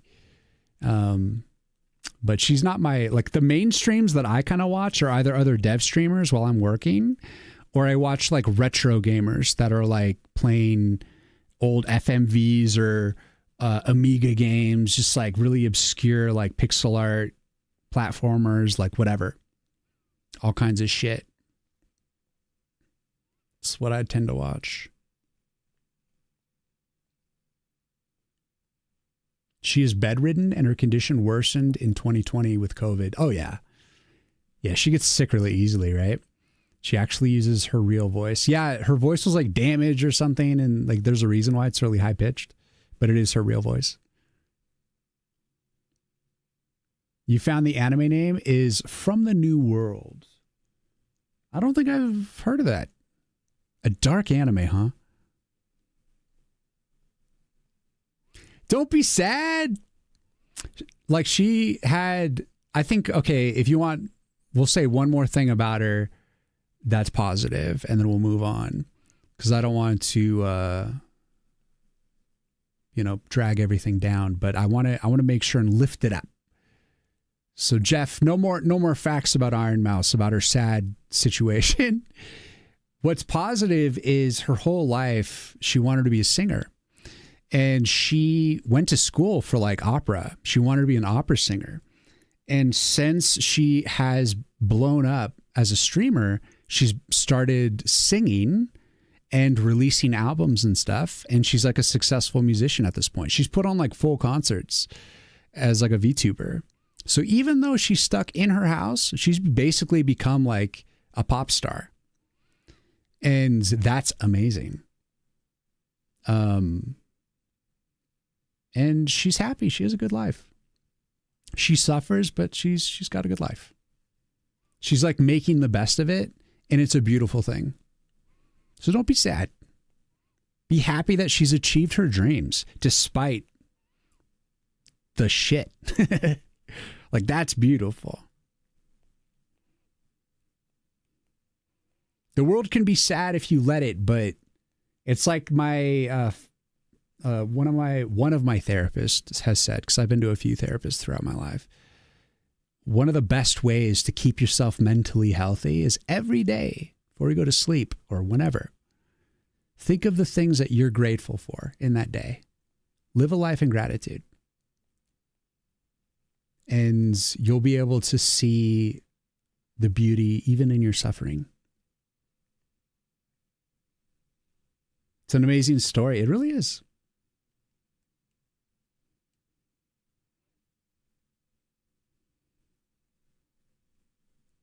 seems she's done game musics too. She just checked.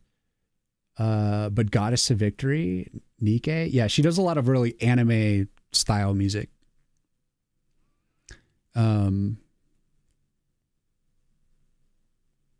She's a cool cat. Check her out. Don't be sad. Support her.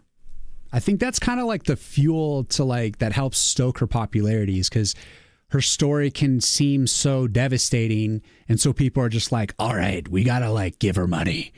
And so it's like the perfect recipe for that has like a pull to it. But that's not to discredit her entertainment value. Like, she's very entertaining. She's very charming. She's very much an extrovert.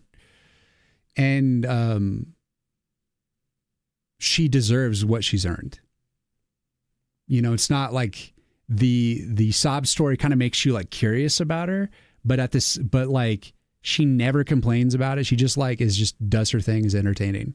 You never really notice that she's going through stuff. Or you just get kind of used to it. And it's just never like, she's never sad about it. She's just always kind of doing her thing. It's not about her being sick. It's about, you know, you shouldn't watch a streamer because like you feel sorry for them or like whatever. You should watch a streamer because they're entertaining. Or as Arya says, they've got a good voice. What is this? Why am I following this channel? Toak Fodai, did you follow me when I was Mr. Jarls or Gantry? I've changed my names a few times. I am now doing pixel art and game dev. I'm currently creating a tower defense game in C++ and SDL. So I'm a programmer and a pixel artist, and I'm also going to be doing the music for the game. So my game has evolved. You may have followed me for other reasons. I don't know. Maybe you like learned about me through Cantaloupes, if you're like a Hearthstone player from long ago, or when I played Rocket League back in the day. Who knows? I don't know. I don't know where did you come from, Toak?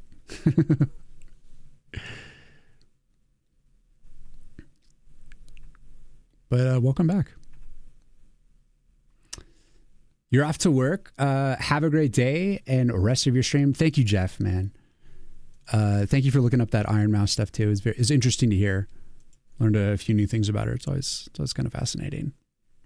Yeah, you also could have just been tossed in here through a raid as well. Maybe you were in the Perry stream.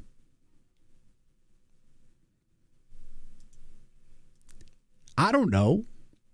Well, I mean, you said you already followed, so I would imagine it wasn't like it's like you didn't just show up through a raid. You must have followed me from another era, perhaps.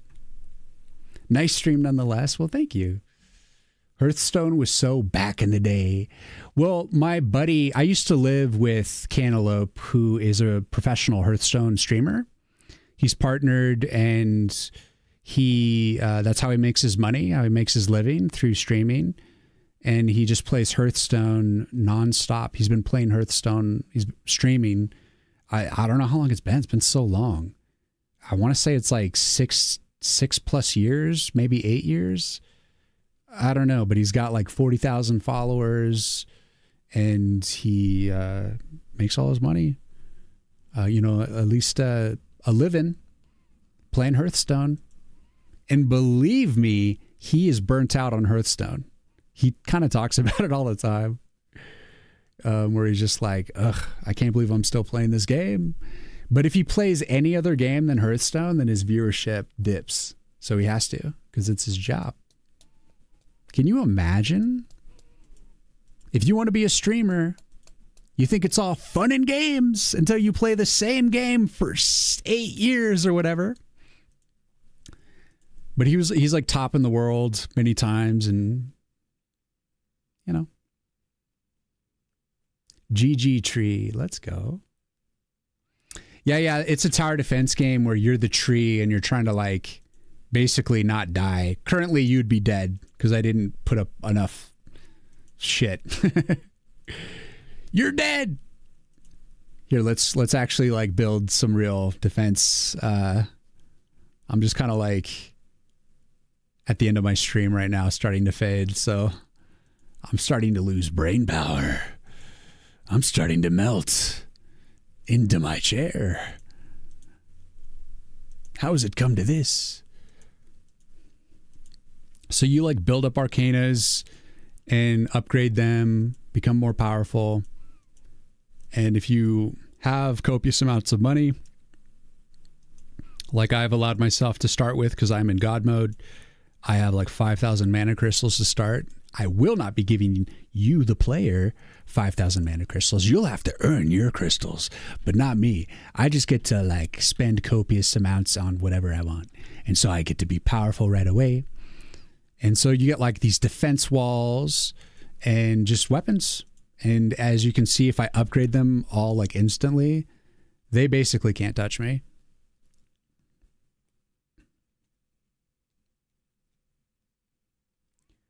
Hearthstone is from 2014.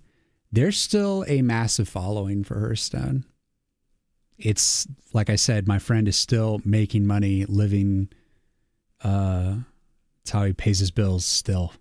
He streams Hearthstone, people watch, and subscribe to him. Try to learn from the best.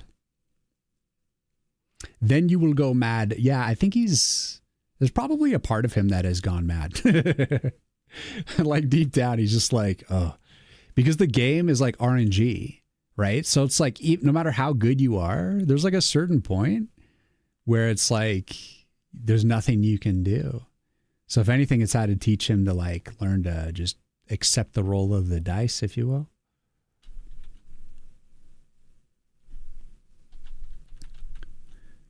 I love this feature from the steel tooth saw. Is if you select a character like in the back, it will, as soon as he comes into range, well, that guy's getting pushed back. Let's do this guy. It'll go through and hit the whole lane of characters. It just like literally savagely cuts through everything. But the caveat is if you have like other weapons that are like close range, they won't balance with it. They'll like sit there inactive even when enemies are in range, which maybe I'll adjust. Maybe I won't, because I kind of like that there's like some shortcomings. But anyways, so like you can see when I'm like high powered, they can't even touch me. But if I do nothing, I die. Do you have demo available on Steam? So, Toek, I am working on getting the Steam page up and running. So that's what my to-do list right now is focused on. And I'm trying to get it up in the next month or so. I'm hoping basically by the end of the year to have the Steam page live. And then once the Steam page is live, my sole focus will be getting a demo prepared. And I'm hoping that I can get it like submitted into Steam Fest.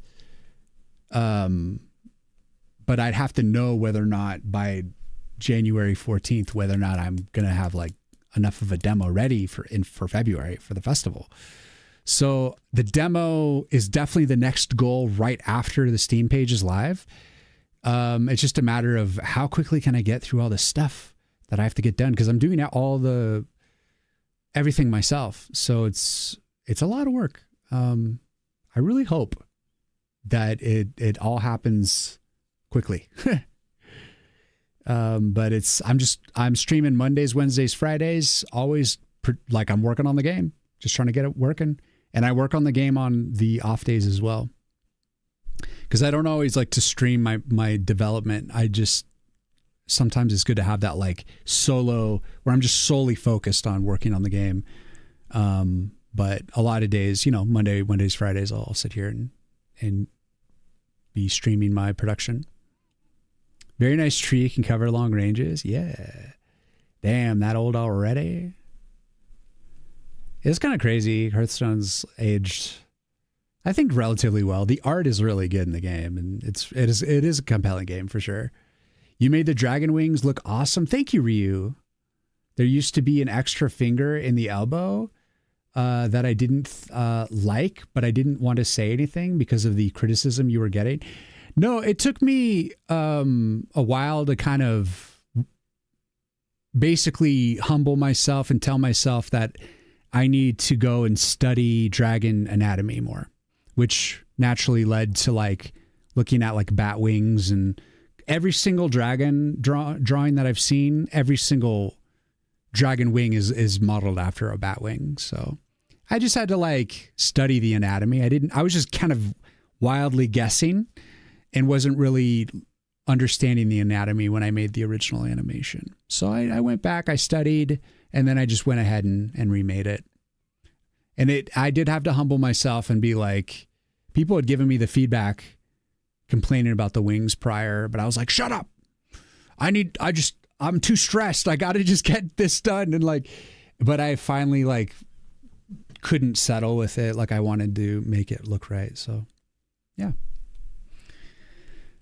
Like I say, you know, sometimes you can't be afraid to like make something look bad. You just have to get something functional, and then don't be afraid to look back and see what you can make better about what you do. So don't be afraid to be bad and start with something rough, and then always know that you can iterate until it's good. But now I'm like, my brain is like shut off about the dragon. Like I'm like, it's the anatomy, it's perfect. The placement of the wing to shoulder is good. The proportions are good. And I mean, I couldn't make the dragon any bigger. It's literally the biggest sprite of all time. It's so huge. Show the previous dragon? You want to criticize? You son of a bitch. I will show you the previous dragon.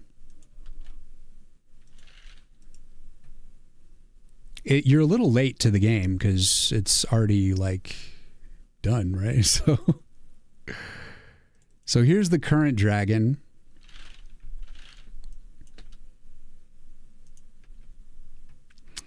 And here is the old dragon.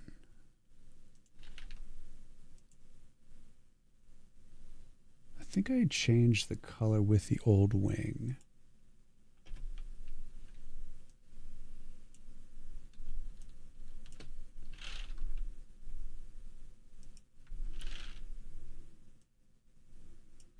Let me get this all sized correctly here.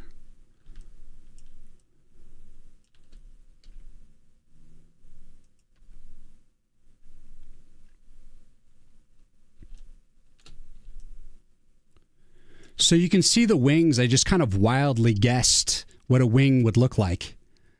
And I just kind of did it. I didn't care.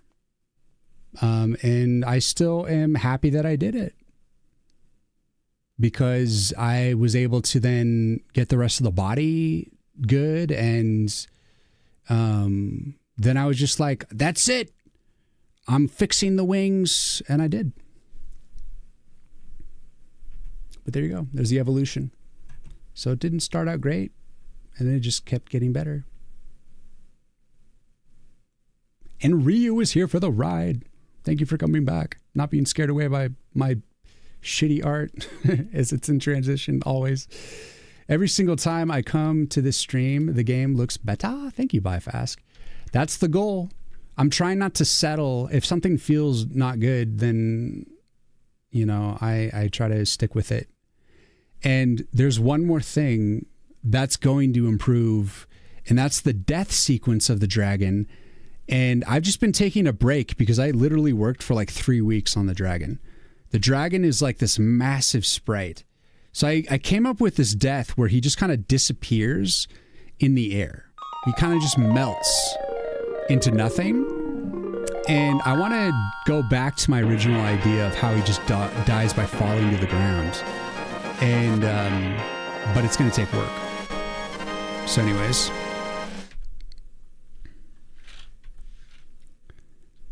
Admirin, what's up? You're on the same page. I need the trailer to make a Steam page. Oh, yeah. I'm just trying to get a basic trailer together, you know? It doesn't have to be the final trailer. What's up, Lex? You entered C++, stayed for deep motivational thoughts. Well, I'm not programming today, but I will show you some code. Why don't you take a little gander at this? If that doesn't make you shit your pants, I don't know what will. Take a little gander at that.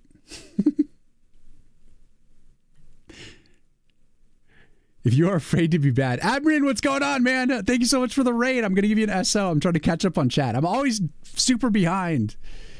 If you're afraid to be bad, you will always be bad. Yep, be bad, but don't be idiots.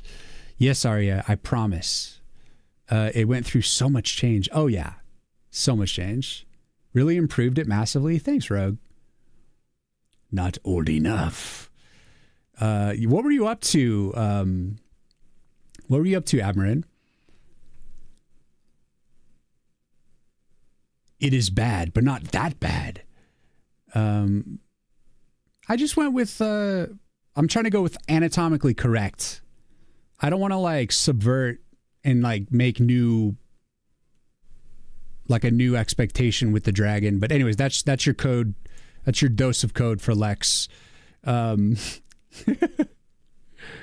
wanted to criticize. I'm disappointed. It already went through like many rounds of criticism. All right. Trust me. The dragon was a cool progress to watch. It was so long and painstaking. Adbrin, what's going on? Dear Lord, it is consumed by nanobots. Have to raid and run. All right, Admirin. Guys, check out Admirin. He is an excellent pixel artist. Very refined. Very good, very appealing pixel art style. If you like pixel art, check him out. Unless you can wait 15 minutes, I'll be around for a little bit. I'm not going to be streaming for too much longer, probably, because I think I've been going for a long time, but I will be sticking around for a little bit because I'm vibing right now. I'm just chilling.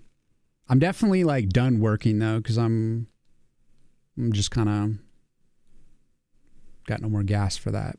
No more gas in the tank. How about Dragon just dabs and lerps to exit stage left? Yeah, there you go. I accept that, Mickey. What framework are you using? I am not using any framework. I am using a library called SDL2. I'm sure you're familiar. Otherwise, the only framework I'm using is C++ itself. That's it. No game engine, just me building from scratch. And I'm almost caught up. I'm scrolling down. I like to read everything. I hope my chat never gets too big so that I can't follow what people say. Nah, dude, your art is great, but yes, a bat's wing is basically a hand with webbing. So that extra finger on the elbow looked quite odd. Yeah, exactly. Like I studied the proper anatomy. And let me see. Let's get this going.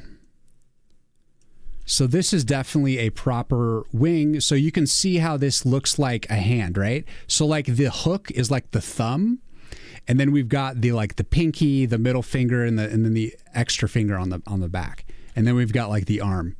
And then it's where it's attached is right on the base of the shoulder. So like I had to like, before I had the wing like way separated from the shoulder. And then I had, as you were saying, the finger kind of, one of the fingers coming out of the elbow. And then it just wasn't right. It wasn't following any sort of like anatomy that was appropriate or common. So yeah, I can say for a fact that after studying and drawing many dragons, which I'd never really drawn dragons before, I had to study it. I had to draw them. So I drew a couple dozen dragons and I was like, okay, now I get it. And so then I came back and revamped the pixel art. And today has been about the piranha plants. And I think it's come along. It's really starting to look good. I was mainly trying to get the attack done, but I made some progress on getting this little version done. So that's good. So probably just like another day or so on this Arcana, and I'll be able to move on. So hopefully it won't be overly complicated to program this one.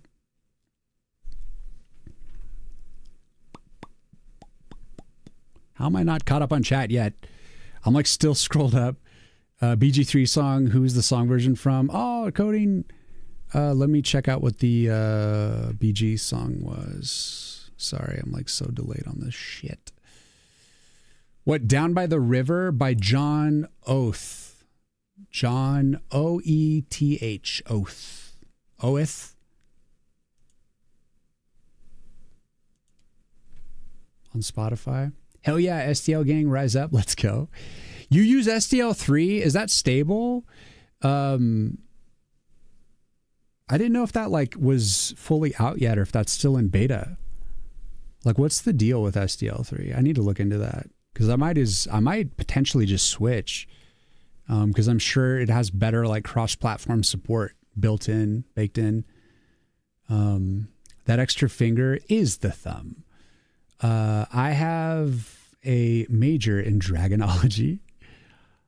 I'll take your word for it. New one looks really good. Thank you, Rogue. Is SDL3 ready? Yeah, Byfast is asking too. Like, we're all like, wait, is it ready? You can hear the chomp saying chomp. You can hear it saying chomp. Yes, yes. We will add in the orc for extra chomp effect. He's eating him. Eating his face. They finalized ABI a few weeks ago, and it will be stable and recommended at and after 3.2. That's sick, dude. That is awesome.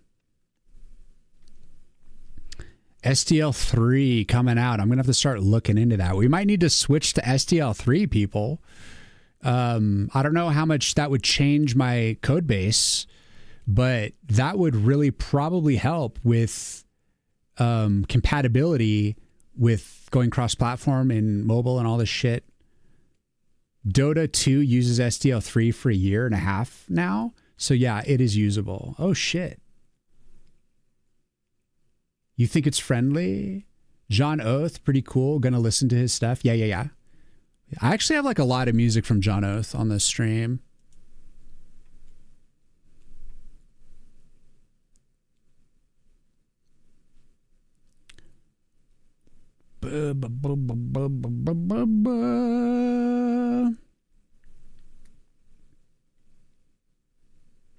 What is this rock and roll music? These crazy kids on the rock and roll music.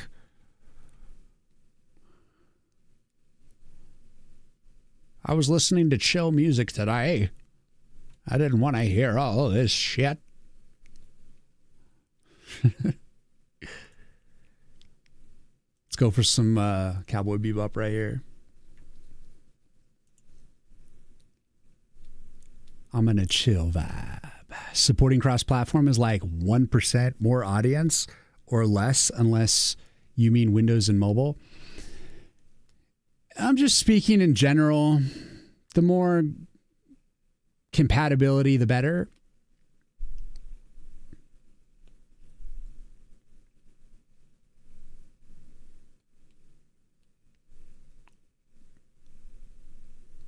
I'm basically trying to make the game compatible for Windows 10, Windows 11, for Linux, and for Mac. And I'm not even sure what version of Mac is even current right now, so let me try to check that out. Just wanted to get it running on kind of the latest Mac, and whatever can work on Kubuntu. What was it for Linux? What were you guys saying earlier? Kubuntu. I'm not even sure what version. Sterono, what's going on? Hello. The plant is like a friendly defense tower, right? Yeah, it's on your side. It's something you summon, and it has that savage melee attack where it bites, and then when enemies are out of range of its melee, it will shoot poison darts. So it's like half projectile and then melee. So when enemies are on top of it trying to kill it, it's going to be doing its melee, which is going to have like a lot of knockback and stuff. But its darts will be good for that'll make it capable of hitting flying targets and just targets as they approach. So it'll be a pretty good Arcana, I think. And I'm thinking that the darts, after you upgrade it to a certain point, will have a dot. There'll be a poison dot. So it'll be like pretty devastating.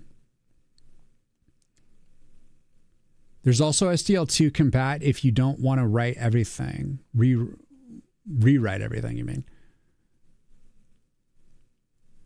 Well, I'd imagine there's like a transitional like protocol for it all. So hopefully it'd be like something consistent. But if it's too crazy, then I might just keep this game in SDL2. But for sure, moving forward, like the next game, I'd want to be in SDL3. So I might have to make the transition. So I don't know. I don't know what I'm going to do. I'll just have to like look into it, see what the transition would look like.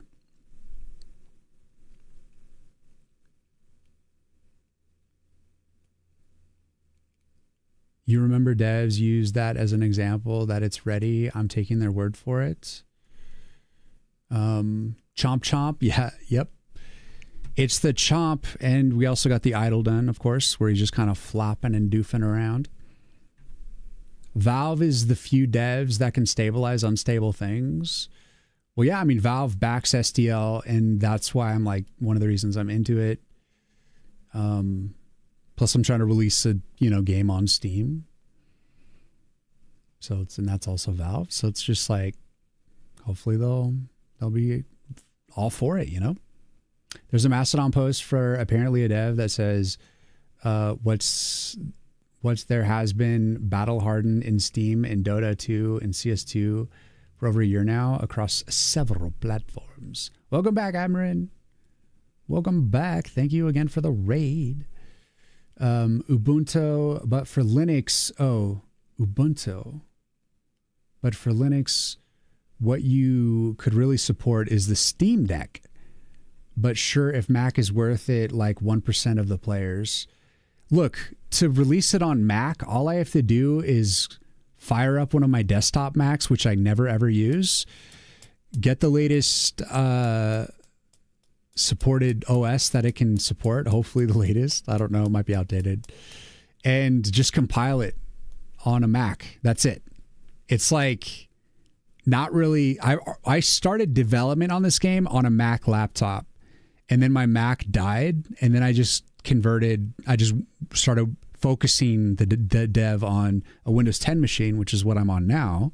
And then I bought a Windows 11 laptop because apparently my desktop, it can't be upgraded to Windows 11, which I think is pretty savage of Windows. But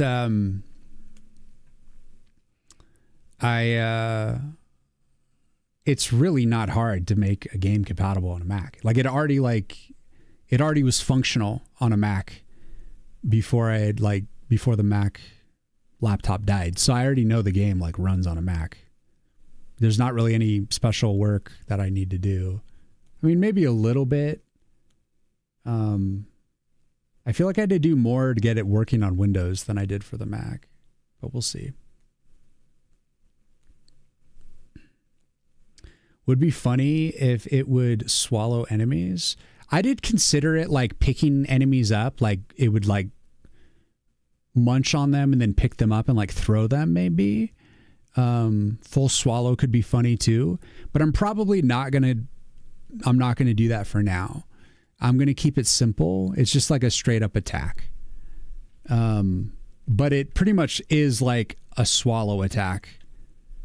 But I'm just trying to that's why it's like, looks like it's kind of biting down on his head.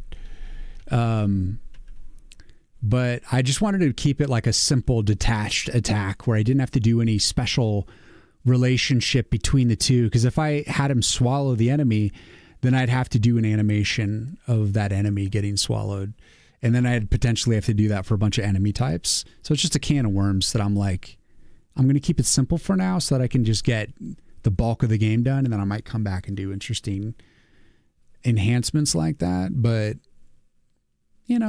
that like adds like an extra like 2% of joy to the game. It's not like adding like 50% more joy to the game. So it's just one of those things that's like I could live without, even though it'd be pretty cool. Let us, the 1%, be happy. Some people just like Macs. When I was working a lot on a Mac because of my work, like required me to, I was definitely disappointed at times when I wanted to download games and they weren't available on Mac. So, really, I'm for the few people that maybe are forced to get a Mac because their work, they're like in design and they're all about people in design, agencies in design and stuff. They're always about Macs because of the fonts. Once one of them does a Mac, they want to all use Macs so then they can pass around fonts and assets easier. And maybe you want to put a game on your work comp, you know? You didn't do a lot of SDL, did some SFML, and it was nice back in the day, but not sure how it's now. I know that SDL is solid. SDL is solid. SFML is a little bit more of a developed framework, but I think SDL is still like faster and a little bit superior, but it's harder to use. There's not as like clear documentation and stuff. Steam Deck is nice. I think that also helps you with visibility on Steam if you can get the game Steam Deck approved or whatever, but I am not sure how that works. Well, I don't have a Steam Deck, and I think that's a pretty expensive purchase. So I might not do a Steam Deck release purely because of that. Because I don't expect this game to make a copious amount of money. You know, I'm hoping that it makes a little bit of money, like just hopefully makes more than a few dollars, you know. Like I just hope it sells a little bit. I don't have any high expectations for this game because it's going to be my first release. I don't have any trust built up. I don't have any reputation yet. So I have to start by putting out a game and starting to get people reviewing it, and hopefully it'll be positive and very stable game. So I can hopefully start building that trust and then invest deeper into like the next game, maybe getting a Steam Deck and stuff like that. From what I heard from Pirate Software back in the day was that 90% of their issues came from Mac and 1.2% of the users used Mac. That makes sense. But perhaps they didn't like build for the Mac at all. Perhaps they thought of the Mac as like secondary. When I was developing the game on the Mac, it did seem like it took longer to compile, and it was a bit of a problematic, like slower compile, and it seemed like it ran like maybe a little bit slower. So I can see how there could be issues for the Mac, that maybe you need like slightly more optimization. But in the end, you know, you're talking about 1.2%. But if you could increase like, you know, your impact by 1.2%, why not?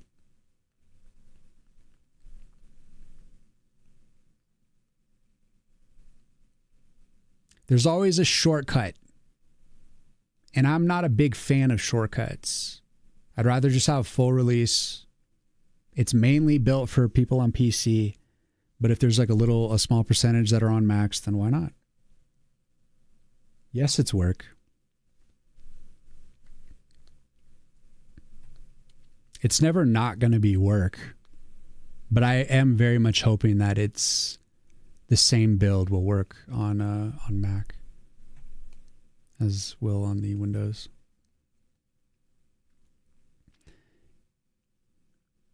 Maybe a way to make it simpler would be to make it so that the attack covers the whole enemy. So you don't have to animate all enemies for the swallow animation. Well, the other thing is too, like each enemy has like a different size. So it would be hard. I'd have to like really exaggerate the swallow. Plus I haven't even designed all the enemies yet. So it'd be like a little bit too soon to try to plan for something like that. Unless I just said like only certain enemy types, like a certain size, could get swallowed. I mean, that might make it easier. But like I said, I'm going to hold off from that. I'm not trying to overcomplicate, because there's a lot of like basic shit I need to get done, and I can't get too elaborate on some of these characters, at least not right now. I'd rather have like basic gameplay of like in a basic version of more enemy types than to have like fewer really elaborate enemy types. Just kind of my approach for now, because really I'm trying to cover a lot of ground. I'm a solo dev, so I'm trying to like keep the scope light. So there's always an idea to make things more complicated and more fun and more like elaborate and interesting. But you have to be very careful as a solo dev to not walk into that scope creep and just be like constantly lost in the overcomplication of everything. So that's one of those reasons why I would hold off on that too. There's obviously a way to make it work. And I think if I was going to swallow a character, I would want to see dangly legs, because it'd be funnier and it'd be better than to just have it like be a generic solution that just works. Like if I was going to do it, I'd want to do it in a way that's like fun. And we're on ads. Son of a bitch. You can buy a Steam Deck for work and use it to play. True. And I could write it off, but aren't they pretty damn expensive? It's more than 400 euros for the first price version of Steam Deck. Don't think that's quite worth it for me at this point. It might increase my visibility on the game in Steam, but I don't expect this game in particular to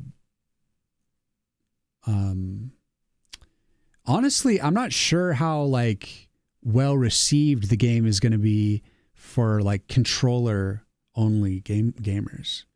I am going to add a controller compatibility to it so you can play it with a controller, but I'm thinking that it's going to be more of like a PC or touchscreen, kind of a mouse and keyboard or touchscreen oriented thing. But I'm going to do my best to make it available to like a controller so that people that are like handicapped can for sure just use a controller. That's easier for them. But the Steam Deck is like it's like a Switch console, right? Where it's like literally like a controller with a screen on it, right?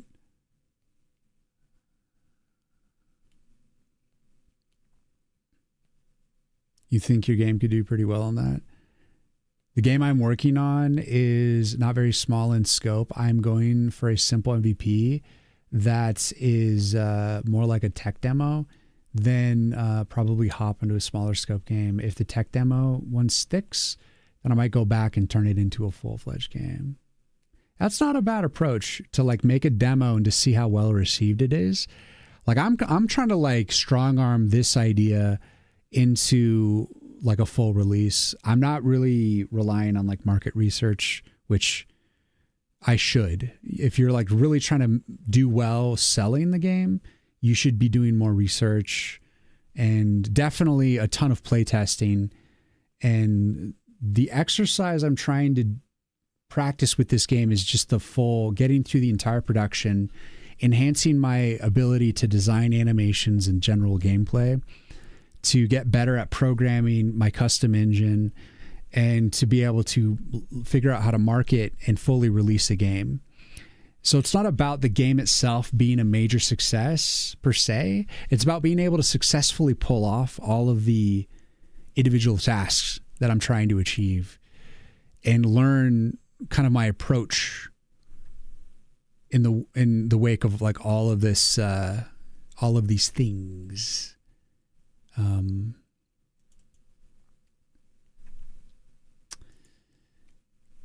So it's what's going to make this game a success for me is that I'm able to get it fully released on Steam and to hopefully be able to have at least a minor impact marketing wise and learn a lot about how to market. And, I really want it to be a fun game. So like, I just have zero idea of like its worth in the market at this point, because I didn't do any prior market research to it. Because that's not the point right now, to like make the most money. It's about being able to make a game that I've wanted to make for a long time. And it's really just to kind of fulfill that and to teach me about the process. So yeah, that's going to be what the success will be, is the education from the game. But, you know, hopefully it does like sell a little bit. And I just have no idea, no way to measure how well it's going to do. So I'm trying to like be wise and like set my expectations to 0 if I can, and just steady on, you know?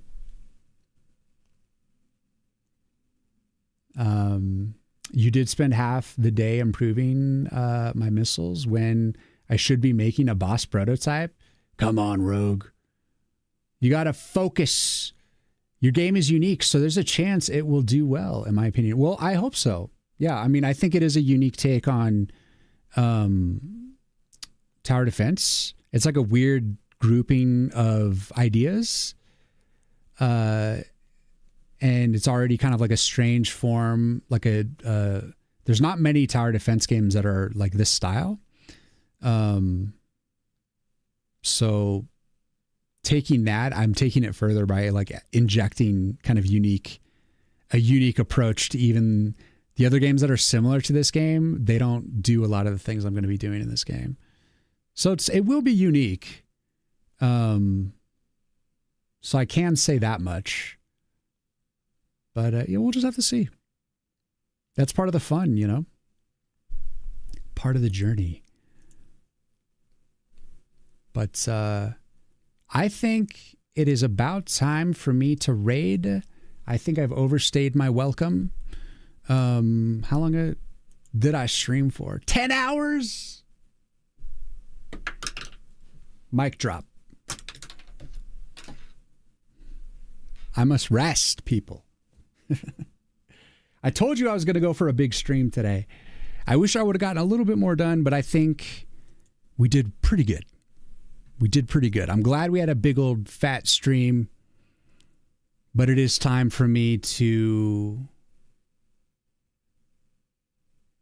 eat a snack, watch a show, and probably fall asleep in 10 seconds. I don't know. But we did it. We had a very successful streams today. Beautiful streams. I've also was simulcasting up on YouTube, and over the course of my entire stream on YouTube, I had 32 viewers. I currently have no viewers. So my YouTube stream it's only my second ever like YouTube stream. So that needs some work. I need to build that up. But at least I'm like figuring out how to like simulcast, and so we'll work on that. 10 hours is crazy. Thank you so much for stream. My pleasure, Karani. 10-hour classic game dev day. Hell yeah. Oh, it's easy to like work for 10 plus hours when you're working on a game. Yeah, I think that's pretty common for me. I don't usually do it all in one span like I do when I stream. I kind of break it up throughout the day. But if you're doing game dev, you're going to be working a lot. There's like a lot of work up front, and there's no guarantee of success. That's why a lot of people fail or shy away from game dev, because it takes a lot of faith and a lot of it's a huge risk. For the amount of work, it's just insane. So you really hope it works out.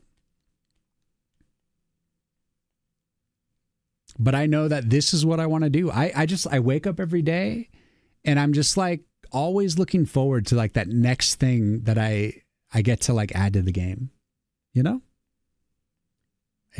I am always like stoked. It feels really nice to like wake up and be like excited to like start my day, you know? Feels good. It popped in my suggestions on YouTube. Let's go. Let's go. Yeah, no sweat on the YouTube. It'll grow if it grows, and I'll just gotta like release videos and more shorts and figure out how to make YouTube grow. Because again, that's all part of the marketing. Try to create a voice on social media so that I can market the game. So it is a journey. So second stream ever on YouTube. Like literally never streamed once on YouTube. I think I have like 60 subscribers on my YouTube channel. So it's like, it's okay. It's going to be a small operation until I figure out how to make it bigger.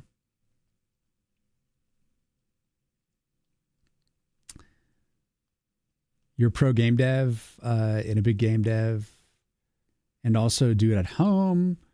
A lot of fun, but the amount of work, oof, yeah. But it's worth it. If you enjoy it, it doesn't feel as much work. You know, it's more stimulating and rewarding. But you do have to do balance. I mean, I've started exercising more lately and eating better, stretching, and trying to get good blocks of sleep in. So hydrate yourself for sure. Get your electrolytes in.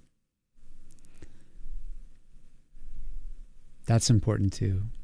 Just as important as putting in a lot of time to try to get the thing moved forward. You don't feel like I make a day's progress if I don't do 10 hours, which is insane. I know it's kind of wild. It's a tall order to create a game. And that's why it's always heartbreaking when you see people like just shit on games. And a lot of times, especially lately, it seems like it's deserved. Because it's like, how delusional are these people that they think this is going to sell well or do really well? Like, gamers are like so incredibly willing to give you their opinion. And it's usually like getting an opinion from like a toddler. They will just tell you the straight, ugly truth right to your face. Your game sucks and it's bad and you should feel bad. And like, how can you put out games that are just like monumental flops and you spend like, what was it, Concord? They spent $400 million and they like took it off. They like shut it down. They're like, oh, we're going to like, I think they're trying to like they're going to try and re-release maybe. I don't know what they're going to try to do. I think they have to do something with the $400 million they spent. It'd be stupid for them to do nothing, but how do you spend $400 million and not like hire a QA team and get player feedback and know your game has not a lot of appeal? Like, I don't know. I don't even know why I fell into this tangent. I'm so tired. I'm so old now. That's a reference to another retro streamer. He's got this like meme of this clip from this FMV of this like scientist that's in this terrible wig. And he's like obviously this like, you know, younger, like middle-aged kind of dude. And he's just like the scientist that says he's so old that his research was stolen. He's like, I'm so old now. I can't start over. Will someone help me find my research? He's like trying to like, you know, get you to play the FMV game. Who's going to help me find my research?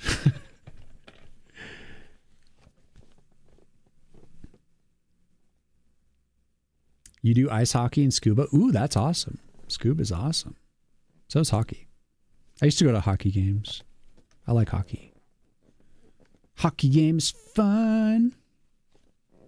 Some hot dogs, some beers, and some ice. Some nice cold ice arena. People sliding around, slapping pucks, punching teeth out. AAA is definitely on thin ice with gamers. Yeah. Microtransactions has made me jaded towards AAA in general. I've just been a big fan of like pixel art a lot lately, and I don't even pay attention to AAA. I could care less.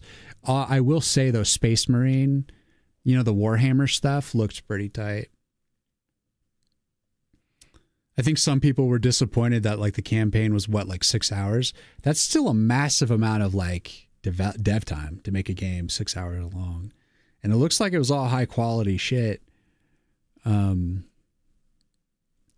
But then I guess they recently put out like a patch that people, like I heard from Pirate Software, that they're like not super pleased with. So it's just kind of like, okay.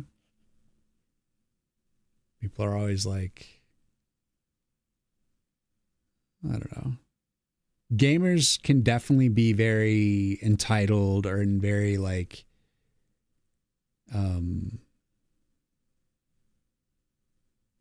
over demanding at times, but I think if you care about your product and you just genuinely debug it, you know, and like play your game and like actually experience it like the player would, then you'll put out a good product. And that won't be like, you know, you won't be putting out a piece of trash. That's my theory. Like if you love what you're doing, then you'll find a way. You know, if you care about having like, you know, high integrity with what you're building, you know, like when people play my game, I really don't want my game to crash and like be a disappointment in terms of like, you know, the basic functionality is frustrating and stuff like that. Like it has to be very usable. Things should work as like expected or within reason, you know?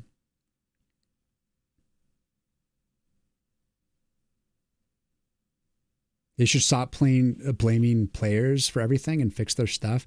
That's exactly how I feel, yeah. Players have a right to have an opinion because they get to decide with their money. But it's also kind of like a pile-on culture that like people do like to complain about things. So they're more like ready to like complain, and negative energy it trends way more than this game's great. Like you'll see like something will be like, this game's a massive success.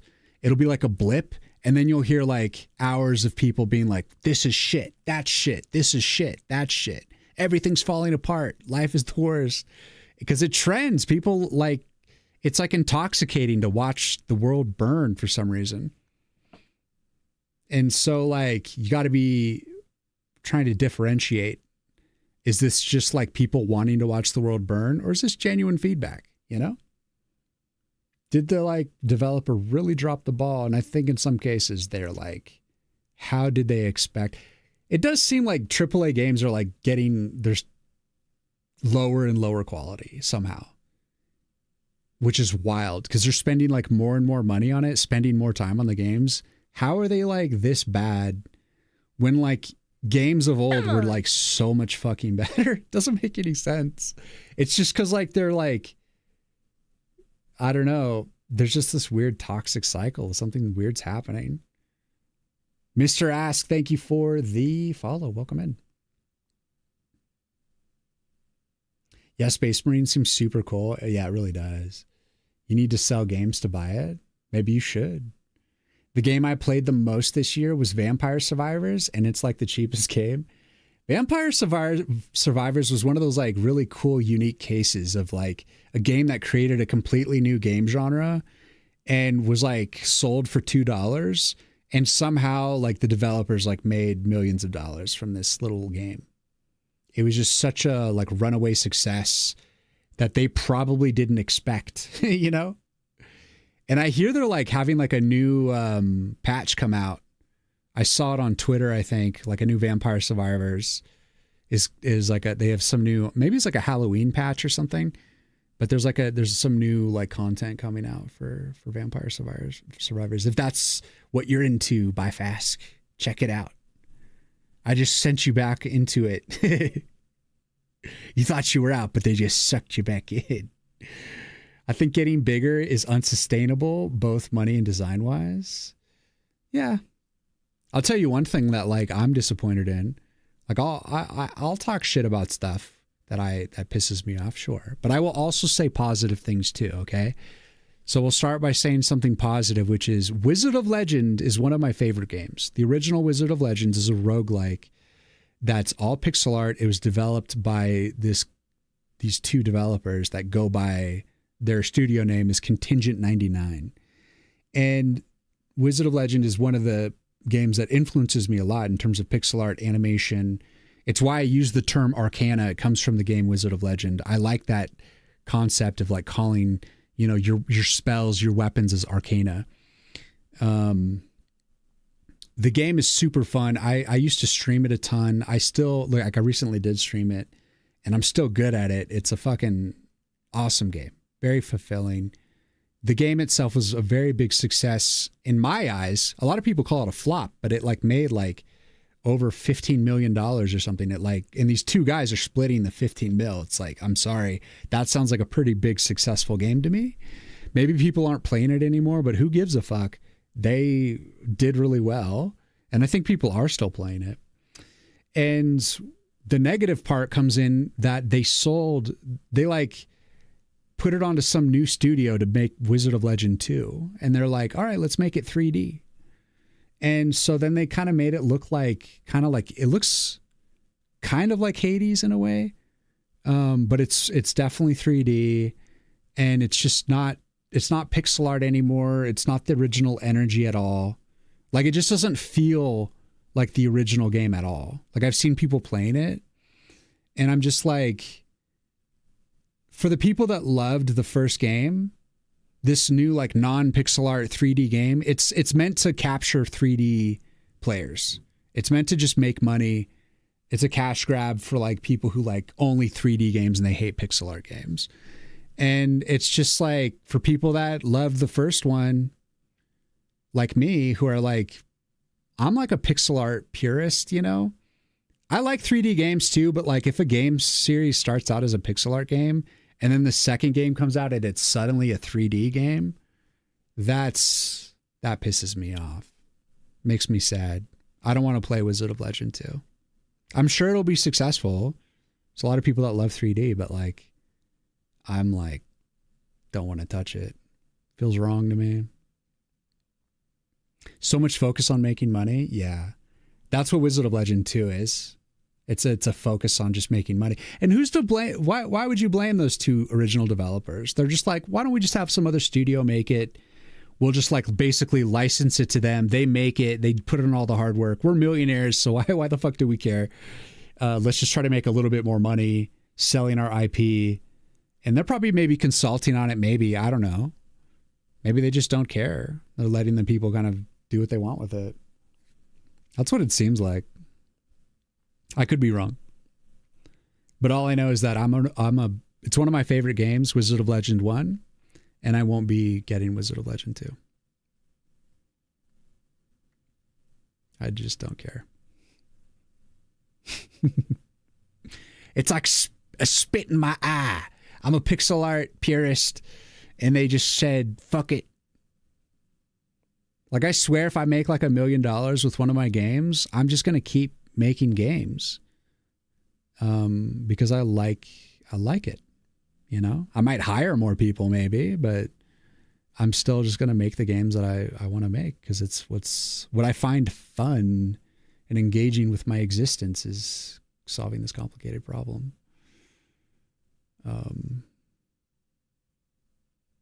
Vampire Survivors Development is interesting. The guy does it in JS, and then another dude ports it to Unity for the retail version. That's fucking crazy. NoClip has a documentary about the game. I should check that out. That's fucking insane. You make a JavaScript game, and then you get Unity to port it to like all these platforms, and then boom, you sell it for $2. You make like, you do super well, sell millions of copies. That's amazing. That just goes to show that it just doesn't matter. Pick the language, pick the solution that you like to use. The one that like keeps you not fixated on technical stuff, but allows you to be creative and fully expressive of what you want to achieve. Even if that's shitty ass JavaScript. JavaScript is like a non-strict, very shit language. You can get away with like very buggy stuff.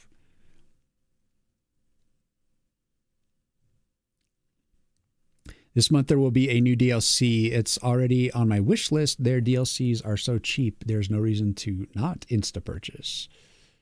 There you go. Maybe that's their whole thing, man.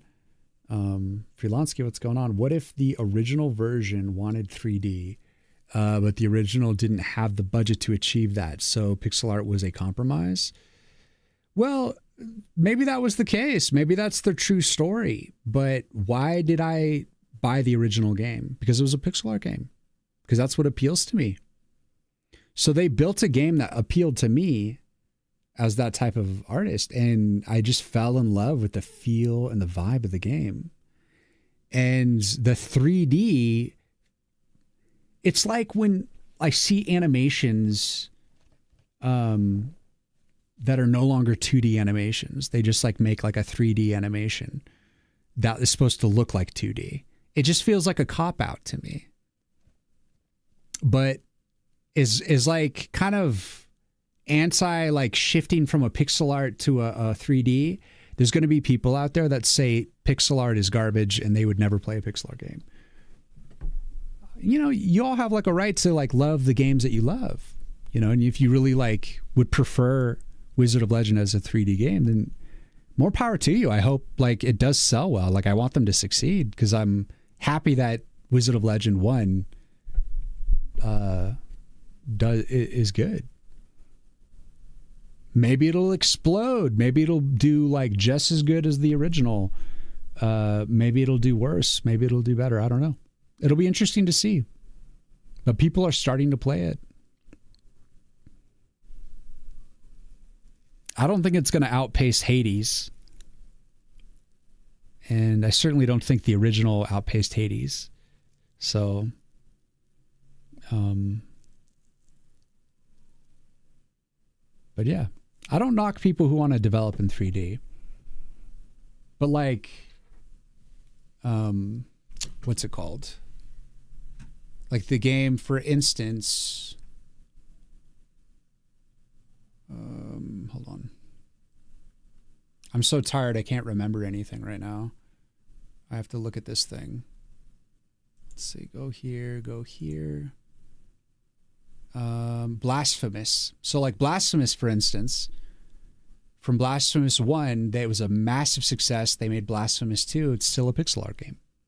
They stuck to their guns. And it is immaculate. It's a beautiful game. I bought 1 and 2 in a bundle.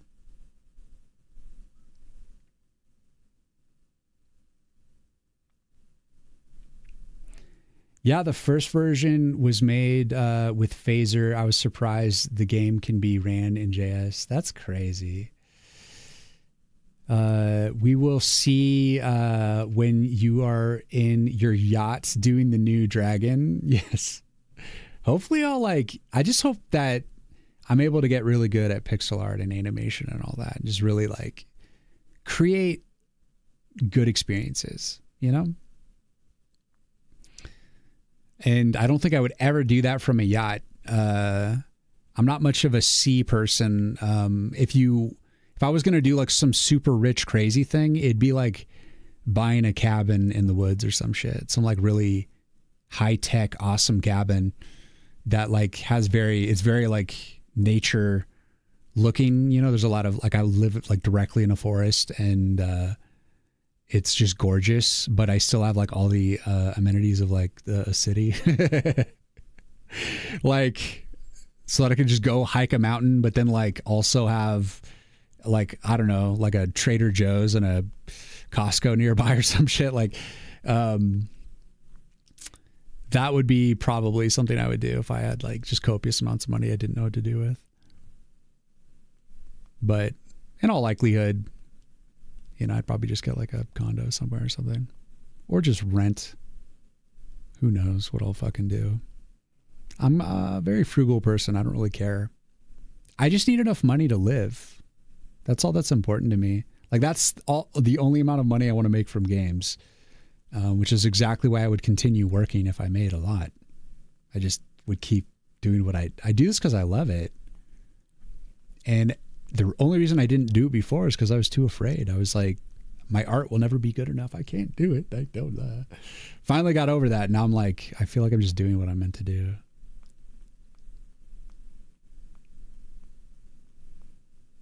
Treehouse with Wi-Fi? Yeah, exactly.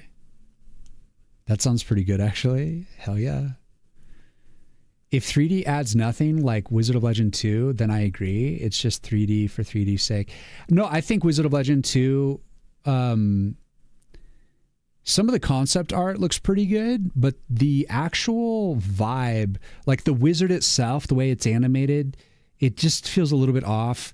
And there's a lot of things about it design-wise that just feel off to me and feel kind of like, I don't want to say it's lazy. They just look kind of ugly to me a little bit. Like it doesn't appeal to me. And that's what makes me sad. Like if it was like a new like engagement with like pixel art and the original team trying to like go further, or at least like design stuff and then hire artists, like that's what I wanted. But it's okay. Like I said, they're millionaires now. They don't give a fuck. They're just trying to make a little extra money and they don't really care what happens to the IP. Whatever. That's their right.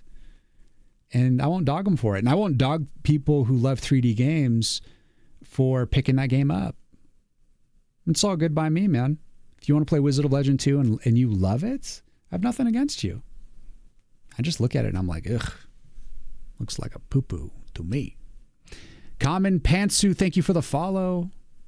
I'll try and say thank you again once the ads are done in case they're big old video ads or some shit. And you didn't hear me. Octavi Navarro. He also has games.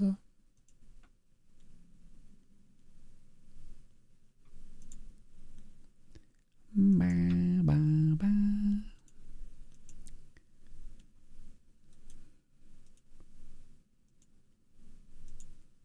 oh man, have I been streaming a long time? I've been streaming a long time.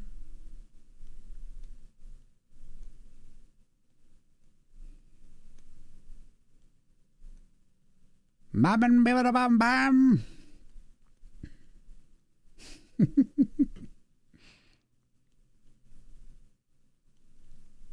Ba-ba-da-da. Crazy time. We're almost off ads. Yeah, you were live when I got up this morning, and now it's approaching the end of work. Yeah, it's been a long day. It's been a while since I've done a long stream, and I wanted to get into it. And lately, I've had shorter streams because I've just been eating more junk food and not exercising as much, and so my brain's been more fogged out. I haven't been sleeping as well, so I finally got back to exercising and eating the right food. You know, counting calories and making sure that I'm not like eating, basically just trying to get my insulin down, lowering my sugar intake and up my protein and start building muscle again and all of that. You know, just getting like fasted workouts, hydrating more, just basically getting back to being hyper focused on making all the healthy choices that make me capable of doing 10-hour streams and just being fine, you know? It takes endurance. It takes, surprisingly, it takes endurance. You think to just like sit and chill for a long time, like it's not a big deal, but I can really only do it once I'm like taking care of myself. Getting good rests, good everything, vegetables, lots of fiber, lots of protein.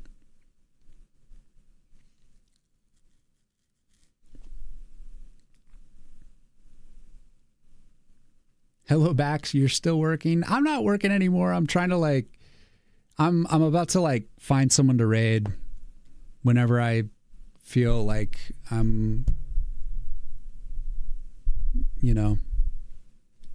want to move on. I'm just been so, I just been vibing with y'all. I hope you don't mind. I've been chilling maybe a little longer than I should have. I just like chatting with y'all about stuff, catching up on things. I just feel like I haven't streamed very much lately. Long, You know, I'm always streaming Monday, Wednesday, Friday, but I did miss last Friday. So I felt bad for that too. But it was my birthday and I was like drinking and was like eating crap all day and just felt like really lethargic and didn't want to stream, kind of drunk. Didn't feel up to it. So I try to listen to my body if it yells at me, but you know, for reference, what he calls a short stream is 6 hours. Well, you know how it is. You got to have like your long streams because it helps like really amp up production for the game for me. But I feel like I have been,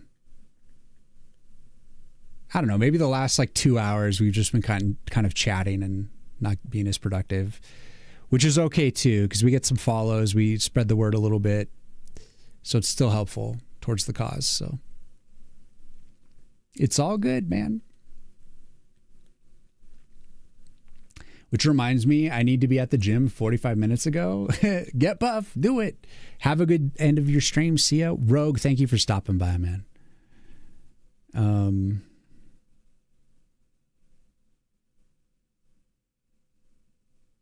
The crazy rich thing to do now is buy a house with a huge bunker in the middle of nowhere. That's true. That's true. See what else I missed here. There was this pixel artist with really cool pieces. I wanted to get some print of his. I wanted to share, but can't remember his name. Let's see. What's up, Codingwell? Come on. Thank you for the follow.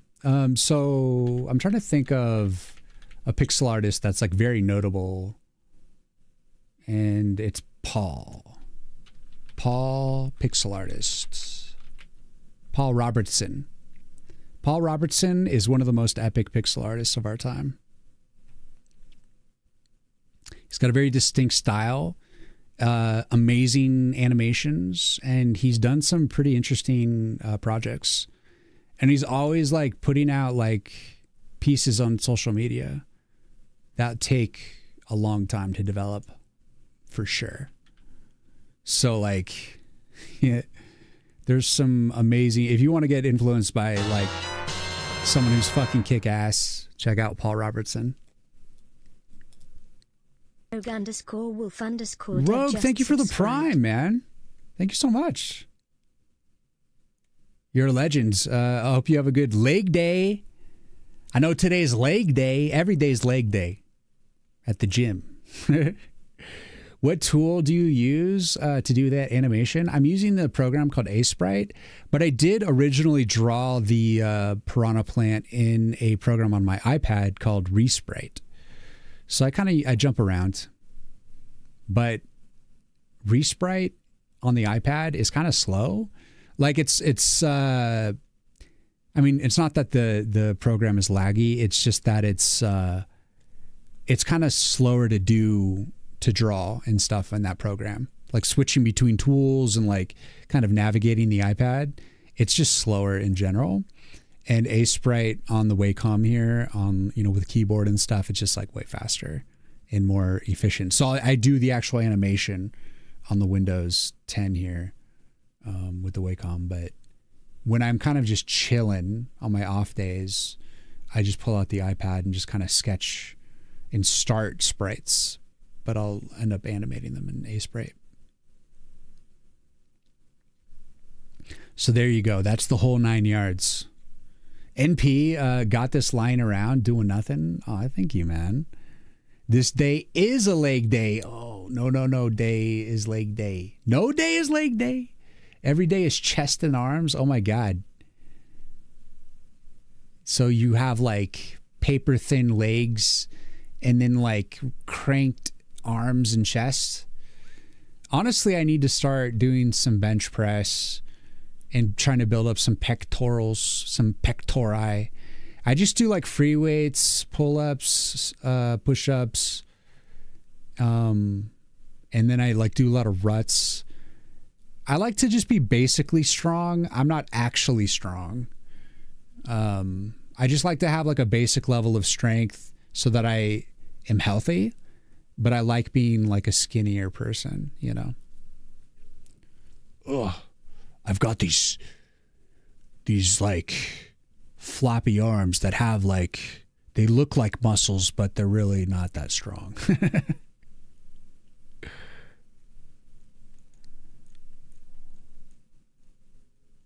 But when I was like, probably like a month ago, I did like try to do a maxed out set of push-ups. What did I do? I ended up doing like 50 straight push-ups. I don't think I could do that right now. I could probably do like 35 to 40 maybe. I think I've lost a little strength because I've been lazy lately. I don't think I'm like exceptionally strong. I'm just trying to be generally a little bit strong, you know. You want to maintain your muscle as you age because it's just healthier, just better. Not trying to get jacked or anything. Just want to be strong. Not like a total weakling, which is okay if you're a total weakling. You'll live longer if you're like skinny, usually. That's what they say anyways. I mean, if you like take steroids and get like super buff, you know, like 250 plus pounds with muscle, you will have a shorter life. That's a fact. Unless you're like, you know, Arnold Schwarzenegger and you're super rich, then maybe not. Maybe you'll be fine, but add military press and bench press. It will increase your actual strength tremendously. What's military press? Military press. I need to look that up. Do I know what this is? Military press. Show me a picture, please. Oh, so it's like a shoulder? Oh, interesting. Shoulder tricep.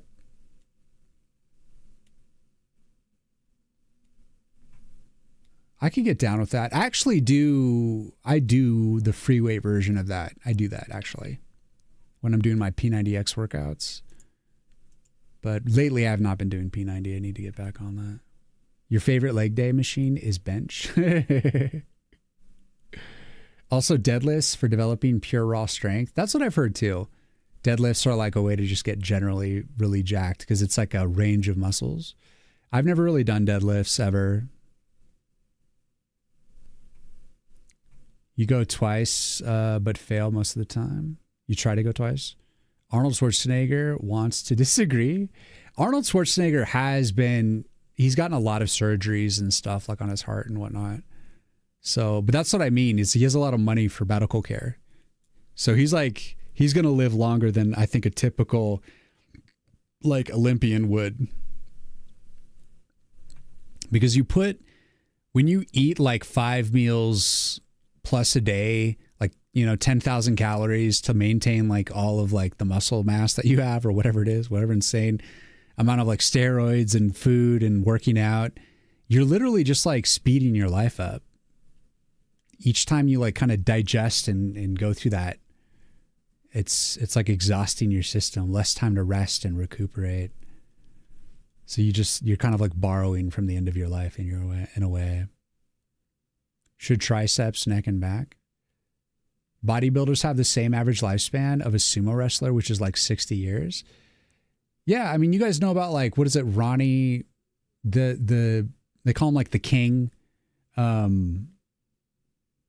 He's a bodybuilder that was just always about maxing out weight, and he's still super buff, but he's completely destroyed his like joints, and he just walks around limping. He says he's like always at like an 8 out of 10 to 10 out of 10 pain every day, every moment of his life. And sometimes it's a 12 out of 10. And he was just that guy that would always lift the heaviest weight on the bar, like in the gym, just to be the guy that could lift the heaviest weight. And he just completely destroyed his body. Like, so there's those, like that guy's not going to live till he's going to be a younger guy probably. When he dies, he's an older guy. Like he's, you know, I just don't see him being like 100, you know? Yeah. Ronnie Coleman. Yeah. Yeah, buddy. Lightweight, baby. What's his nickname? It's like the King or something. Yeah, Ronnie is 60. So I think he's probably getting ready to move on, maybe. Who knows? It's hard to like maintain good health when you can't really move that much, but he still goes to the gym. He still lifts and stuff. So he might be the exception. Despite his pain, he still pushes. He's kind of crazy. The pixel artist I meant was Octavia Navarro. Oh, Octavia Navarro. I'm going to check him out right now. Check him out right now. Check him out. Check him out. Ooh. That's a vibe.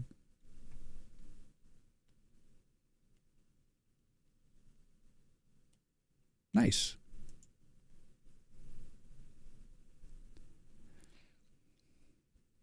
Yeah, he's 60 years old and unfortunately in a wheelchair and full of pain, but he's still lifting. Yeah, he's crazy. You can show a demo. Can you show a demo of your game you're building? Yeah, coding. I'm going to start looking for someone to raid soon. But yeah, this is the tower defense that I built so far. I barely have, I'm just trying to get the first level, the first like season, which is going to be a series of levels, but like it's like the springtime, and I don't have everything built for it yet. It's just a work in progress, but it's a tower defense. You're the tree and you use these nodes to put like these powers on. So you got the steel tooth saw, the thorn blade, and spike shot. There's like going to be a bunch more. I got to build it. It's coming down the pipeline. But then you got these enemies trying to come and chop you down, destroy you from both sides. So you got to be like building for both sides. And just trying to have like kind of like my weird take on tower defense. And I'm trying to build keep the game kind of small scope. So that's why it's this like 2D, 2-directional version of tower defense. So that I can like achieve the game in like hopefully under like a year to year and a half. Which should be hopefully a quick build time, Love the graphics. Thank you, Ben. Nice. Thank you. What platforms? I'm going to release it on, the plan is Windows 10, Windows 11, Mac, and Linux. So no consoles or anything. It's just going to be like a PC game. And I might consider doing mobile eventually as well. Because it'd be a perfect touchscreen game, but not sure. At this point, I don't have like a specific plan for that. It just seems like if it does well, like in the PC market, after it's kind of like marinated on PC for a while, I might consider doing only if it kind of does well, I'll consider doing like a mobile. I think it would probably do pretty decently on mobile, but I don't care that much about mobile. But maybe. I think a lot of games do that these days. Like they put it out on PC and platforms for a while, and then after it's kind of run its course, it'll do like a re-release of the game on like mobile to try to get it like another revenue stream,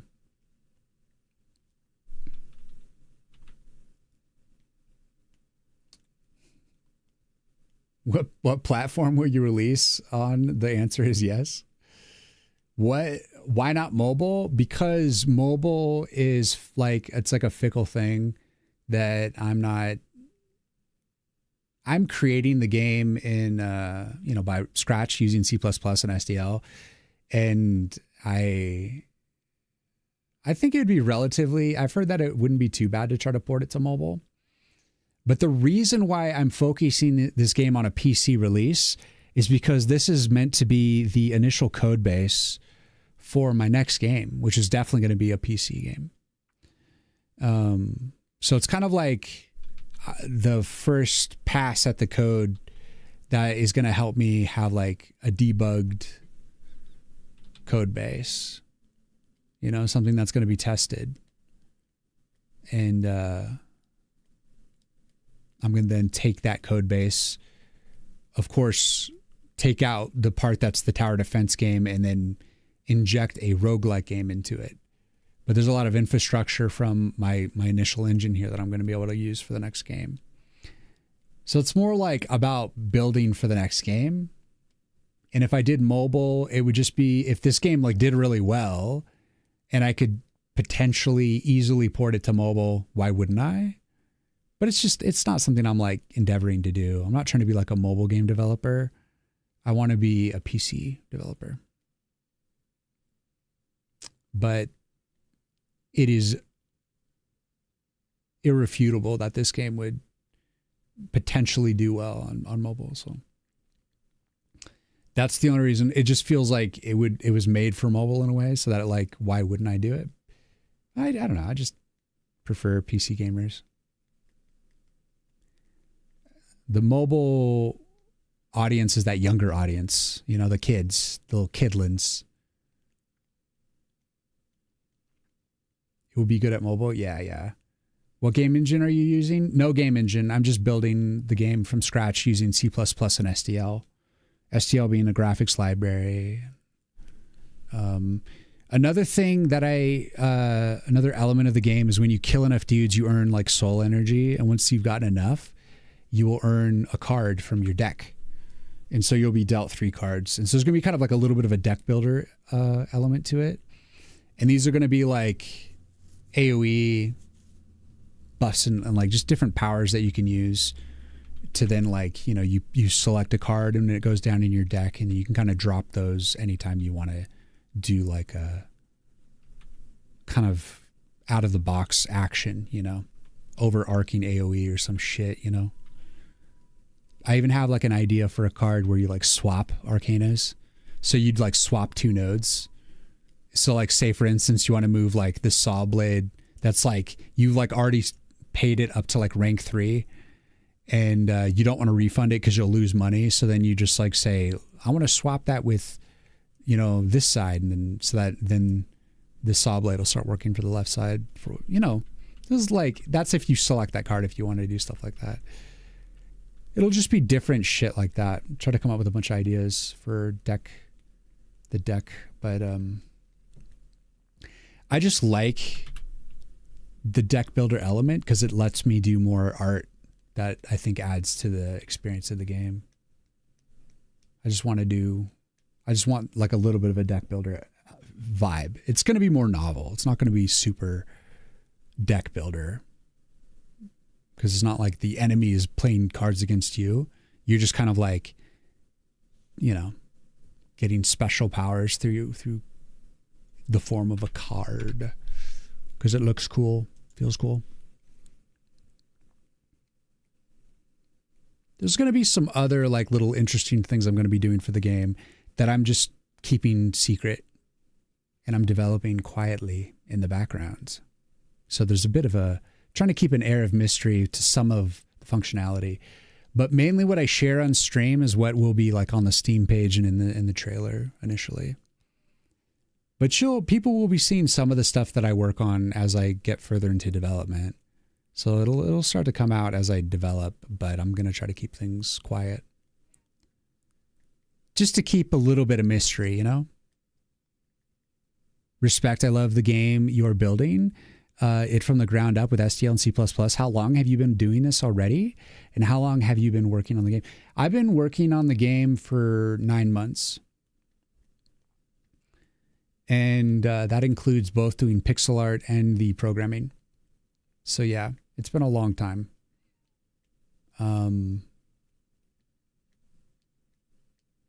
It's been a long haul, man. Been a long haul. I'm like so tired I can't even stop stream. Can't believe it's been another 20 minutes. I mean, another ad break in 5 minutes. I'm going to try to rate out before then. It's time, you guys. You're so talented. I've been developing software for over 12 years, hobby professional. Thank you, man. And what I sucked at most, yet I'd love to be good at, is design. Devs that have an eye for design like you have such an incredible advantage in indie devs. That's precisely what I wanted to do. That's my dream. Like, I've been a programmer for the last 18 years, and I've only recently got into C++. Before that, I was like more of a Flash developer for 10 years, and then I got into JavaScript and like web dev, PHP backend stuff, just stuff that paid the bills because Flash died. And I wanted to get back to making games like I did for 10 years. And C++ was like spoke most to that. And that's why I make games from scratch, because it's like I'm building Flash games. Like it's just how I used to build games. And I just never built a game for myself. I was always building everyone else's game. And it was because I wasn't capable. I didn't feel I was capable of design. And I finally just said, fuck it. I'm going to learn and I'm going to design. I'm doing it. Because I've always wanted to be a designer. Everyone just like wants to design, you know? And it's that like subjective, really difficult, invisible thing that you don't quite know if you've got it or not. And the thing is anyone can be a designer. You just have to, it's just like programming. There's like a technical aspect to it that you can like use as a foundation. And then from there, you just have to cultivate your taste, look at other art and just ask yourself, why do I like this? And try to really come to understand your taste about like what you love about things. And then you start to work to be able to replicate the things that you love. There's really like a fixed technical path you can take to achieve the subjective reality of being capable of design.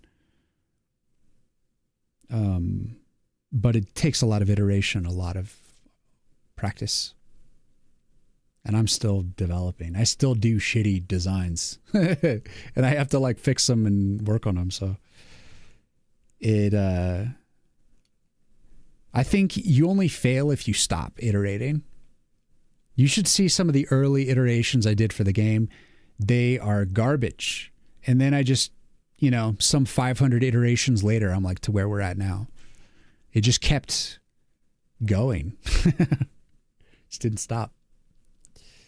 Go for it, man. You can make it big bucks with your arts. I look forward to playing your game. Thanks, man. That's the goal. My goal is to make a livable wage producing games. Finally producing games for myself instead of building other people's games and doing it with my art. That's just like my dream. Like ever since I was a kid, I wanted to be like a comic book artist. I wanted to be able to like make my art, hopefully be marketable, but like something that I loved, I don't know. But I appreciate you guys for hanging out and being part of it, being part of the journey. I hope, I don't let you guys down. I hope I don't let myself down. I hope we're able to really to do it up, man. So I'm gonna look for someone to raid. It says 2 minutes to an ad. I'm gonna try to raid before then. Let's find someone. Let's refresh this page.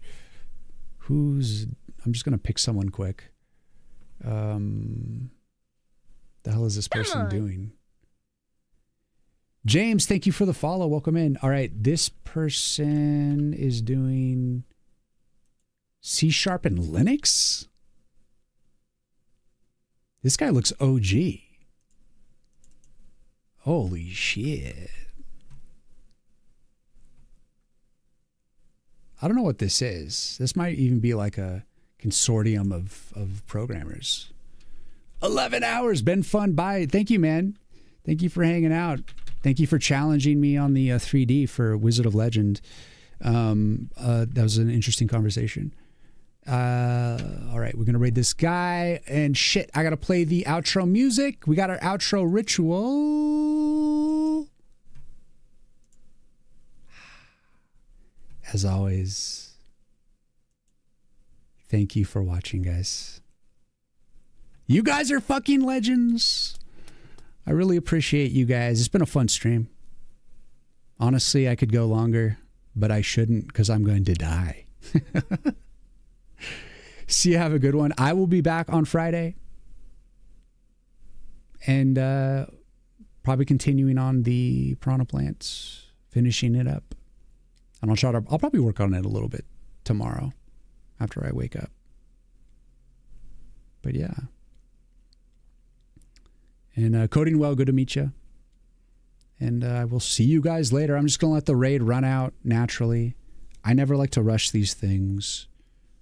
I just like to experience the final moments with gratitude. Oh no, there's an ad starting. I'm just going to raid.